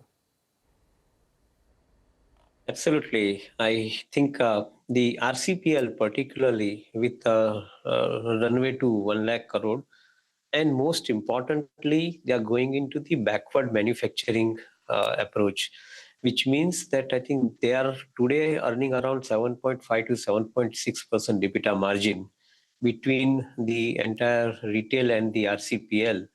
Now it is likely that I think they will be adding up to the EBITDA margin by at least 2 to 3% or maybe a little more, given the kind of backward integration in form of product manufacturing. Meanwhile, the kind of brands, my last number, I think, which I looked at from annual report and other places, I think they hold more than 3,500 different brands across the geography, including some of the localized brand. And that's where I think they are placed favorably, very favorably, in fact, in my viewpoint. So maybe I think I would be a little more aggressive on this particular number. I feel that roadmap to 2030, if you consider for retail business with both these companies, including manufacturing, I think the enterprise value on the numbers that you're talking about could be well above 12 lakh crores. So that is where possibly you can possibly count a Geo platform today at 11, 12 lakh crores and retail platform of 2030 at another 12 lakh crores. So total, I think the value proposition in the books of Reliance Industries from both these companies is not going to be less than 24, 25 lakh crores eventually, I think in the year 2 or year 3 from now onwards. We're talking about all of this in the backdrop of the space business being in so much spotlight, right, with SpaceX, etc. There was, by the way, talk of a satellite constellation, which Mr. Ambani spoke about. There was also, of course, Reliance, a fair bit about Reliance Intelligence and what they're doing in AI, 120 megawatt of sovereign AI compute infrastructure to be commissioned by the end of this year. And the initial, what they call NVIDIA GB300 infrastructure is being operationalized with capacity equivalent to 75,000 H100 GPUs. Is the number that I have. And of course, I mean, the ambition is to make AI dramatically more affordable by the end of this decade. So, I don't know, Akhilesh, you have any thoughts around this? Yeah, absolutely. I think you talked about 3 different things. So one is on the satellite side, the second is on this entire data center and creating sovereign AI, and the third is on the pure intelligence. I would say they are all connected in many ways, but let's first talk about the satellite. I think there's a need of the hour for us to have, again, indigenous capacity available in that, and the ability for us to drive our own communication channels and not being dependent on completely external or foreign backed. But it's also going to come at a combination of hybrid, which I think is the right direction Reliance is going into. And I think the country needs more such players which can have the ability to put that kind of capital and create that infrastructure and provide inclusion and connectivity everywhere. So I think that's a great story. When it comes to intelligence as a service, and I think affordability is a great dimension, but also there is this whole sovereignty dimension, which again, there's a good signal that we will be able to possibly achieve both with these kinds of investment. And I think the world of AI, there are choices one can make. You can go to an absolutely expensive cutting edge, but for most computational and intelligence tasks, we can actually deal with some of these smaller and more affordable models. And when Reliance is talking about intelligence as an affordable service, I again see that kind of an indication coming through. And to combine all of that, to have an infrastructure which contains the 3 things, which is the energy, the compute, and on top of that, the capability to build high-speed models, I think I see the convergence happening. So truly an ecosystem effect. And if I have to summarize, I think we will see a lot more indigenous, sovereign, dependable, and affordable infrastructure driving local capabilities. Okay, all right. Take that point, Akhilesh. Last word from Deven, Piyush and Gurmeet before we wrap on this discussion. The biggest takeaway, of course, is the DRHP filing on Jio platforms. But anything that stood out for all three of you? Gurmeet, let me start with you. So I think, see, if you see Jio contributes about 30,000 crore PAT on let's say 95,000 crore, which is a third. Airtel is about 27,000 crores. And with the kind of user base Reliance has, operational efficiency, Jio Fiber picking up, I think Jio will add some upside to Reliance. That's my first cut view on it. Second, I think what they are doing on building gigawatt scale data centers and that too powered by green energy, I think that would be the next medium-term trigger because that's not getting currently reflected both in valuations as well as numbers. So some kind of monetization there, some kind of operational progress there would be the second one. And I think third one, which is a little more long-term, would be Reliance Intelligence, where Reliance is almost 70% and they can use meta platforms, open source models to really develop something really meaningful.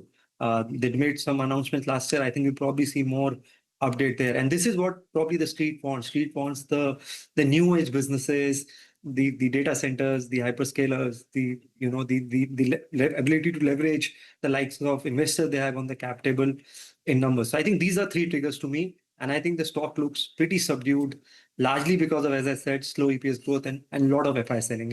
It's quite overowned there. And I think probably there also we are seeing, in my view, maybe at the fag end now. All right, the fag end of selling coming by. Devin, Monday, what happens? Nothing different. I guess I think the pre-money valuation of Jio platform stands at around 11.2 lakh crores or 11.3 lakh crores as I see it, I think from the back of the envelope calculation. And maybe I think we are going to be seeing the post-money valuations, I think, with around 34,000 crore added to that. So frankly, I think the sub 12 lakh crore kind of a valuation post-money, I think, as we see it in this particular company. Most important part, I think, the roadmap. 76,000 crore EBITDA for this company in a 10 years time of their operation, now getting transformed and possibly becoming at least, if not more, to 170 to 180,000 crore EBITDA making company by 2030. 2 or 3 catalysts, I think, which are likely to play a major role. One, of course, I think the rollout of complete 5G across all their subscriber base, which would increase the ARPU, along with, I think, the increase in the ARPU, I think, amount that they are talking about. Second most important thing, the data consumption stands increase from 42 GB odd per month, I think, is likely to increase because of the use of AI in a systematic manner for all the consumers. So that is the second point which I see happening.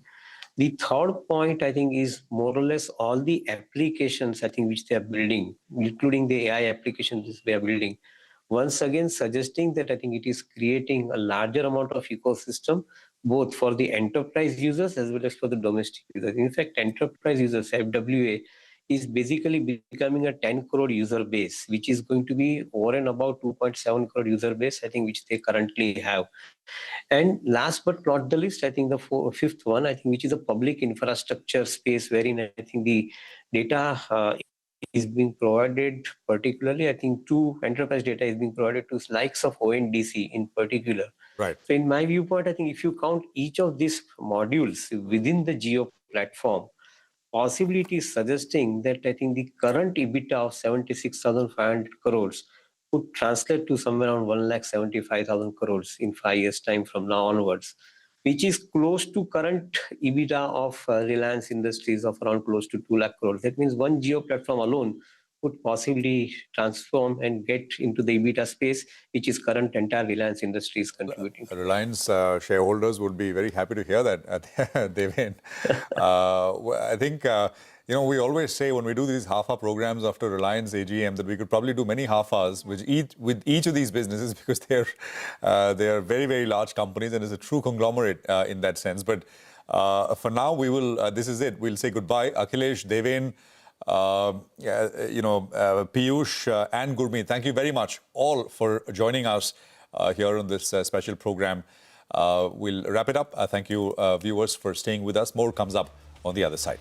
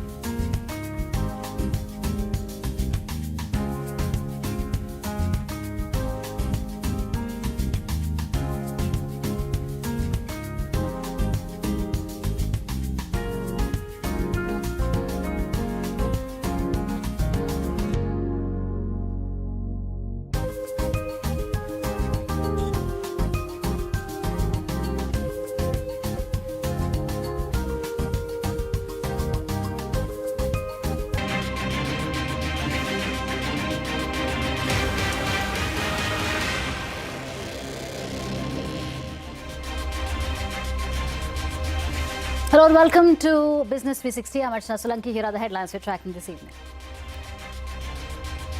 The board of Geo Platforms has approved the draft red herring prospectus earlier today, and it will be filed with SEBI today.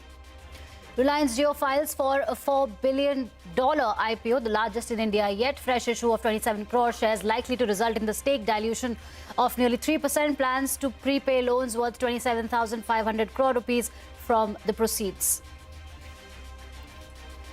Jio evaluates a foray into satellite broadband, considers a sovereign satellite constellation to bridge connectivity gaps.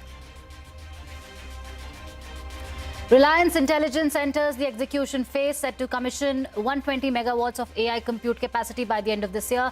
Jio also embeds AI directly into the network. Crude oil prices waver as Israel launches a new assault in Lebanon, which threatens the peace process. US and Iran delay the proposed talks in Switzerland to secure a comprehensive deal.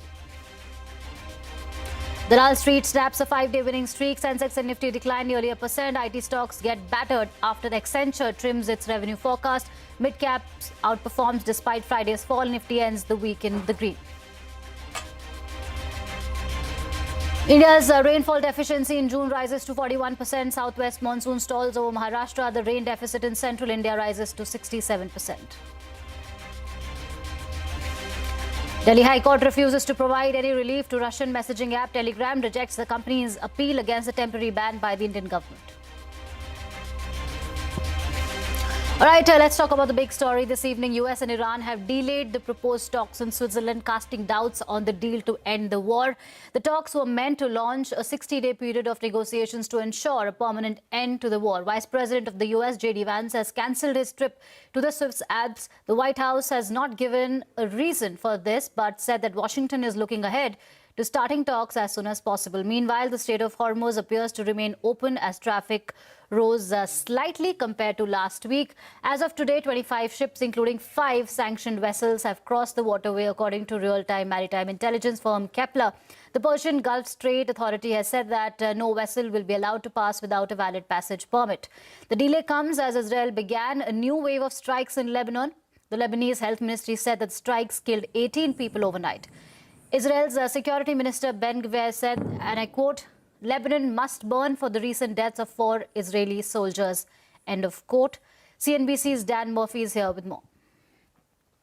With the White House confirming that the Vice President J.D. Vance will not be traveling to Switzerland for this much talked about signing ceremony between the United States and Iran. This is quite a significant development. The White House saying that they're going to attempt to continue these negotiations at earliest convenience when the logistics allow. And you've just read out that statement earlier, but this could suggest that the Iran-US MOU is on some shaky ground here.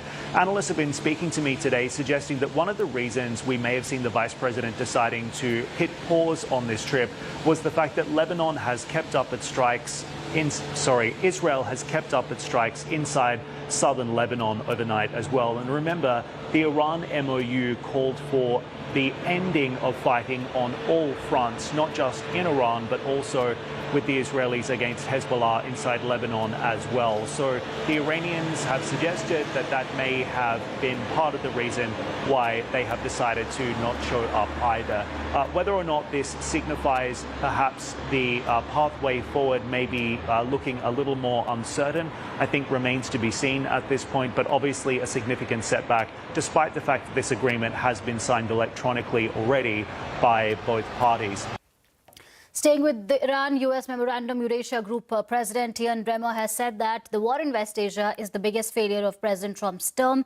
Speaking to CNBC TV 18, Bremmer said India should not rush into a deal with the US, even if negotiations stretch beyond the 10% US tariff deadline, which is set to expire next month.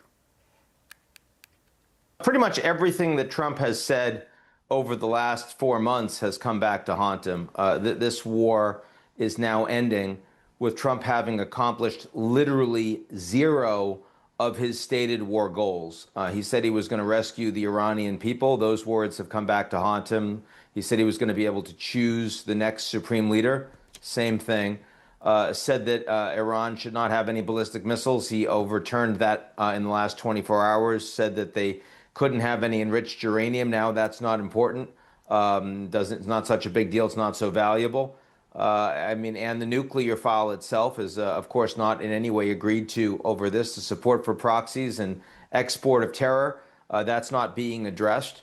So, what you've seen happen is that the two things that happened as a consequence of Trump's decision to go after Iran, which is the fighting in the region and the disruption of the Strait of Hormuz, he has now ended those two self-inflicted wounds.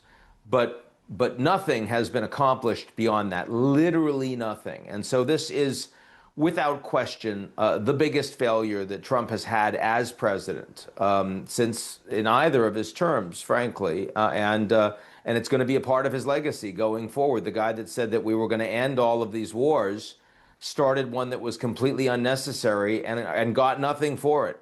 How does it look like, at least the optics, as far as Tehran is concerned?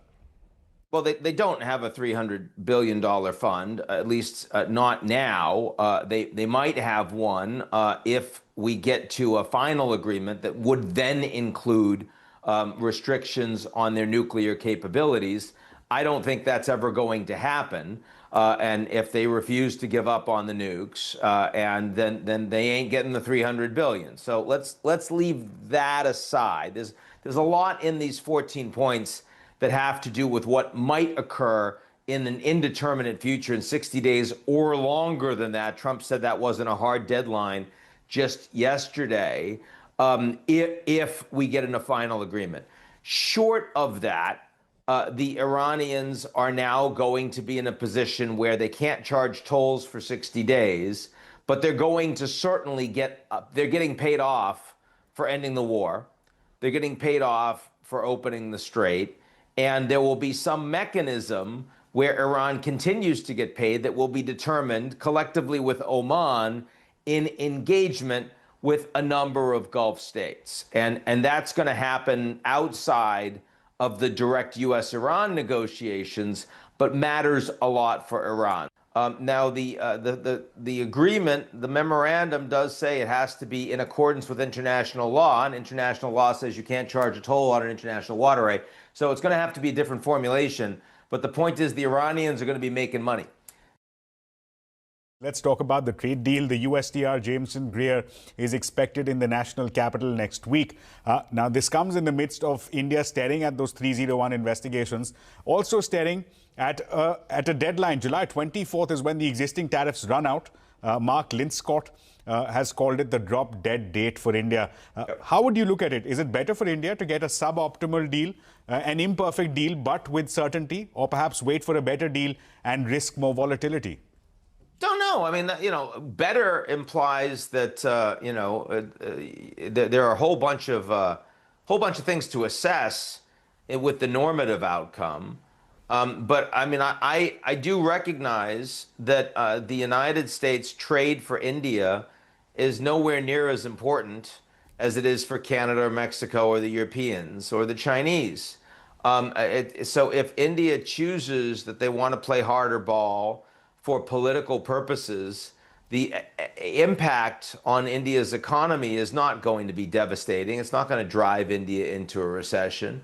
And India has lots of other trade partners around the world, and they're building stronger relations there too. So I think that it's an important decision, but it's not an essential decision. And it's one that I think Modi is going to look at not just the nature of the economic damage, but also what he's trying to accomplish. He's been very successful politically in his own country with his own party.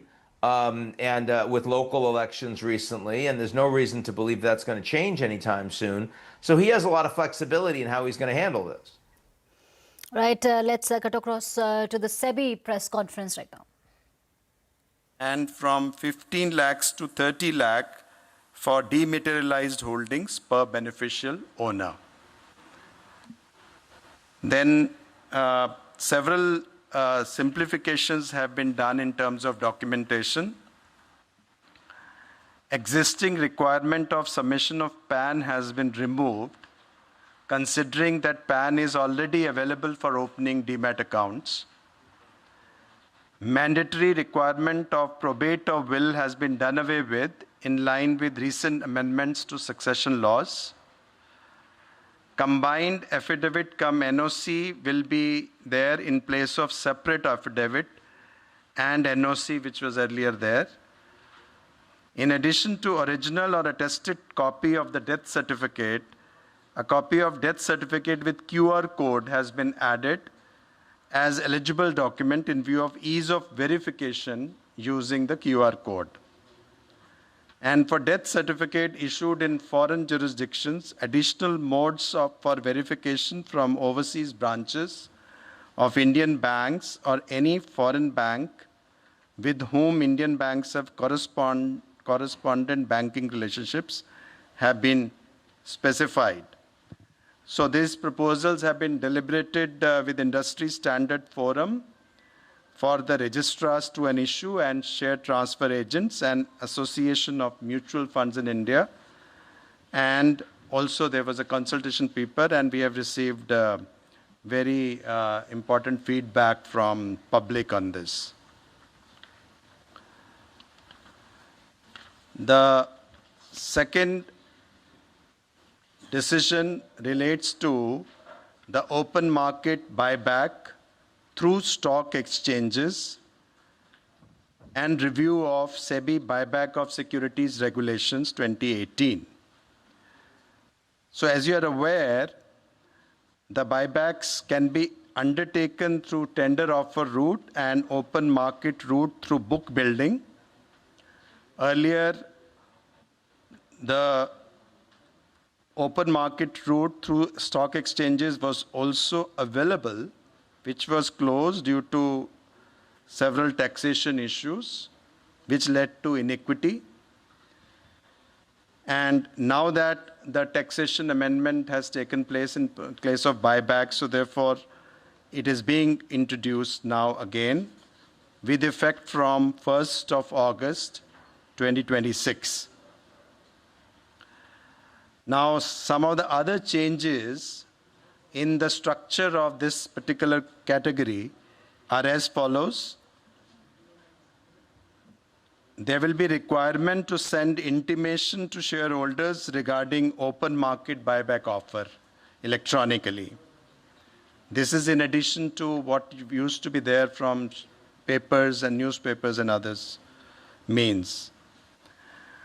Then open market buyback offer on stock exchange shall be completed in 66 working days.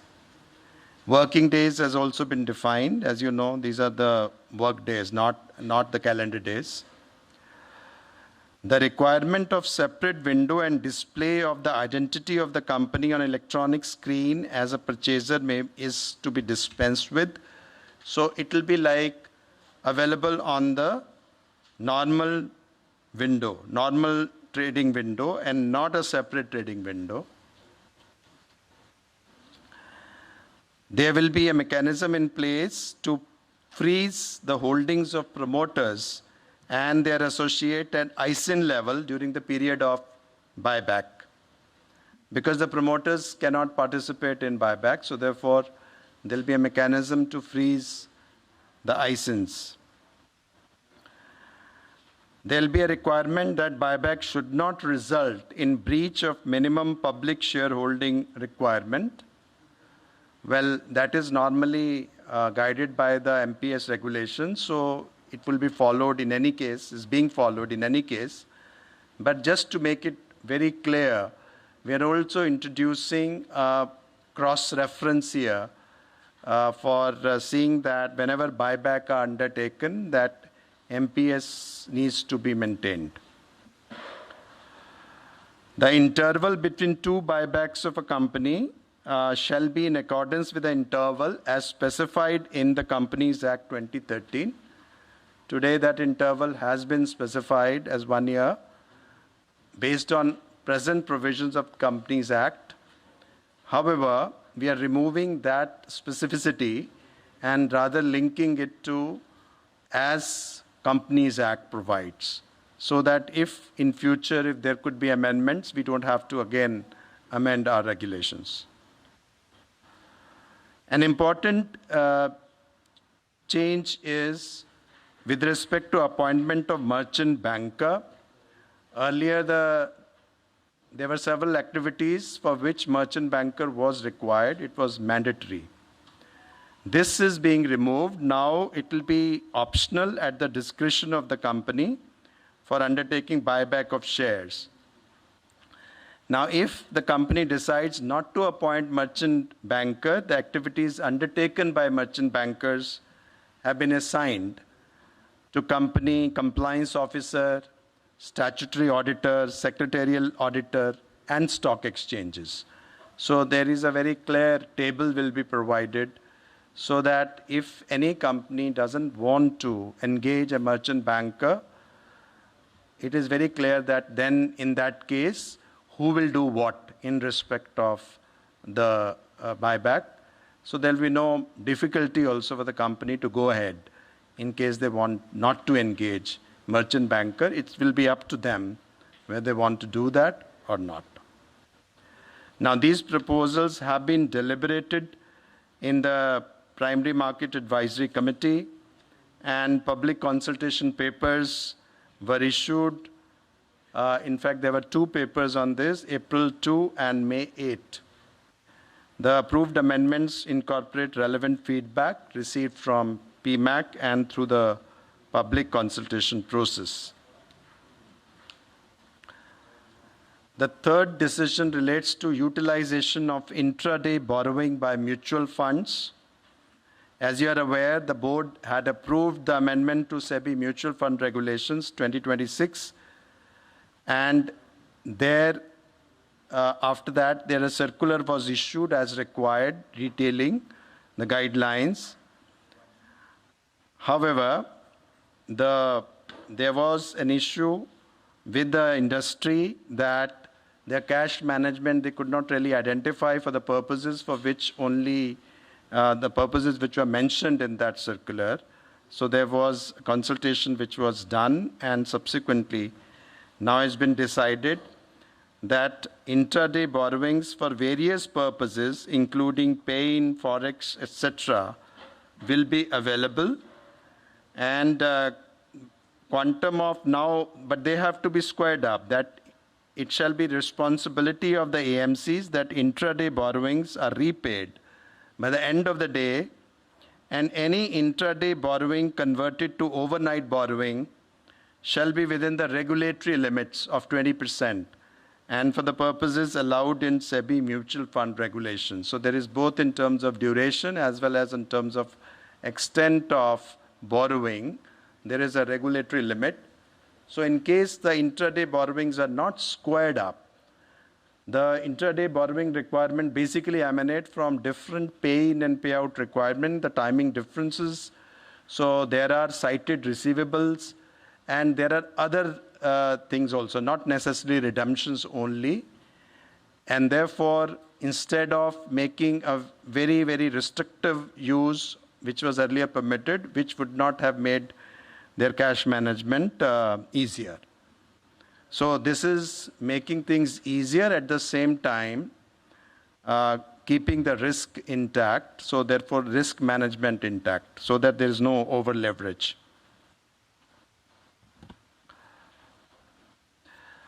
The next item relates to alternative investment funds, AIFs. Board has decided to open a new green channel, AIF rollout upon document acknowledgement mechanism, which is acronym is Garuda. This is a mechanism for processing of placement memorandum of AIFs filed with SEBI, and as an ease of doing business measure. So so there are 2 kinds of schemes where there are accredited investor schemes and there is non-accredited investor schemes.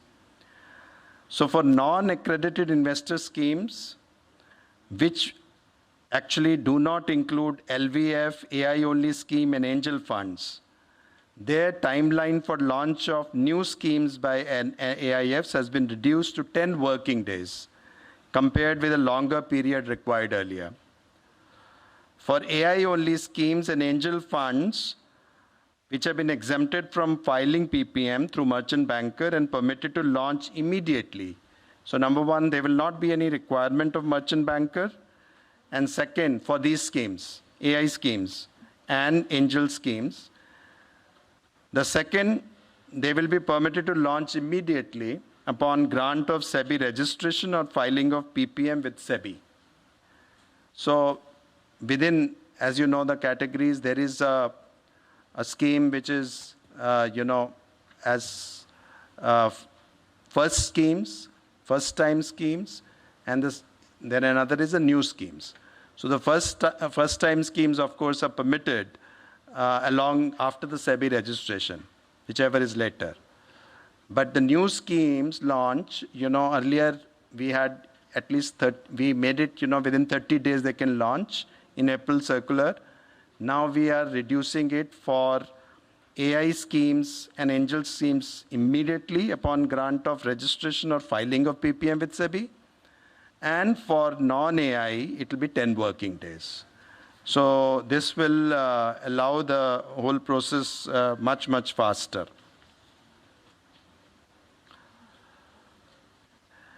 The next decision is in respect of the capacity development fund in regard to social stock exchange. As you know, there is a capacity building fund was presently housed at NABARD as the administrative fund for undertaking capacity building initiatives for social stock exchange stakeholders. Now, Social Stock Exchange Capacity Building Foundation, a Section 8 company, has been formed, and the roles and responsibilities relate to capacity building of the SSE ecosystem. They are being taken over by SSE CBF from the Capacity Building Fund, which is presently available. So the proposal is to transfer the balance amount which is available, which is is about 9.98 crore, which will be transferred to the Section 8 company, which is being formed. The next item is in relation to the SDI regulations, which is Securitized Debt Instruments and Security Receipts regulations. The main purpose of the amendments is to make it aligned with the RBI regulated framework. As you know, the SDIs are issued both by RBI regulated entities and by others. RBI regulated entities, in fact, they are making more use of issue of SDIs. And these SDIs are not able to list because the framework, RBI framework, is not currently aligned fully with SEBI framework. So the attempt is to... Right, it's time for a short break, but don't go anywhere. We'll discuss SEBI's open market buyback announcement with Mohandas Pai of Iron Capital and Bhavesh of Equirus Capital.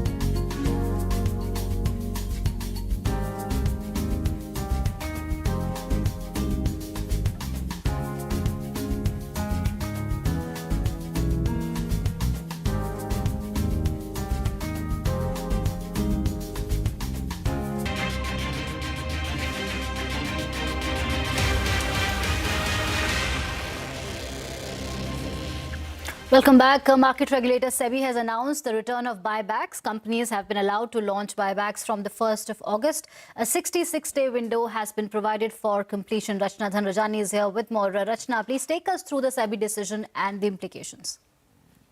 1 year ago, SEBI shut down one of the most widely used ways for companies to buy back their own shares. Today, it's bringing it back. The open market buyback through the stock exchange, where a cash-rich company goes onto the market and repurchases its own stock over time, was scrapped in April 2025. SEBI's worry then was twofold. The price-time matching favored a few sellers over the rest, and the old tax rule let those lucky few walk away tax-free while others paid the price. Both those reasons have now fallen away. From April this year, buyback proceeds are taxed as capital gains in the shareholders' hands, exactly like a normal market sale. The inequity is gone, and so SEBI is set to reopen this route with tighter rules, completion in 66 working days, and 40% of the money deployed in the first half. The big question now, though, is this the shot in the arm for a battered market needs, or are we reopening a door that SEBI had shut for good reason? To break it down, I'm joined by two men who know this from opposite ends of the table.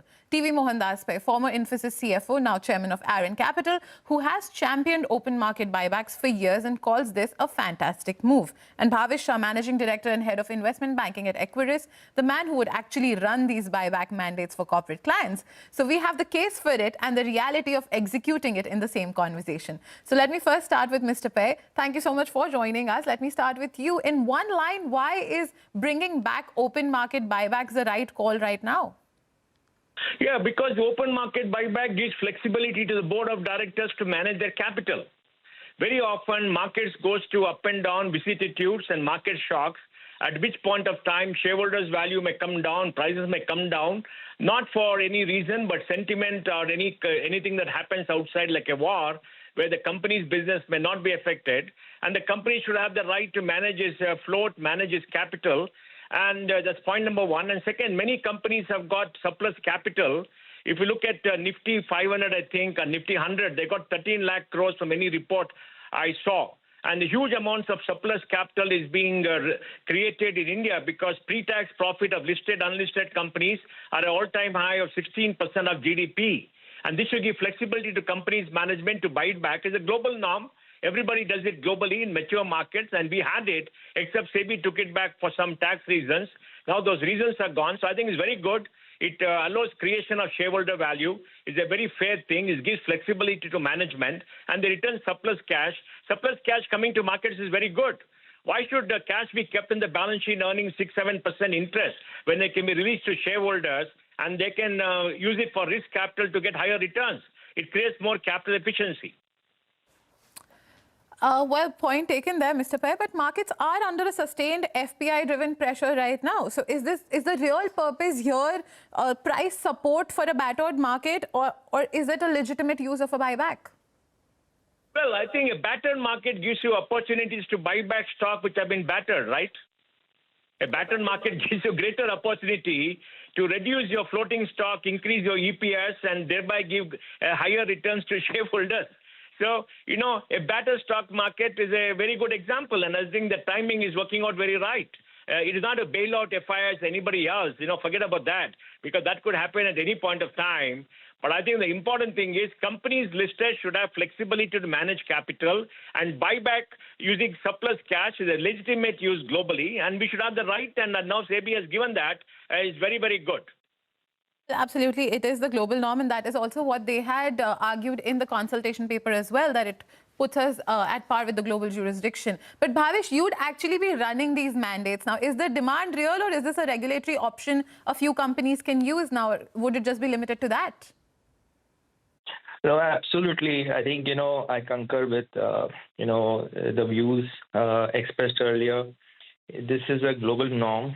This is a super flexibility given to the companies, especially where the stocks have been kind of, not reflecting the true value. And why not use the cash, which is excess, to kind of, buy the low value stock?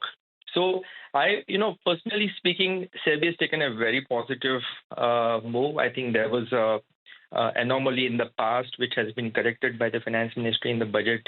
And this effectively paves the way for SEBI to kind of reintroduce this in my view, this is a very positive step. B, the companies will have greater flexibility. And C, from a shareholder perspective, this is deploying the cash in the right manner such that the shareholder value accretes. So how do you see companies reacting to this move? How many would you say are sitting on this cash that they're waiting to launch buybacks? No, as we would have seen, a lot of companies have already announced their buybacks, but it was through the older route. This stock exchange route is, in fact, even much more flexible. There's a lot more flexibility. So we will definitely likely see more and more companies opting for this route and going ahead with the buyback.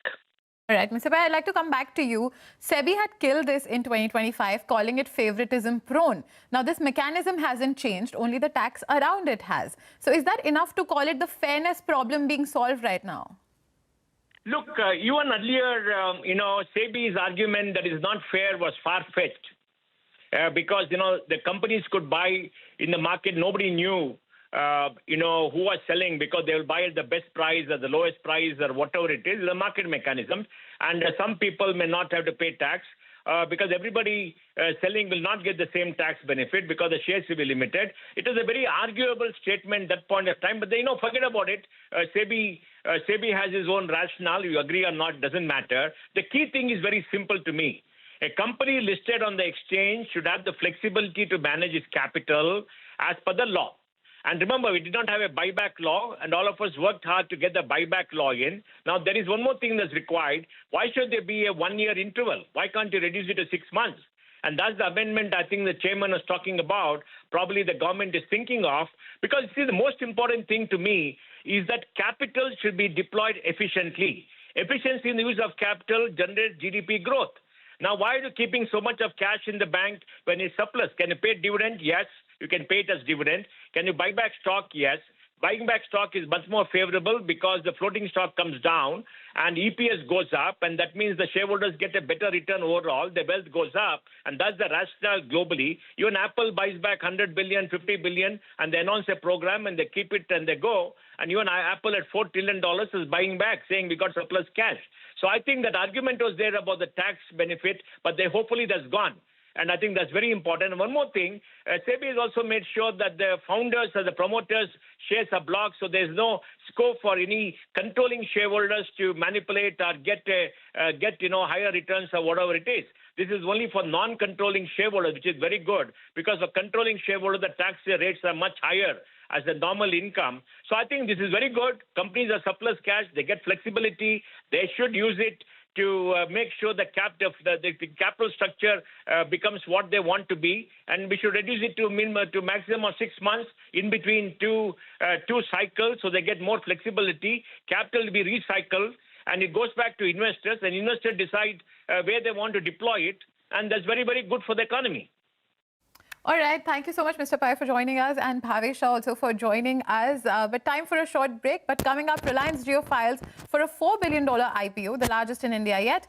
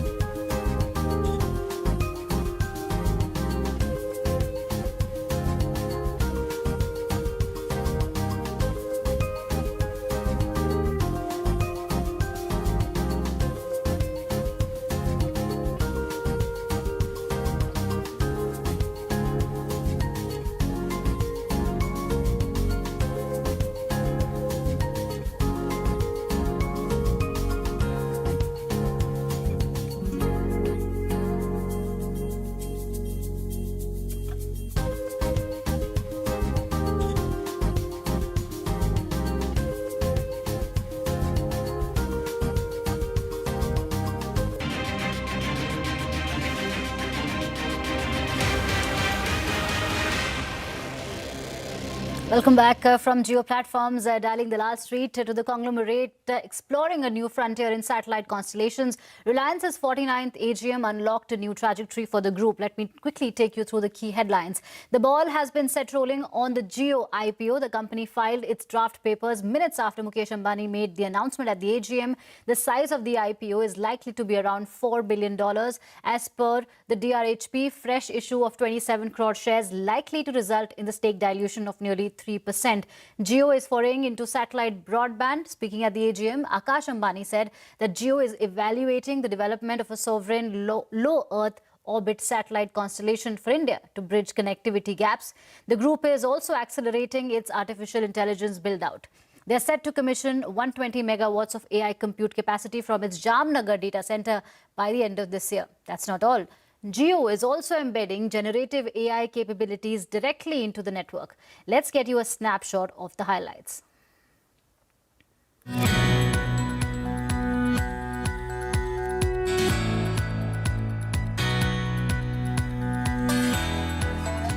Board of Geo Platforms has approved the draft red herring prospectus earlier today, and it will be filed with SEBI today.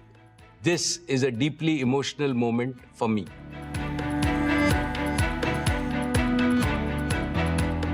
In 10 years, Jio has reached an operational scale that is simply extraordinary. The Jio user base has crossed 524 million, cementing our #1 position.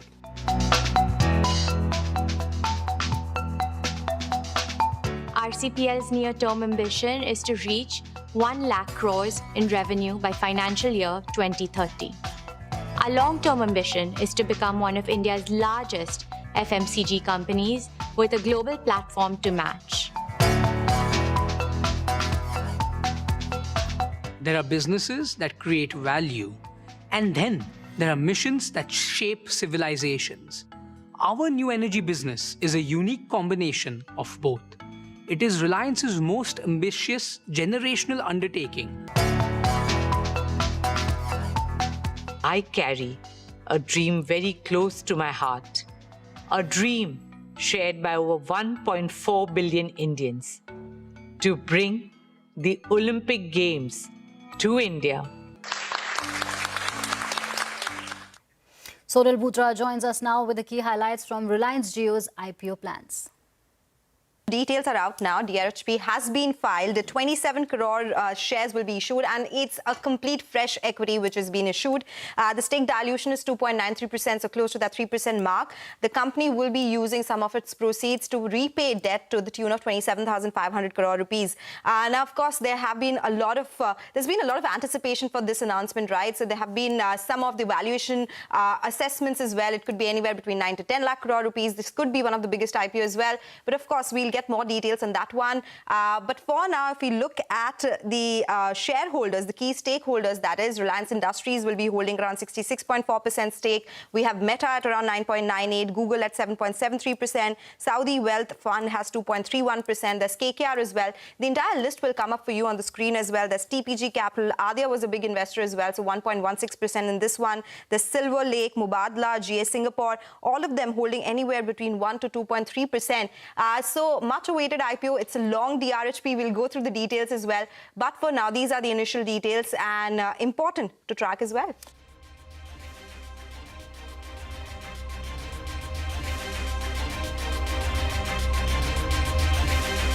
All right, time for a short break. More news and updates continue right here on CNBC TV 18. Stay tuned.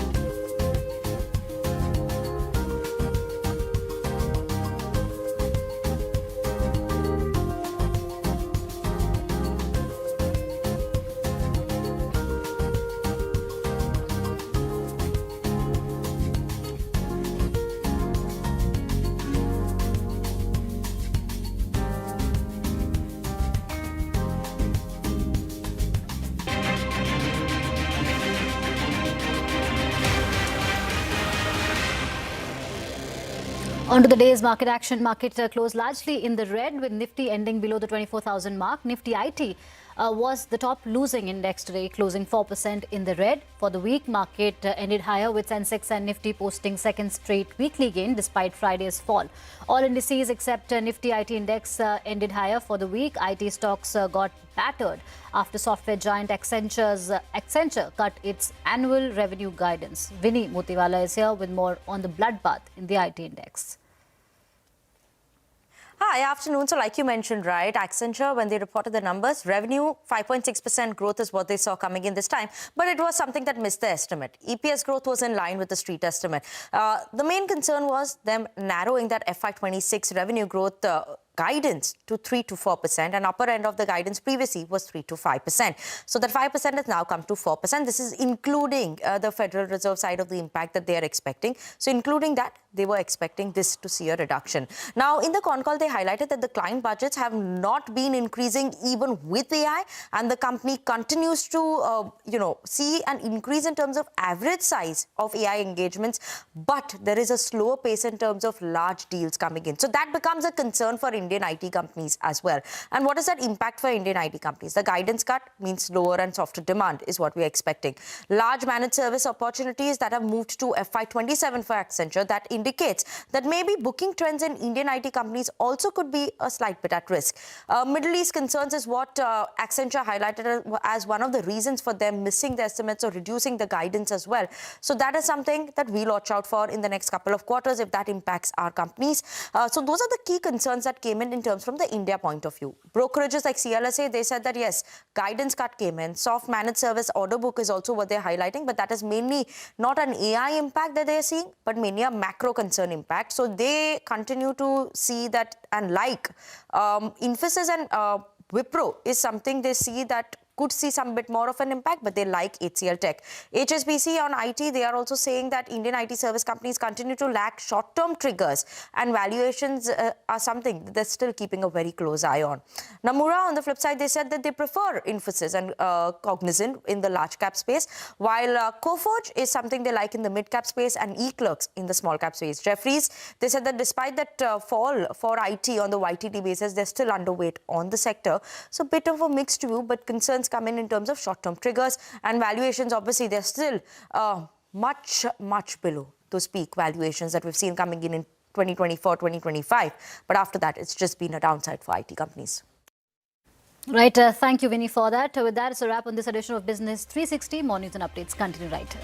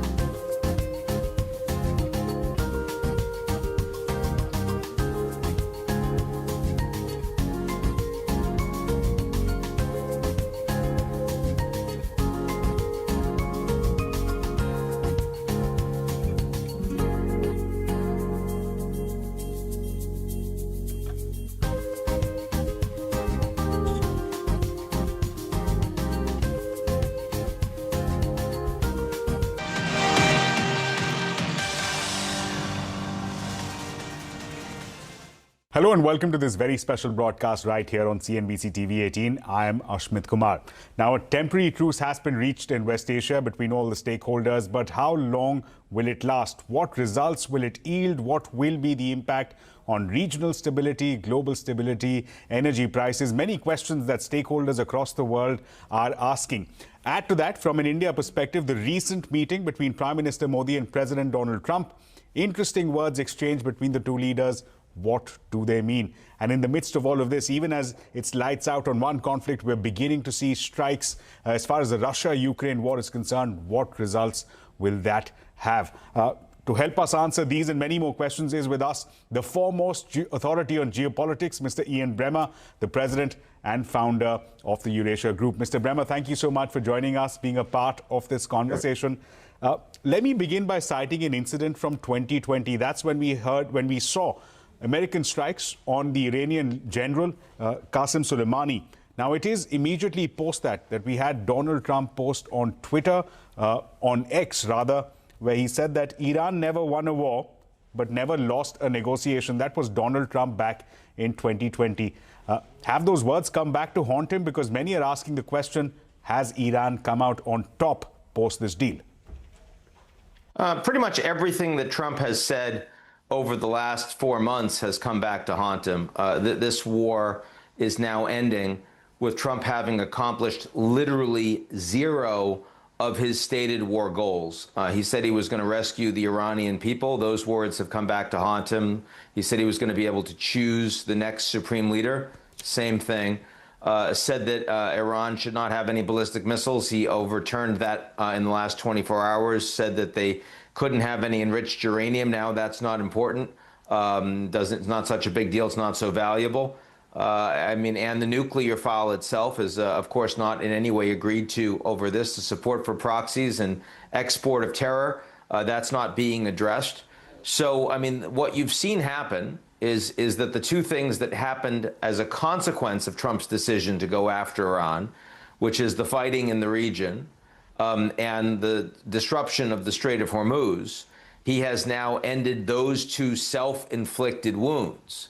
But nothing has been accomplished beyond that, literally nothing. And so this is, without question, the biggest failure that Trump has had as president since in either of his terms, frankly. And it's going to be a part of his legacy going forward. The guy that said that we were going to end all of these wars started one that was completely unnecessary and got nothing for it.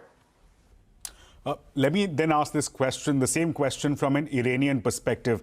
At the end of this, when they now have this truce, this 14-point MOU on their hands, what are they looking at? They get the control of Hormuz. US has conceded that they will be withdrawing forces from the naval blockade. They're having the sanctions lifted. They get to keep their enriched nuclear uranium. There's nothing as far as their ballistic missile program is concerned. And the cherry on top, they now have a $300 billion fund. How does it look like, at least the optics, as far as Tehran is concerned? Well, they don't have a $300 billion fund, at least not now. They might have one if we get to a final agreement that would then include restrictions on their nuclear capabilities. I don't think that's ever going to happen. And if they refuse to give up on the nukes, and then they ain't getting the $300 billion. So let's leave that aside. There's a lot in these 14 points that have to do with what might occur in an indeterminate future in 60 days or longer than that. Trump said that wasn't a hard deadline just yesterday, if we get in a final agreement. Short of that, the Iranians are now going to be in a position where they can't charge tolls for 60 days, but they're going to certainly they're getting paid off for ending the war. They're getting paid off for opening the strait. And there will be some mechanism where Iran continues to get paid that will be determined collectively with Oman in engagement with a number of Gulf states. And that's going to happen outside of the direct U.S.-Iran negotiations, but matters a lot for Iran. So I think if you're Iran, look, your supreme leader's dead. Your new supreme leader was injured in the same strikes, and his family. You have a number of your military leaders that have been killed. you've had very significant damage, economic damage and military damage to your economy, to your military capabilities. You can't really call that a win. But you were able to end the war by taking a lot of pain and showing that you can tolerate more pain than the Americans. And this is the equivalent here. This is not like Vietnam or Afghanistan or Iraq, where the Americans fought and lost a war. This is much more like China, where President Trump demanded that the Chinese capitulate to his larger economy and his economic demands, and the Chinese retaliated and forced the Americans to back down. And that's exactly, and there was economic damage to both sides, and now they're treating each other more warily and more cautiously. And that's exactly what happened with Iran. Trump said that there was going to be a surrender, an unconditional surrender by the Iranians, and that didn't happen. And instead, the Iranians were able to show that they could tolerate pain and they could cause a lot of damage to the global economy and to the American economy. And Trump said yesterday that he needed to accept these terms, which we all know are not good terms for the Americans, because if he stayed with the blockade for another few weeks, there was going to be a global catastrophe in the economy, which is true, but Trump was lying about that just a few days ago. So, I mean, we're now in a position where Trump has had to fully contradict himself because reality was starting to punch him in the face.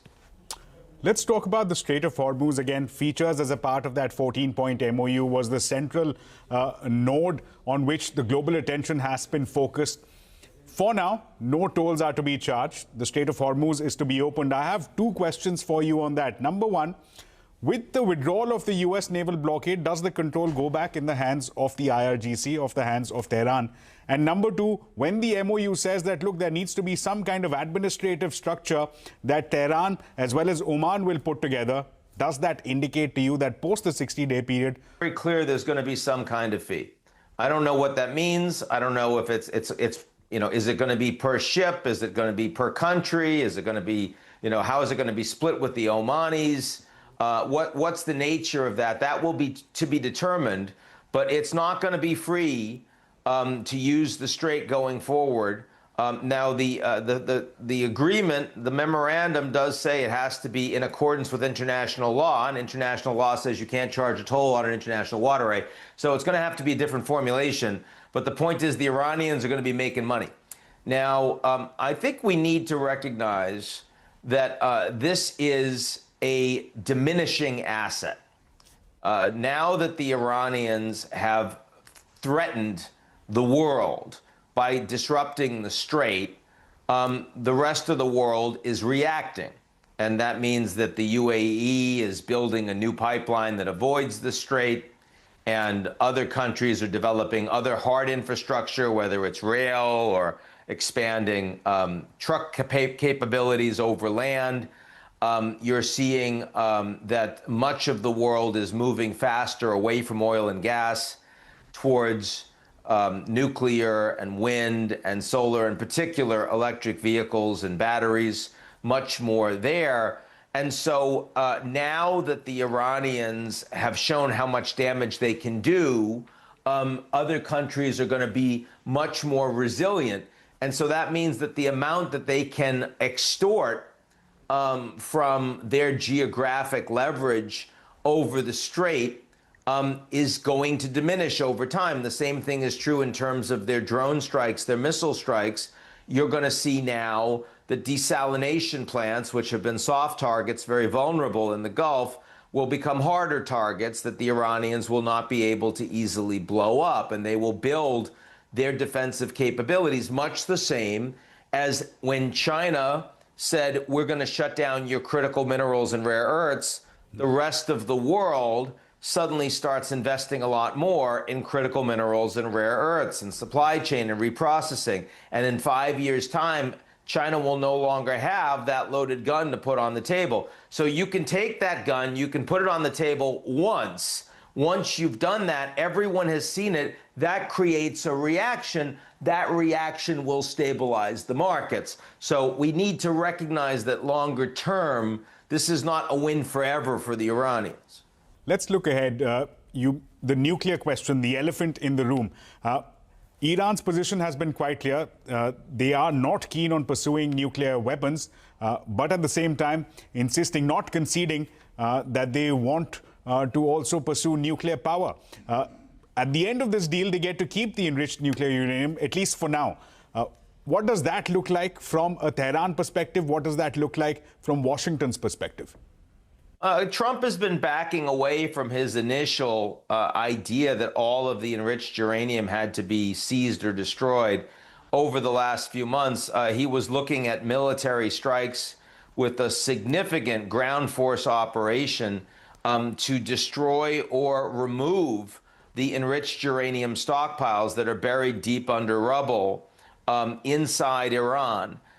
He was convinced by his own military advisors that this was a very complicated and dangerous operation to undertake, and so he chose not to do it. Since then, we've heard Trump say, well, you know, we don't really need to get this enriched uranium because we've got satellites that can actually watch the site, and if the Iranians try to get near it, we'll know and we can blow them up. Then more recently, he started talking about you can do potentially a dilution of the enriched uranium, the nuclear dust, as he calls it, that could be done on site. You could potentially leave it there. It doesn't have to be all taken out to a friendly country. And then yesterday, he said, well, you know, it's not even that valuable, this material. I don't know why it's so important, why we really need to do anything with it. So, I mean, again, as the war and as the ceasefire rolled on and as it became clear that Trump's options were more limited and more costly, he just consistently flipped his position into one of complacency and capitulation. And so, you know, clearly the Iranians have shown that they are in a stronger position on this issue.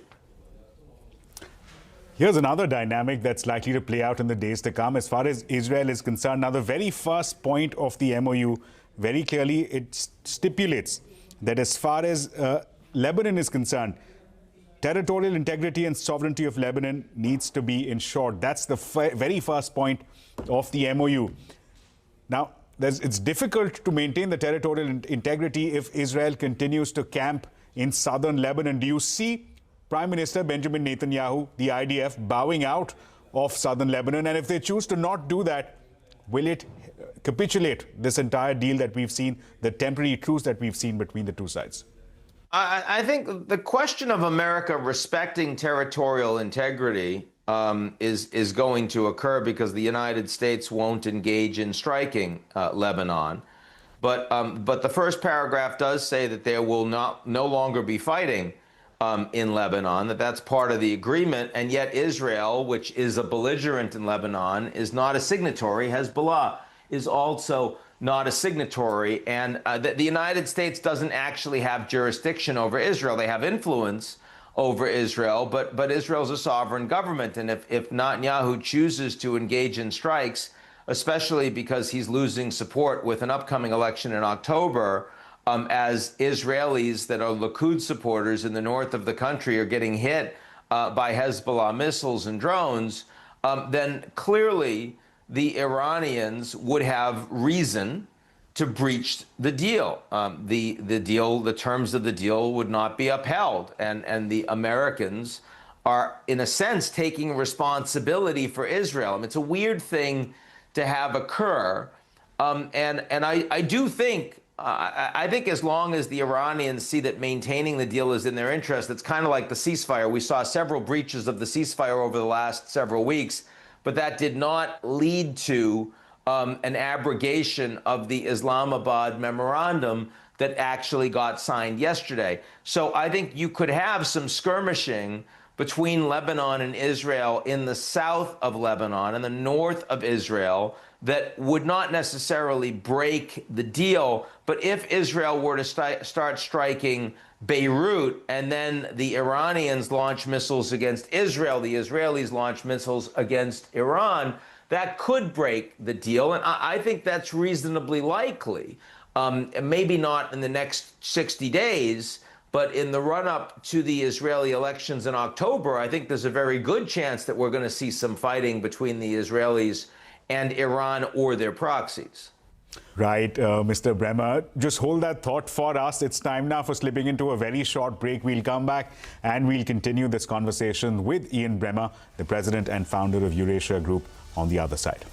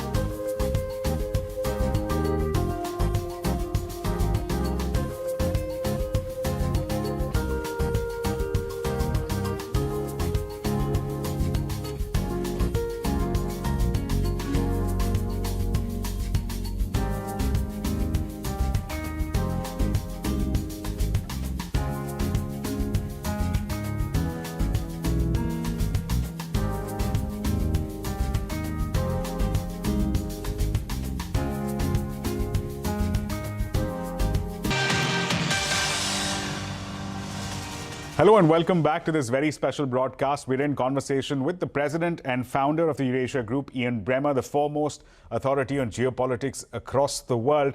And we're speaking to him about not just the Iran conflict, but also what the US-India dynamic looks like, what the Ukraine-Russia dynamic looks like going forward. Let's shift focus now, Mr. Bremer. Let's talk about the recent meeting that we had seen between Prime Minister Modi as well as Donald Trump.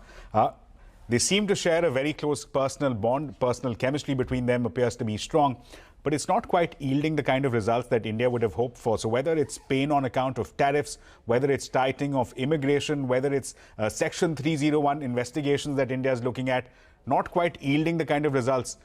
How do you see this dichotomy? A close relationship when it's close and upfront, but when it comes to the two countries, there appears to be a tightening of position by Washington. Well, I mean, for Trump, every relationship is what have you done for me lately? I mean, you can think about the people that worked for him in his first term of office, and then, they get fired, and suddenly he goes after them. In some cases, he investigates them. I mean, John Bolton, former national security advisor, not exactly a Democrat, was working full-time for Trump, and, now he's facing jail time. So, I mean, Modi doesn't have that problem. But the reality is when Trump decided he was going to do Liberation Day, he decided to hit everybody. It didn't matter if you had a good relationship with him or a bad relationship with him. Trump saw that Pakistan was useful and particularly involved in some of his crypto dealings that were benefiting him and his family. And so now he's engaging more with Pakistan. Doesn't really care if it upsets the Indians. It's not really impactful. India starts buying, is buying a bunch of oil from the Russians, and the Americans say they're going to squeeze the Indians as a consequence of that, but not the Chinese, who are more powerful than India is. So, I mean, this relationship, it can be as friendly between the two men as possible, but the reality is that Trump sees these things transactionally with a recency bias, and he can rip up a deal that you used to have, as the Iranians saw with the JCPOA, as the Canadians saw with USMCA. And as the Indians are experiencing, so suddenly there's no Indo-PACOM. Now we're taking out the Indo. Why are they doing that? That seems unnecessary as a slap in the face to the Indians, because Trump decided to. And so I don't think that the next American president will be so unreliable, whether Democrat or Republican. I think India will have an easier time predicting the behavior on a day-to-day basis and relying on deals that are agreed to, that they will have staying power. But it is certainly true that the United States is less interested in foreign trade and free trade. They're more interested in industrial policy and subsidies. That's structural. The U.S. wants more burden sharing, doesn't want to spend as much money on foreign bases all over the world. That's structural. The U.S. is not going to have as open borders, isn't going to have as many visas for people coming over. That matters to India a lot. That's structural. So some of this is about Trump, and some of this is something that's been coming for decades now. Well, speaking of deals, let's talk about the trade deal. The USTR Jameson Greer is expected in the national capital next week. Now, this comes in the midst of India staring at those 301 investigations, also staring at a deadline. July 24th is when the existing tariffs run out. Mark Linscott has called it the drop-dead date for India. How would you look at it? Is it better for India to get a suboptimal deal, an imperfect deal, but with certainty, or perhaps wait for a better deal and risk more volatility?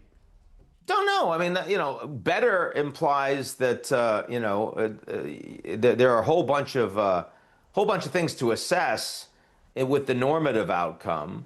But I mean, I do recognize that the United States trade for India is nowhere near as important as it is for Canada or Mexico or the Europeans or the Chinese.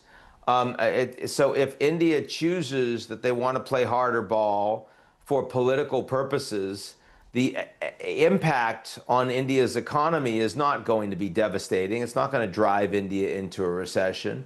And India has lots of other trade partners around the world, and they're building stronger relations there too.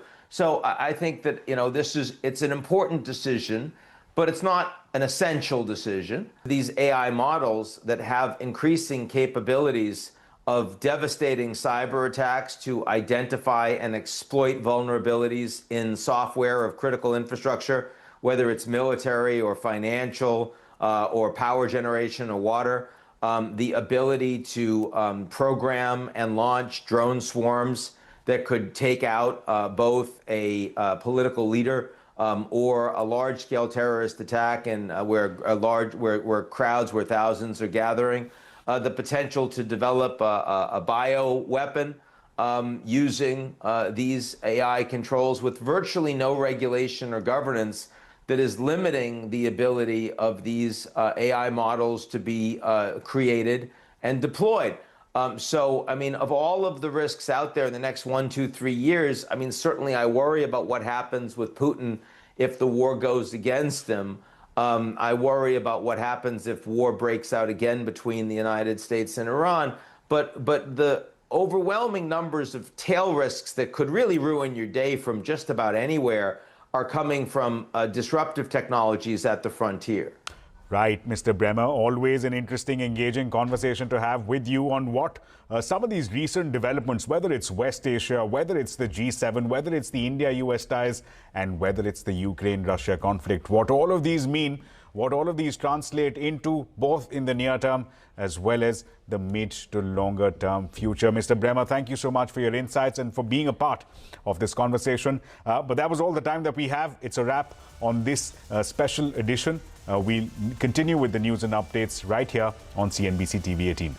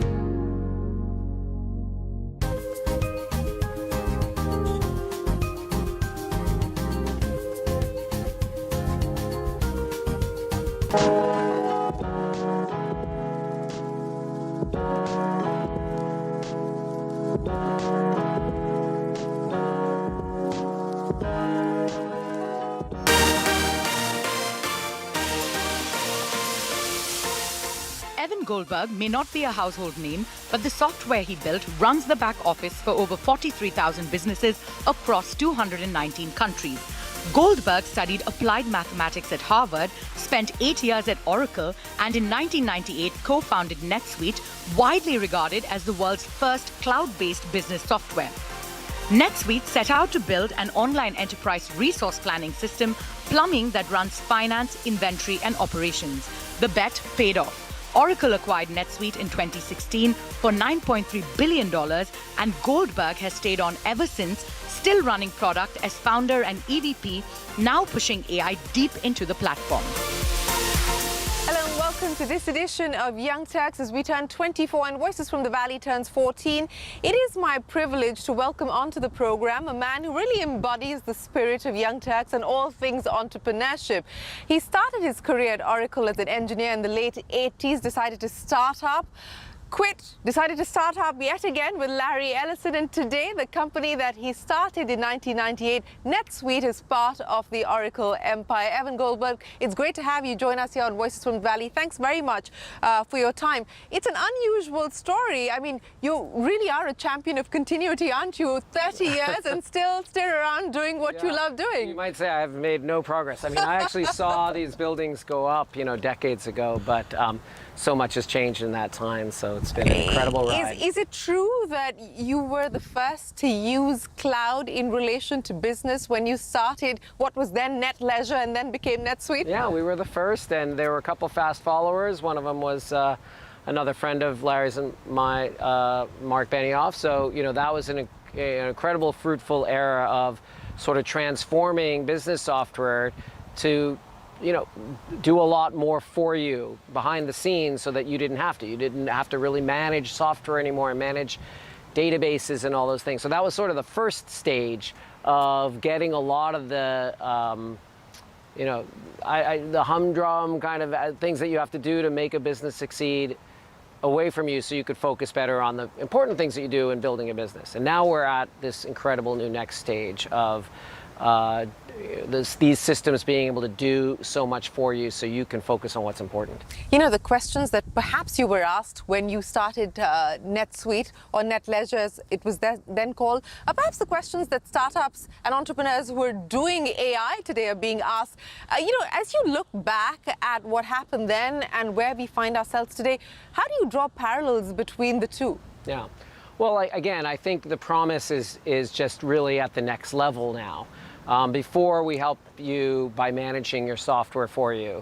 Now we're really going to help you by, and we'd manage that software in the background. So you just kind of like logged in on a browser and it was there.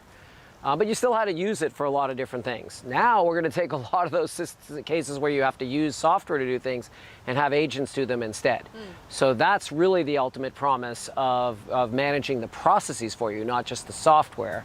And again, so, you as an entrepreneur, you have big dreams, you want to be able to execute your creative ideas, you have a list this long of things you could do to make your business run better and to reach new markets, and a lot of times you just can't get to them. Well, now you're going to have the system working for you, getting a lot of stuff out of your way so you can get down that list a lot faster. Speaking about going down lists, at this point in time, the big question is what happens to these SaaS companies? And we've seen the market respond with a significant erosion as far as value is concerned. How do you process what's going on, what the markets are telling us, but what's happening on the ground as well? Well, I mean, the markets recently have said that maybe the death of SaaS companies was somewhat exaggerated. We have spent 30 years building up incredible capabilities for every different industry, for tons of different regions, of course, India, all over Asia, Europe, the Americas. That's taken us years of working with customers to hone these capabilities and to be able to handle some of their most important problems in acquiring new customers or creating and delivering their products and services, hiring and empowering their employees, obviously optimizing their cash and their profits. All of that capability is built into not just the NetSuite product, but all of the NetSuite people and our entire ecosystem. And that is, you can write code very fast with AI. And of course, we're taking advantage of that. But what you can't necessarily do it very fast is that iteration with customers and honing the capabilities to really be what they need, building a system that is truly flexible for all the different types of use cases that you may want for it. So that's, I think, the infrastructure that we've built to help customers be able to run their business is something that I feel will endure for decades to come. Since you believe that the obituary of SaaS companies is grossly exaggerated, I want to understand from you, what is going to be the moat for SaaS companies in an AI era? We talk about context and why that's significant and relevant for enterprise customers, but is that really enough? Well, I mean, we do a lot more than just, store a sales order for you. I mean, we actually orchestrate a ton of complex business processes in a way that's tailored to your particular business. We've built the flexibility to do that. That's, again, from years and years of experience. The other thing we do is we are a trusted provider of these services to you. We have, an incredible infrastructure to make sure that your data is secure, that it's reliable, that it's fast, that it has, 24/7 available around the world, in India and wherever you're working. That takes years to build. It's not something you can just code, sit down at, a coding agent and say, please build this incredibly reliable, trusted system that I can be assured that my data is secure wherever I use it all over the world. And so we're confident that that's something that's going to be of value for customers, again, for years and decades to come. What are you seeing in terms of adoption, especially as far as SMB adoption is concerned? Because there's a lot of buzz around AI, but the adoption rates are different in different parts of the country, in different parts of the world. What are you seeing today? Well, the one thing that we're giving users is choice. We're not saying, use NetSuite, log into NetSuite. That's where all your AI is. Don't use AI anywhere else because this is the best AI. We are actually building choice into the system. There's incredible AI within NetSuite. When you use NetSuite now, there's something called Ask Oracle that can answer so many different questions for you. Build these incredible dashboards about whatever you want to know about. But we also have something called the AI Connector Service, so people can use services like ChatGPT or Claude that they've become used to that have access to lots of other parts of their sort of business ecosystem in conjunction with NetSuite. So by giving people choice, we think that makes it the most likely that people will be able to find sort of their comfort zone for using AI. But the AI Connector Service that I just described is the fastest adopted capability we've ever had in NetSuite. So certainly, and it from big companies and small companies, because NetSuite serves very small entrepreneurial companies that are just getting started to multinational companies in the public market. We're seeing adoption across the board. And so it's a really, really exciting time, and I think our customers recognize that, but they want a couple different things. They want some guidance on how to best use it, and so we're taking advantage of all this knowledge we're learning so quickly from our thousands and thousands of customers. That's a great asset for us. And they want to know that they can trust it, that their data is going to be safe. And so we base everything that we do on our same permission structure that we've had for users for decades. That's battle tested. And again, I think that's one of the reasons, along with the fact that Oracle is known as a great company for incredible security in all of their products, is something that makes our customers very willing to adopt these capabilities so quickly.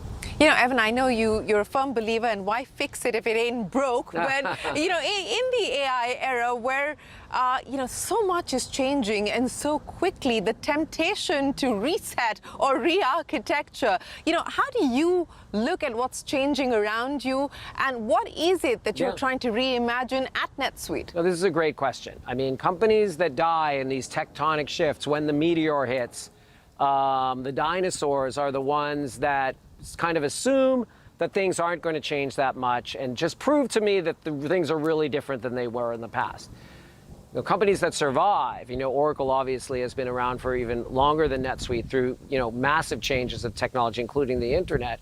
Companies that survive are the ones that emulate, what I think a lot of the way the startups think, which is more like, prove to me that the world isn't fundamentally different, right? And so you assume that things are going to be different. And so I think that's the mentality that we have to take as a company, an AI-first mentality. Assume that AI is going to be able to do this thing differently than it was done before, and prove to me that it can't. And if we do that in our entire organization, well, then we will get the benefits of our scale. Scale can either be to your disadvantage because it slows you down, or it can be to your advantage because you manage to move very fast, but on lots and lots of different fronts, sort of attacking on all fronts. And the fact that we have this very, very powerful suite that encompasses so much, so many of your business processes, that's the scale that we're going to take advantage of. So what have you changed internally to sort of benefit from everything that AI offers at this point in time?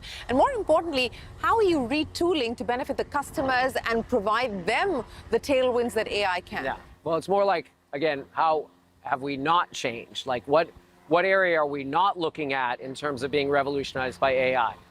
How we interact with our customers, how we help them succeed with NetSuite, how we build our product, how we evaluate how our customers are using our product to make sure that we're building it in the right way. All of these things are being supercharged by AI now, and every single employee at NetSuite and at Oracle as a whole knows that that's the way they need to think, and it's leading to some NetSuite Next. We just went to monthly releases, for example, for NetSuite Next. We've never had that before, but we're able to do that because of these new AI tools that help us, develop software more quickly, help us test it more quickly, all of these things. So it's really across the board, and it is a change in mentality, and that's how companies can make the transition and still be a leader, even though the world has changed massively. We want to be sort of the mammals of the post-meteor era, not the mammals dinosaurs. of the post-meteor era. But speaking of the meteor era, Evan, how is it different? And prove to me that this is different. How is it really different from the last few tectonic shifts that we have seen? And I think that's what everybody's trying to understand. That's what everyone's trying to grapple with. The capital being deployed is a completely different story altogether. Sure. But beyond that, what would you say is different? I mean, the more we get into this, the more the similarities kind of shrink and the differences expand. The internet, obviously gave incredible access and allowed us to provide these capabilities anytime, anywhere, but they were effectively the same capabilities that were used before. You use the systems in similar ways. Well, now there's so many times that you're not going to be using the system, and it really is just a totally different level of how these systems work. They work in the background now, doing incredible things for you to allow you to really focus on what matters. And that's a massive, massive shift.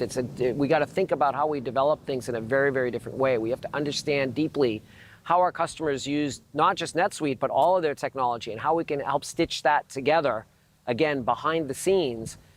Because most of that stuff are things that are necessary to make your company run well, but they're not sufficient. What really makes it run is your creativity, your great ideas, and executing those ideas. And we're going to be able to give you the freedom and the time and the resources to do that as an entrepreneurial organization much, much better than ever before.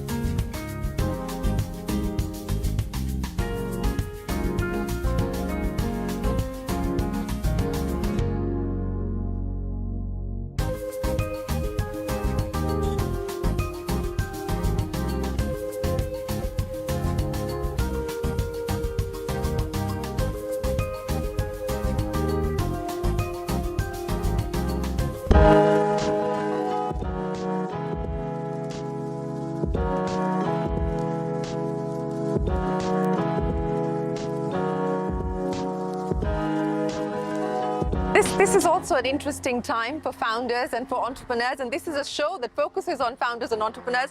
So I want to dig a little bit deep into your archives to understand, you know, when you decided to take the company public and then you decided to take the company private, as you look around you today with these mega IPOs heading to Wall Street, I mean, what is it that you would like to share with founders and entrepreneurs who are contemplating, should we go private, should we go public, should we stay private longer? What is it that you would tell them?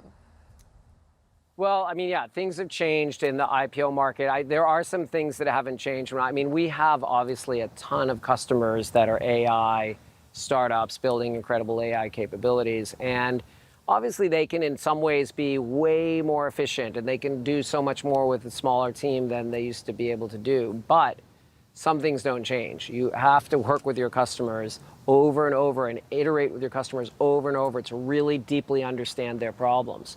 Yeah, you can write the code really fast, but truly the best products come from that deep understanding that you get really still, I truly believe, from that human to human connection of working with your customers. So I would say to every entrepreneur and every organization, regardless of whether you're private or you're public and when you go public and how many employees you have, that has to be job number one, is really focusing on your customers, knowing your customers deeply, knowing what their biggest problems are, and iterating with them to figure out how to solve them the best way possible. M&A, because that's the other thing that people are grappling with today, and it looks like 2026 is likely to see an accelerated pace as far as M&A is concerned. You've done a bunch of them at NetSuite. Again, what are the boundaries, what are the guardrails that you keep in mind while doing some of them? Well, you know, it's interesting because I've stayed at Oracle now for almost 10 years. It's been a great environment for us to achieve our goals. And so if you're truly passionate about what you're doing as an organization, you really just have to ask the question, am I going to get further and faster to my true goal? What is my true goal? And usually, I think for the best customers, for the best companies, it's about revolutionizing something in how their customers do things. And if you think you can get that there faster by, joining your car to a bigger train, by all means, it's a great way to do it. And I think we've seen a lot of success when we were an independent company, but we've also seen new things that we couldn't even imagine doing as part of Oracle. But I think obviously critically is that the people with the passion stay involved. I mean, that's an absolute critical part of what I think makes these kinds of mergers work great. That's not required, but it's certainly, I think, a super, super helpful ingredient. And so fortunately, our team, so many members of the NetSuite team were here when we were small, when we were independent, when we were public, and now are still with us. And that continuity and still that sort of passion to fulfill that dream of helping entrepreneurs succeed at whatever they're doing, whatever their industry, wherever they are around the world, that is sort of the fire that has burned all along for us, and is even, now we're even more passionate knowing that these incredible technologies are going to get us there even faster. What are you prioritizing today? We've gone in the last few months from token maximizing to token efficiency. What are you prioritizing today? Everyone's talking about not wanting locked-in models, wanting flexibility, wanting open source architectures. What do you prioritize as you look into the future to capture the trends that the market's sending you? That's a great question. And with things changing so fast, it's definitely it can be a problem. I mean, like you're kind of chasing the latest thing and not being able to sort of focus and build real value over time. So I think a lot of that, balancing that is sort of the biggest challenge we have, and I think all organizations have in this environment of such rapid change. And there's no definitive answer for that, because you don't want to miss out on an opportunity, but you don't want to be pulled in 50 different directions. But that's sort of what I feel like we're managing as a company right now. And fortunately, I think we have our great set of customers to work with to tell us what they think is important, and so that everything that we see that's happening, we're able to pretty well filter it like, yes, this is going to help solve our customers' biggest problems.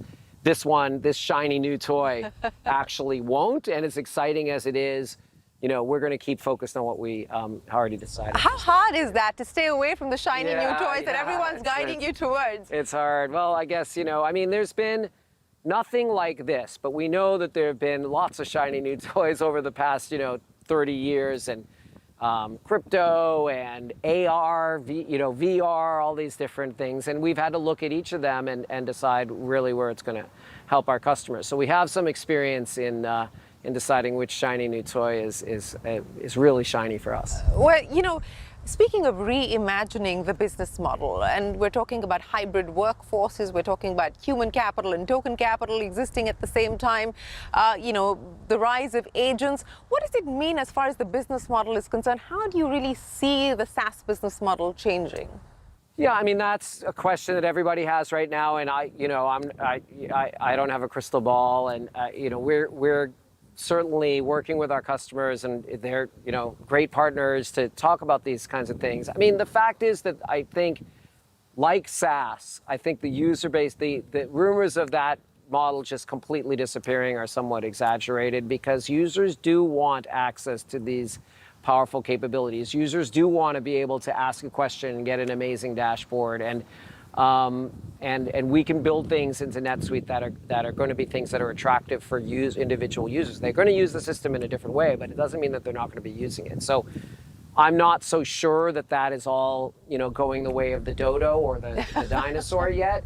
But it certainly is true that the way systems are going to be used is going to be very, very different. And there's going to be AI agents doing a lot of the work of these systems behind the scenes. And so I think that we will be able to find some good solutions for, you know, monetization for us and value, you know, great value for our customers. We always have, and I think we always will. And so I'm not as concerned about it. I do believe it will work itself out. We just need to make sure that we are continuing to provide this incredible value for our customers, and that's usually what makes businesses ultimately succeed. Absolutely. And speaking of value, I think, again, you know, it's an open question at this point in time on what kind of disruption and dislocation we're likely to see in the short term, though in the medium to long term, everyone seems more optimistic about the benefits that will accrue on account of AI. Where do you see the most benefits, and how painful is the near-term dislocation likely to be? Yeah, I mean, and obviously it's changing. You know, if you asked which jobs are going to be most disrupted a couple years ago when the LLMs first came out, you get a very different answer. No one really anticipated that necessarily it might replace programmers. I'm sure people did anticipate that, but that was not in the news at that time. And now it's like, oh, what do you do if you're a programmer? Well, so there's definitely dislocation happening because it's a different skill set to use a coding agent than to write your own code. But a lot of the capability, I mean, that you need, you know, as a worker are similar. I believe that. And a lot of the things that you've learned over time, being able to judge what is good, being able to help steer AI agents that are doing whatever work it is, whether it's coding or whether it's law or whatever it is, that experience that you built up is still incredibly valuable, and that's my belief. And so that's why I am, you know, optimistic that people are going to leverage these tools to do incredible work, but it's still going to take their passion and their knowledge and their experience to really make them do the best possible work. Do you think that we are going to see, because of AI, the unleashing of the entrepreneurial spirit in a very different way, faster move towards unicorns, trillion-dollar companies? I mean, we've minted one in barely the last 48 hours. As someone that built NetSuite with 4 people and we had our first release out in 1 year, you know, I'm like, well, you know, humans can do pretty good work in the right situation also. And so I do think it is going to be much easier to get an idea from the ground up. I mean, one of the great advances over the past couple decades has been, you know, infrastructure as a service, and the fact that if you were building a software as a service company, you didn't have to worry about building a data center and all that. That was great. And I think that this takes that to another level. But, you know, even then, you know, 10 years ago, all of a sudden, you could build your own SaaS service. You still had to write the code, but other than that, you know, you could sort of outsource all of the infrastructure. So this is the next stage. It's definitely going to make it easier to build a company. it's not going to eliminate a lot of the incredibly important steps of iterating with your customers and learning from them and using judgment and using your experience in whatever domain it is that you've developed over decades. And that does take some time. Let me end by asking you about India. How important is India as far as NetSuite is concerned? Incredibly important. Such a dynamic market. I'm sure there's going to be a lot of amazing entrepreneurial companies that come out, starting with coding, writing all the code in a few late nights with one person. That'll be just like everywhere else. But I mean, India is such an entrepreneurial society. So there's going to be amazing companies. There already are incredible companies. We've had a fantastic experience. That's why we have data centers in India. We're growing rapidly in India, and just really, really excited to bring that same promise. And like every region has their own complexities, and India has lots of complexities with compliance, for example. And those are the types of things that we've been automating for years now in India, and we're going to be able to do it even better with AI. So rapidly be able to make sure we're changing NetSuite for however compliance regulations change, and then again continuing to work with such entrepreneurial organizations that are going to undoubtedly, many of them, be hugely successful. And again, we'll hopefully be a minor part of that. So double down and expand in India? Absolutely. Is there one thing that Larry told you that you would like to share with entrepreneurs who are watching, with founders who are watching, I mean, that's kind of been part of your journey and guided the journey? Yeah, I've gotten so much incredible advice from him over the years. But one of the things that stands out is, you're inevitably going to be competing with people that are trying to do something similar to you. Everybody believes, and it's true, that their company is unique, but inevitably there's going to be people doing somewhat of the same thing. And you have your unique way that you're solving this problem for your customers. And whatever you do, you have to stay way ahead in that differentiation, that you do things uniquely. You can always, when customers are buying, they're going to have a checklist of things that they want. And your competitor will have some of those things checked off and you won't. And you can always sort of sprint to get those things in. But in the way that you are unique, that must be always job one. For us at NetSuite, it's that we're a suite, and we provide really the most unified view of your business. But whatever it is for you, make that the focus. Never lose sight of that, and that's where a lot of success is derived from. So 5 years on, as you mark your 35th year, what would NetSuite look like?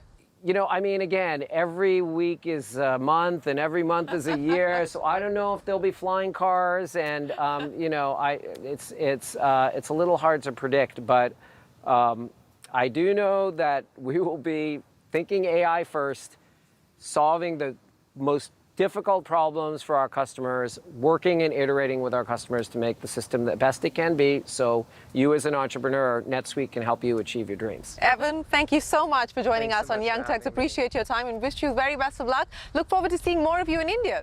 Well, I would love to do it. Well, with that, it is time for us to wrap up this edition of Young Turks. From all of us here on the team, thanks very much for watching. Send us your feedback. We always like to hear from you. We'll be back with more headliners. Till then, goodbye.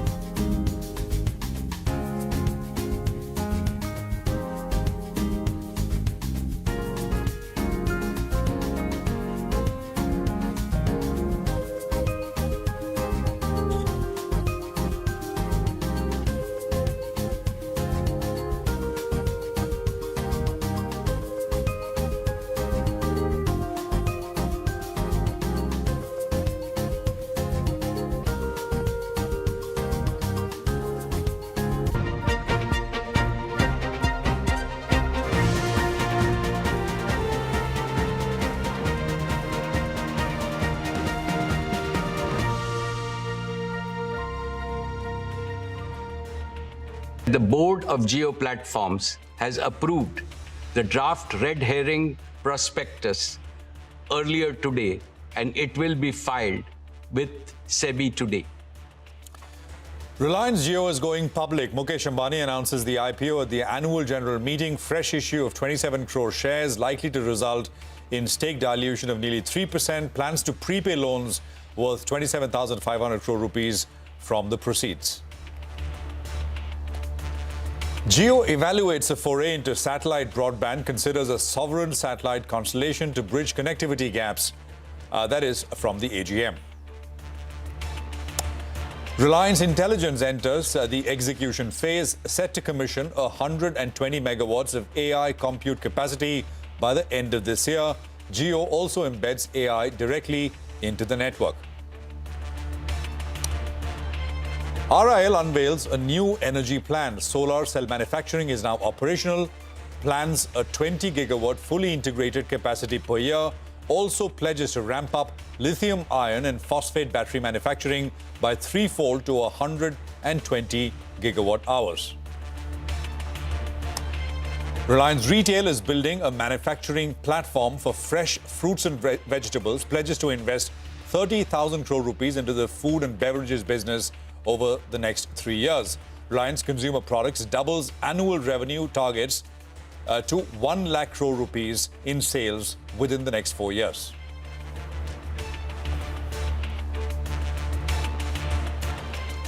From Jio Platforms dialing Dalal Street to the conglomerate exploring a new frontier in satellite constellations, Reliance's 49th AGM unlocked a new trajectory for the group. We will discuss key headlines from the big ticket event over the next half hour. But first, let's get you a snapshot of the highlights that we had and we heard from the AGM.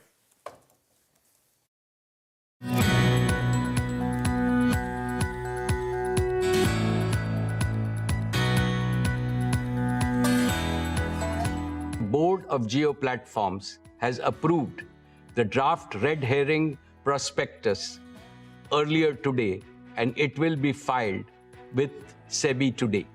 This is a deeply emotional moment for me.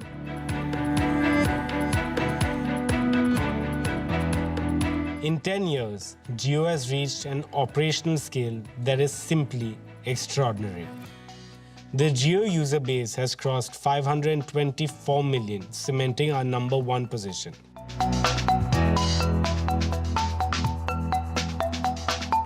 RCPL's near-term ambition is to reach 1 lakh crores in revenue by financial year 2030.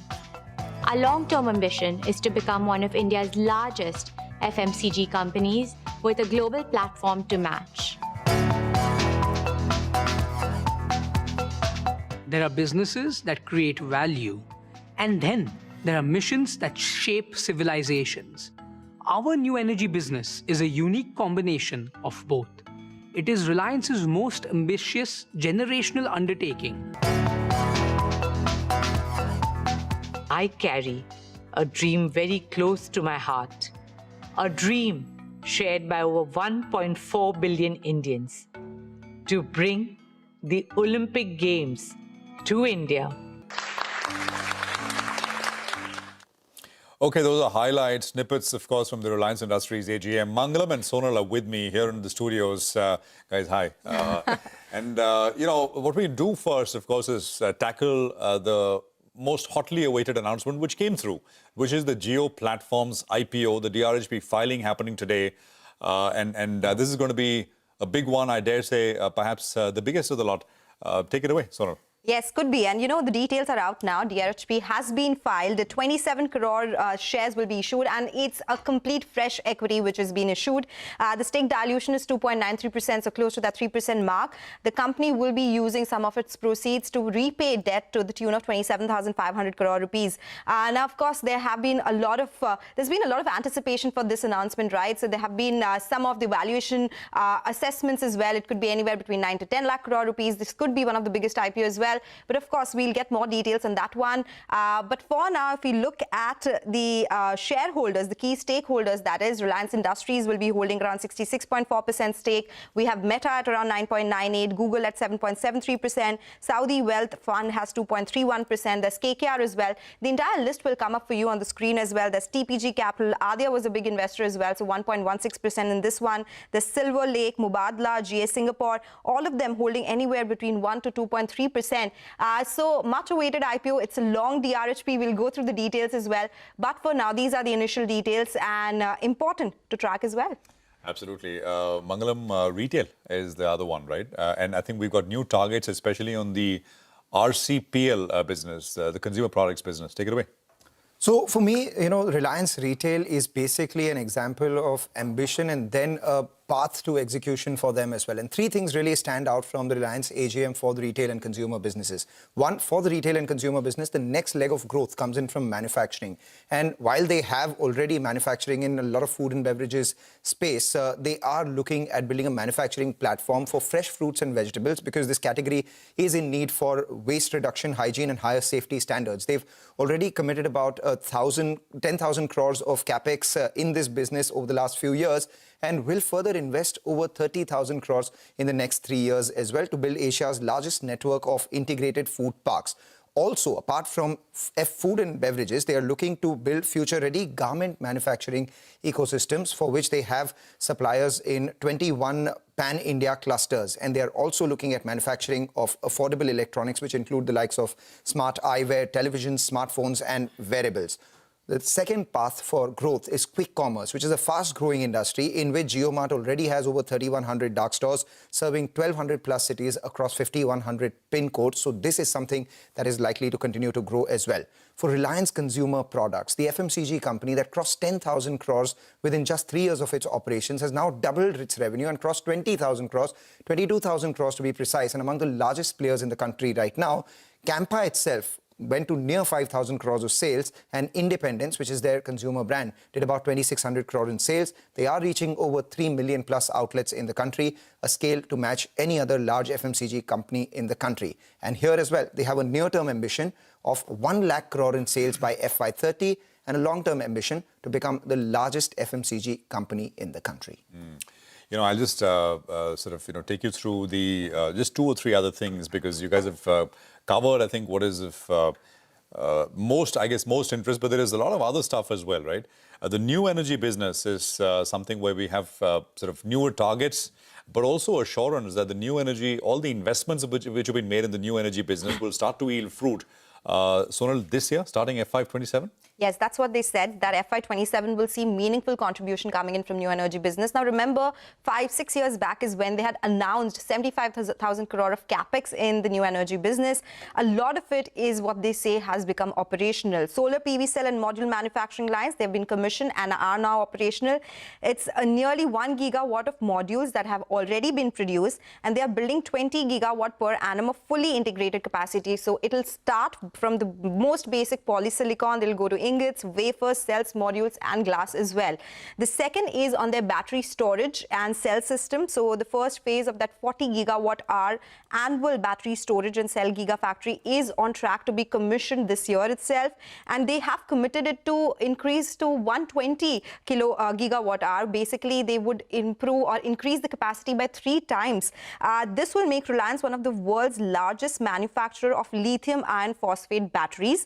They are also developing a renewable energy hub across 550,000 acres, and they say they will become the lowest cost sources of round-the-clock green power anywhere in the world. Big numbers here, 40 billion units of green electricity is what this integrated hub will produce every year, and the peak installation target for the solar business is 55 megawatt peak hour of solar modules and 150 megawatt hour of battery containers. The biggest number, FY27, is when we'll see new energy business meaningfully contributing to overall financials. Okay, so from investment phase moving to commissioning phase, and that basically means that revenues will start to and earnings will start to flow in. This year. Well, let's just welcome in our guests who are with us. Akhilesh Tuteja is with KPMG in India. Deven Choksi, of course, is with us. He's Director, DR Choksi FinServ. Piyush Pandey, Senior Vice President, Centrum India. And Gurmeet Chadda of Complete Circle is also with us. Gentlemen, great to have all of you here. Thank you very much for joining us. Let's just start with what I think is top of mind for everyone. And as Sonal said, the DRHP is now with us, and we will put out much more detail as we go through it. But Akhilesh, from what you heard on the Geo Platforms bit, which is the DRHP being filed and, of course, the process being kick-started, what do you make of it, and what should we expect just in terms of the size, scale? I think it's you've spoken about it already. I've been watching that. It certainly is going to be one of the biggest IPOs, which I'm sure we're all looking forward to. I think it not only talks about the size of the capital infusion, but it talks about the scale India has achieved. And to me, it's a massive moment for us to progress not just the telecommunication digital platform, but the entire underlying infrastructure of the digital commerce and digital inclusion from India's standpoint. So it's a massive move, and I'm really looking forward to it. Gurmeet, you want to weigh in? I mean, as someone who, of course, is very attuned to what's happening out there in the market, I was just looking, Bharti trades at a market cap of about 11.5 odd lakh crores. What's the sense, Gurmeet, just in terms of the size? So, you're right, Prashant. I think Bharti could be a near-term beneficiary, assuming the market cap is, let's say, 13 to 15 lakh crores. And Bharti has the similar financial metrics. And for example, in ARPU, it's better. Plus, Bharti's capex intensity has come off significantly. If you adjust for capex incremental, they are doing 45,000 crores of free cash flows. Industry-leading ARPU at 260. I think one issue has been, in Reliance's one, obviously this Geo IPO will lead to some value unlocking, which was long awaited. So it's a very, very welcome step. The issue has been largely, Prashant, on the EPS growth. So if you see the FY23 EPS, I think it's around $50. And if you see the EPS for FY26, may not be a like-to-like comparison, it's around $60. If you see the 3-year PAT growth, it's been about I think 5-6%, if my numbers are correct. Same is for PAT and EPS growth, and return on equity still remains single digit. So it's very important of Geo has to unlock value. It's very important that the energy business investments now start getting reflected and I think that there was a commentary that they've operationalized 1 gigawatt as far as solar is concerned, and most of the the gigafactories they have done. I think and that is one of the reason the stock has been very flattish. Again, the capex announcement, whether it is intelligence, whether it is on energy, and now with Geo out of the way, hopefully, it should lead to. I think the street wants more to get reflected in the number. So FY23 PAT was 75,000 crores. I think the FY26 PAT is about 96,000 crores. So the growth has been single digit. I think that is where all the investments now need to start getting reflected in actual numbers. Devin, just one question to you on the new energy business, which will start to contribute from FY27. Devin, what would be meaningful? I mean, you've looked at the numbers in detail, and you're very intimately familiar with the various verticals, etc. What should one expect, Devin? New energy. Yeah, Prashant, I think as far as the new energy is concerned, I think it's a completely integrated model. I think you have the solar at the first backend. Using the solar, I think you are also now creating a complete ecosystem starting from polysilicon to ingots to wafers to the module and then also glass. So a complete ecosystem is being created along with BESS, I think, which is going to be the driver. So in my viewpoint, I think if I look at the entire ecosystem which is being created in the renewable segment, first it will be captive consumed because of, I think, the group's own businesses, including the Reliance's refinery business and the data center business. They are likely to consume this green energy first. In the second stage, I think they start selling it to outsiders, like I think the Samsung contract for green ammonia and 3 million metric tons per annum, the project which is likely to get completed by 2032. I think they all will happen in the second stage. But in the first stage, as I see it, and a very quick back of the envelope calculation, if I put across, it translates to somewhere around 50,000 crore worth of revenue as at this point of time, I think, for the company in the renewables. So maybe I think that the full scale, whole 75,000 crore rupee investment would end up giving the capex to the revenue ratio of around 1.1 to 1.5 times eventually. So we like, I think, the kind of contribution starting now in FY27. and believe that I think it can only scale up going forward with the full year coming in next year. Gurmeet, coming on this, the new energy business, now that capacity is coming on stream, what does it mean for Reliance Industries? Are there any SOTP valuations that you have for the new energy business in the entire share price that you, or the target price that you have for Reliance? How big would this business be? So it's for me? Yes, Gurmeet, this is for you. Yeah. So, if you see the breakup, I think Geo is roughly, I mean, the street expects between 130 to $150 billion.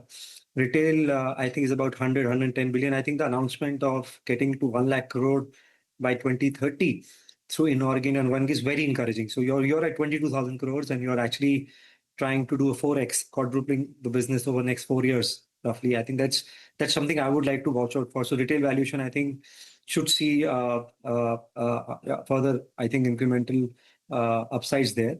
And then you have the energy business, which so if you see the total market cap of Reliance, the Geo as well as the retail business itself is more than that. I mean, and if you remove the, let's say, take 66% holding. So energy business technically, so new energy business, I think could vary. I think they were in between. There was news of a stake sale to Aramco. Then that did not happen. So I think some kind of monetization, I think, is due. And I think some of the capex intensity, the incremental capex intensity is lesser than what they announced, if I remember correctly, in 23. So I would assign another maybe $70-80 billion to that. And that basis, I think Reliance is quite cheap, even if you put a holding company discount of, let's say, 25-30%. That lot needs to be done. And as I said, it's the numbers which count. I think it has to start getting reflected in numbers. The EPS growth, the PAT growth, the return ratios have been pretty low. So hopefully, I think things will start now getting reflected in numbers as capex intensity is lower going forward.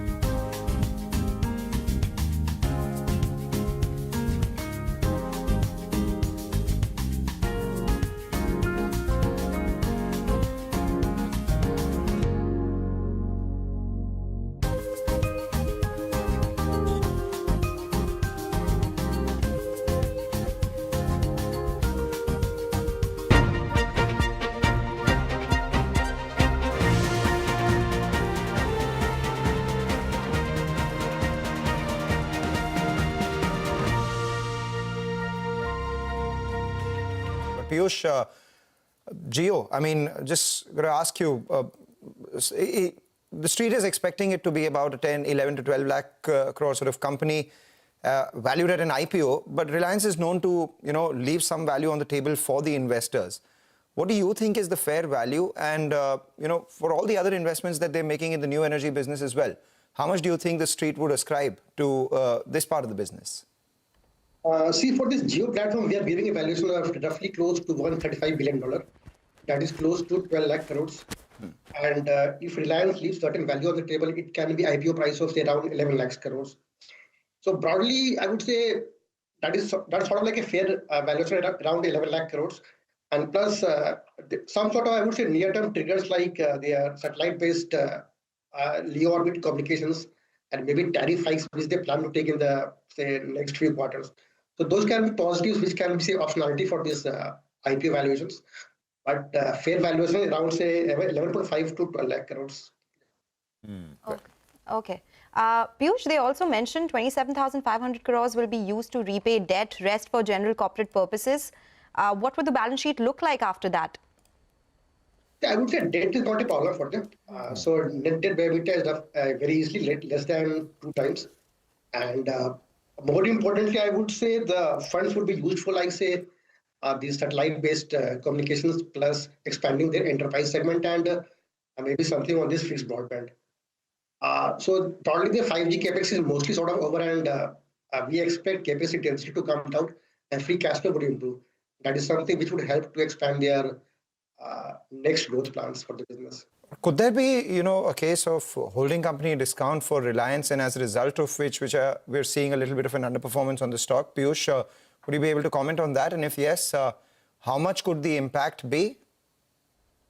Yeah, I would say holding company discount will not be say more than 50 to 20% at max. All right, 15 to 20% is what you're ascribing as holding company discount. Now let's go back to Deven. Deven, on the consumer businesses, obviously years ago when we would speak about retail businesses, and now that's become a near $100 billion sort of business for the company.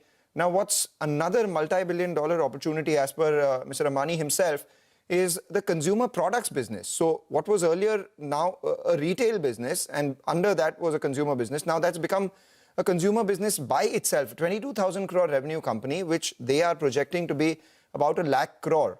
This could be another, if you're giving it a multiple of 5 to 6 times in terms of sales, this could be another multi-billion dollar opportunity. So that could add to the overall SOTP according to, the analysts once they start ascribing this value. Absolutely. I think the RCPL particularly with a runway to 1 lakh crore, and most importantly, they are going into the backward manufacturing approach, which means that I think they are today earning around 7.5 to 7.6% EBITDA margin between the entire retail and the RCPL. Now it is likely that I think they will be adding up to the EBITDA margin by at least 2 to 3% or maybe a little more, given the kind of backward integration in form of product manufacturing.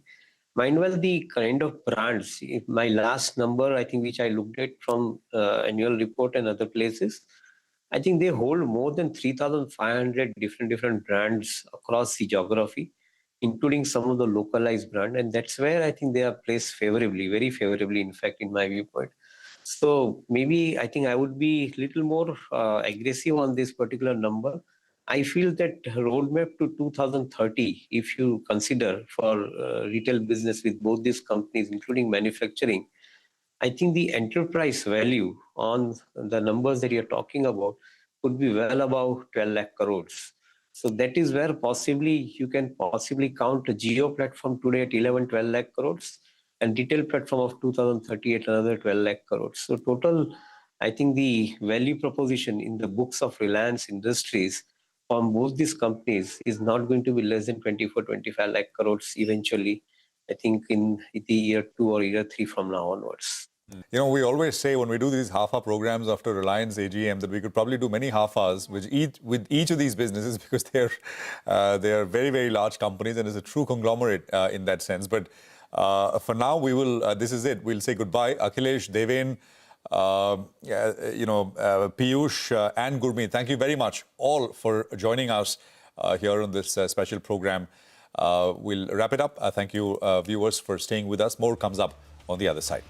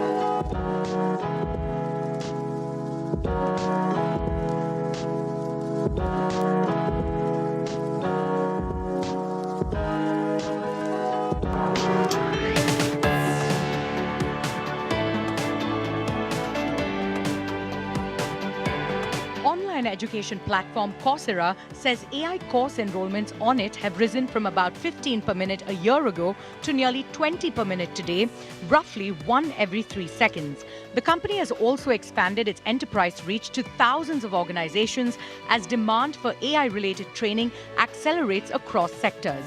In February 2025, Greg Hart took over as president and CEO, stepping into the middle of what he calls a rapid shift in how people learn and work because of AI. He joins Shireen Bhan at Coursera's Silicon Valley headquarters to talk about what this surge in demand means and whether traditional models of online learning can keep up. what a year it's been for you, Greg. Coming into Coursera, you joined in February of 2025. You're in the middle of the AI onslaught. Describe to me what the journey has been so far.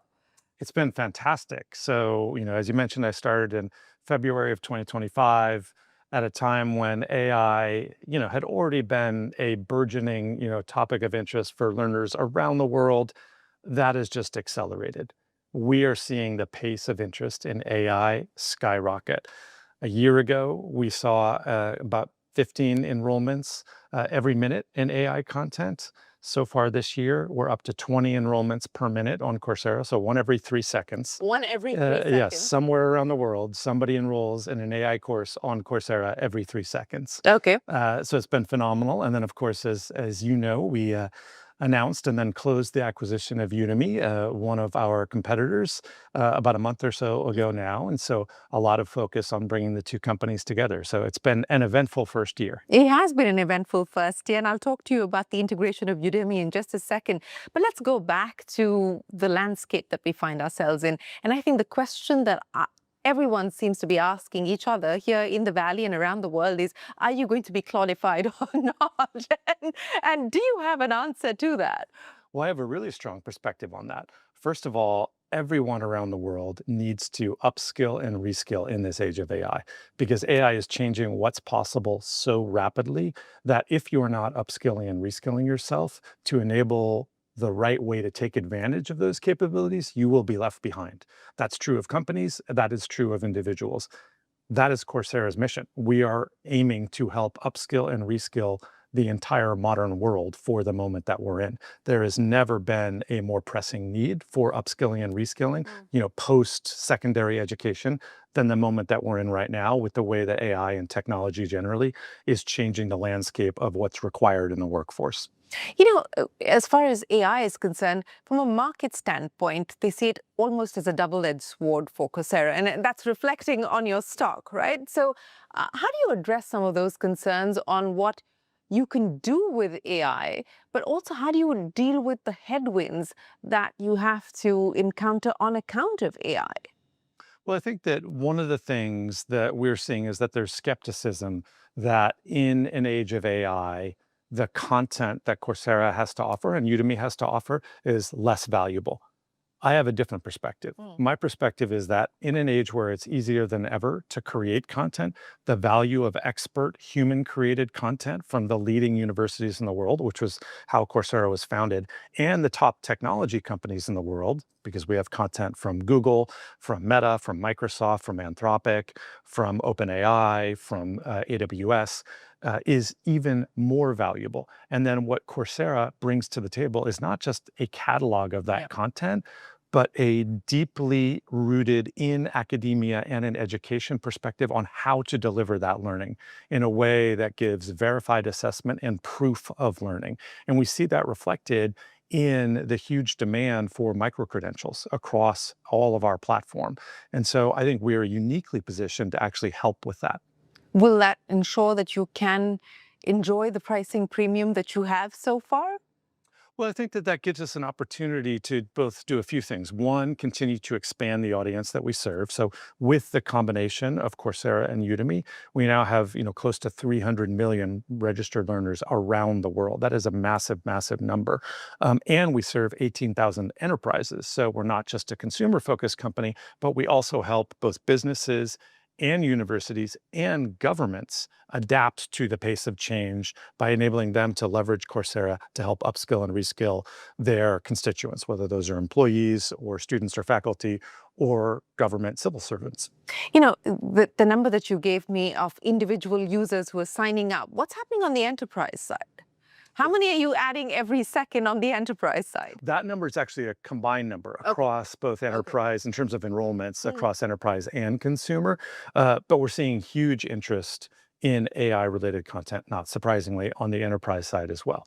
And so the primary reason that enterprises come to Coursera or to Udemy is to help upskill or reskill their workforce.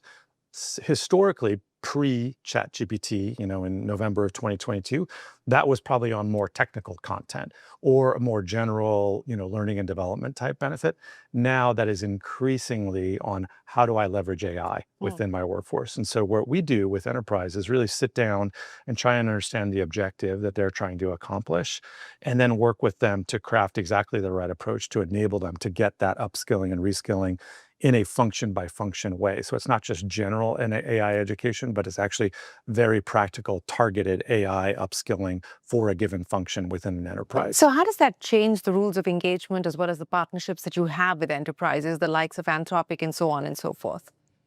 Well, in terms of rules of engagement, we have content from Anthropic on our platform. With OpenAI, we both have content from OpenAI that is offered through Coursera to some of their partners. And then we've actually helped to develop capabilities on OpenAI that they leverage in their OpenAI certificates. And so, which are all AI-focused certificates that they offer, primarily for education purposes.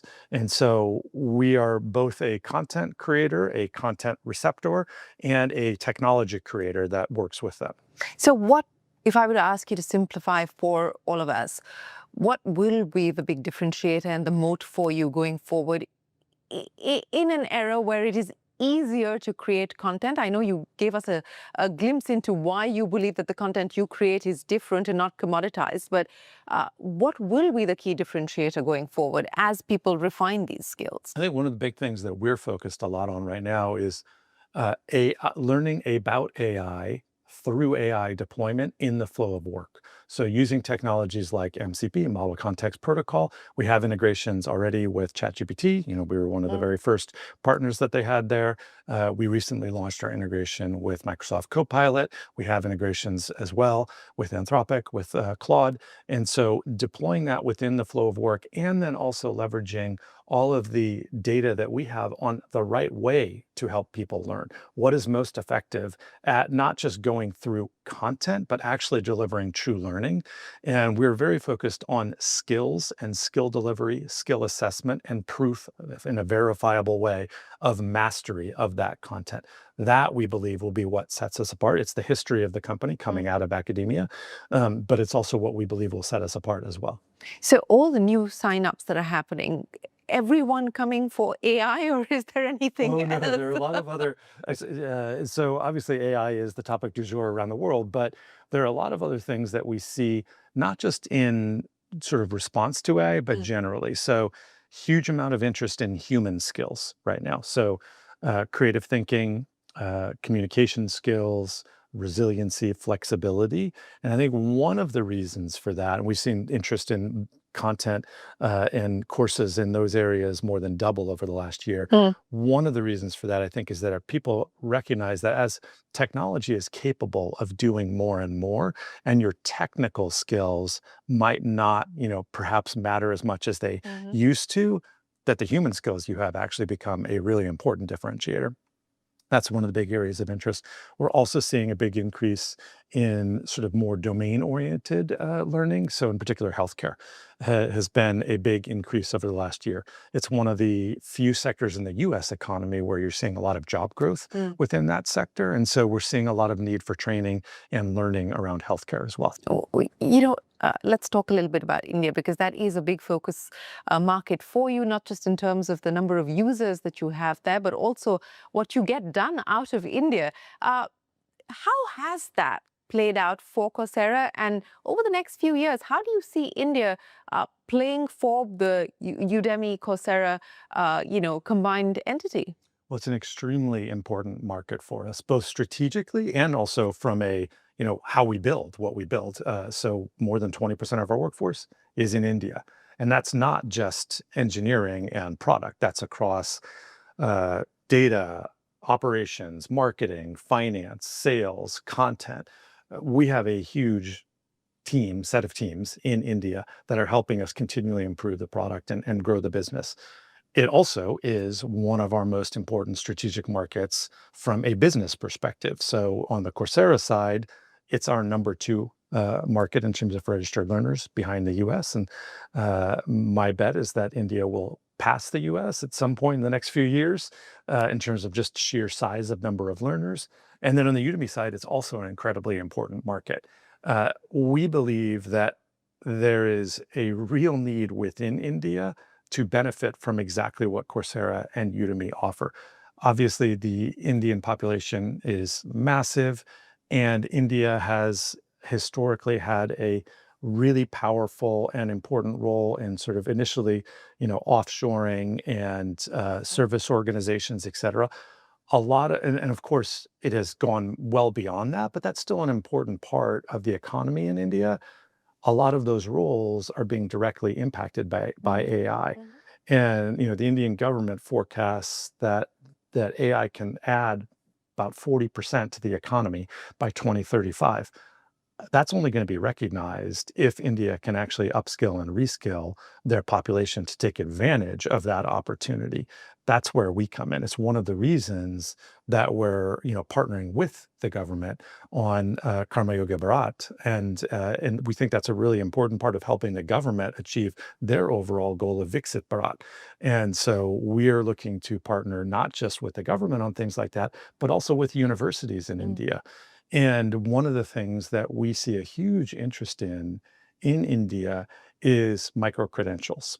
And because the Indian government has what I think is a very forward-thinking approach to online learning, where you can take up to 40% of your credits online, we are very focused on working with NSQF to get as many micro-credentials as possible available for credit, just because we see really strong signals, not just from students who are interested in those, but also from employers. 100% of Indian employers would be willing to pay a higher salary to a student who comes out of university, not just with a degree, but with a micro-credential. So there's clear demand for that. And my perspective is for India to actually address that opportunity that AI represents, they need to continue to be very forward-thinking. And we're very excited to continue to play a role in that. You did a significant price cut for India, down about 60%. We spoke then. How much has that changed the trajectory of growth for you in India? It's definitely helped. I mean, I think we've been really pleased by the fact that, number one, we're more affordable and therefore more accessible to a much broader set of the population. We are priced in a way that makes much more sense than it had historically. And I think it helps, have a broader portion of the population really understand the value of the offering that we had. Whereas before, it was priced in a way that, a lot of people just unfortunately couldn't afford. Now it's much, much more accessible. And so we've seen that, help with a growth acceleration perspective. Let's talk about AI within Coursera. I mean, everyone working at Coursera now skilled in AI. How much of AI are you using within the organization already? Everybody is using AI all the time, every day, in many, many different ways. And so when I joined, in February, one of the first things that we focused on is how do we make sure that, because we had been using AI, well, obviously we had lots of courses on AI on the platform, like we've spoken about. We've been using AI on the platform as well as part of our product efforts from very shortly after the launch of ChatGPT back in November of 2022. But I felt like internally, we weren't necessarily like upskilling and reskilling ourselves as quickly as we needed to. And we're a learning company. We need to make sure that we are not just preaching it, but also practicing it. And so one of the things that we did is we created we created sort of a tops down and a bottoms up approach. The bottoms up approach is something that we call AI Sparks. So everybody has access to Gemini, to Chat, and to Claude. With token limits. Yes, we are very mindful of token limits. But actually, really, when we started it, we weren't focused on that. We were focused more on making sure that we just gave people the ability to experiment and to really learn. And what we wanted to do is bring people together on a regular basis to just share what they'd learned. And so every month we do an AI Spark session, which is people across the company are volunteering to share, here's what I did, here's how it changed the flow of my work, here's how it improved it. And then people just start sharing, and they're among the most popular meetings that we have as a company. We also have a centralized organization in India, the SOC we call it, and the SOC takes in requests from any different department within the company of, we have a need for a workflow that we've been doing by hand, or we've been doing in, sort of a semi-automated way, but it's not nearly as efficient as it could be. Can you help us create a better workflow leveraging AI? The SOC will take in that request. In a week, they'll turn around a pilot. They'll then work closely with the team that submitted it. In another week, they'll hand it over. And so we go from idea submission to handover of an actual workflow in 2 weeks, where the SOC has also trained the team in how not just to maintain it and run it, but also to improve it. Because one of the real things that we're focused on doing is every time any team is engaging with AI, we want to make sure that they are improving their baseline of what's possible tomorrow or next week, et cetera. So it's not just using it for, a query to get a question back, but how do you actually create a workflow? How do you create an agent that can help you be more efficient in your role? And how do you start measuring the impact of all of that, both in terms of, cost savings from an efficiency perspective, but also in terms of ROI for things like outbound sales on our enterprise side. And we see really positive signals across all of that. One of the things I'm most proud of about the SSC is that their pilot success rate is 95%. No. And so very And this few is of all the happening out of pilots- India. It's all happening out of India, in collaboration with folks around the world. But that is very different than what we've seen from other companies. And MIT cited a study that the opposite was true. Most of the time, 95% of them fail. And so I think that's in part because of the passion of that team and the way that they engage and the way that they are very focused on not just, creating a tool, but then also training and helping the people learn how to fish.